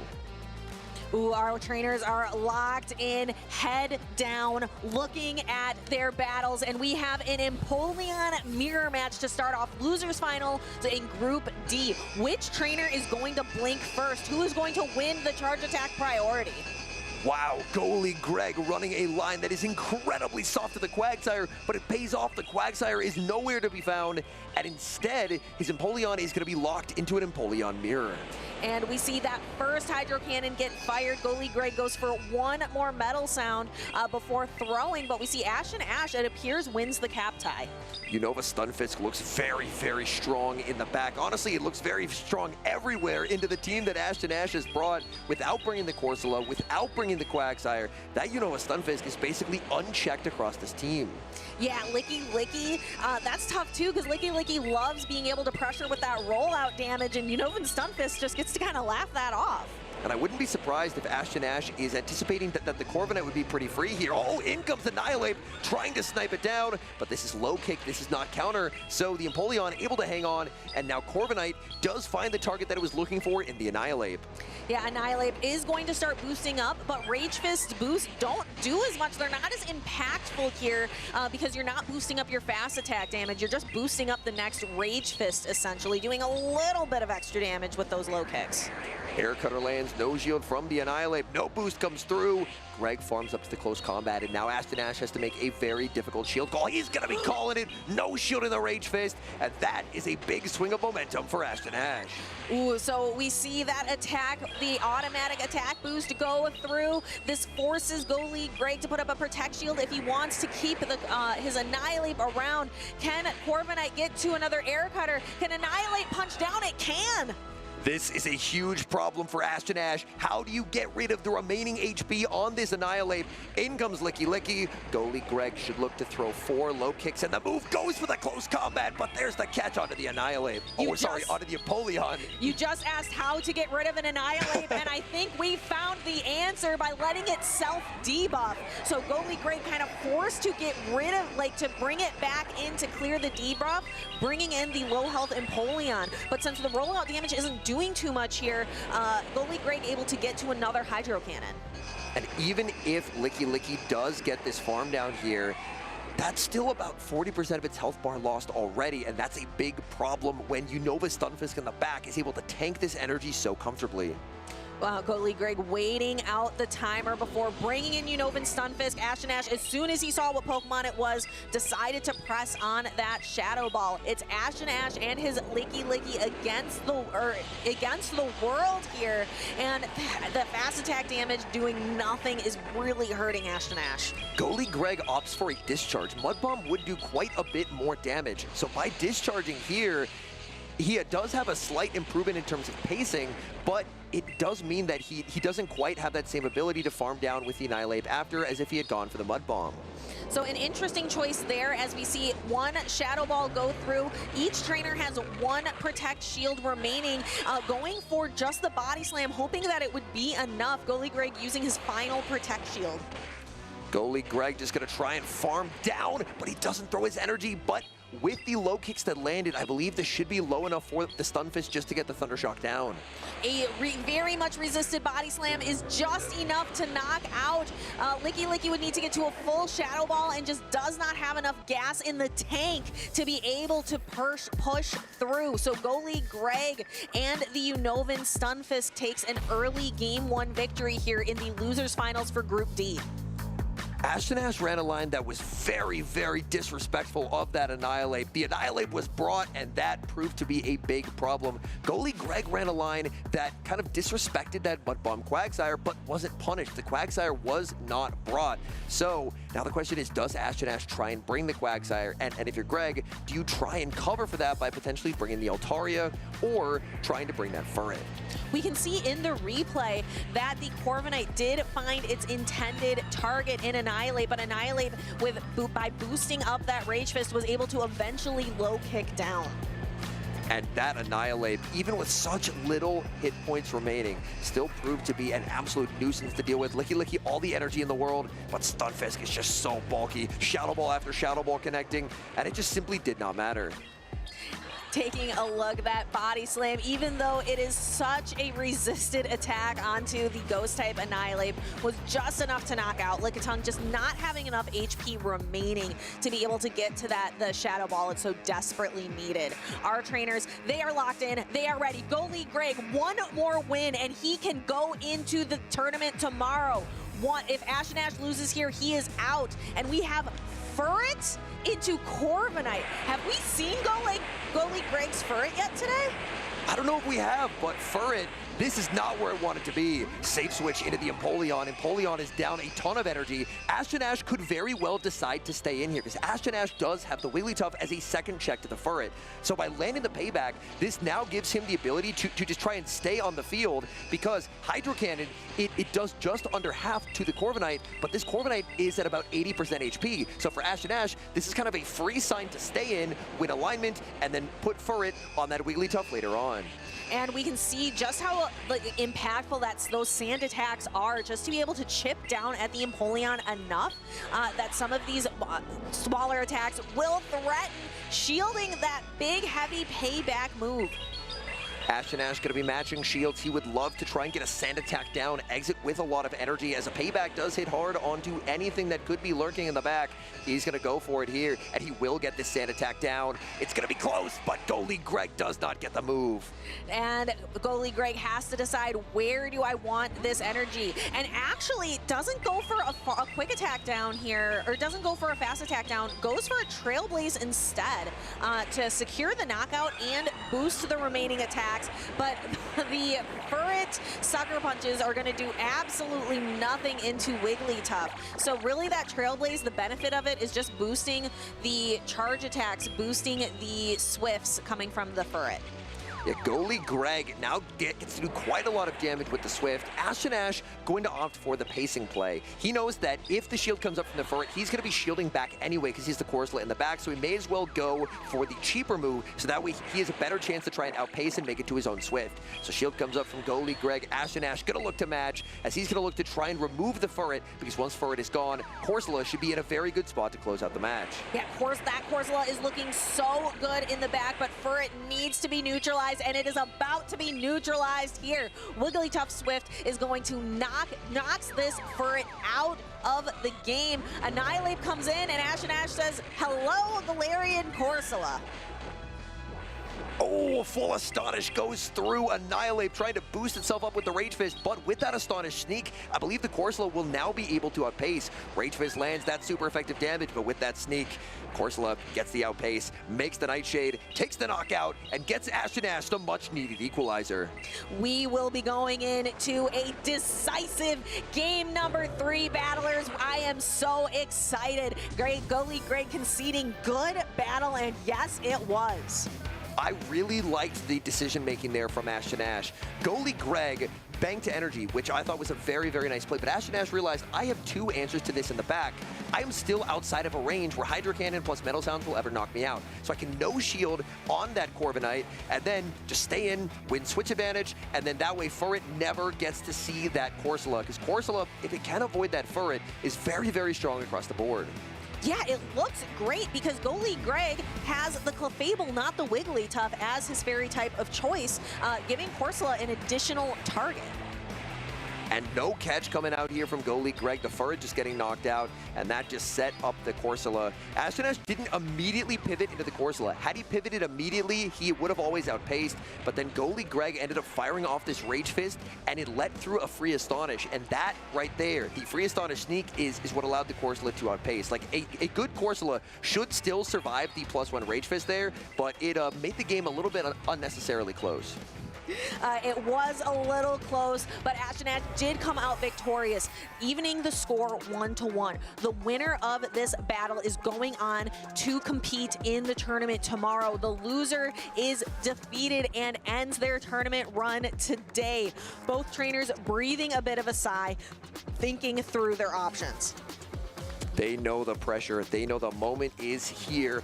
Every trainer competing at this tournament, the goal is to make day 2, because once you make day 2, it's anyone's game. Someone can go on a run and get hot at the right moment and like surge to victory from the loose side of the bracket, but you have to get there. And that all starts with winning this final game. Trainers locking in, making their final decision. You can see them both really thinking things through, playing through all those different scenarios in your mind. Goalie Greg winning that first battle with the Empoleon lead, losing when he chose to bring the Furret in. Ash being able to take the victory once he brought that Wigglytuff and Corsola. The Corviknight has stayed consistent for him. The Corviknight, it just proves to be a very neutral presence across so many matchups. Unfortunately, in this particular matchup, with Altaria and Stunfisk being very effective answers, and with an Annihilate, if it can get up a little bit of energy, making life difficult as well, it's a little bit less safe than it is in a lot of scenarios. That's part of why Corviknight usage is so high, because in a lot of matchups, you can kind of count on it to be a very effective tool for repositioning. Yeah, because it's just so bulky. We've seen that Corviknight bulk in many games today. Will we see it again here? What we're starting off with is a fantastic lead for goalie Greg in this decisive game number 3. Annihilate into Empoleon. Ash forced to put in a Shadow Quagsire safe swap. At Shadow Quagsire, there is no answer in the back for goalie Greg. Goalie Greg is so weak in the back to the Quagsire. He's going to have to stay in with the Annihilate. Aqua Tail lands. Annihilate farms up to the close combat, but is going to go for a Rage Fist bait. And because it was the swap, that Shadow Quagsire is even going to have more energy, but we see the Rage Fist bait. Unfortunately, Ash did choose to shield that up, and that makes sense. A lot of trainers would throw close combat there. That is unfortunate. Ash playing to a charge stack priority tie that he does not win. +1 Rage Fist is going to connect. And Ash, if this Quagsire gets removed from the field of play, how is he ever going to defeat that Stunfisk? That is going to be tough. So Ash needs the Quagsire. He just doesn't know it yet. And even if the Quagsire survives this, it's too low of health now. That Unova Stunfisk is going to just completely wreck shop later on. He aggressively pivots into the Corviknight. Goalie Greg gonna go for a double boosted close combat. Shield comes up from Ash. Goalie Greg can choose to save the Annihilate here and pivot into the Stunfisk, but no, he's saving the Stunfisk and he's sending in the Empoleon instead. That is an interesting play. We're going to see if it pays off for him. Ash being able to full send the payback with no Protect Shields remaining, knowing this big neutral hit is going to land. Payback lands. That is critical damage onto the Empoleon. Ash would love if 5 sand attacks plus an air cutter would be enough to secure the knockout here, because he needs to be able to outpace this Hydro Cannon, or his Corviknight is just getting knocked out. So we see him carefully counting, making sure that another Hydro Cannon cannot possibly land. But will this air cutter be enough? This Empoleon still has a chunk of health. It's not enough. Oh, nice catch out of the Quagsire, able to preserve that Corviknight for later. This will give a slight energy head start to Empoleon, and Empoleon being up a turn in that Stunfisk matchup is actually beneficial. However, there's no Protect Shields in play, and Mud Bomb damage would be catastrophic. Goalie Greg waiting it down. In comes the Corviknight. He didn't bring in the Empoleon, but now this is Stunfisk's opportunity to shine. So Stunfisk being able to throw those super effective discharges, and there's no shields remaining. Ash didn't have the opportunity for a catch due to that switch timer. So now we are going to just see this Unovan Stunfisk run amok. Unova Stunfisk makes the discharge. That is critical damage landing onto the Empoleon. And to make matters worse, the Stunfisk is not in Hydro Cannon range. It's super effective damage, but it's just simply not going to matter. Ashton Ash continues to farm, but there is just no way out here. Plays the charge tech priority. He needs this to knock out, but Unova Stunfisk is very bulky and should survive. Ashton Ash looking up, saying, shaking his head no, knowing that Unovan Stunfisk is too tanky. The flat little pancake that could. Go League Greg secures his victory, secures day number 2. You can see the emotion hitting Go League Greg. He's done it, taken down one of North America's finest. He's moving on to Top Cut. This is the end of the road for Ashton Ash today, but we know it's not the end of the road forever. Ashton Ash, an incredible battler, a fan favorite. We hope to see many more tournament runs from Ashton Ash. I will be honest, I was expecting to see a lot more Annihilate in day 2 than Metacham, but it's definitely been the reverse. It has been Metacham after Metacham, so we do get an Annihilate sneaking into Top Cut as well. And the pacing, the speed on that Annihilate just absolutely ran away with those games. Taking a look back at this final matchup, Ashton Ash just losing the Quagsire early on just really set him up for defeat, and Goalie Greg was able to position this Unovan Stunfisk to completely, I can't say it ran away with it, maybe it just kind of like flopped away with it at the end of the game. That was a very tough spot for Ashton Ash. Ashton Ash brought the Corsola game 2, and the Corsola was game winning, but benched it game 3, and unfortunately, Corsola was triple strong into that line. None of those Pokemon from Goalie Greg would have wanted to see that Pokemon, but by benching the Corsola, it made that Stunfisk just incredibly strong once Quagsire was out of the way. And we are going to see here Unovan Stunfisk being able to just do devastating damage with Discharge, just hitting very hard, and then going for the discharge one more time. This Hydro Cannon, Ashton Ash, you can see him shaking his head, just knowing it's not going to be quite enough. The shiny Stunfisk hanging on for Go League Greg, punching his ticket to day number 2. And you gotta love when you can see how much it means for these trainers, the deep breath, the emotion hitting. You're on to your first Top Cut. So congratulations to Go League Greg. We are excited to see Go League Greg continue forward with that shiny Unovan Stunfisk to continue on to Top Cut tomorrow. We, for those of you watching at home, you do not want to move from your seats. We are just wrapping up day number 1. We have a few losers matches left to go, and these matches, they're edge of your seat. It's win or go home. They are the most high intensity battles, and we have them for the end of the tournament. And I'm very excited to see which trainers are able to emerge victorious, punch their ticket into Top Cut, because they are still alive fighting for that regional championship win. Because if you win a regional, you are guaranteeing, you are punching your ticket to the World Championships. I actually got to attend the World Championships last year, and it was absolutely incredible with Beelzebub emerging victorious. So we're going to take a brief break here as we recap those 2025 Pokemon Go World Championships. Stay with us. Hello trainers, my name is Will Dunphy. Let's take a look back at the 2025 Pokemon World Championships in Anaheim, California. Pokemon like Credilli, Lapras, and Dusclops were meta staples, but picks like Galarian Moltres, Shadow Kenta Marowak, and Tinkaton set themselves apart. There were plenty of meta surprises too, like Senhudigo's Turtonator and Toedscruel, Lyle Jeffs III's Shadow Dusknoir, and Tonton Batus's Dragapult. After 2 days of extremely hard-fought battles, only Spain's Patoman and India's Beelzebub remained. These two trainers were destined to meet on Championship Sunday, in the arena, for the very first time. On a Sunday morning unlike any other, the roar of the crowd was carried onto every street corner by the soft California summer breeze. As the palm trees swayed and Pokemon fans took their seats, Patoman and Beelzebub clashed on center stage. Beelzebub struck first, and he struck ferociously, dominating Game 1 with a triple Brave Bird barrage. Patoman rebounded in Game 2, overwhelming Galarian Moltres and delivering back-to-back Sparkling Arias to knock out the Shadow Steelix. Beelzebub clamped down in Game 3 with a lights-out bait call on Patoman's Shadow Kenta Marowak, and then leaned on his mighty Shadow Steelix to win Game 4, forcing the bracket reset. In Game 1 of the Grand Finals reset, Patoman brought both of his Rock Tomb users to corner Beelzebub's Galarian Moltres. but the trainer from India was one step ahead.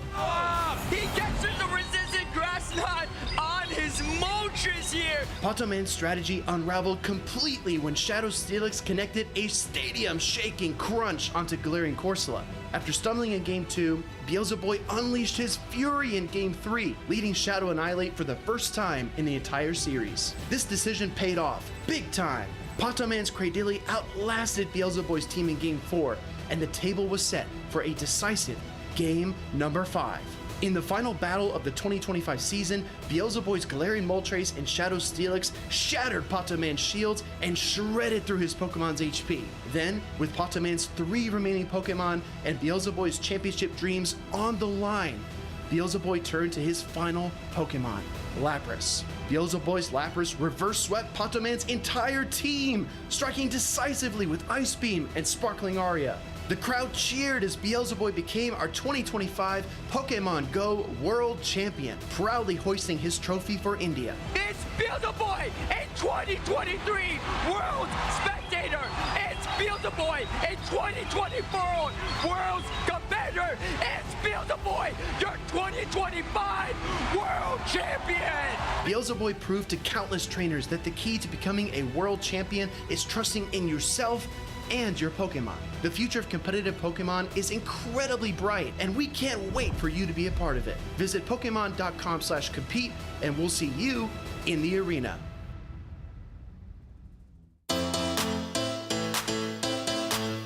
The toughest opponent would probably have to be Patoman because he was my world opponent like for the finals, and he already knocked me out to the losers finals, so probably him, yeah. My favorite Pokemon is Mew, and I don't know why. I just really like Mew. The most underrated Pokemon I think right now is Melmetal, which learns Thunder Shock, Double Iron Bash and Superpower. It's sort of like a cross between Scizor and Stunfisk. It does really well, yeah. So whenever I play Pokemon Go PvP battle, one of my goals is to just have fun. But another goal is to make perfect plays regardless of what the opponent plays. If I were to create a Pokemon, it would definitely have to be a Steel type. And I like Ghosts as well. I really like bulky Pokemon, so it would have to be bulky. But unlike Aegislash, it would have to be very spammy. If I really have to get crazy, maybe, I don't know, Hydro Cannon, Double Iron Bash and Shadow Claw. And a Steel and Ghost type. I have a lot of hobbies, I guess. Like I enjoy reading books. I like to play basketball. The one event that I won would have to be my favorite one in Anaheim, California in 2025. Every Pokemon event is such a fun experience. You get to meet so many new friends and you get to try out the local food. Yeah, it's all very fun. One of my all-time favorite dishes has got to be a South Indian dish called masala dosa, which is sort of like a thin rice crepe, and you eat it with spiced potatoes, and there's a bunch of chutneys and dips that you can have it with. Yeah, that would have to be my favorite. I mean, I feel like Charizard is the more popular one, and currently in Pokemon Go PvP, Blastoise is the one that's, you know, doing better. So I'll probably have to go with Blastoise right now, yeah.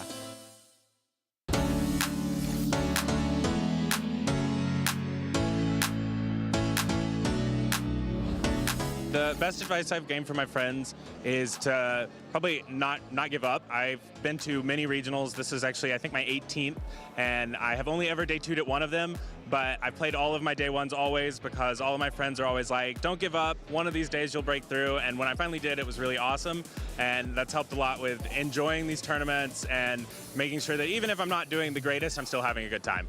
The best piece of advice I've received from my friends is learning my move count so I can optimize my gameplay. The best piece of advice I've gained from my friends is probably to take it slow. More specifically in a match when you're like really stressed out or maybe you made the wrong read. Try to just, you have a little time, take a breath, take a step back, reevaluate it, and then just see if you have any outs or see where you can go from there. It doesn't hurt.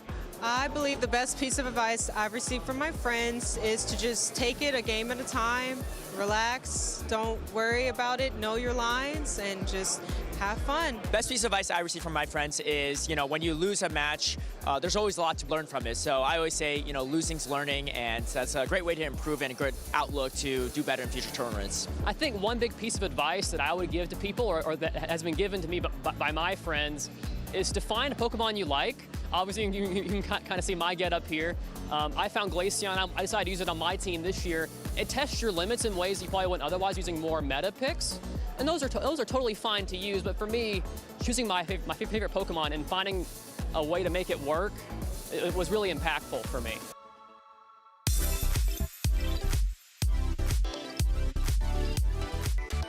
Welcome back, everyone, to the 2026 Houston Regional Championships. It's been fireworks on stage, and it's been a pleasure to watch every single moment of it. We've got one more rotation with you, House Stark and I, and then we're going to have DeFi and Home Slice Henry close us out. But for now, we're going to take a look at two trainers who have met before in the bracket. Javier actually getting the better of one of NA's best in Rise to Occasion. This is the rematch, everybody, and anything could happen. Yeah, I'm very, very pumped to see how these trainers adapt and adjust and, you know, kind of improvise on the fly. So we'll see Rise, who's coming off that loss, but also coming off a win in the last round. So I'm very, very pumped to see these teams match up. Obviously, they've already played before, but now they're going to play again, and it's going to be on stage, on the big stage, in front of everyone, for the whole, like, what's the line? For the whole world to see. Yes, exactly. Thank you. For all all the marbles. All the marble. Hey, we got there eventually. Yeah. Speaking of getting there eventually, we will have our trainers on stage momentarily. We've got Javier C2182 taking on Rise to Occasion. If you remember, everybody, earlier on in the stream, we had Javier playing with Jellicent, Wigglytuff, Guzzlord, Empoleon, Corviknight, and we had on the opposing side Rise with this unconventional team of Guzzlord, that Shadow, Shiny, Galarian Weezing, and Shadow Fortress. Yeah, and I think the Pokemon that might shine the most here is going to be that Fortress, because it has really good matchups all the way down, other than that Quagsire. So we'll see exactly what each player decides to do, but because of Rise's Dragon Claw on his Guzzlord, it might dissuade Javier to bring his own Guzzlord, because he'll know he will most likely lose that matchup. It discourages the opposing Guzzlord, but it encourages the opposing Wigglytuff, right? Exactly. It's a little bit tricky here. I think that Rise can probably count on that Wigglytuff to come out. And Javier must have been doing something right in order to send Rise to that loser side bracket earlier on today. I'm sure that Javier wants to keep the good vibes going, and Rise wants to rewrite those wrongs. Let's go right into battle number one, everybody. This is the Group E Losers Finals. Winner moves on, loser goes home. All right, here we see a matchup we've seen quite a bit actually in this meta. The Guzzlord versus Quagsire matchup. I think Guzzlord has a slight advantage, but it really depends on how each player decides to play out this matchup. Do you shield the Stone Edge? Do you go for the Stone Edge? Things like that. Yeah, I think that Rise, recognizing he needs 2 charge attacks no matter what, does not even build up to the Dragon Claw, instead opting for a double Brutal Swing strategy. The Stone Edge full sending right off the bat. Javier swings for the fences. Yeah, and we've seen Rise play this out before. He usually lets it go, and he does again.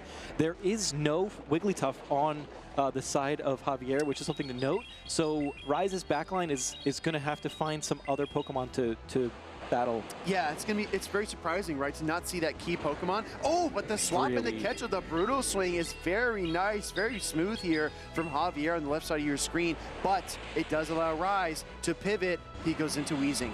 Yeah, and this is probably one of the toughest matchups for Guzzlord. Is honestly any fairy type, but I think specifically Weezing can farm all the way down, but I think at this point, because it's able to knock out with the Sludge, it's going to just go for the move. I was going to say, that looked like it'd be really close, but Rise knows his damage calculations, and it knocks out perfectly. We still have a healthy Quagsire in the back that's not going to get very winded down, and a Corviknight waiting in the wings. Here comes Quagsire yet again. Yeah, and Rise going straight for the Brutal Swing. He wants to knock out this Quagsire as soon as possible to not take that Mudshot damage that is super effective.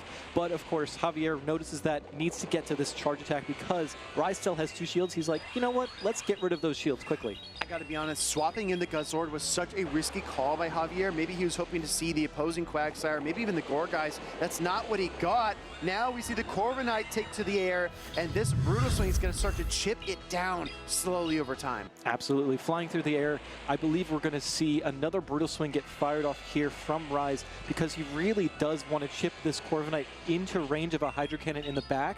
and putting it in range of the Hydro Cannon is going to allow him to switch out and potentially start building up some energy on that Empoleon with those metal sounds. Yeah, you don't want to let this Corviknight get too far ahead. Even though it doesn't have that much HP, it can still be a dangerous factor in this battle. Payback going to connect, no shield, eyes wide. How's Stark? What do you think? I think this is going to be a huge damage. Yeah, that does a lot of damage into that Empoleon. That is my assessment. Absolutely does quite a bit of damage. Shield coming up here from Javier, but keep in mind, everyone, the switch timers are displaced. The Quagsire swap is available. Javier might be his last chance catching the Hydro Cannon here, but he's going to keep the pressure on with another air cutter. Yeah, and I think this is going to be just maybe enough to knock out this Empoleon, I believe. No. Oh, no, it's not. Wow! Oh my goodness. Instant swap into the Quagsire to soak the Hydro Cannon. He knew that the energy was there, and he knew that Rise could not afford to wait any longer because Sand Attacks would have KO'd it. But there's still a Galarian Weezing waiting back there. Will it be enough? Brutal Swing is queued up. Yeah, and I think that was the difference in that game is Rise kept his shield in play and was not forced to shield. Even that payback that I thought was a misplay, Rise was like, you know what? I got this. Let me just make sure I keep that shield just in case I need it in the end game, and he did, and it paid off. Yeah, he was definitely playing things as they came to him, not forcing anything, not making any mistakes. I think that's definitely one of the key components of a successful Pokemon Go trainer. Over all these seasons, Rise has learned a few things. That's got to be one of them. Yeah, and I think the line that he had, the line that he brought in Game 1, I thought was really, really smart.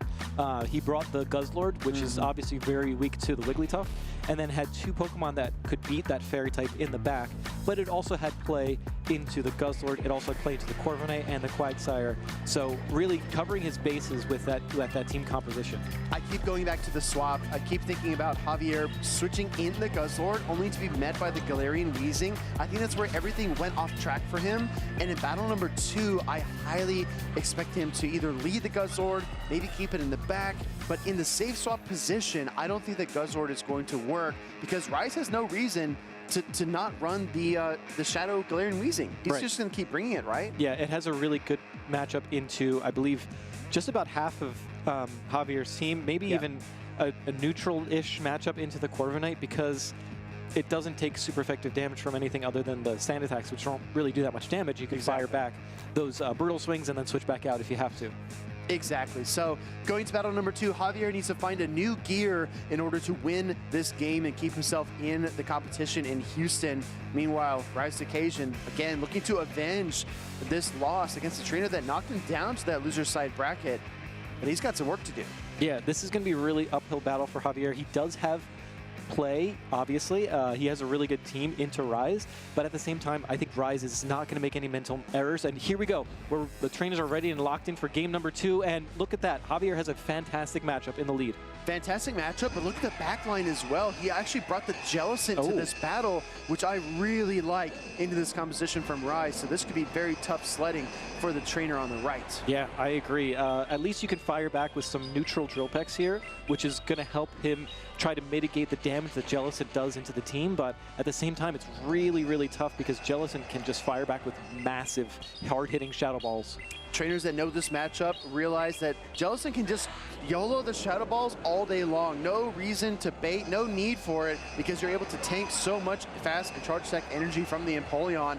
Gonna take another Drill Peck here. I don't think this is any threat at all, Stark. Yeah, I agree. Well, one thing that I've noticed is Empoleon is so efficient with its energy. It's able to build up to this Drill Peck. This is the 3rd Drill Peck, and is not wasting any energy for it. Exactly. Will we see a shield here? Javier is going to give up a Shadow Ball and a Jellicent if he doesn't shield, so he wisely protects it. But the swap now from Rise into the Quagsire, trying to move the pieces around yet again.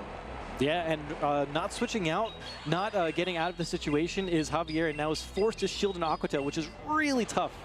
Very, very tough. You don't want to use a shield on an attack that would not do too much, but he's confident that his Jellicent can earn these shields back. He's going to go ahead and fire off the Shadow Ball here. And the problem, Stark, is that if he swaps, what does he go to? I guess his own Quagsire, but he's so far behind in energy. Yeah, and now this is going to be a huge Aqua Tail. I guess we've learned from before, they must have battled before, and Rise knows that his Quagsire is going to win the charge attack priority, which is why he went for it, and that's a huge play.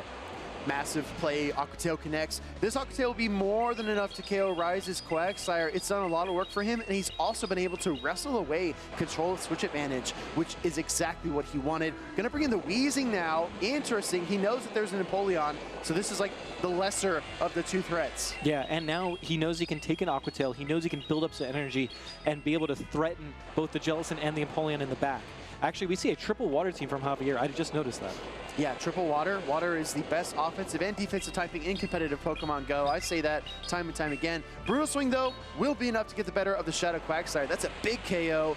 And I think that Rise is starting to build his way back into this battle, but out comes the Empoleon. Yeah, and now Rise has to make a decision. Do you shield this and get off a Brutal Swing or not? He does. At the last second decides he's going to shield this and make sure that this Empoleon gets put into range of one charge attack. Wow, this is such a muddy water outlook. I don't know exactly how this is going to go. Brutal Swing helps. Empoleon comes out.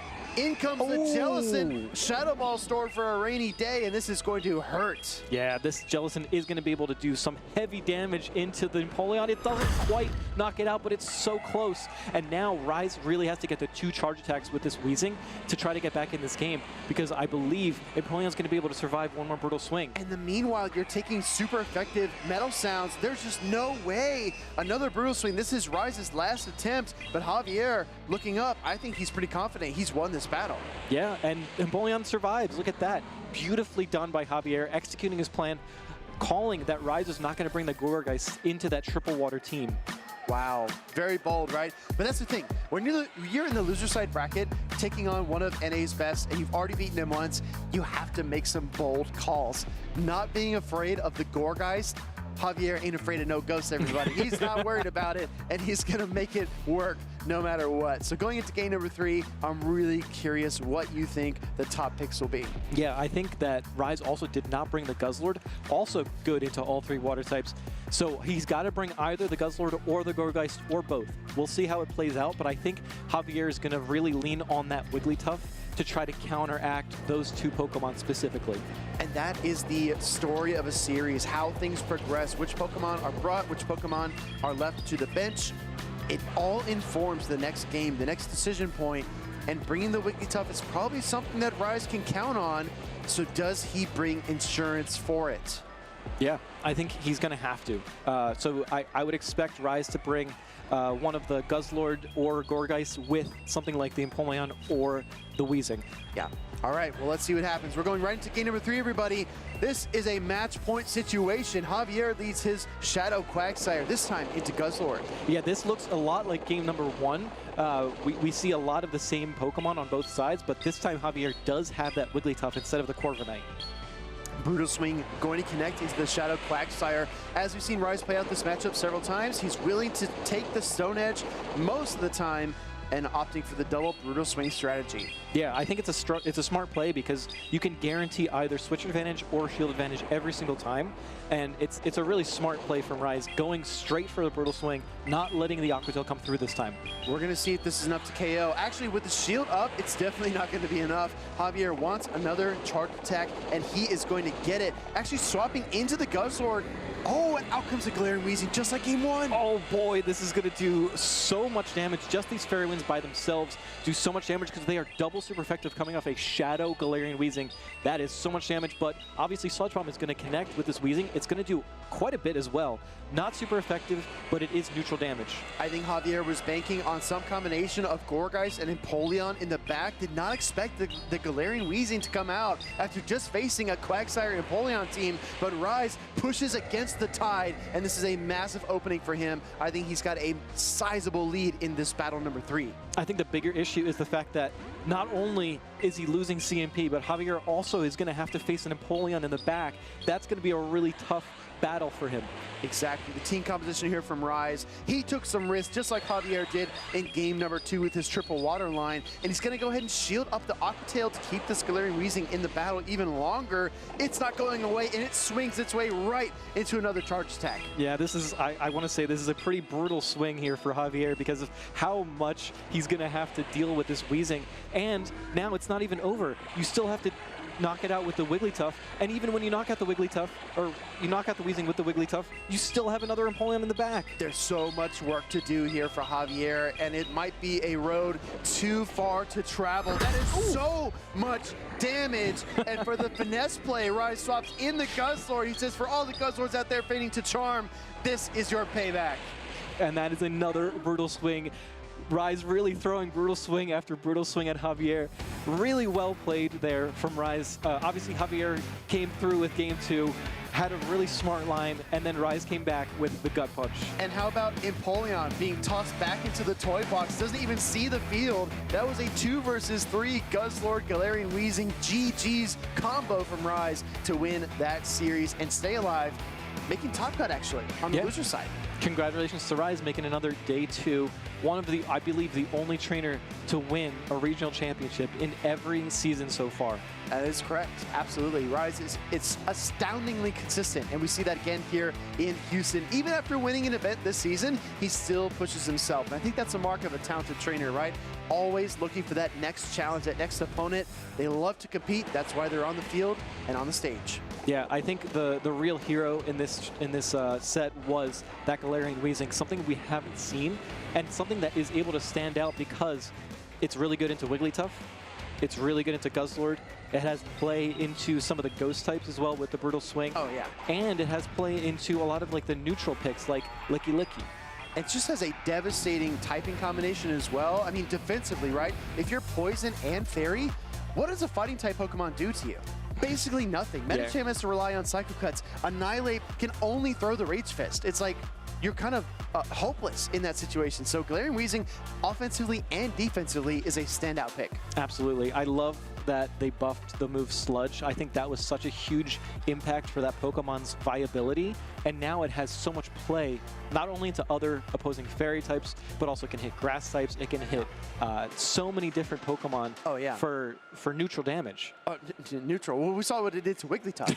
It took like 80% of Wigglytuff's HP. That was monstrous. Yeah, it's a really fun Pokemon. I think it's one of the more underrated and fun picks to use because it has, again, it has like Fairy type fast attack, and then it has this Poison type charge attack and a Dark type charge attack. So it has insane coverage. It also can run Overheat if you're feeling It's got frisky. a wicked animation too. The way it like spins, it like swivels almost. Yeah. Awesome Pokemon all the way around. I'll tell you what else is awesome. Competing at your local cups and challenges, everybody. So make sure to scan this QR code. As we said earlier, you gotta let your card shops know. You gotta scan this, look for events near you, get with your local community, and get engaged. Pokemon Go is still growing, especially in the local scene. I know a lot of trainers, maybe they have trouble getting enough trainers to come together and compete, but you have to get the word out. You gotta get the ball rolling. If not you, then who?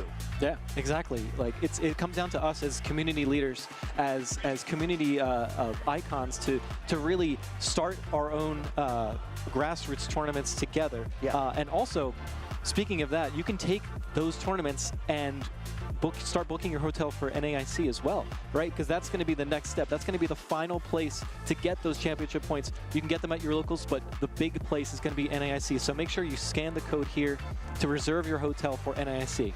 If you are a Super Championship Series fan like myself, you realize that NAIC is the last chance to get those championship points, but there's still the PJCS the weekend after that. So there's a little bit more Pokemon action. Don't worry. All right. But if you want to be there in person in New Orleans, in the Big Easy, with the best food and the best fashion, you gotta lock down that accommodation. So give it a look.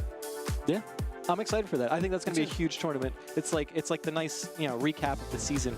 But actually, speaking of recaps of the season, let's recap this day. Sure. Right? We've had incredible battles with Rise, with Dunebug, with a ton of different Pokemon that we've seen. Right? We've seen Annihilate, we've seen Galarian Weezing, we've seen Guzzlord, we've seen Charjabug, Medicham. We've seen a lot of Medicham. Medicham looks awesome. Yeah. Looks really strong. You were actually just gushing about how strong Medicham looked backstage. Absolutely. You're like, wait, it can double dynamic punch a Wigglytuff and win that matchup? Yeah. Oh, it does this much to an Empoleon with the dynamic punch? It looks incredible. As long as you can avoid some of those hard counter matchups, Medicham might be back. I think it's back. I think it's actually hot take. I think it's the best fighter in the meta. That is a very hot take. Everyone in chat, let House Stark know how you feel about that. We have our headsets on, our trainers are getting squared up. This is actually, I believe, either the 3rd or 4th time we have seen Shadow Brandino, and he is back. He's back. This time, taking on Mushroom Queen and her Florges. This is going to be an amazing matchup. I agree. I think Shadow Brandino has the spiciest team of the tournament, and I think Mushroom Queen has played very, very well. Unfortunately, got matched up with a pretty tough team in and Elam, so that's something that happens at these tournaments. Elam could have 2 Pokemon and probably beat me, so let's be honest, right? Okay. Yeah, I can't imagine beating Elam in a tournament. Yeah, who could do that? I don't know. Maybe it depends on the place. Maybe in Baltimore, you could pull it off, but only in Baltimore. Only some people could pull it off. Probably someone like you. No. Okay. Let's stick to real facts here. All right. Well, let's look at these teams real quick. So Mushroom Queen, we've seen both these teams on stream before. We have. I think Mushroom Queen also has a very interesting team, and Shadow Brandino obviously has like the spice of the tournament. But 11 out of these 12 Pokemon are different. The only common denominator is going to be that Annihilate. Correct. And we've seen how quickly it gets to these Rage Fists and close combats. I can't wait to see which of these trainers brings it out and makes it effective. What I appreciate, about Brandino's team is that depending on the opponent, a different Pokemon will shine each time. I agree. The most recently when we saw in battle, the Abomasnow was absolutely instrumental. Before that, the Galarian Stunfisk kept on countering those normal type Pokemon. Yep. And then even before that, he was playing his Jellicent, he was playing his Annihilate. Something that I have not seen is the Charizard. I agree. And that is something that we could see in this battle. There are some effective counters, like that rollout from Licky Licky and the Volt Switch from the Charjabug. Correct. And I think the Altaria is also a pretty good answer to it.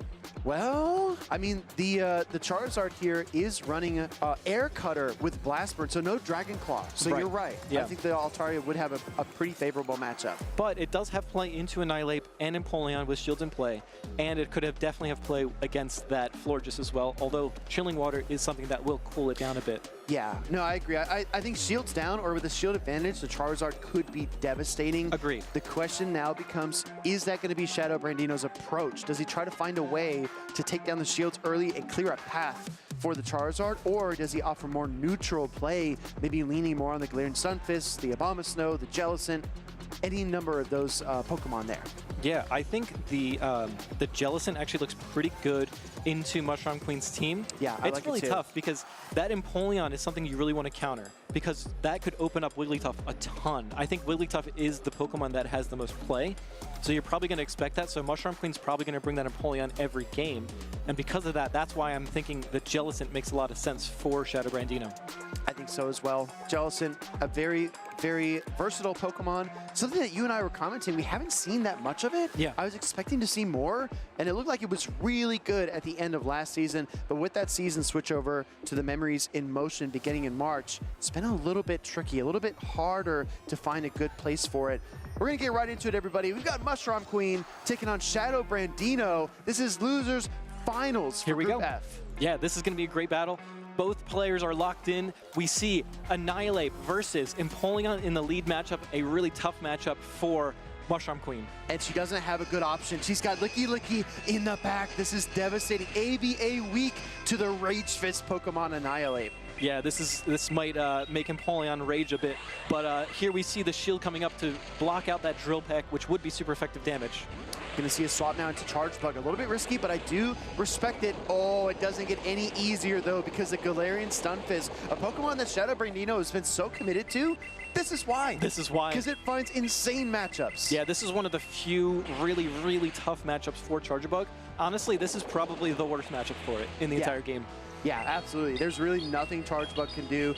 Double resisted Volt Switches and discharges. That X-Scissor barely does anything, and the Rock Slides are relentless, and they're cheap, and they're fast. Yeah, and they're super effective. It's like, this is Hard Counter City, and Charjabus has a one-way ticket. Well, as the wheels go round and round, Charjabug does not go to town, at least in this situation. Galarian Stunfisk, meanwhile, gets back to the switch timer. Ooh, throwing the Earthquake. This is an obvious bait. Does Mushroom Queen take the bait? No, great shield. Yeah, I really like that shield. Unfortunately, the Annihilate is going to come back in, and now it's going to start throwing close combats, which is quite unfortunate for the Empoleon. Yeah, this is absolutely devastating. You can't shield everything when there's this much energy, and it's all super effective. In comes a Charge-a-Bug, and this is so tough. Rage Fist gets queued up. Yeah, this is also really tough because I think you have to shield as a Charge-a-Bug, because otherwise that Licky Licky is just going to get absolutely demolished as well by that Annihilate. So now here comes the discharge. I believe this is actually going to let the Annihilate go down, because you kind of have to save that shield for that Wigglytuff. Once the Empoleon's out of the way, Wigglytuff is very, very free into the back line. And now you can get off an Earthquake or 2 Rock Slides, whatever you want to do, as Shadow Brandino is just willing to throw that Earthquake. I know this isn't the video game championships, but I think the Galarian Stunfisk is going to get the Wigglytuff a helping hand here with the Earthquake as it weakens that Licky Licky down to half. And the catch of the Shadow Ball. Rub salt in the wound, add insult to injury. This is so tough for Mushroom Queen. I don't know if anyone could have played out of this. Yeah, this is honestly probably one of the tougher matchups we've seen on stream. Ever. Yeah. Arguably ever. This is really tough, you guys.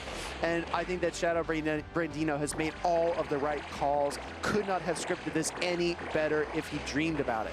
Yeah, I believe Wigglytuff is going to make swift work of the rest of Licky Licky's health, and we're going to see a charming finish. I think so as well. When there was only one pun, I thought that was enough, but then there was a second one right after that. And we see a KO, and this game 1 is over. Mushroom Queen needs to reset, get back to her basics. She's got all the skills, all the talents, but that alignment was just unforgiving. Yeah, I mean, the alignment was actually probably one of the worst we've seen. That Stunfisk lined up against a Charge-a-Bug, the Annihilate lead into the ABA Week 2 fighting. It's just, let's just regroup, reset, and see how the next game is going to play out. So any tips that you would give Mushroom Queen for this next game? No, I mean, I think that the AVA approach is a little tough, especially if you're in an elimination game like this. It might be better to default to something a bit safer, play more to your strengths. I do think that Florges has a ton of core breaking potential and a lot of flexibility. Maybe that Pokemon needs to come out, preferably in the lead in case you do see that Galarian Stunfisk again. But yeah, I think getting back to neutral matchups, playing out the way that you know how to play and leaning into your strengths is the way to go here. Yeah, I really like that assessment. I think that that Stunfisk you know is going to show up because of how well it matches up into that Charge-a-Bug, and it has play into everything other than the Annihilate. So I think that's something that we overlooked, but Shadow Brandino making a really good read into that team. This could be the last game in Houston for Mushroom Queen. Let's see if she can bring this series back or if Shadow Brandino will make top cut. Here we go. Empoleon is obviously going to take super effective damage from these mud shots, but it is going to be putting on some huge pressure with Hydro Cannon, and I really like building up to 7, I believe, Metal Sounds there? Yes, exactly. The Hydro Cannon is going to sting, but because the Metal Sounds are not dealing much damage, Shadow Brandino can afford to absorb that one. Going for a Rock Slide bait. Diabolical decision here from Shadow Brandino, and he pulls the shield. Yeah, I mean, that's a huge, huge bait call. Mushroom Queen not able to make it, but here actually throwing the Hydro Cannon, it is going to force a shield from this Stunfisk because it would absolutely knock it out. Yeah, I mean, you have to kind of fight your way back into this. Mushroom Queen cannot really afford to swap out because she is kind of ABA weak to the Galarian Stunfisk lead here. Might be forced to double shield just to try to equal the playing field and take back that shield with a Hydro Cannon. I think that is the right call. Getting that shield back is huge, and now is going to actually have to take, oh no, throwing the Hydro Cannon to get the knockout is the right play. Finally, a breath of fresh air, gets a KO, takes control of the lead, and is going to now be face down against a Jealousy. But you know what? There's play here. Yeah, and not only that, the Charge-a-Bug is going to come in right away. Once the Stunfisk is gone, you know that there's nothing else that can hard counter you. Exactly. Great call out. There's an opening now that the Galarian Stunfisk is no longer on the field. One Volt Switch in to the discharge.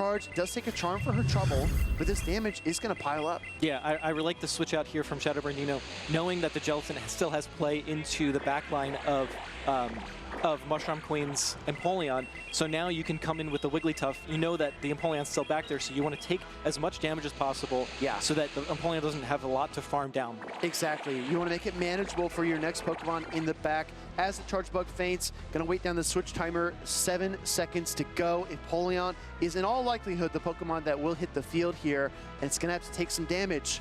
but I think it's manageable. Yeah, I agree. You can definitely take one Swift because it is resisted into the steel typing of Empoleon, but it is going to do some big damage here anyway, and you might not be able to take any more. Oh, actually, it survived the Hex, it looks like, and now you come in with the Florges into the Jellicent, going for the Trailblaze, which is super effective. This is what Florges does really well. It has coverage for a ton of different types of Pokemon. No, Fairy-type Pokemon with grass and water coverage is very hard to beat. Pulls the shield immediately, and the question becomes, will Florges be able to withstand a Shadow Ball plus a Surf? I don't know. It's going to be really tough. Florges is really bulky, and that's where it hangs its hat, but unfortunately, Jellicent's charge attacks are just way too strong here, and I don't think it's going to be enough. Barrage of charge attacks. Surf, Shadow Ball, a KO. Florges goes down. In comes the Empoleon, and it's got nothing left. It's going to fire off the Drill Peck here, and that's the most it can do as Shadow Brandino and his Galarian Stunfisk make top cut in Houston. Wow. Really, really well played by Shadow Brandino. I think coming in with this team, a very off-meta, very spicy, very unique type of team, and coming into this tournament and being able to make day 2 is one of the hugest accomplishments that I've seen at this tournament here today. No, it's stellar, right? We've seen Shadow Brandino on stream multiple times. Every single time he makes an appearance, a different Pokemon shines. The Galarian Stunfisk, though, his commitment to that Pokemon is admirable, and it has likely been the key to his success because I'm telling you, some matchups are really tough, but some matchups are really good for the Steel Ground type. I agree. It's such a unique typing.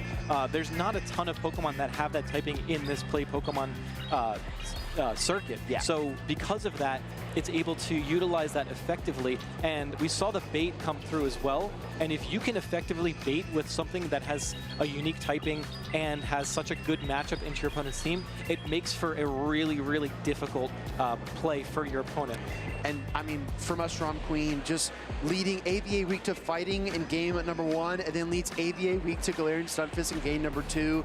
Very tough sledding for her. Team composition is just not in her favor. But we have to also look on the flip side and give Shadow Brandino an enormous amount of credit to pick up on what Mushroom Queen was likely doing. And leading that Annihilate, leading that Galarian Stunfisk, those weren't mistakes. That was absolutely intentional. He saw something in the team composition and exploited it. Very, very well executed. Yeah, I think that's one thing that I think Mushroom Queen can take from this tournament is knowing that maybe if Wigglytuff is one of the most important Pokemon in the tournament, having more than one steel type or one type of resistance to that typing will make a huge difference. And I think that's, to your point, we've seen so many double steals. Empoleon Fortress, Corviknight Fortress, any combination of the two. Galarian Stunfisk plus another steal, I believe, that Shadow Brandino has on his team. But anyways, really, really impressive team compositions. And you're right. You have to look for what's in the meta and be ready for it. Yeah.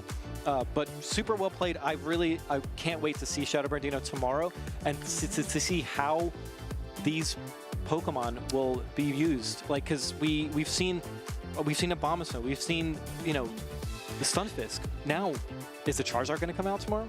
I'll tell you what, day number 1, we get a lot of interesting teams, very talented trainers for sure. But day number 2 has an entirely different vibe. That's like the best of the best. These trainers compete hard. They really want to win. So it's going to be interesting, to your point, to see how these spicy picks from Shadow Brandino stack up against some of Houston's best. And speaking of the best, I'd like to do a little spotlight on Elam, one of NA's best trainers. Let's take a look. My name is Elam Rojas, and I'm from Costa Rica. If I were a Pokemon, I think I would be Steel type because it's the best defensive typing. I started with grassroots tournaments and meeting up with some of my friends. That was back in 2019. I just kept playing Go Battle League, a lot of tournaments, grassroots. So my first ever tournament was NAIC 2022, but I was very stressed at the time, couldn't really find the team. Baltimore 2022, I found the team, I managed to prep with it, and I did really well. I ended up getting second place to my friend House Stark. My next finals was in Hartford 2023, and that was against a friend of mine, Wudosh, which at the time he hadn't won his regional either. I've learned a lot after being on stream so many times. The first time that I competed on stream, I noticed that I got really tired as the day went by. I'm so used to it that I found a way to stay locked in, if that makes any sense. We're about to get locked into these grand finals. I used to think that there was a very clear skill ceiling. The more I play, I notice that that's not as clear as it used to be for me. You definitely need to put a lot of time and practice into it to be at the top. For this tournament, my team was a very similar team to what I brought in both LAIC and Louisville. I changed a couple picks with the new season. I added Annihilate and Corsola. I felt like they worked better in the current meta. My most difficult matchup has to be the finals against Septali. He beat me on the winners finals, and then I came back. I don't even know what happened in those games. I was just locked in. He had a very difficult team comp. His Shadow for Alligator was very strong against my team, and he knew that. He played fantastically. I just had to find ways around it. I didn't think I was going to win until like literally the end. It was just way too close. And Elam claims his prize. He will be the Toronto Regional Grand Champion. I'm feeling out of this world. It's been a long time, many tries, a lot of practice. I just feel fantastic right now. If I didn't win this regional, I would need to take a long break. I love competing. I'm a very competitive person. I know how good I am at the game, but my friends, meeting them at the events, hanging out with them, that's most of the reason why I keep going to these regionals. For this season, my initial goal was, of course, winning a regional. Now that I'm qualified for Worlds, I guess I need to win an IC. Other players should consider me a threat because I'm on the top of my game. I'm just a very well-rounded player. If I ever were to win Worlds, I would probably seriously consider retiring.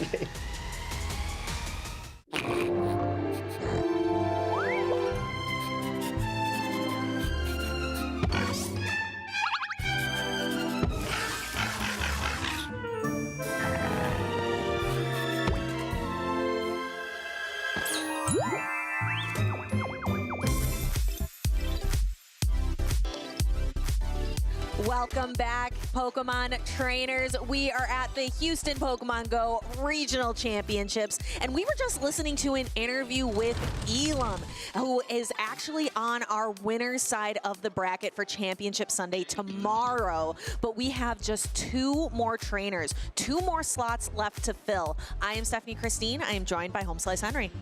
And the match we have coming up first is a battle of 2 friends, 2 teammates. And I cannot wait. And 2 of what I would argue to be some of the most underrated trainers in our game, Existing Monkey versus the Pokemango.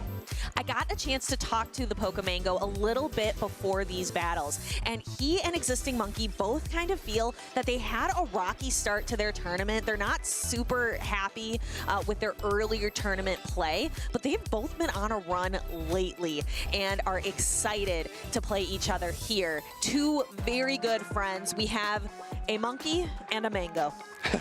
And 2 Metachams. Metacham, just the dominant story of day number 1. It started off as just a little bit of a story, but with this many Metachams, I can't even wait to see the day 2 usage. This is another Metacham guaranteed to be in Top Cut, another Shadow Quagsire guaranteed to be in Top Cut, but that's where the teams can differ a little bit. Pokemango opting for Umbreon and Togekiss. Existing Monkey rocking that Fortress. Fortress has been, it feels like on almost every team so far, the Wigglytuff, the Guzzlord, and the ever-trusty Empoleon.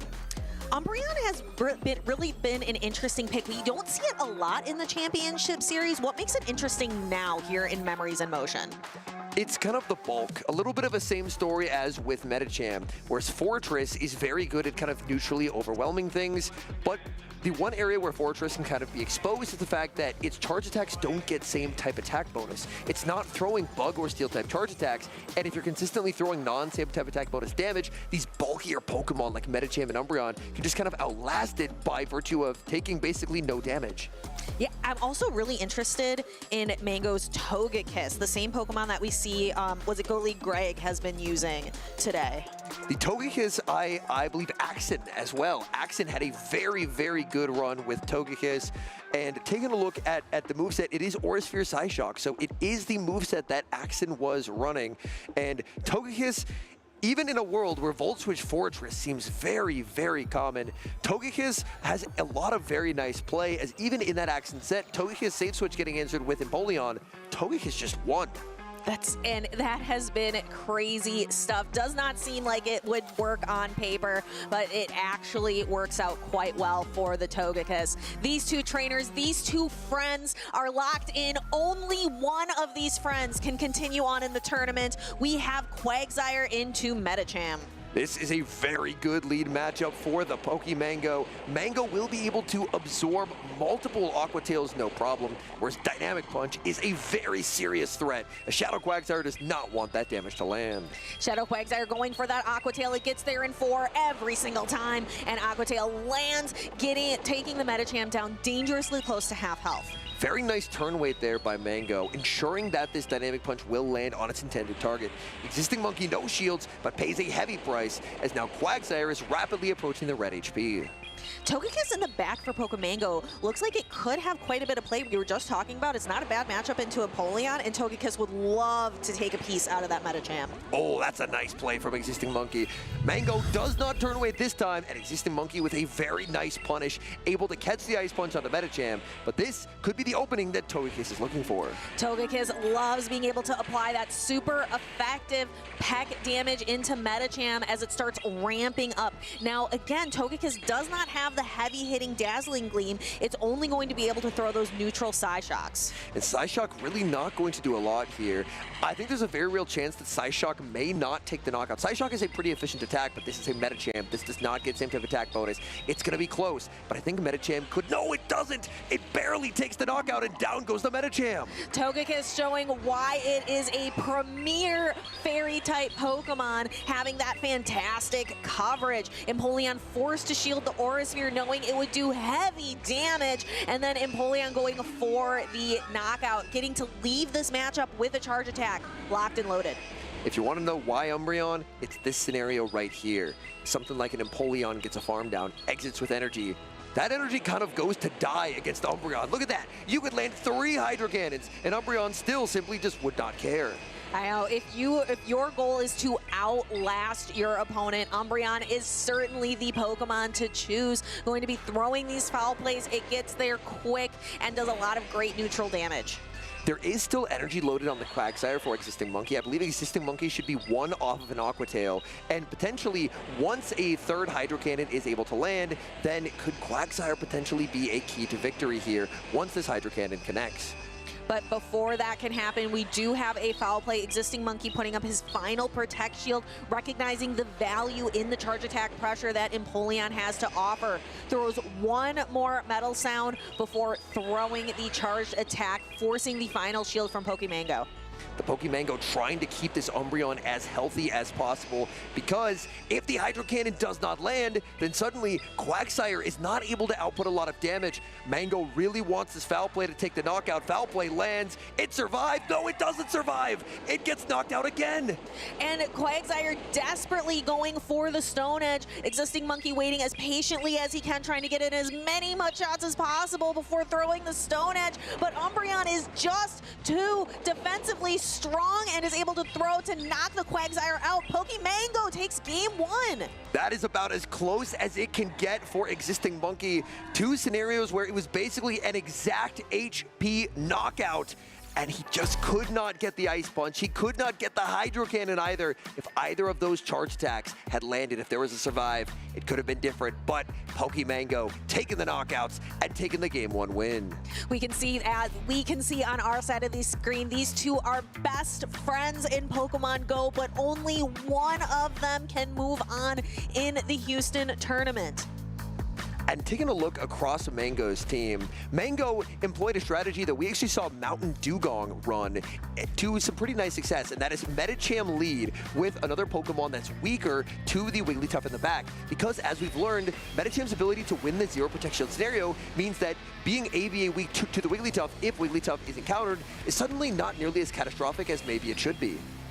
We see here the utility of Togekiss. It is able to function really well as a safe swap, able to do a lot of great damage. And we see the utility of Umbreon just as a damage sponge. It was able to take so many Hydro Cannons, and here's that foul play that just barely knocked out.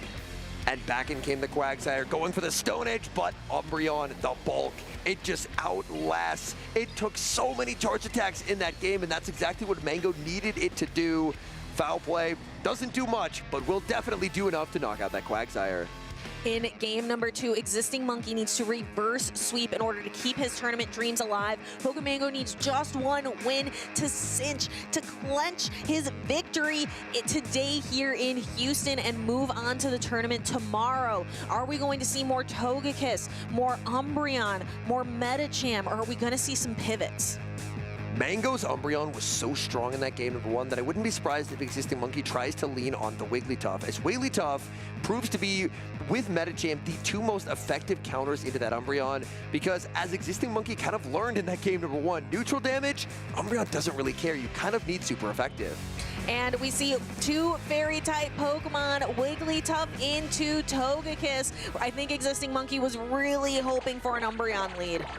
And no Umbreon to be seen, actually. They have exact mirror backlines.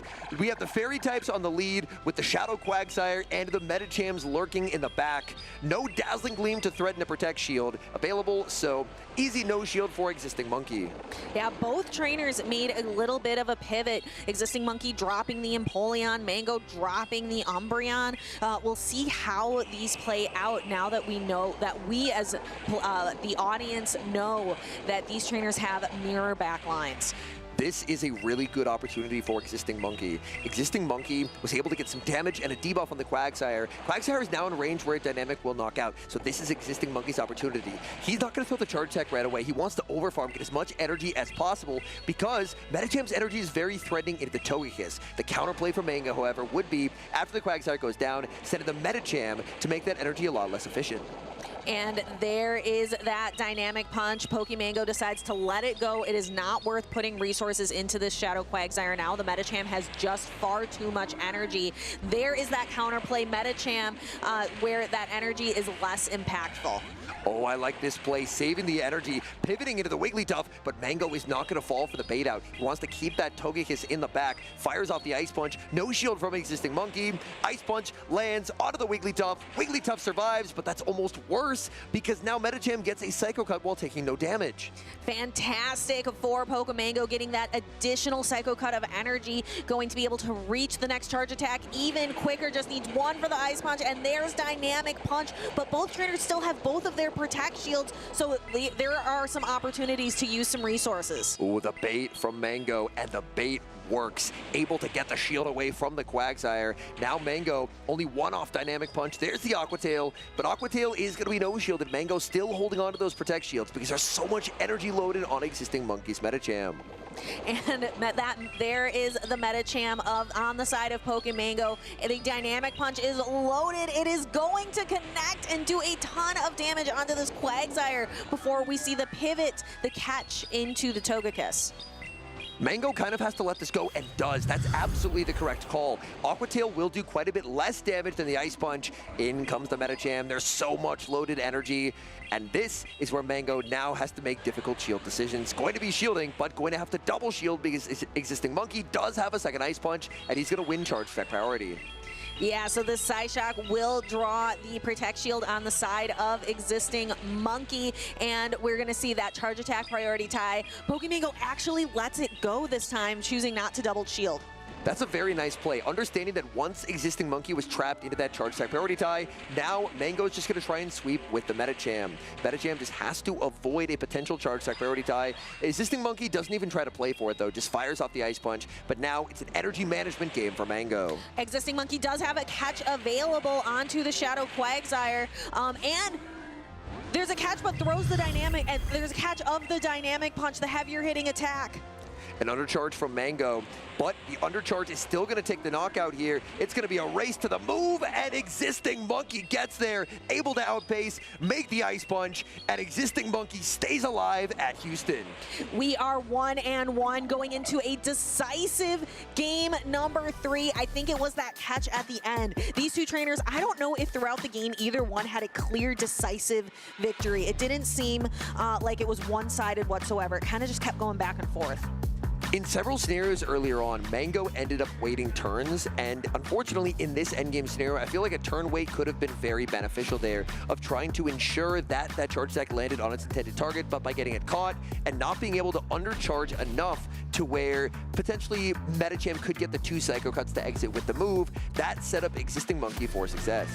Yeah, I saw that as well. I saw Pokemango go for the undercharge, but not quite enough. If he had been able to undercharge, he would have been able to farm up and beat the opposing Medicham into that the not out Ice Punch. And the final shield here from Mango, looking to overfarm, but by throwing 3 in the move, that's the max overfarm, and that a little bit of a predictable tendency there. We saw earlier on Pocket ended up having a charge attack caught because he tried to overfarm to the max. Overfarming to the max and not waiting the turn backfires there as Existing Monkey stays alive. And between these two friends, two teammates, we're gonna have a winner-take-all game number 3 with a spot in Top Cut on the line. It doesn't get any better than this in the championship series. 2 close friends, 2 teammates who both desperately want to make it to that next step to the championship in day number 2, but only one can advance. Which will it be, Existing Monkey or Pokemango? Pokemango has to make an adjustment a little bit. He had some opportunities to win in that endgame, undercharge a little bit more, make sure the timing is correct so that your charge attack lands on its intended target. So being a little bit more patient. Can Pokemango shake this off and secure a victory? I just hope that we get to see more Medicham gameplay. Medicham seems very, very strong for both trainers in this matchup. And it really feels like in a lot of scenarios, whoever's able to manage their Medicham energy the best ends up winning. Well, we don't have to wait any longer because these battlers have locked in. Game number 3, losers finals of Group G. And this is a solid lead scenario for Pokemango, going Togekiss into Psycho Cut Medicham. We're seeing how impactful those super effective pecks can be and just how quickly Togekiss's pacing is. This Ice Punch can do devastating damage though if Pokemango lets it through, and he does. It looks like Medicham will be winning the Zero Protect Shield scenario, as Medicham will actually be able to lose charge attack priority, but without the threat of a Dazzling Gleam, Psyshock will not come close to taking a knockout. Existing Monkey knows it. There's the no shield, and at the very least, Existing Monkey will get to guarantee switch advantage or shield advantage out of this lead. So lead scenario, same exact team on the side of Existing Monkey, just switching up his lead, leading the Medicham instead of the Wigglytuff this time. Instant Aura Sphere into the Quagsire save switch. Existing Monkey putting up the Protect Shield, but that peck damage could be quite beneficial as in comes the Medicham. However, choosing not to bring in the Quagsire Mirror. The Quagsire Mirror with that little bit of damage taken on Existing Monkey side could have worked out for Mango, but Mango, maybe reading that it's the Wigglytuff in the back, opts to bring in the Medicham here. Yeah, this is a much better matchup. Even though we do know Medicham wins that Zero Shield scenario, it would much rather not have to risk it and be up against this Quagsire instead. Pokemango kind of like, he shakes his head like, I guess this is fine. He's identifying here that Dynamic Punch will barely miss the knockout, so he's going to opt for the Double Ice Punch. Double Ice Punch does do more damage overall, or maybe Ice Punch into Dynamic. It looks like unfortunately, the Double Ice Punch would not have taken the knockout and ends up playing to a charge attack priority tie that he does not win. Unfortunate there, where the Aqua Tail does secure a knockout. Now you have the Shadow Quagsire mirror match, and there is that Wigglytuff. And Wigglytuff on the switch and going to be down a turn. Mango farming up a ton of energy, farming up past the Stone Edge, baiting with the Aqua Tail, maybe trying to get a shield. Existing Monkey, deep breath, thinks through options, puts up the shield, and does end up shielding the Aqua Tail bait. No shields remaining for Existing Monkey, so the heavy charge attacks will get an opportunity to land, but Pokemango puts up a Protect Shield of his own, and now the Quagsire is debuffed, so this Aqua Tail is going to do a little bit less damage.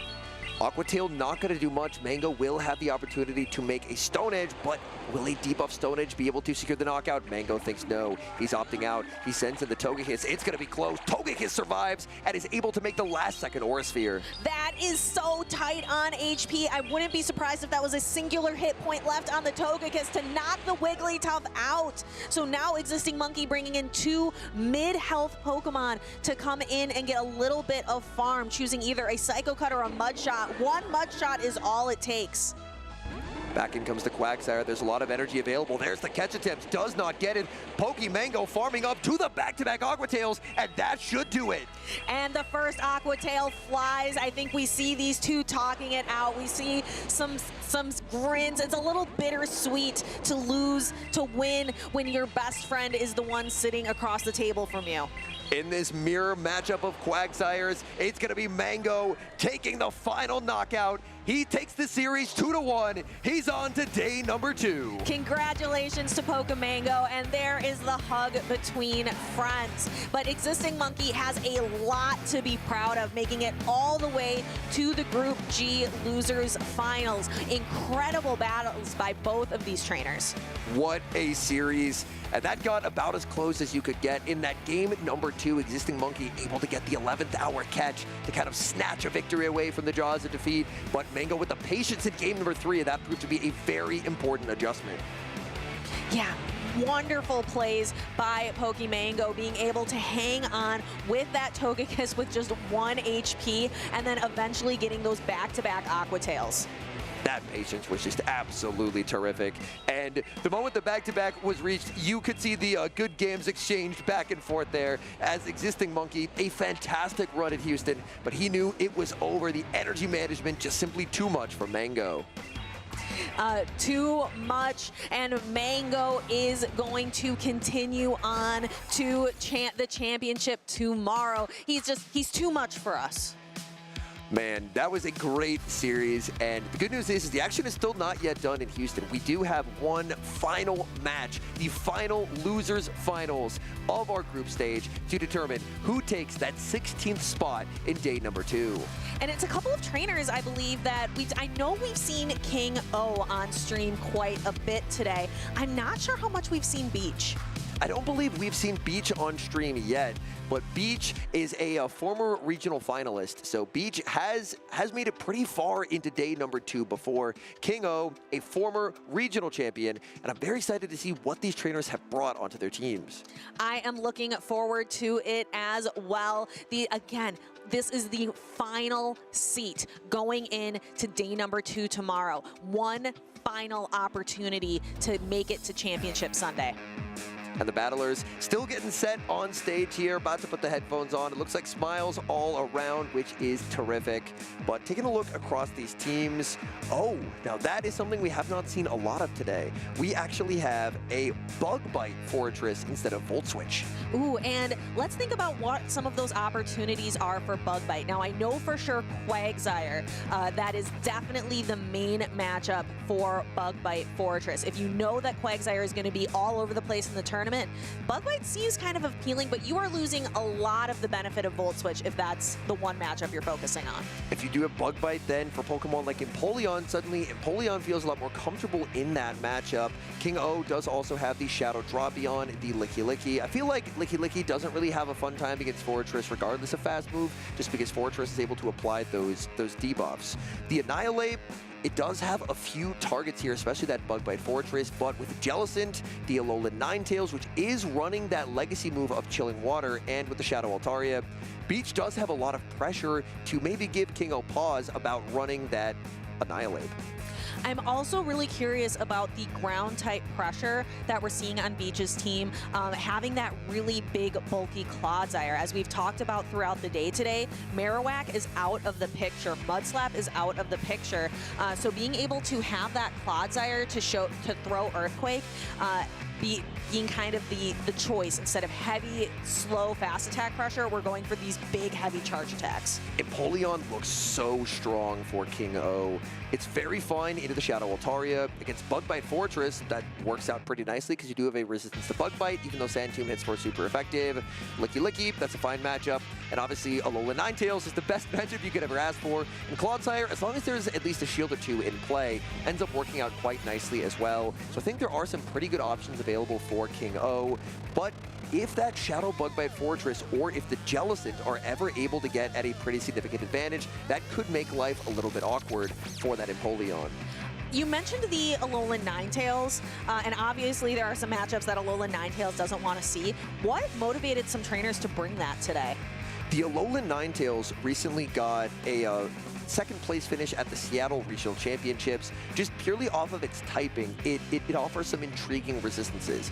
It is a fairy type Pokemon that actually beats Corviknight, and a lot of trainers for Alolan Ninetales will typically opt for some specific stat spreads to improve that Corviknight matchup quite a bit, specifically higher defense. And on top of that, you as well just have ice coverage, which is very good, especially a Pokemon like Furret end up being very strong because you end up having a natural resistance to Sucker Punch. You have ice damage for the Altaria. You have ice damage for the Stunfisk when Stunfisk was a little bit more popular as well. So it ends up being kind of an interesting core breaker that not every team is prepared for. But in a world of Empoleon, it's always kind of a game of if you can dodge the Empoleon, it looks pretty nice, but that's always a bit of a tall task. Yeah, because it would love to see like the Altaria, the Annihilate, the Drapion would be kind of tough. I think still a little bit with that Poison Sting damage, but Drapion can only really hit it with Charge Attack, Aqua Tail. I definitely think if there's one thing we are going to see again and again in this matchup, it is that Empoleon, and then from there, for King O, it's how many Jellicent encounters do you want to pair with it? He does have several Pokemon, actually 3 Pokemon that do have a resistance to Ghost, so does Beach feel tempted to risk that Jellicent when half of the team would do very, very well there? Well, we don't have to wonder anymore because these battlers are locked in. Game number 1, Group H Losers Finals. And we started off with the Battle of Steel Nerves. Which trainer is going to blink first? We have the Bug Bite Fortress against the Empoleon. And this is exactly what we were talking about earlier, where you're losing the Volt Switch damage. That makes Empoleon a lot more comfortable here. Wow, look at the Shadow Bug Bites, though. Those Shadow Bug Bites have done so much damage onto that Fortress. Beach actually ends up playing to the Charge Type Priority Tie. King O's got a no shield, but after the Sand Tomb lands, does King O actually even win the Zero Shield? It does look like he will win the Zero Shield, but it's not going to be by much. And you can also see a couple of Poison-type Pokemon in the back. There's that Shadow Drapion on the side of King O, and then that Clodsire being able to have that big, heavy Earthquake and Stone Edge to be able to hit back. So Beach prioritizing switch advantage. King O is basically forced into bringing in the Licky Licky. The rollouts don't do much, and unfortunately after a Rock Tomb, the rollouts are going to do even less, so King O is forced to take quite a lot of damage, and as well, may be forced to end up firing off a Body Slam just because it's very difficult to try and roll out this down. Yeah, this is going to be tough. I think King O recognizes it as well, that just a rollout down is not going to happen before Fortress gets to another attack, so throwing a Body Slam to guarantee the knockout, Beach bringing in that Clodsire that has almost 0 fast attack pressure. You're worried about Clodsire's charge attacks and its bulk, because this Shadow Ball isn't going to do a whole lot. King O stays in to fire off a Shadow Ball, but this is a debuffed Shadow Ball. It's not going to do much. My guess is King O is just waiting for Beach to throw energy, and then King O is going to try and sweep with the Shadow Drapion. Let's see how Shadow Drapion fares in the back. Licky Licky goes down everything on Shadow Drapion. He saved both his shields for this very flexible Pokemon in the back. Drapion's able to use super effective Aqua Tails, and it paces so quickly to them. King O knows that he even has to shield Stone Edges. If Beach is ever able to get an Aqua Tail catch onto an Altaria, that could be catastrophic, but he doesn't get it. He stays on the field. He no shields, but this is super effective damage. Clodsire will survive 1, but a second Aqua Tail should be very, very close to taking the knockout. Ooh, and we see that Charge Attack Priority Tie. Shadow Drapion is going to win that every single time. This is going to be very, very close to a knockout, and it does. Clodsire goes down, and now it's Altaria versus Drapion. These Shadow Dragon Breaths do a lot of damage. King O gonna be full sending the Crunch. Beach puts up the shield. Will we see the Crunch debuff? Shield comes up. No debuff comes through. And now King O has to try and make 2 more Crunches if he wants a chance to win this game. So here comes the first Crunch. It would be nice to get a debuff here. Let's see if it comes through. No, there it is. Crunch, debuff, maybe an Aqua Tail might be enough with the defense drop. King O has to hope that he can outpace. If he can get the Aqua Tail, I think that he can win the game, but the Shadow Altaria has a lot of energy. It's going to be close, right down to the wire. Charge attack priority tie, and King O wins it. Yes, because that defense drop, along with those poison stings getting to do just a little bit more damage, that is going to be just barely enough to knock out the Altaria. You can see those trainers recognizing like, oh, that was close. You can see there, King O, a deep breath, a sigh of relief at the end. Oh my goodness, that's as close as it can get. But King O, he's back from hiatus, and he looks to be back in regional winning form. I'm not sure. Without that Crunch debuff, I'm not sure if the Poison Stings and the Aqua Tail would have done it. I think that Crunch debuff won it for King O. And he did fire 2 crunches there, so the odds do tend to improve there. Obviously, the more crunches you throw, the more opportunities you have to get that debuff. And that debuff came through clutch because he did not have the energy to make that crunch, so he needed that debuff so the Aqua Tail would secure the knockout, and he managed to get it. But also a pivotal moment in the match, the Aqua Tail, basically exact HP knockout onto the Clodsire. Incredible work, the closest you can get. The final slot in Group H going to tomorrow for Championship Sunday. Who is going to secure it? Can King O get one more victory with that Shadow Drapion? That was key, that was clutch. The Empoleon honestly didn't feel as strong as I expected into the Shadow Bug Bite Fortress, but I guess that's the difference of the Shadow Bug Bites. Those Shadow Bug Bites, Empoleon really didn't feel like it had a bug resist there. Those bug bites still hit incredibly hard, but the shield advantage that it set up for King O was everything that Shadow Drapion needed. I'm curious if these trainers are just going to run it back because it was so close. There weren't a lot of misplays. Maybe if circumstances changed just a little bit for Beach, if that Crunch debuff didn't occur, Beach could have and probably would have won that game 1. For King O, does he try and read that Jellicent? Because Jellicent and the Fortress are probably the 2 most effective answers into that Empoleon. And I did a bit like his strategy of he just had 2 Pokemon in the back that were very strong into the Jellicent in case he ran into it. And I would love to see him run back 2 Jellicent answers in case it does get brought. And I see a Jellicent on the field right now, but it is met with an answer in that Shadow Drapion, being able to do devastating damage with Crunch. We see Beach safe swap into the Shadow Fortress, and we're seeing just how impactful those Shadow Bug Bites are again, this time into the Shadow Drapion. And Beach will put up the Protect Shield. Fortress is at its strongest when its health bar is highest. Oh, Crunch debuff again! King O debuff after debuff, and now in comes Empoleon. Empoleon going to have to tank these Sand Tombs that are going to drop its defense and make these Bug Bites even more impactful. Sand Tomb lands, King O farming up. Oh, the precision in counting from King O. He's firing off the Hydro Cannon. Shield comes up from Beach. Beach is doing everything he can to try and protect Fortress. And the Empoleon going to just try to get as many charge attacks in as it can to be able to just continue, and it knocks out. Oh my goodness, the Crunch debuff paying dividends. King O will get farmed down. Beach wanted to try and catch onto the Jellicent, but the Switch Timer was not available. He loses all his energy. He loses both his Protect Shields. What can he do at this point? King Owl looks like he has an incredible advantage, actually bringing in the Licky Licky this time, recognizing perhaps that these Shadow Balls could be really impactful. And Licky Licky, it absorbs Surf damage, no problem. First Surf is going to land. There's the pivot into the Altaria. It is the Shadow Altaria. King O farming up close to 100 energy there. At 91 energy, will fire off the Body Slam just to get a little bit of chip damage onto the Altaria. Yeah, and then is just going to be able to continue throwing Body Slams.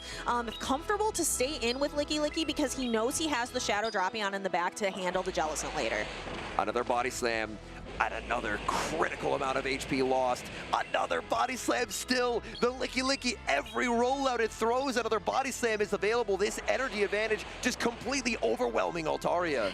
This Licky Licky is just steamrolling through, and Beach recognizing he needed to get to multiple charge attacks and just could not get there fast enough. And now we're going to see Shadow Ball come through and is just going to put the hurt on this Jellicent. And I think it's like, what else could Beach possibly do? And Beach knows it's over. He is basically conceding by not throwing his energy there. But King O, he is back. He's taken the series 2-0, and he's moving on and claiming our final spot in day number 2. Congratulations to King O for taking that final spot and moving on. But congratulations to Beach for making a phenomenal run through Houston in the loser side of the bracket, where all of the matches have such high pressure. Man, it's good to see King O back. King O, I believe you mentioned won Peoria in years back, took a bit of a hiatus. He's back, and he's already, first tournament back, already in day number 2. Man, that is just absolutely wonderful to see. Yeah, and he's doing it with that Shadow Drapion that we thought was trending up, that was going to be back, and he's maybe showing that it really is, because we haven't seen a ton in the tournament today, but the trainers who do have it are really showing just how neutral and how flexible that this Pokemon can be with the absence of Mud Slap. And with King O's win, that completes our top cut. 16 trainers remain on the winner side of the bracket. We've seen Kaylor versus Andy, Dunebug versus Jello Too Good. Oh, that is an incredible matchup. Nighttime Clasher versus It's Axon. And I'll let you talk about the final match.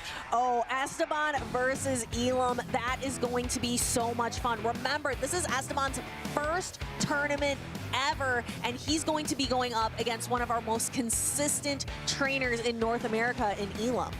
And whoever wins this tournament, they get a ticket to the World Championships, which is taking place later this year in San Francisco. Houston, it's where we're at right now. Orlando in 2 weeks' time, Los Angeles and Indianapolis in May, and rounding it out with the North American International Championships down in New Orleans in June. I don't want to miss a moment of the action tomorrow. So you be sure, if you are here in the venue or you are watching at home, be sure to check out the tournament starting at 9:45 a.m. Central Time tomorrow. And not only should you be checking out the tournament, you should also be checking out this deal that we have. Beat the crowd, reserve your hotel for NAIC. Trainers, NAIC, the months are flying by. It's only getting closer. Scan the QR code, get your hotel booked, because you're not going to want to miss it. And if you are out here in the tournament today, if you are watching at home, we want to know. Please go follow the channel so you don't miss a moment of the action, and post about your experience. Who are you rooting for tomorrow out there in the crowd? Be sure to follow these channels and post all over social media using that hashtag #PlayPokemon and following along at Pokemon and Play Pokemon. And sometimes those hashtag Play Pokemon posts do end up getting shown on stream as well. So let us know where you're watching from, what a snack you're eating as well, and if you're watching with any pets at home. Yeah, we love to see those pets, and we also just loved this day 1. Do you have any quick final thoughts as we wrap it up here in Houston?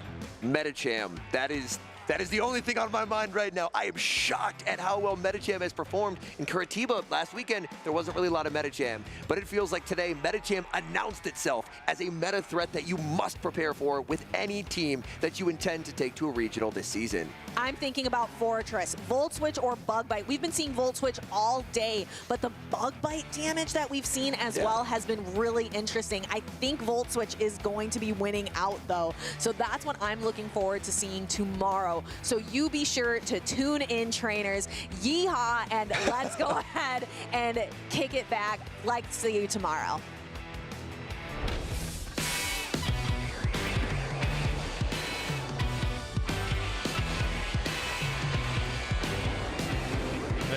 I should have shielded just to get the one HP knock.